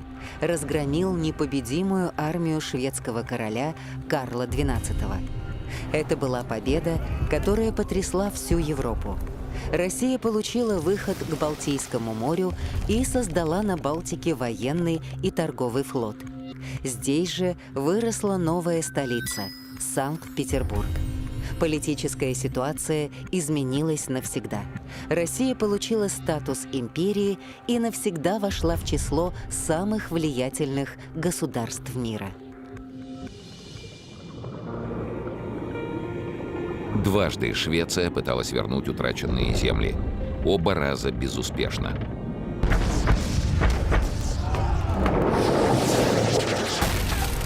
Последняя война со шведами закончилась в 1790 году полной победой России.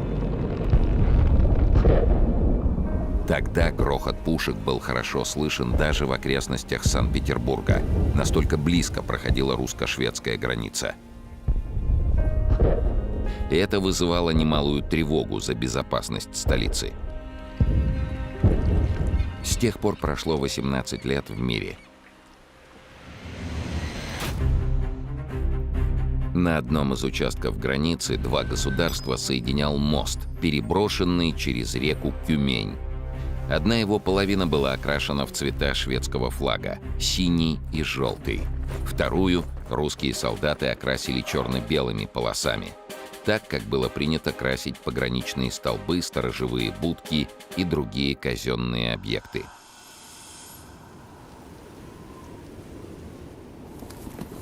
Лесная глушь, величественные скалы и тишина, нарушаемая только птичьими криками и течением реки. Так продолжалось до тех пор, пока на границу не доставили приказ короля Швеции Густава IV Адольфа. Приказ гласил полностью выкрасить пограничный мост желтым и синим.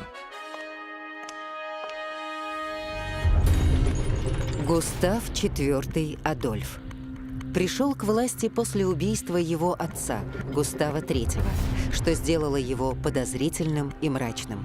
Мечтал о военной славе Карла XII, но ни разу не участвовал в боях. Долгое время ориентировал свою политику на Россию, надеясь при ее поддержке захватить Норвегию, принадлежавшую Дании. Всю жизнь оставался яростным противником Наполеона. После подписания мира между Россией и наполеоновской Францией оказался под влиянием британских политиков, которые склоняли Швецию к войне против России. Отправив приказ перекрасить пограничный мост, Густав Адольф открыто напрашивался на ссору с императором Александром I, но распоряжение короля было исполнено. Однако на следующий день русские перекрасили весь мост в свои цвета. Шведы снова взялись за краску. Тогда российский посланник в Стокгольме потребовал прекратить провокации на границе. Ответ шведов был резок и оскорбителен. Россия подняла войска по тревоге и направила к шведским рубежам. Только это успокоило страсти. Мост снова раскрасили в цвета двух государств. На границу вернулся покой. Но ненадолго.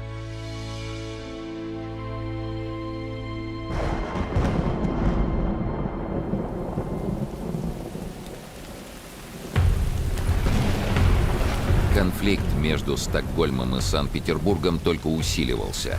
И основной причиной была политика Наполеона. В 1804 году Наполеон Бонапарт провозгласил себя императором, а завоевательные походы значительно укрепили его позиции. Австрийская, прусская и польская компании превратили Францию в самую влиятельную державу Европы, и теперь Наполеон пытался диктовать свои условия врагам и союзникам.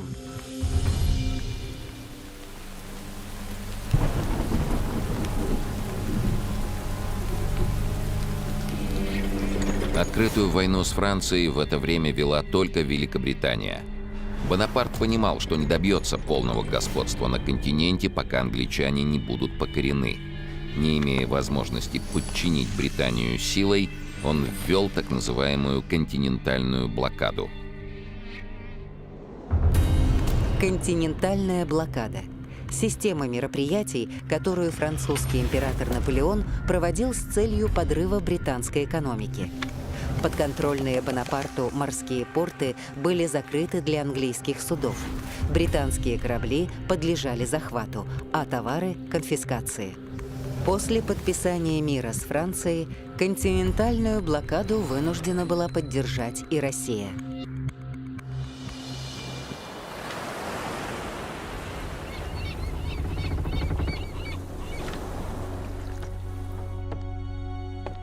Шведский король Густав Адольф оставался союзником Британии. Он поддержал ее даже когда британский флот напал на его соседа – Данию.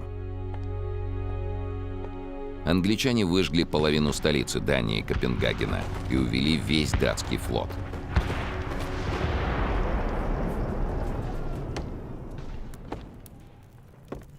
Российская империя, давний союзник датчан, потребовала от Лондона возвращения датского флота.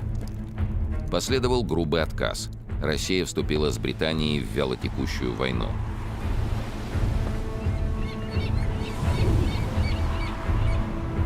Британское правительство обратилось к шведскому королю и дало понять, Лондон не будет возражать, если Густав Адольф решится отобрать у датчан Норвегию. Это был открытый вызов России и лично императору Александру. Шведский король заявил русскому посланнику: примирение между странами невозможно до тех пор, пока русские удерживают за собой Карелию, исконные новгородские земли. К войне с Россией Швецию склонял и Лондон, обещая финансовую и военную поддержку. Начало военных действий между Россией и Швецией было лишь вопросом времени.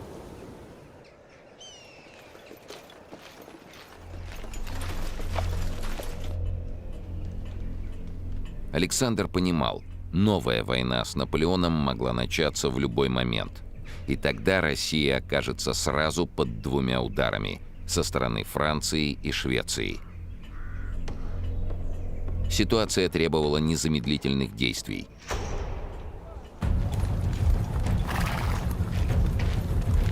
В феврале 1808 года Александр I приказал 24-тысячной русской армии под командованием графа Федора Буксгевдена перейти шведскую границу.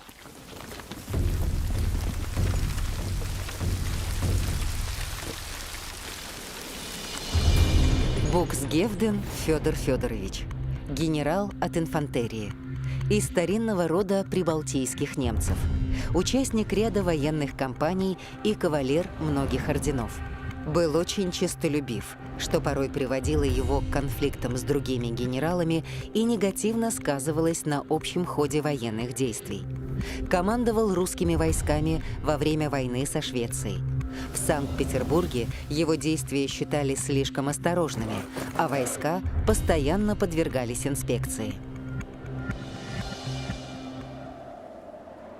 На том самом мосту, который не давал покоя шведскому королю, отряд русских драгун перешел границу и пошел в атаку.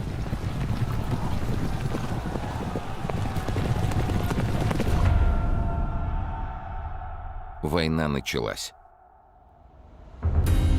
Чтобы вступить на территорию самой Швеции, у русских войск было два пути. Либо пересечь Балтийское море и высадить десант на шведской территории, либо двигаться через Финляндию, которая находилась под властью шведов, и направиться сначала на север, а затем на юг, вдоль Ботнического залива к Стокгольму. Но у русского командования не было задачи захватить Швецию. Планировалось лишь очистить от шведов Финляндию, отодвинув границу от Санкт-Петербурга, а затем вынудить врага подписать мир. Поэтому основные боевые действия развернулись именно на финской территории.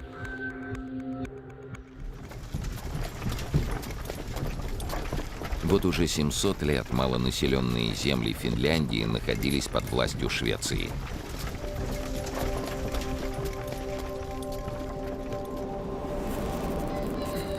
Финнов шведы воспринимали как людей второго сорта. Они были лишены своей письменности и права получать образование на родном языке. Большинство финнов едва сводило концы с концами из-за множества податей, которыми их обложило шведское правительство. Особые налоги назначались даже за право пить чай или кофе и носить карманные часы.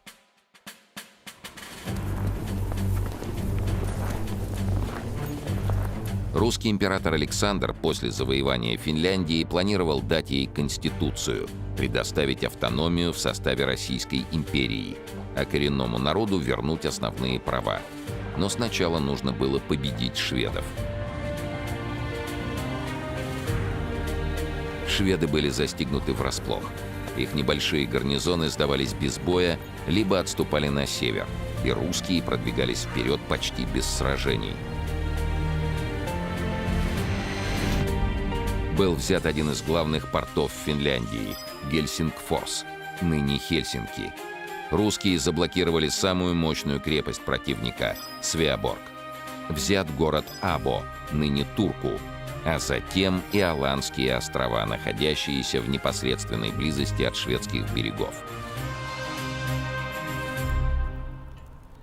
В Петербурге решили, что Финляндия захвачена, и 20 марта 1808 года Александр I издал манифест о присоединении финских земель к Российской империи.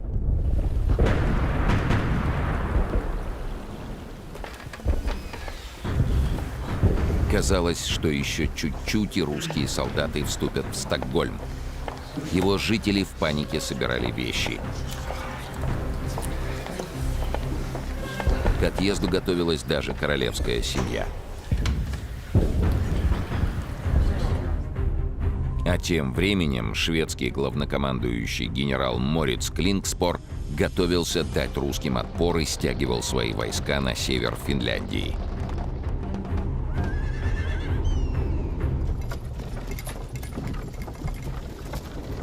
Давыдов нагнал русскую армию в Гельсингфорсе, где располагался штаб графа Буксгевдена. Многие ждали, что командующий даст приказ штурмовать крепость Свеаборг. Шли дни, но осторожный Буксгевден продолжал осаду.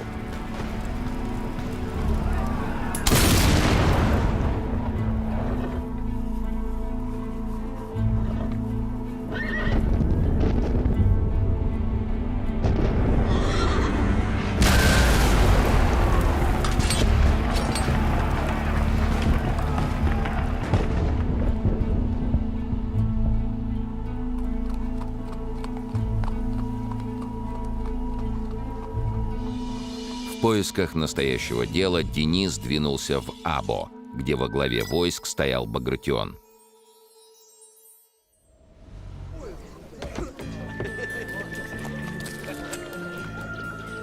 Но и здесь порохом не пахло. В Або веселились и давали балы. Давыдов узнал, что настоящие сражения ожидаются на севере. Туда уже прибыл авангард русских войск под командованием старого знакомого Давыдова, подполковника Якова Кульнева. Пару лет назад они вместе сражались против французов. Давыдов помчался на север и предстал перед Кульневым. Яков Кульнев. С декабря 1808 года генерал-майор. Службу начинал в пехоте. Затем переведен в драгуны и, наконец, в гусары. Участник войн с Турцией и Францией. Любимец фельдмаршала Суворова. Прирожденный воин. Человек великанского роста и отчаянной храбрости. Многие офицеры помнили его фразу: «Матушка Россия тем хороша, что все-таки в каком-нибудь углу ее додерутся.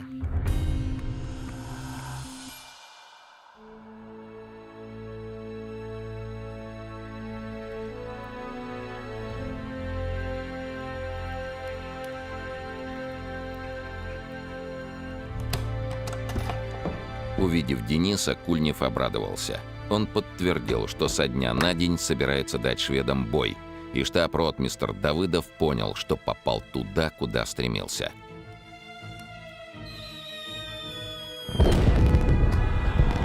Надежды на скорую победу придало и известие о взятии русскими крепости Свеаборг.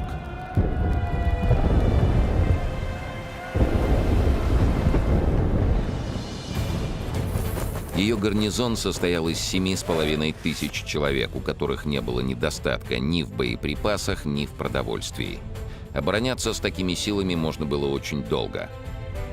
Но комендант Свеаборга, вице-адмирал Кронстадт, продержался чуть больше 2 месяцев.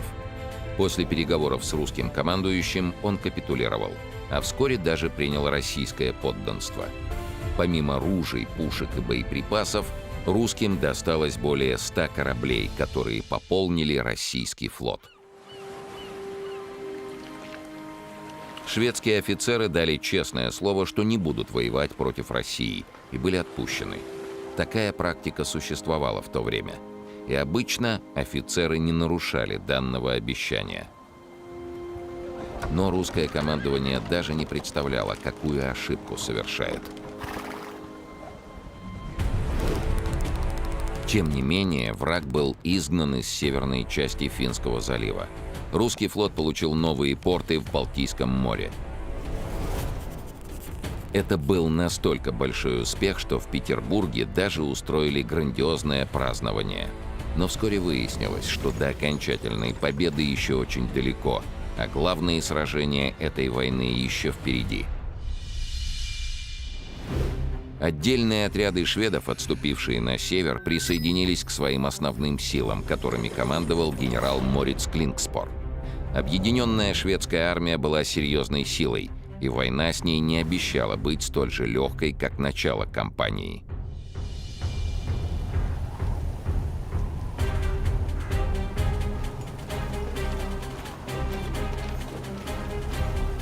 Первое сражение произошло 4 апреля 1808 года, когда войска шведского генерала Лёвенгельма встретились с силами Кульнева возле деревеньки Пюхяйоки.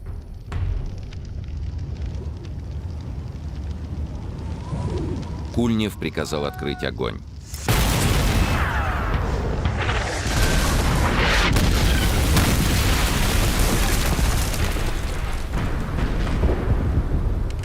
Шведы ответили стрельбой.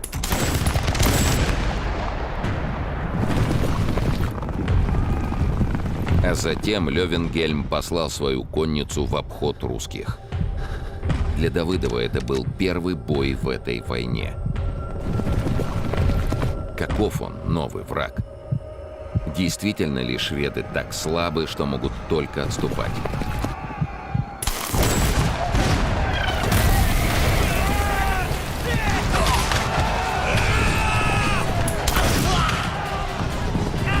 Тут Давыдов заметил обходной маневр шведской кавалерии, и его гусары бросились на перерез.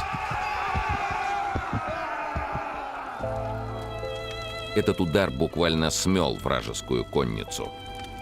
Звон сабель, ржание коней, грохот выстрелов, крики.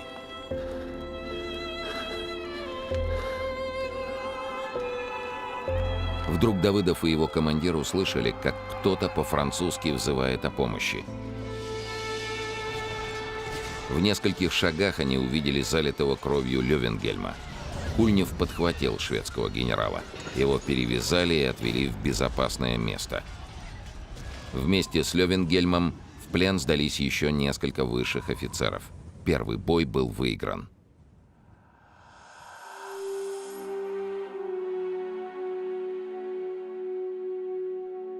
На следующий же день Кульнев приказал готовиться к новому выступлению. Давыдов убеждал его не торопиться. Он видел, как дрались шведы, не уступавшие по стойкости нашим солдатам. Русским следовало дождаться основных сил своей армии, а не надеяться на одну гусарскую удаль. Шведы не могут отступать бесконечно. Они соберут ударный кулак и приготовят нам ловушку, говорил Давыдов. Но Кульнев был уверен, стоит только покрепче нажать, и шведы побегут. Уже через 2 дня Яков Петрович убедился, что Давыдов был прав. К селению Сикайоки шведы подошли с сильным подкреплением.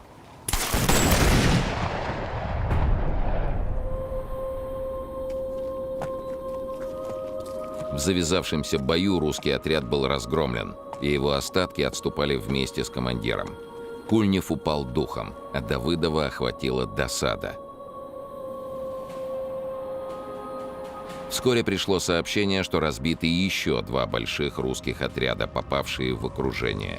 Многие солдаты погибли, другие попали в плен. Но и на этом неудачи в русской армии не заканчивались.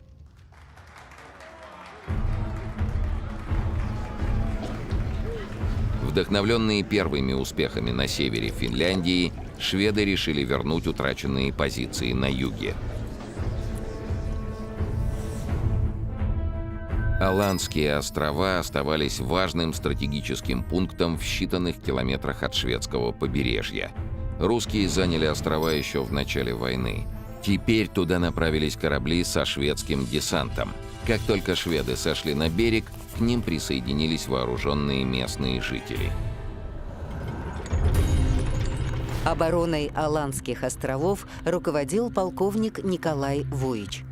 25-й егерский полк, который он возглавлял, был лишен поддержки русского флота и отрезан от остальных армейских частей.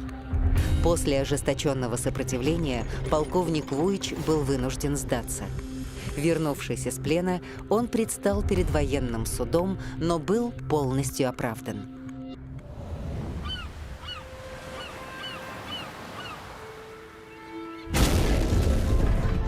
Вскоре английская и шведская эскадры атаковали малочисленный отряд русских военных судов и захватили мощный линейный корабль «Всеволод». Русская армия теряла свои завоевания. Если в начале войны объединенные силы русских громили отдельные отряды шведов, то теперь ситуация зеркально изменилась. Шведы собрали силы на севере, а русские войска были разбросаны на огромном расстоянии от Гельсингфорса до Якобстада. Связь между отрядами практически отсутствовала. Захватить Финляндию одним ударом и малыми силами не получилось. На финский фронт отправили пополнение.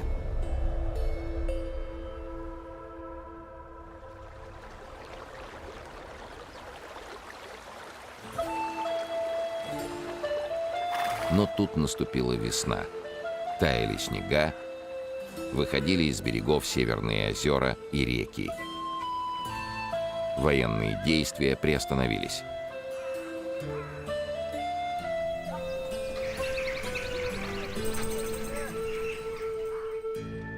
В отряде Кульнева также наступило затишье.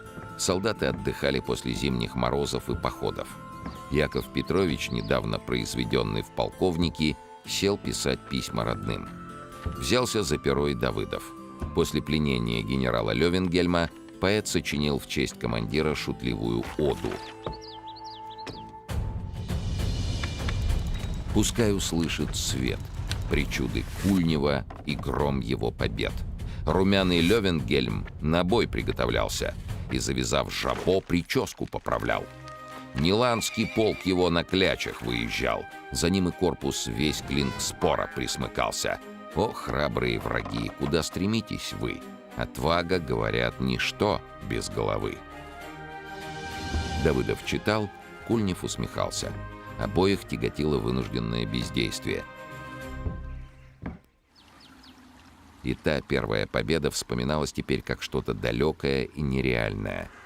Оба понимали, что русская армия надолго увязла в Финляндии. Толчком к новому развитию событий стали действия Великобритании. Ее правительство раздувало эту войну любыми средствами. Шведы получали деньги, оружие и любую помощь. Мало того, в Швецию прибыли 14 тысяч британских солдат. Получив такое подкрепление, Густав Адольф уже надеялся на скорую победу. Но ему помешал собственный неуживчивый характер.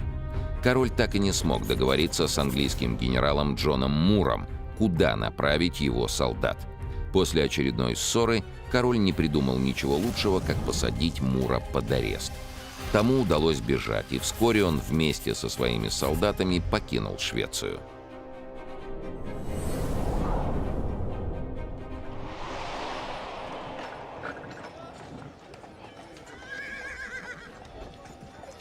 Тогда шведский король сделал ставку на повстанческое движение и призвал финское население взяться за оружие.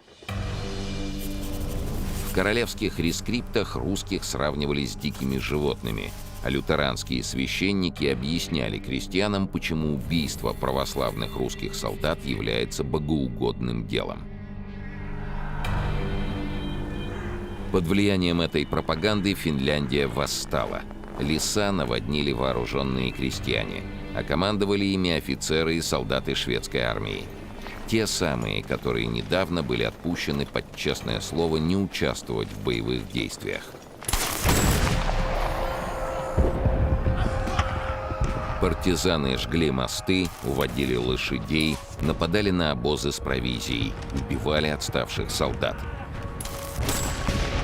Русские порой находили тела своих товарищей то сожженных живьем, то с отрубленными головами. Повстанцев брали в плен, отправляли их на принудительные работы. Но восстание не угасало, вспыхивая отдельными очагами и создавая русской армии дополнительные сложности.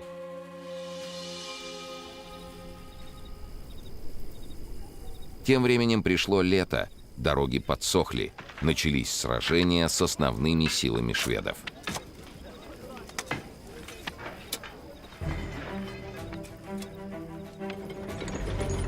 Отряд Кульнева и Давыдова вошел в состав корпуса генерала Раевского в центральной части Финляндии, где происходили основные сражения. Здесь не было привычной линии фронта, которая разграничивала две армии. Война затягивалась и превращалась в отдельные бои за хутора и деревни среди бесконечных лесов, озер и болот.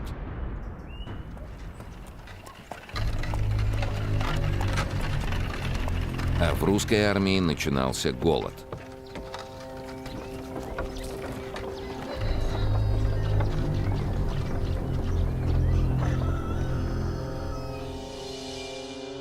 Партизаны нападали на обозы с продовольствием, и продукты редко доходили до передовой. Не меньше вредили свои же русские интенданты, которые отвечали за обеспечение армии. Дурная слава об их воровстве ходила давно. Еще в прошлую войну с французами разгневанный император Александр даже запретил интендантам носить военные мундиры. Он надеялся, что это наказание вразумит жуликов, но те не знали позора. Порой в мешках с провизией, которые с огромным трудом удавалось доставить в действующую армию, вместо хлеба обнаруживали мусор. Солдаты и офицеры перешли на подножный корм. Основным питанием армии стали грибы и ягоды. В этих условиях Раевский так и не смог разбить шведов и закрепиться на севере Финляндии. А потому командующий Федор Буксгевден сменил его на другого генерала, Николая Каменского. Каменский Николай Михайлович, сын фельдмаршала Михаила Каменского, которого так напугал своим визитом Денис Давыдов. Участник суворовских походов и кампаний против Наполеона. Славился непростым характером и заносчивостью в отношениях с офицерами. При этом всегда был внимателен к нуждам простых солдат. Не дожив до Отечественной войны 1812 года, скончался от лихорадки. Буксгевден напутствовал Каменского словами: «Буду с нетерпением ждать от вас известий. Взоры всей армии устремлены на корпус ваш». Генерал Каменский привел войска в порядок. наладил снабжение и перешел в наступление. 21 августа 1808 года у селений Куортане и Салми русские обратили шведов в бегство. Весть об этом мгновенно разнеслась по Финляндии. В деревнях прекратилась шведская пропаганда, и вскоре партизанское движение пошло на спад. Но шведское командование не теряло надежды взять реванш. Генерал Мориц Клингспор отвел главные силы своей армии на север и ждал, когда подойдут русские, планируя загнать их в ловушку.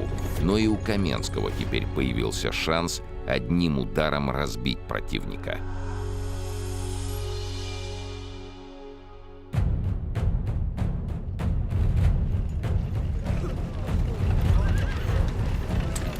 Решающее сражение состоялось 2 сентября 1808 года у селения Оровайс. Первым атаковать противника должен был отряд Кульнева.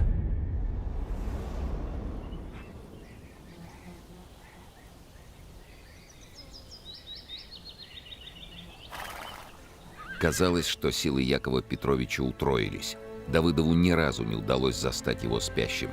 Когда весь отряд погружался в сон, тот продолжал объезжать посты и с улыбкой говорил: «Я не сплю и не отдыхаю для того, чтобы армия спала и отдыхала».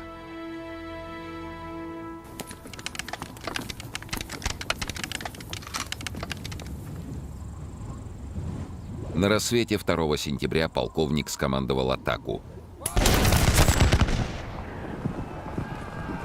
И русский авангард двинулся на шведов.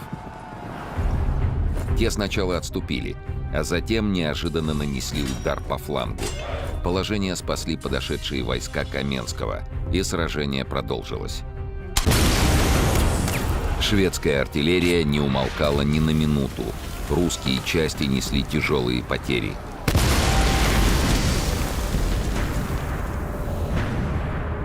Но Каменский еще утром приказал подтянуть резервы. Когда подошло подкрепление, он поскакал им навстречу и обратился к солдатам: «Покажем шведам, каковы русские. Не выйдем отсюда живы, не разбивши шведов в пух. Ружья наперевес. За мной!» Ударили барабаны, и Каменский лично повел в бой свой резерв.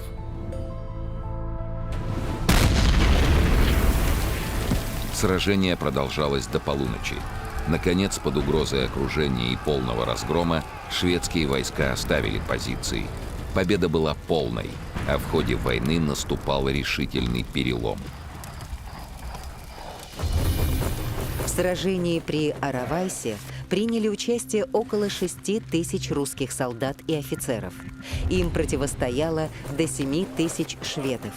Потери противника составили 1235 человек пленными, ранеными и убитыми. Русские потеряли 895 человек.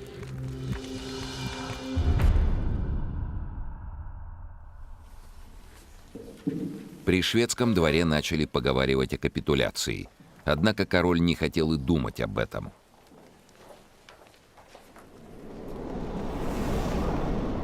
В отчаянии он приказал собрать десантный корпус и высадить его возле Або, а сам отправился к месту будущей битвы на яхте. Появление противника возле Або не стало неожиданностью для генерала Багратиона, который командовал расположенным здесь корпусом. 2 дня его войска обороняли город. А на 3-й перешли в атаку. Шведский десант в панике бежал. Густав Адольф видел провал операции с борта своей яхты. Вернувшись в Стокгольм, он обрушил свой гнев на личную гвардию, понизив в звании всех офицеров. Король не замечал недовольства, которое вызывала его политика. Гвардия затаила обиду. Подданные возмущались увеличением военных налогов. Все сильнее раздавались голоса в поддержку мира.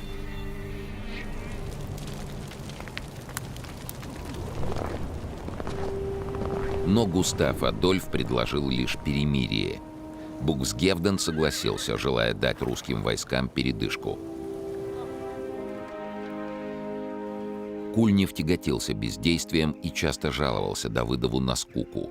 Тот был разочарован не меньше, но приказ требовал оставаться на месте. Шведы враждебности не проявляли.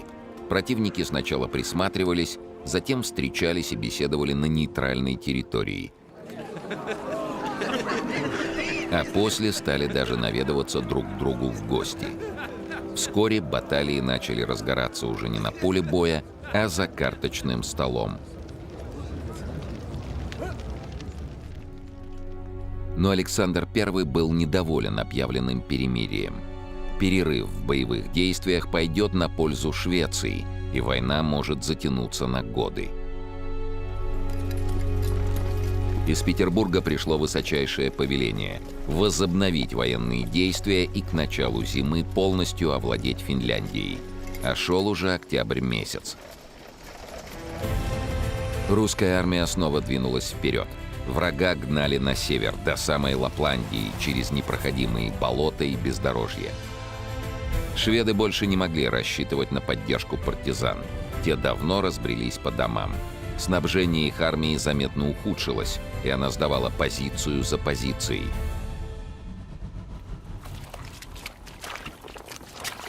В ноябре шведские генералы снова попросили о перемирии. Граф Буксгевден и на этот раз дал положительный ответ, но теперь предварил его жестким условием – вывести все войска из Финляндии. Шведам не оставалось ничего другого, как согласиться.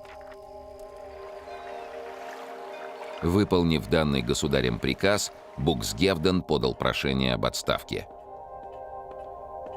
Командующий был недоволен тем, что в Петербурге ему не слишком доверяют, оспаривая чуть ли не каждое его решение.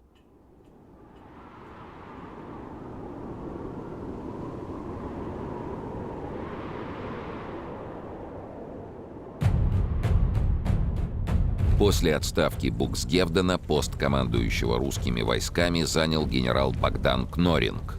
Шведская армия, хотя и отступила из Финляндии, но в любой момент могла нанести удар. Кнорингу предстояло перенести войну на шведский берег и создать угрозу неприятельской столице – Стокгольму. Только это могло бы убедить шведов признать поражение. Финляндию от Швеции отделяет Ботнический залив, который в ту зиму покрылся толстым слоем льда. Тогда-то и родилась дерзкая идея – перейти залив по льду и атаковать врага уже на его территории. Кноринг в успех этого замысла не верил и находил то одну, то другую отговорку. Дело с мертвой точки сдвинул лишь прибывший из Петербурга военный министр граф Аракчеев. Аракчеев Алексей Андреевич, генерал от артиллерии, ближайший сподвижник Александра I. Вопреки несправедливой славе поклонника бессмысленной муштры, был успешным реформатором русской армии. Возглавил комиссию по разработке артиллерийского стандарта, так называемой Аракчеевской системы. Модернизировал административную организацию армии. Во время Отечественной войны 1812 года возглавит работу по созданию резервов и снабжению войск.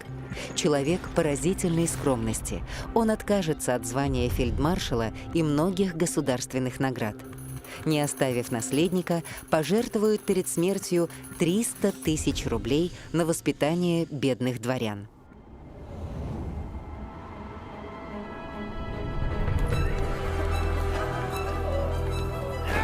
Операция по пересечению Ботнического залива началась. По льду среди торосов, по колено в снегу и почти без отдыха русским солдатам предстояло пройти около 70 километров от города Або до Аландских островов, а затем еще 40 километров до побережья Швеции.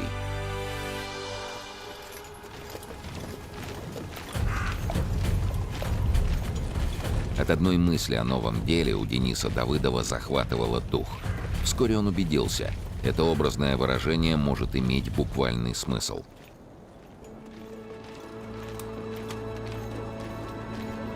Ледовый поход стал тяжелейшим испытанием для армии. Солдаты карабкались по гигантским ледяным торосам, а затем часами шли, проваливаясь в снег под пронзительным ветром. И так день за днем, километр за километром. Современники сравнивали эту операцию со знаменитым Суворовским переходом через Альпы. Наконец, 7 марта Багратион получил донесение от Кульнева. «Благодарение Богу, честь и слава русского воинства на берегах Швеции. Я с войском в Гриссельгаме». До столицы Швеции Стокгольма оставалось немногим больше 100 километров. Через 2 дня корпус генерала Барклая де Толли перешел через Ботнический залив чуть севернее, взяв город Умеå, и отрезал основные силы врага на границе с Финляндией. Положение шведской армии становилось критическим. Шведы вновь запросили перемирие.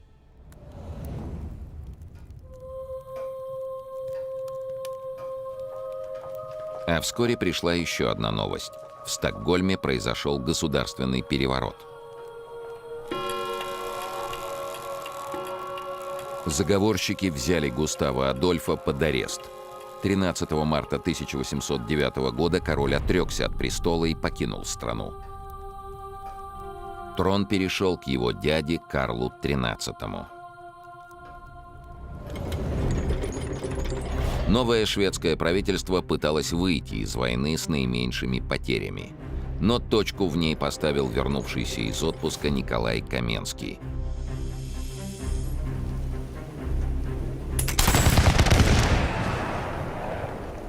В сражении у города Ратан шведы потеряли около 2000 человек. Из них половину пленными. Продолжать войну у них больше не было ни сил, ни возможности, ни желания.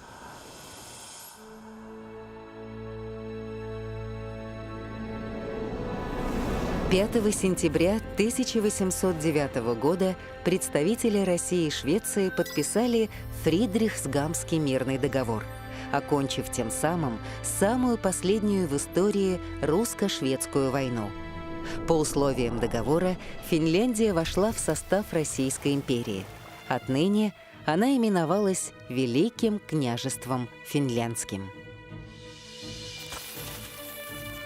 Финны получили собственную конституцию и множество привилегий. Местное население пользовалось свободой вероисповедания, было избавлено от необходимости платить центральные налоги и поставлять рекрутов в русскую армию. По сути, именно во время русского правления сложился финский народ с собственной культурой и национальным самосознанием. Но это же привело к стремлению избавиться от русской опеки. В 1917 году власть в России взяли большевики. 31 декабря 1917 года Совнарком во главе с Лениным признал независимость Финляндии. С этого момента на карте Европы появилось новое государство.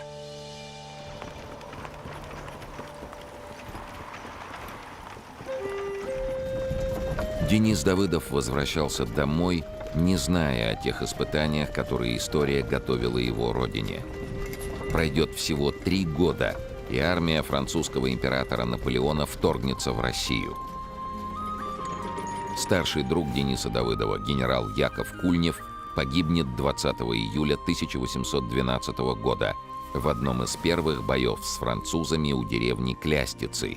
Вражеское ядро оторвет ему обе ноги.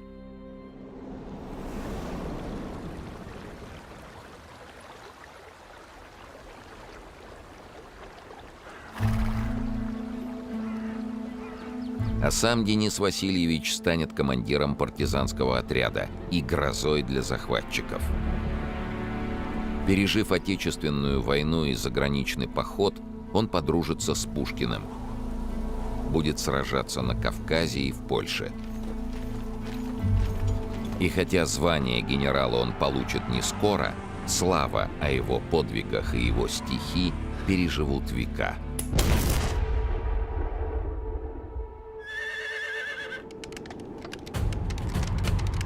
Я люблю кровавый бой.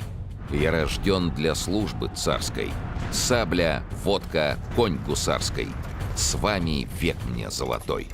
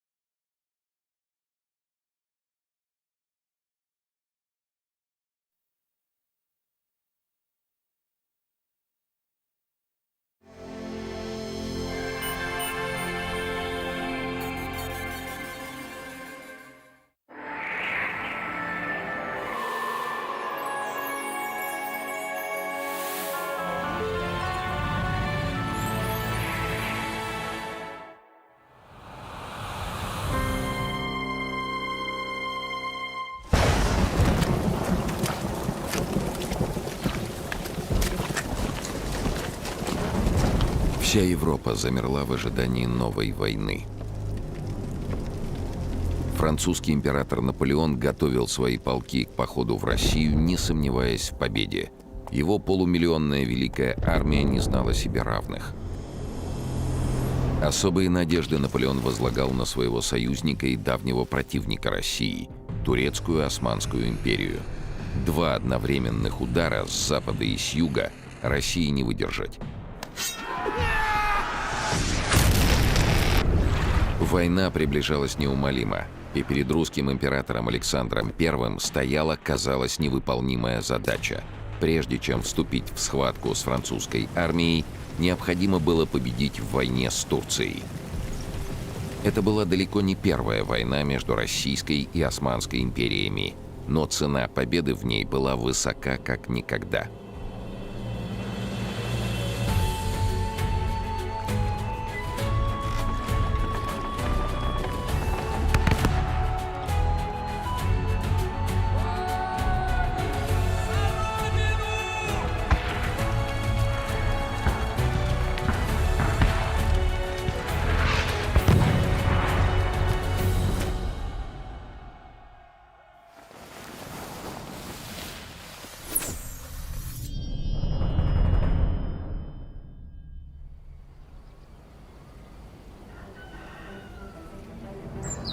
Поручику Ивану Паскевичу шел 25-й год,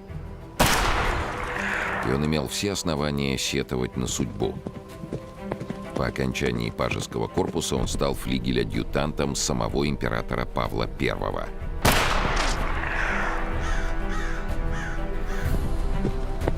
Но после убийства Павла на престол взошел его сын Александр. И все переменилось.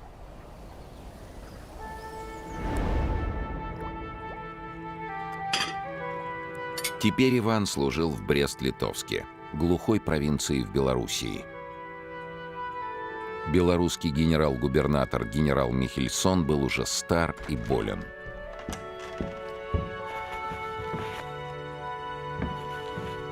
Неужели молодой поручик всю жизнь так и будет мотаться по тылам с престарелым командующим? Ни надежды отличиться, ни возможности завоевать славу в боях.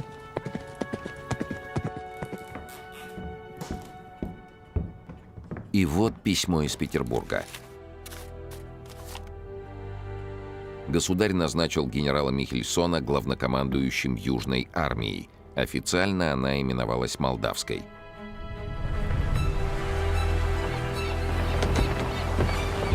Воспрянул духом немолодой Михельсон, а Паскевич почувствовал, что его мечты могут сбыться. В армии давно говорили, что войны с турками не миновать.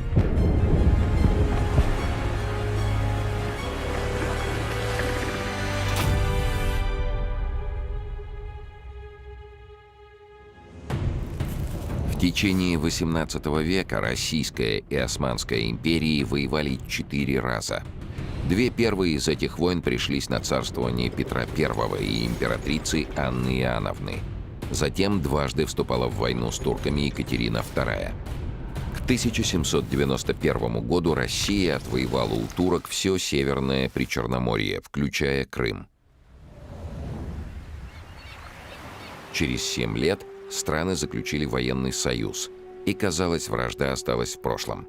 В сентябре 1805 года русские и турки даже готовились вместе противостоять Наполеону Бонапарту. Однако уже через 2 месяца этим планам пришел конец.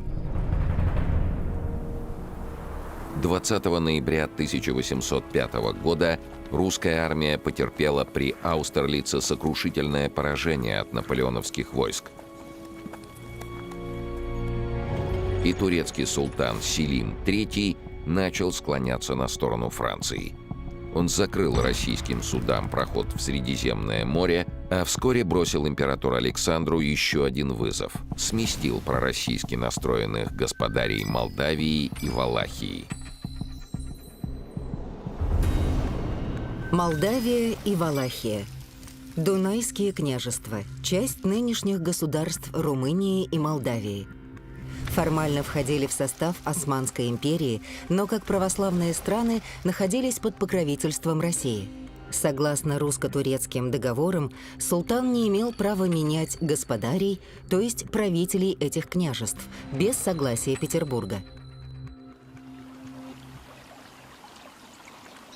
Чтобы вернуть Турцию к исполнению обязательств, в октябре 1806 года Александр I приказал молдавской армии генерала Михельсона перейти Днестр и занять Дунайские княжества.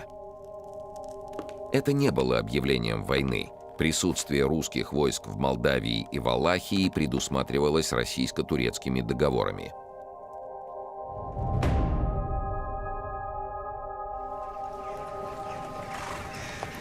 Генерал Михельсон успешно выполнил поставленную задачу. Турки не оказали сопротивления и при виде русских войск снимались с мест и отходили за Дунай.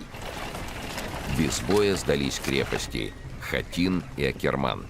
Чтобы взять Бендеры, пришлось применить хитрость. Пока велись переговоры, два русских полка маршировали под городскими стенами. Скрывшись из вида, солдаты снимали кивера, надевали фуражки и снова выходили к городским укреплениям. Создавалось впечатление, будто здесь собралась многотысячная армия. Комендант крепости, хотя и заподозрил обман, но ввязываться в битву не хотел и сдал ключи от города. Вскоре были заняты Яссы, столица Молдавии. Русские солдаты вели себя образцово, а чтобы не беспокоить обывателей, им даже запрещалось покидать крепость. Генерал Михельсон доносил в Петербург: «Вступление наше в здешний край сопровождается очевидной радостью и удовольствием народа здешнего и духовенства». Преградить путь российской армии попытался лишь наместник одной из османских провинций Мустафа Паша по прозвищу Байрактар, в переводе на русский «знаменосец». Он выступил навстречу русским, но, потерпев поражение, отступил к столице Валахии Бухаресту. В Бухаресте появление турок вызвало панику. Многие жители искали спасения в окрестных монастырях. Там же укрылись гвардейцы валашского господаря. Турки пытались штурмовать обители, но были отбиты. А к Бухаресту уже приближались русские войска во главе с генералом Милорадовичем. Милорадович Михаил Андреевич. В 1806 году генерал-лейтенант, позже генерал от инфантерии. Происходил из сербского дворянского рода Милорадовичей-Храбриновичей из Герцеговины. Участник суворовских походов и ряда кампаний против наполеоновской Франции. Герой войны 1812 года и заграничных походов русской армии. Отличался отчаянной личной храбростью.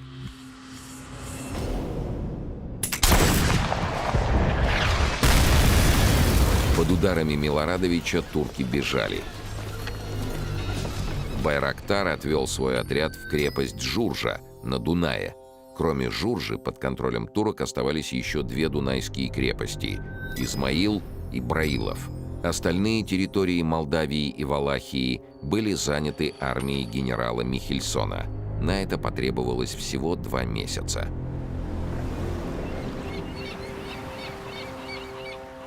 Тем временем французский посол Себастьяни убеждал султана Селима III, что Россия напала на его владения и угрожает османской независимости. Это давление возымело действие. Султан дал российским дипломатам 3 дня на то, чтобы покинуть турецкую столицу. Путь к примирению был отрезан. В выигрыше остался лишь Наполеон, которому удалось стравить 2 союзников по антифранцузской коалиции. 18 декабря 1806 года Селим III объявил России войну.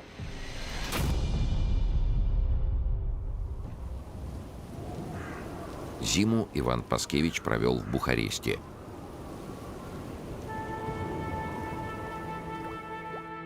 Дни шли, но ничего не происходило. Михельсон строго следовал приказу императора – держаться оборонительной тактики. Товарищи Паскевича сражались в Пруссии против Наполеона.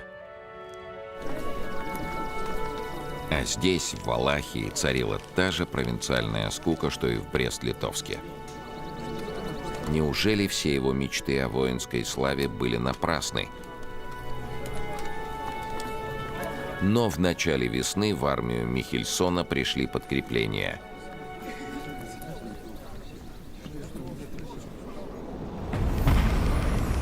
Английский флот готовился нанести удар по Дарданеллам и Босфору, а русская черноморская эскадра адмирала Синявина одновременно должна была высадить десант в турецкой столице. Молдавской армии предписывалось отвлечь на себя все основные силы турок. Сдержать такой совместный удар турки бы не смогли.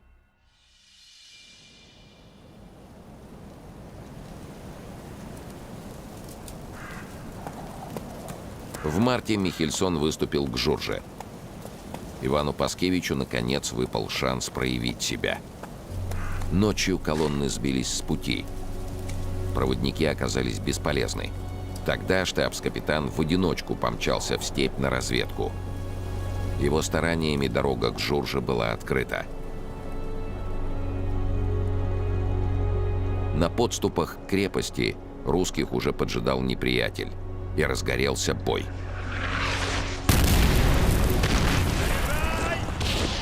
Сражение было в самом разгаре, когда турки начали заходить русским во фланг и тыл.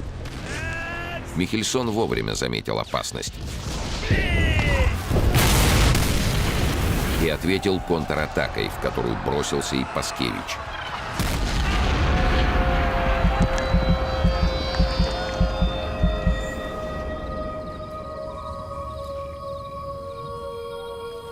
Когда сражение закончилось, взгляду офицера открылась жуткая картина.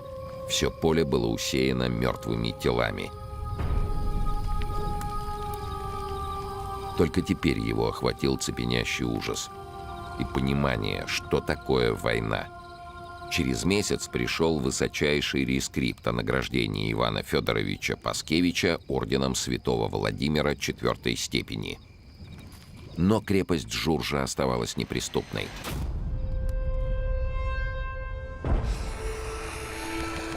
Тем временем к турецким берегам уже подошла британская эскадра.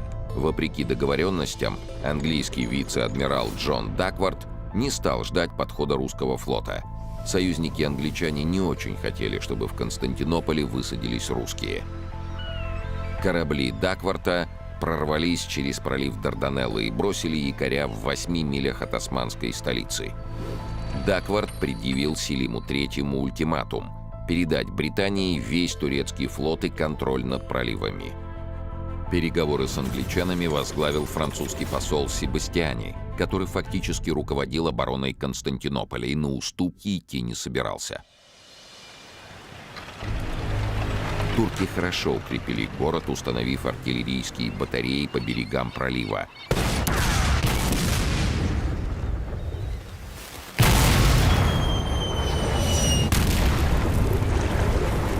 Дакварту не удалось ничего добиться, и его эскадра с потерями отступила, не дождавшись эскадры Синявина. Синявин Дмитрий Николаевич. Русский флотоводец. Адмирал. Участник сражения у мыса Калиакрия, закончившегося поражением Османского флота, и других походов эскадры адмирала Ушакова. Блестяще проявил себя в войне против Турции. В 1813 году отправлен в отставку, но затем возвратился на службу в чине адмирала и был назначен командующим Балтийским флотом. Для самостоятельного удара по турецкой столице у Синявина сил было недостаточно. Тем не менее, русская эскадра подошла к проливу Дарданеллы. Синявин с боем захватил турецкую крепость на острове Тенедос, создал там базу и блокировал пролив. Константинополь зависел от морских поставок продовольствия. Теперь подвоз хлеба в столицу резко сократился. Александр I снова предложил Селиму III принять русские условия и заключить мир. Тот колебался и затягивал переговоры. Султан еще не знал, что дни его власти сочтены. Селим III взошел на престол с намерением провести серьезные государственные преобразования, но столкнулся с яростным сопротивлением знати. Сильное недовольство встретила его военная реформа. Обучением солдат теперь занимались европейские офицеры, а корабли новейших образцов заказывались во Франции. Янычары, регулярная пехота Османской империи, видели в этом угрозу своим привилегиям. Янычары вместе с сипахами, тяжелой конницей, и акэнджи, легкой конницей, составляли основу турецкого войска и гвардию султана. Часто выполняли полицейские, охранные, пожарные и карательные функции. Считались рабами султана и жили в монастырях-казармах. Долгое время им запрещалось жениться и обзаводиться хозяйством. Помимо военного искусства, янычары изучали каллиграфию, право, теологию, литературу и языки. Изначально набирались из детей христиан, но позже в янычары брали и детей мусульман. Со временем они стали обзаводиться семьями, заниматься торговлей и превратились в консервативную политическую силу.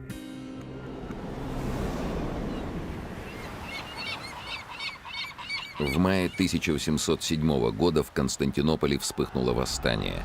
Янычары ворвались во дворец и низложили Селима III. 12 его министров были казнены на месте, а их отрубленные головы выставили на всеобщее обозрение. На престол мятежники возвели двоюродного брата Селима, Мустафу IV, который немедленно известил русских представителей о разрыве всех контактов. С надеждами на мир пришлось расстаться. Русская эскадра по-прежнему охраняла морские подступы к Константинополю. Нехватка продовольствия вызвала в городе беспорядки. Русские высадили десант на острове Лемнос и захватили там несколько судов. Султан терял контроль над Восточным Средиземноморьем и приказал любой ценой прорвать блокаду. Турецкий флот двинулся к Дарданеллам, но был разбит. Через месяц, 19 июня 1807 года, турки попытались взять реванш. Возле полуострова Афон они вступили в сражение с русским флотом. Обе стороны имели по 10 линейных кораблей, но турки располагали еще и 5 фрегатами, 3 корветами и 2 бригами. У русских моряков было свое преимущество – высокая боевая выучка и отношения морского братства, созданные Синявиным. В упорном бою они заставили спустить флаг один из адмиральских кораблей противника. Затем отсекли от основных сил линейный корабль, фрегат и корвет турок и загнали их в Афонский залив. Турецкие командиры отдали приказ сжечь свои корабли.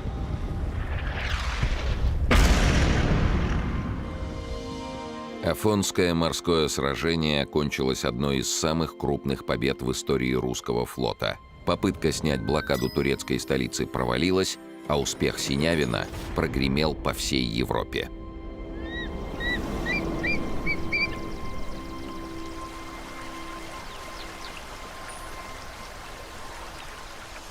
Военные действия шли и на Кавказе.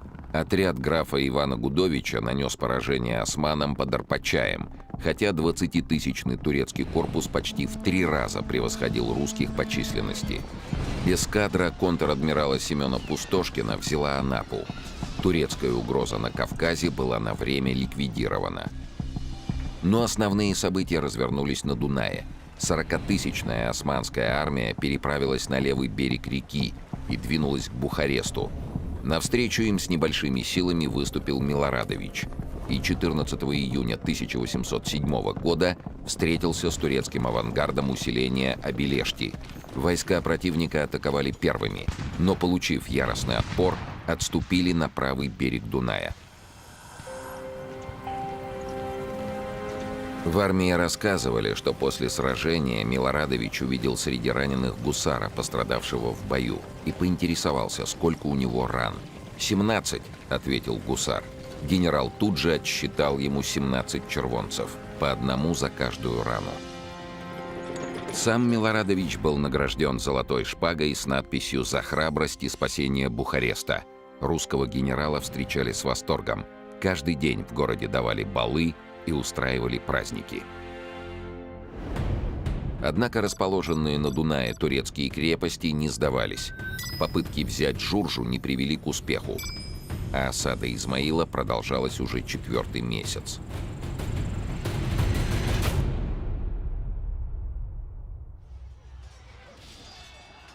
Взятие Измаила некогда принесло громкую славу графу Суворову, но затем по мирным договорам крепость возвратили туркам.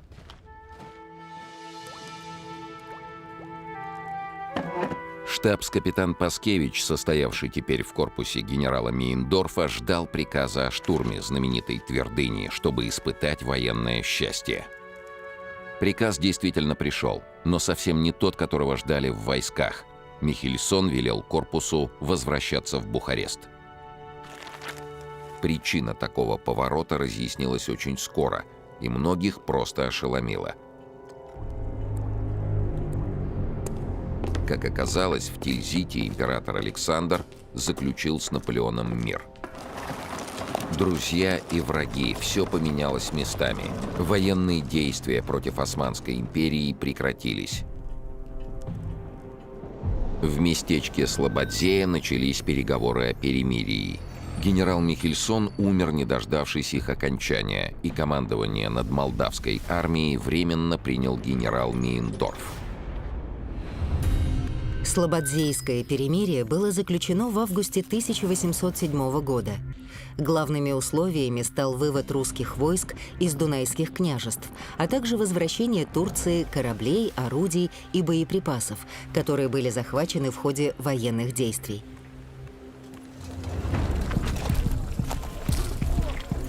Барон Мейндорф уже отдал распоряжение о выводе войск, но тут поступило сообщение из Петербурга. Александр I счел, что условия соглашения неприемлемы, и отказался его ратифицировать. Мейндорф был отправлен в отставку. Вывод русской армии из Валахии и Молдавии приостановлен. Все вернулось на круги своя, с единственным отличием. На фронтах наступило затишье. Но Османскую империю продолжала лихорадить. Мятеж против нового султана Мустафы IV возглавил грозный знаменосец Мустафа Паша Байрактар. Заговорщики возвели на престол его брата Махмуда II. Великим визирем стал сам Байрактар. Через 4 месяца разгорелся новый мятеж, теперь уже против Байрактара. Бои охватили весь город. Горели дома, на улицах стреляли и рубились саблями. Военные корабли палили по городу. Байрактар укрылся в каменной башне. Чтобы не попасть в руки врагов, он выстрелил в бочонок с порохом, подорвав себя и еще 300 человек. Российское командование надеялось, что эти перемены приведут к заключению мира, но надежды не оправдались. Не помогло и вмешательство Наполеона, который пытался выступить посредником на переговорах между Россией и Турцией. Спровоцировать войну куда проще, чем положить ей конец. Командовать молдавской армией назначили престарелого фельдмаршала Прозоровского, которому исполнилось 75 лет. За 1,5 года армия не сделала ни одного выстрела. Но Иван Паскевич не сидел без дела. На нем лежала ответственность за обеспечение огромной армии провиантом. Кроме того, князь Прозоровский дважды отправлял штабс-капитана в Константинополь с дипломатическими поручениями. В феврале 1809 года Паскевич уже носил звание капитана. Прозоровский в 3-й раз направил его в османскую столицу.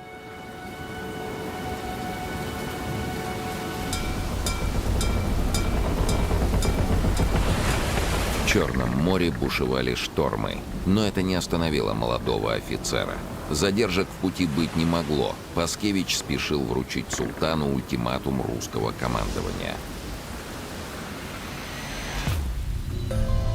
Ультиматум требовал присоединения к Российской империи Молдавии, Валахии и Бессарабии, установление границы по Дунаю, автономию Сербии, Константинополь должен был отказаться от претензий на Абхазию и признать переход под российскую власть ряда грузинских областей. Ответ предлагалось дать в течение 48 часов. Принять эти условия Махмуд II отказался, и война возобновилась.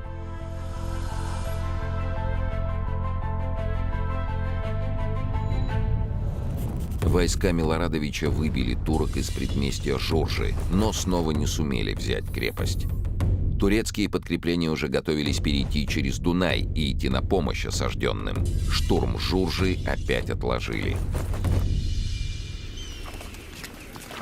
Прозоровский повел войска на крепость Браилов. Был разработан план штурма, в котором, казалось, учли каждую мелочь. Лишь старый генерал Кутузов, который командовал одним из корпусов молдавской армии, предлагал не торопиться. Голенищев, Кутузов Михаил Илларионович. В 1809 году генерал от инфантерии.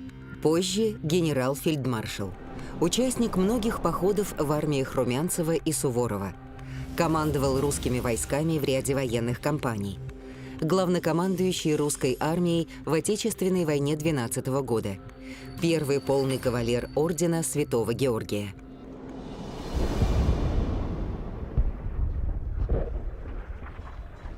Знаменитый полководец оказался прав.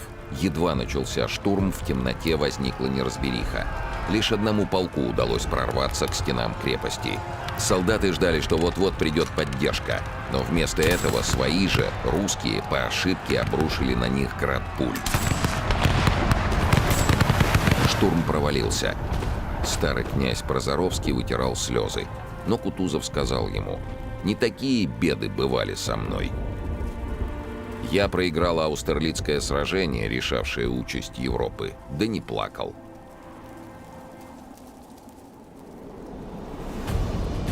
Русские войска отступили от Браилова. Кутузов так и не смог найти общего языка с главнокомандующим.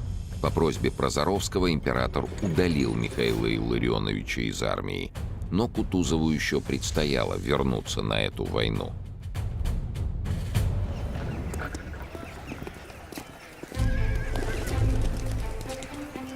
Во время Браиловского штурма Иван Паскевич получил ранение в голову. 2 месяца он провел в госпитале, а затем вернулся в строй. Он уже дослужился до полковника, но до сих пор так и не стал участником ни одной громкой победы. Русскую армию преследовали неудачи. Вскоре его настигло еще одно печальное известие. Старый фельдмаршал Прозоровский лежал при смерти. Он пригласил полковника, чтобы вручить ему орден Святой Анны, награду за Браилов. Затем князь попрощался со своим штабом и к вечеру скончался.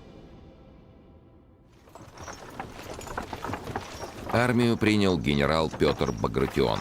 Совсем недавно он воевал в Финляндии и способствовал успешному завершению русско-шведской войны. Багратион Петр Иванович. Потомок грузинского царского рода. Военную карьеру начал рядовым. За 17 лет прошел все ступени службы вплоть до генерала от инфантерии. Участник итальянского и швейцарского походов Суворова и Отечественной войны 1812 года. Смертельно ранен в Бородинском сражении.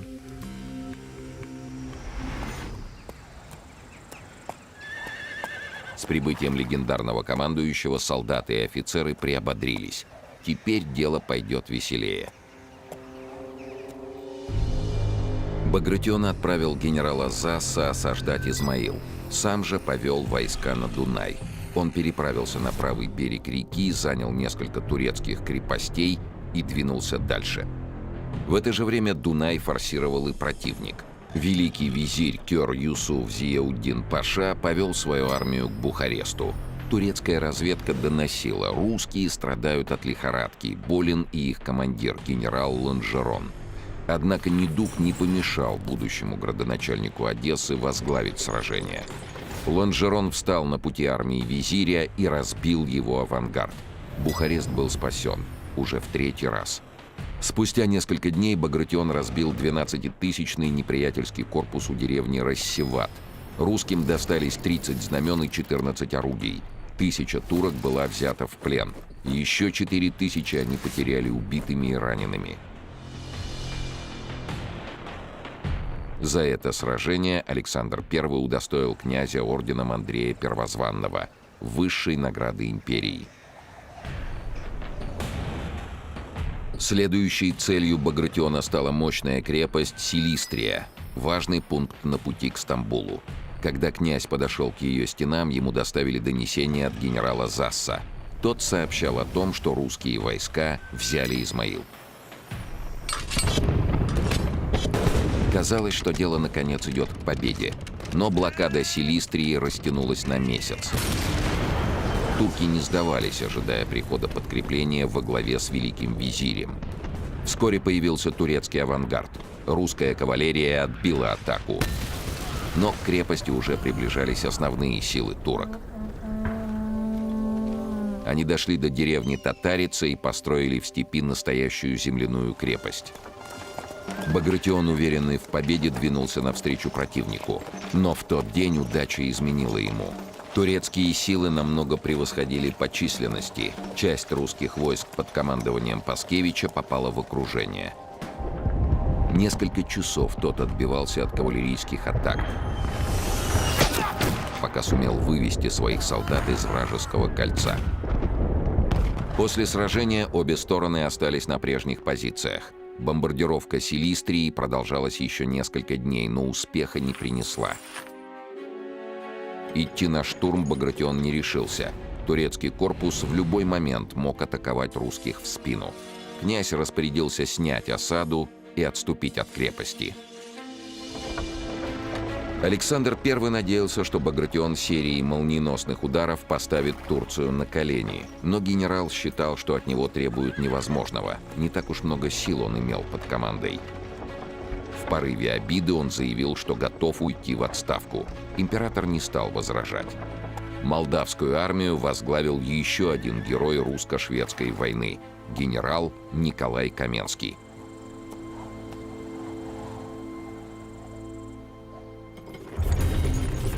Каменский Николай Михайлович. Уже в 22-летнем возрасте произведен в генерал-майоры. Участвовал в швейцарском походе Суворова, отличился в сражениях на перевале Сен-Готард и на Чертовом мосту. Сражался с Наполеоном в Австрии и Пруссии. Во время войны со Швецией одержал ряд крупных побед, фактически переломив ход боевых действий. К 1810 году Каменский стал едва ли не самым прославленным русским полководцем. Несмотря на подписанный мир, отношения с наполеоновской Францией становились все более напряженными. Александр I понимал, в случае войны с Наполеоном тот будет изо всех сил подталкивать к войне и Турцию. России придется сражаться на два фронта, и устоять будет очень непросто. А потому турок нужно вывести из войны до начала новой битвы с Бонапартом. Энергичный граф Каменский подходил для этого как никто другой. Его первые действия подтверждали самые смелые ожидания. В мае 1810 года молдавская армия совершила новый переход через Дунай. Были взяты Туртукай, Разград. 11 июня пала Силистрия. Главные силы русских двинулись на крепость Шумла. У ее стен Каменский отдал приказ, который заканчивался словами: «Послезавтра, несмотря ни на какие препоны, Шумла должна быть взята, и вероломное войско великого визиря истреблено». Недавние успехи вскружили голову генералу. Назначенный им штурм был отбит с большими потерями, но Каменский не отчаялся. Он поручил своему брату Сергею Михайловичу наблюдение за Шумлой. Сам же двинулся к другой крепости – Рущуку. Командующему не терпелось одержать крупную победу. Он приказал готовиться к приступу, но недооценил противника. Турки позволили передовым русским частям забраться на вал, а затем оттеснили их в ров перед крепостью. Каменский вводил новые резервы. Все было бесполезно. Русская армия потеряла убитыми и ранеными более 360 офицеров и около 8000 солдат. После провала атаки Каменский обрушился с обвинениями на своих солдат. Прошло несколько дней, прежде чем он согласился признать собственную вину. Тем временем положение русских могло обернуться полной катастрофой. К туркам шли многотысячные подкрепления, и их численный перевес становился гигантским. Каменский не стал дожидаться, пока враг объединит силы, и атаковал сам.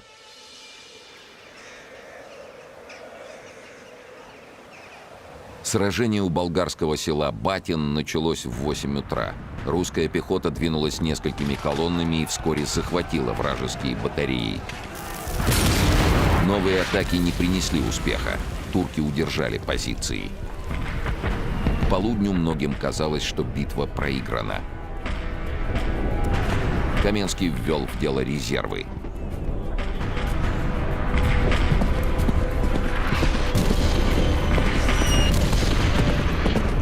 Во главе одного из полков вперед двинулся и Паскевич. Возле неприятельских позиций Паскевич оглянулся. Его полк остался в одиночестве. Остальные не выдержали турецкого огня и отступили. Все могло окончиться очень скверно. Но тут на турок с тыла ударила русская кавалерия. И Паскевич повел солдат вперед. Русские ворвались в турецкие укрепления и бросились на врага в штыковую. Турецкий командующий Кушакчи-паша погиб в рукопашной схватке. В полночь турки прислали парламентера и с рассветом сложили оружие. Для Османской империи это была военная катастрофа. Перестала существовать целая армия. После победы под Батином, самой крупной с начала войны, Паскевич был произведен в генерал-майоры и получил орден Святого Георгия третьей степени. Великий визирь предпочел не испытывать судьбу и остался со своей армией в Шумле. Вскоре русским сдались Журжа и Рущук. Каменский двинулся вверх по Дунаю. Без боя открыл ворота Никополь. Под контролем русских оказались оба дунайских берега и вся Северная Болгария. Многие мечтали перейти через Балканы и закончить войну у стен Стамбула. Но приближалась зима. Армия была обескровлена. Каменский отвел основные силы за Дунай. Кампания 1810 года так и не привела к полной победе. А в новом году отношения России и Франции обострились до предела. 5 из 9 дивизий Каменского были переброшены для защиты западных рубежей. Оставшиеся 4 дивизии держали оборону против турок. Но Каменский видел единственный способ вынудить Турцию к принятию русских условий мира – нанести им сокрушительный разгром. В феврале 1811 года, не дожидаясь весны, он двинулся на Балканы и взял приступом болгарскую крепость Ловча. Эта победа оказалась для Николая Каменского последней. Он уже давно был болен лихорадкой, а теперь болезнь буквально свалила генерала с ног. Получив отставку, молодой генерал уехал в Одессу, где и скончался 4 мая того же года в зените славы. Именно тогда в молдавскую армию возвратился Михаил Илларионович Кутузов, теперь уже в качестве главнокомандующего.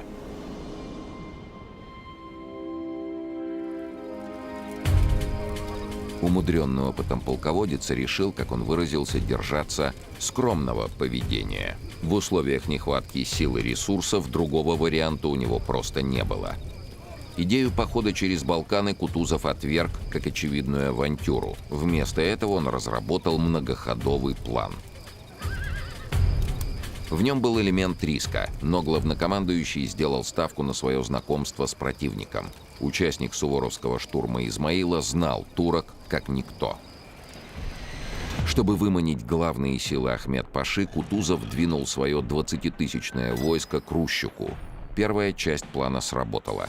Ахмед-паша клюнул на приманку и принял сражение.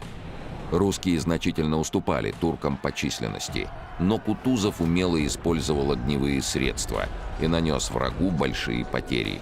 Турецкое войско отступило к укрепленному лагерю.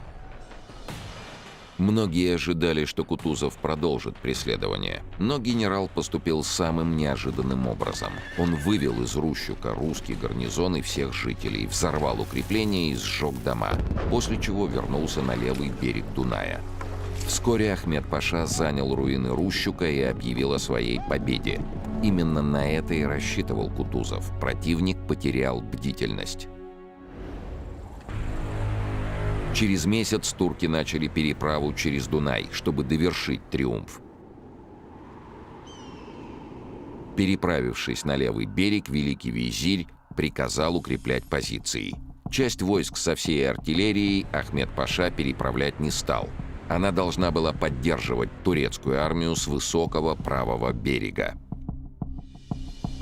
Посмотреть на несметные силы неприятеля приехал сам Кутузов. Увидел и остался доволен. «Пусть переправляются, только перешло бы их на наш берег поболее», — сказал он.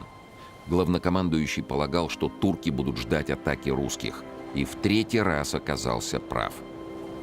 Ахмед Паша упустил свой единственный шанс — напасть на Кутузова, который располагал ничтожными силами. Дальнейшие события разворачивались стремительно.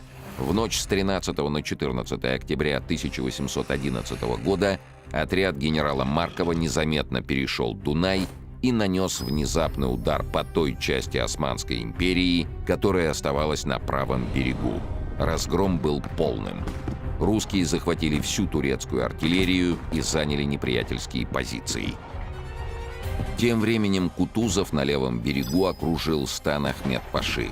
Визирь оказался в ловушке. При попытке атаковать русских турки подверглись бы обстрелу собственной же артиллерии. Шли недели. В турецком лагере начался голод. Когда турки доели последних лошадей и начали питаться травой, Кутузов распорядился послать в их лагерь немного провизии. Он мог уничтожить обессилевших турок одними пушками, но у Кутузова был другой план. Османское войско он собирался использовать в качестве залога на переговорах о заключении мира. Рискованный план русского полководца полностью себя оправдал. Известие о разгроме османской армии застало генерал-майора Паскевича в Киеве. Он получил приказ сформировать Орловский пехотный полк и теперь отдавал все силы обучению своих солдат и офицеров. Долгую войну с Турцией завершали другие военачальники. Но сам Паскевич мог честно сказать себе, что внес немалый вклад в эту победу. Мирные переговоры шли тяжело. Турецкие представители понимали, что время работает не в пользу русских, и отказывались идти на уступки. Однако Кутузов проявил себя не только искусным полководцем, но и дипломатом. Он отказался от жестких территориальных претензий. Наконец, 28 мая 1812 года Российская и Османская империи заключили в Бухаресте мирный договор. От имени русского императора подпись под документом поставил Кутузов. Османская империя уступала России Бессарабию, восточную часть Молдавского княжества. Россия возвращала Турции Анапу, Поти и Ахалкалаки, но оставляла за собой Сухуми и другие пункты на побережье Черного моря, жители которых добровольно перешли в русское подданство. Турки гарантировали привилегии дунайских княжеств и обеспечивали внутреннее самоуправление Сербии. Александр I ратифицировал мирный договор 11 июня 1812 года, а через день армия Наполеона перешла Неман. Началась Отечественная война. Французский император ждал, что со дня на день начнется наступление турецких войск, и Россия окажется между двух огней. Его войска уже шли к Москве, когда Наполеону сообщили новость, приведшую императора в ярость. Турция подписала с Россией мирный договор. 6 лет войны России с Османской империей положили конец надеждам французов на помощь с юга. Пройдет немного времени, и победитель турок Михаил Илларионович Кутузов станет во главе русской армии. Генерал Паскевич во главе дивизии пройдет все основные сражения Великой войны 12 года. А когда остатки наполеоновской армии будут бежать к Березине, с юга по французам ударят и войска молдавской армии, его товарищи по оружию. В начале турецкой кампании молодой поручик не мог даже предположить, что его военная карьера будет отмечена почестями, которых не получал ни один русский военачальник, ни до, ни после него. Генерал-фельдмаршал — единственный полный кавалер 2 орденов — Святого Георгия и Святого Владимира, обладатель самой большой в истории России денежной награды в 1 миллион рублей. Высочайшим повелением он будет удостоен права на воинские почести, определенные только императору. А свой первый бой будущий генерал-фельдмаршал принял в той самой войне с Турцией, исход которой во многом решал будущее всей России.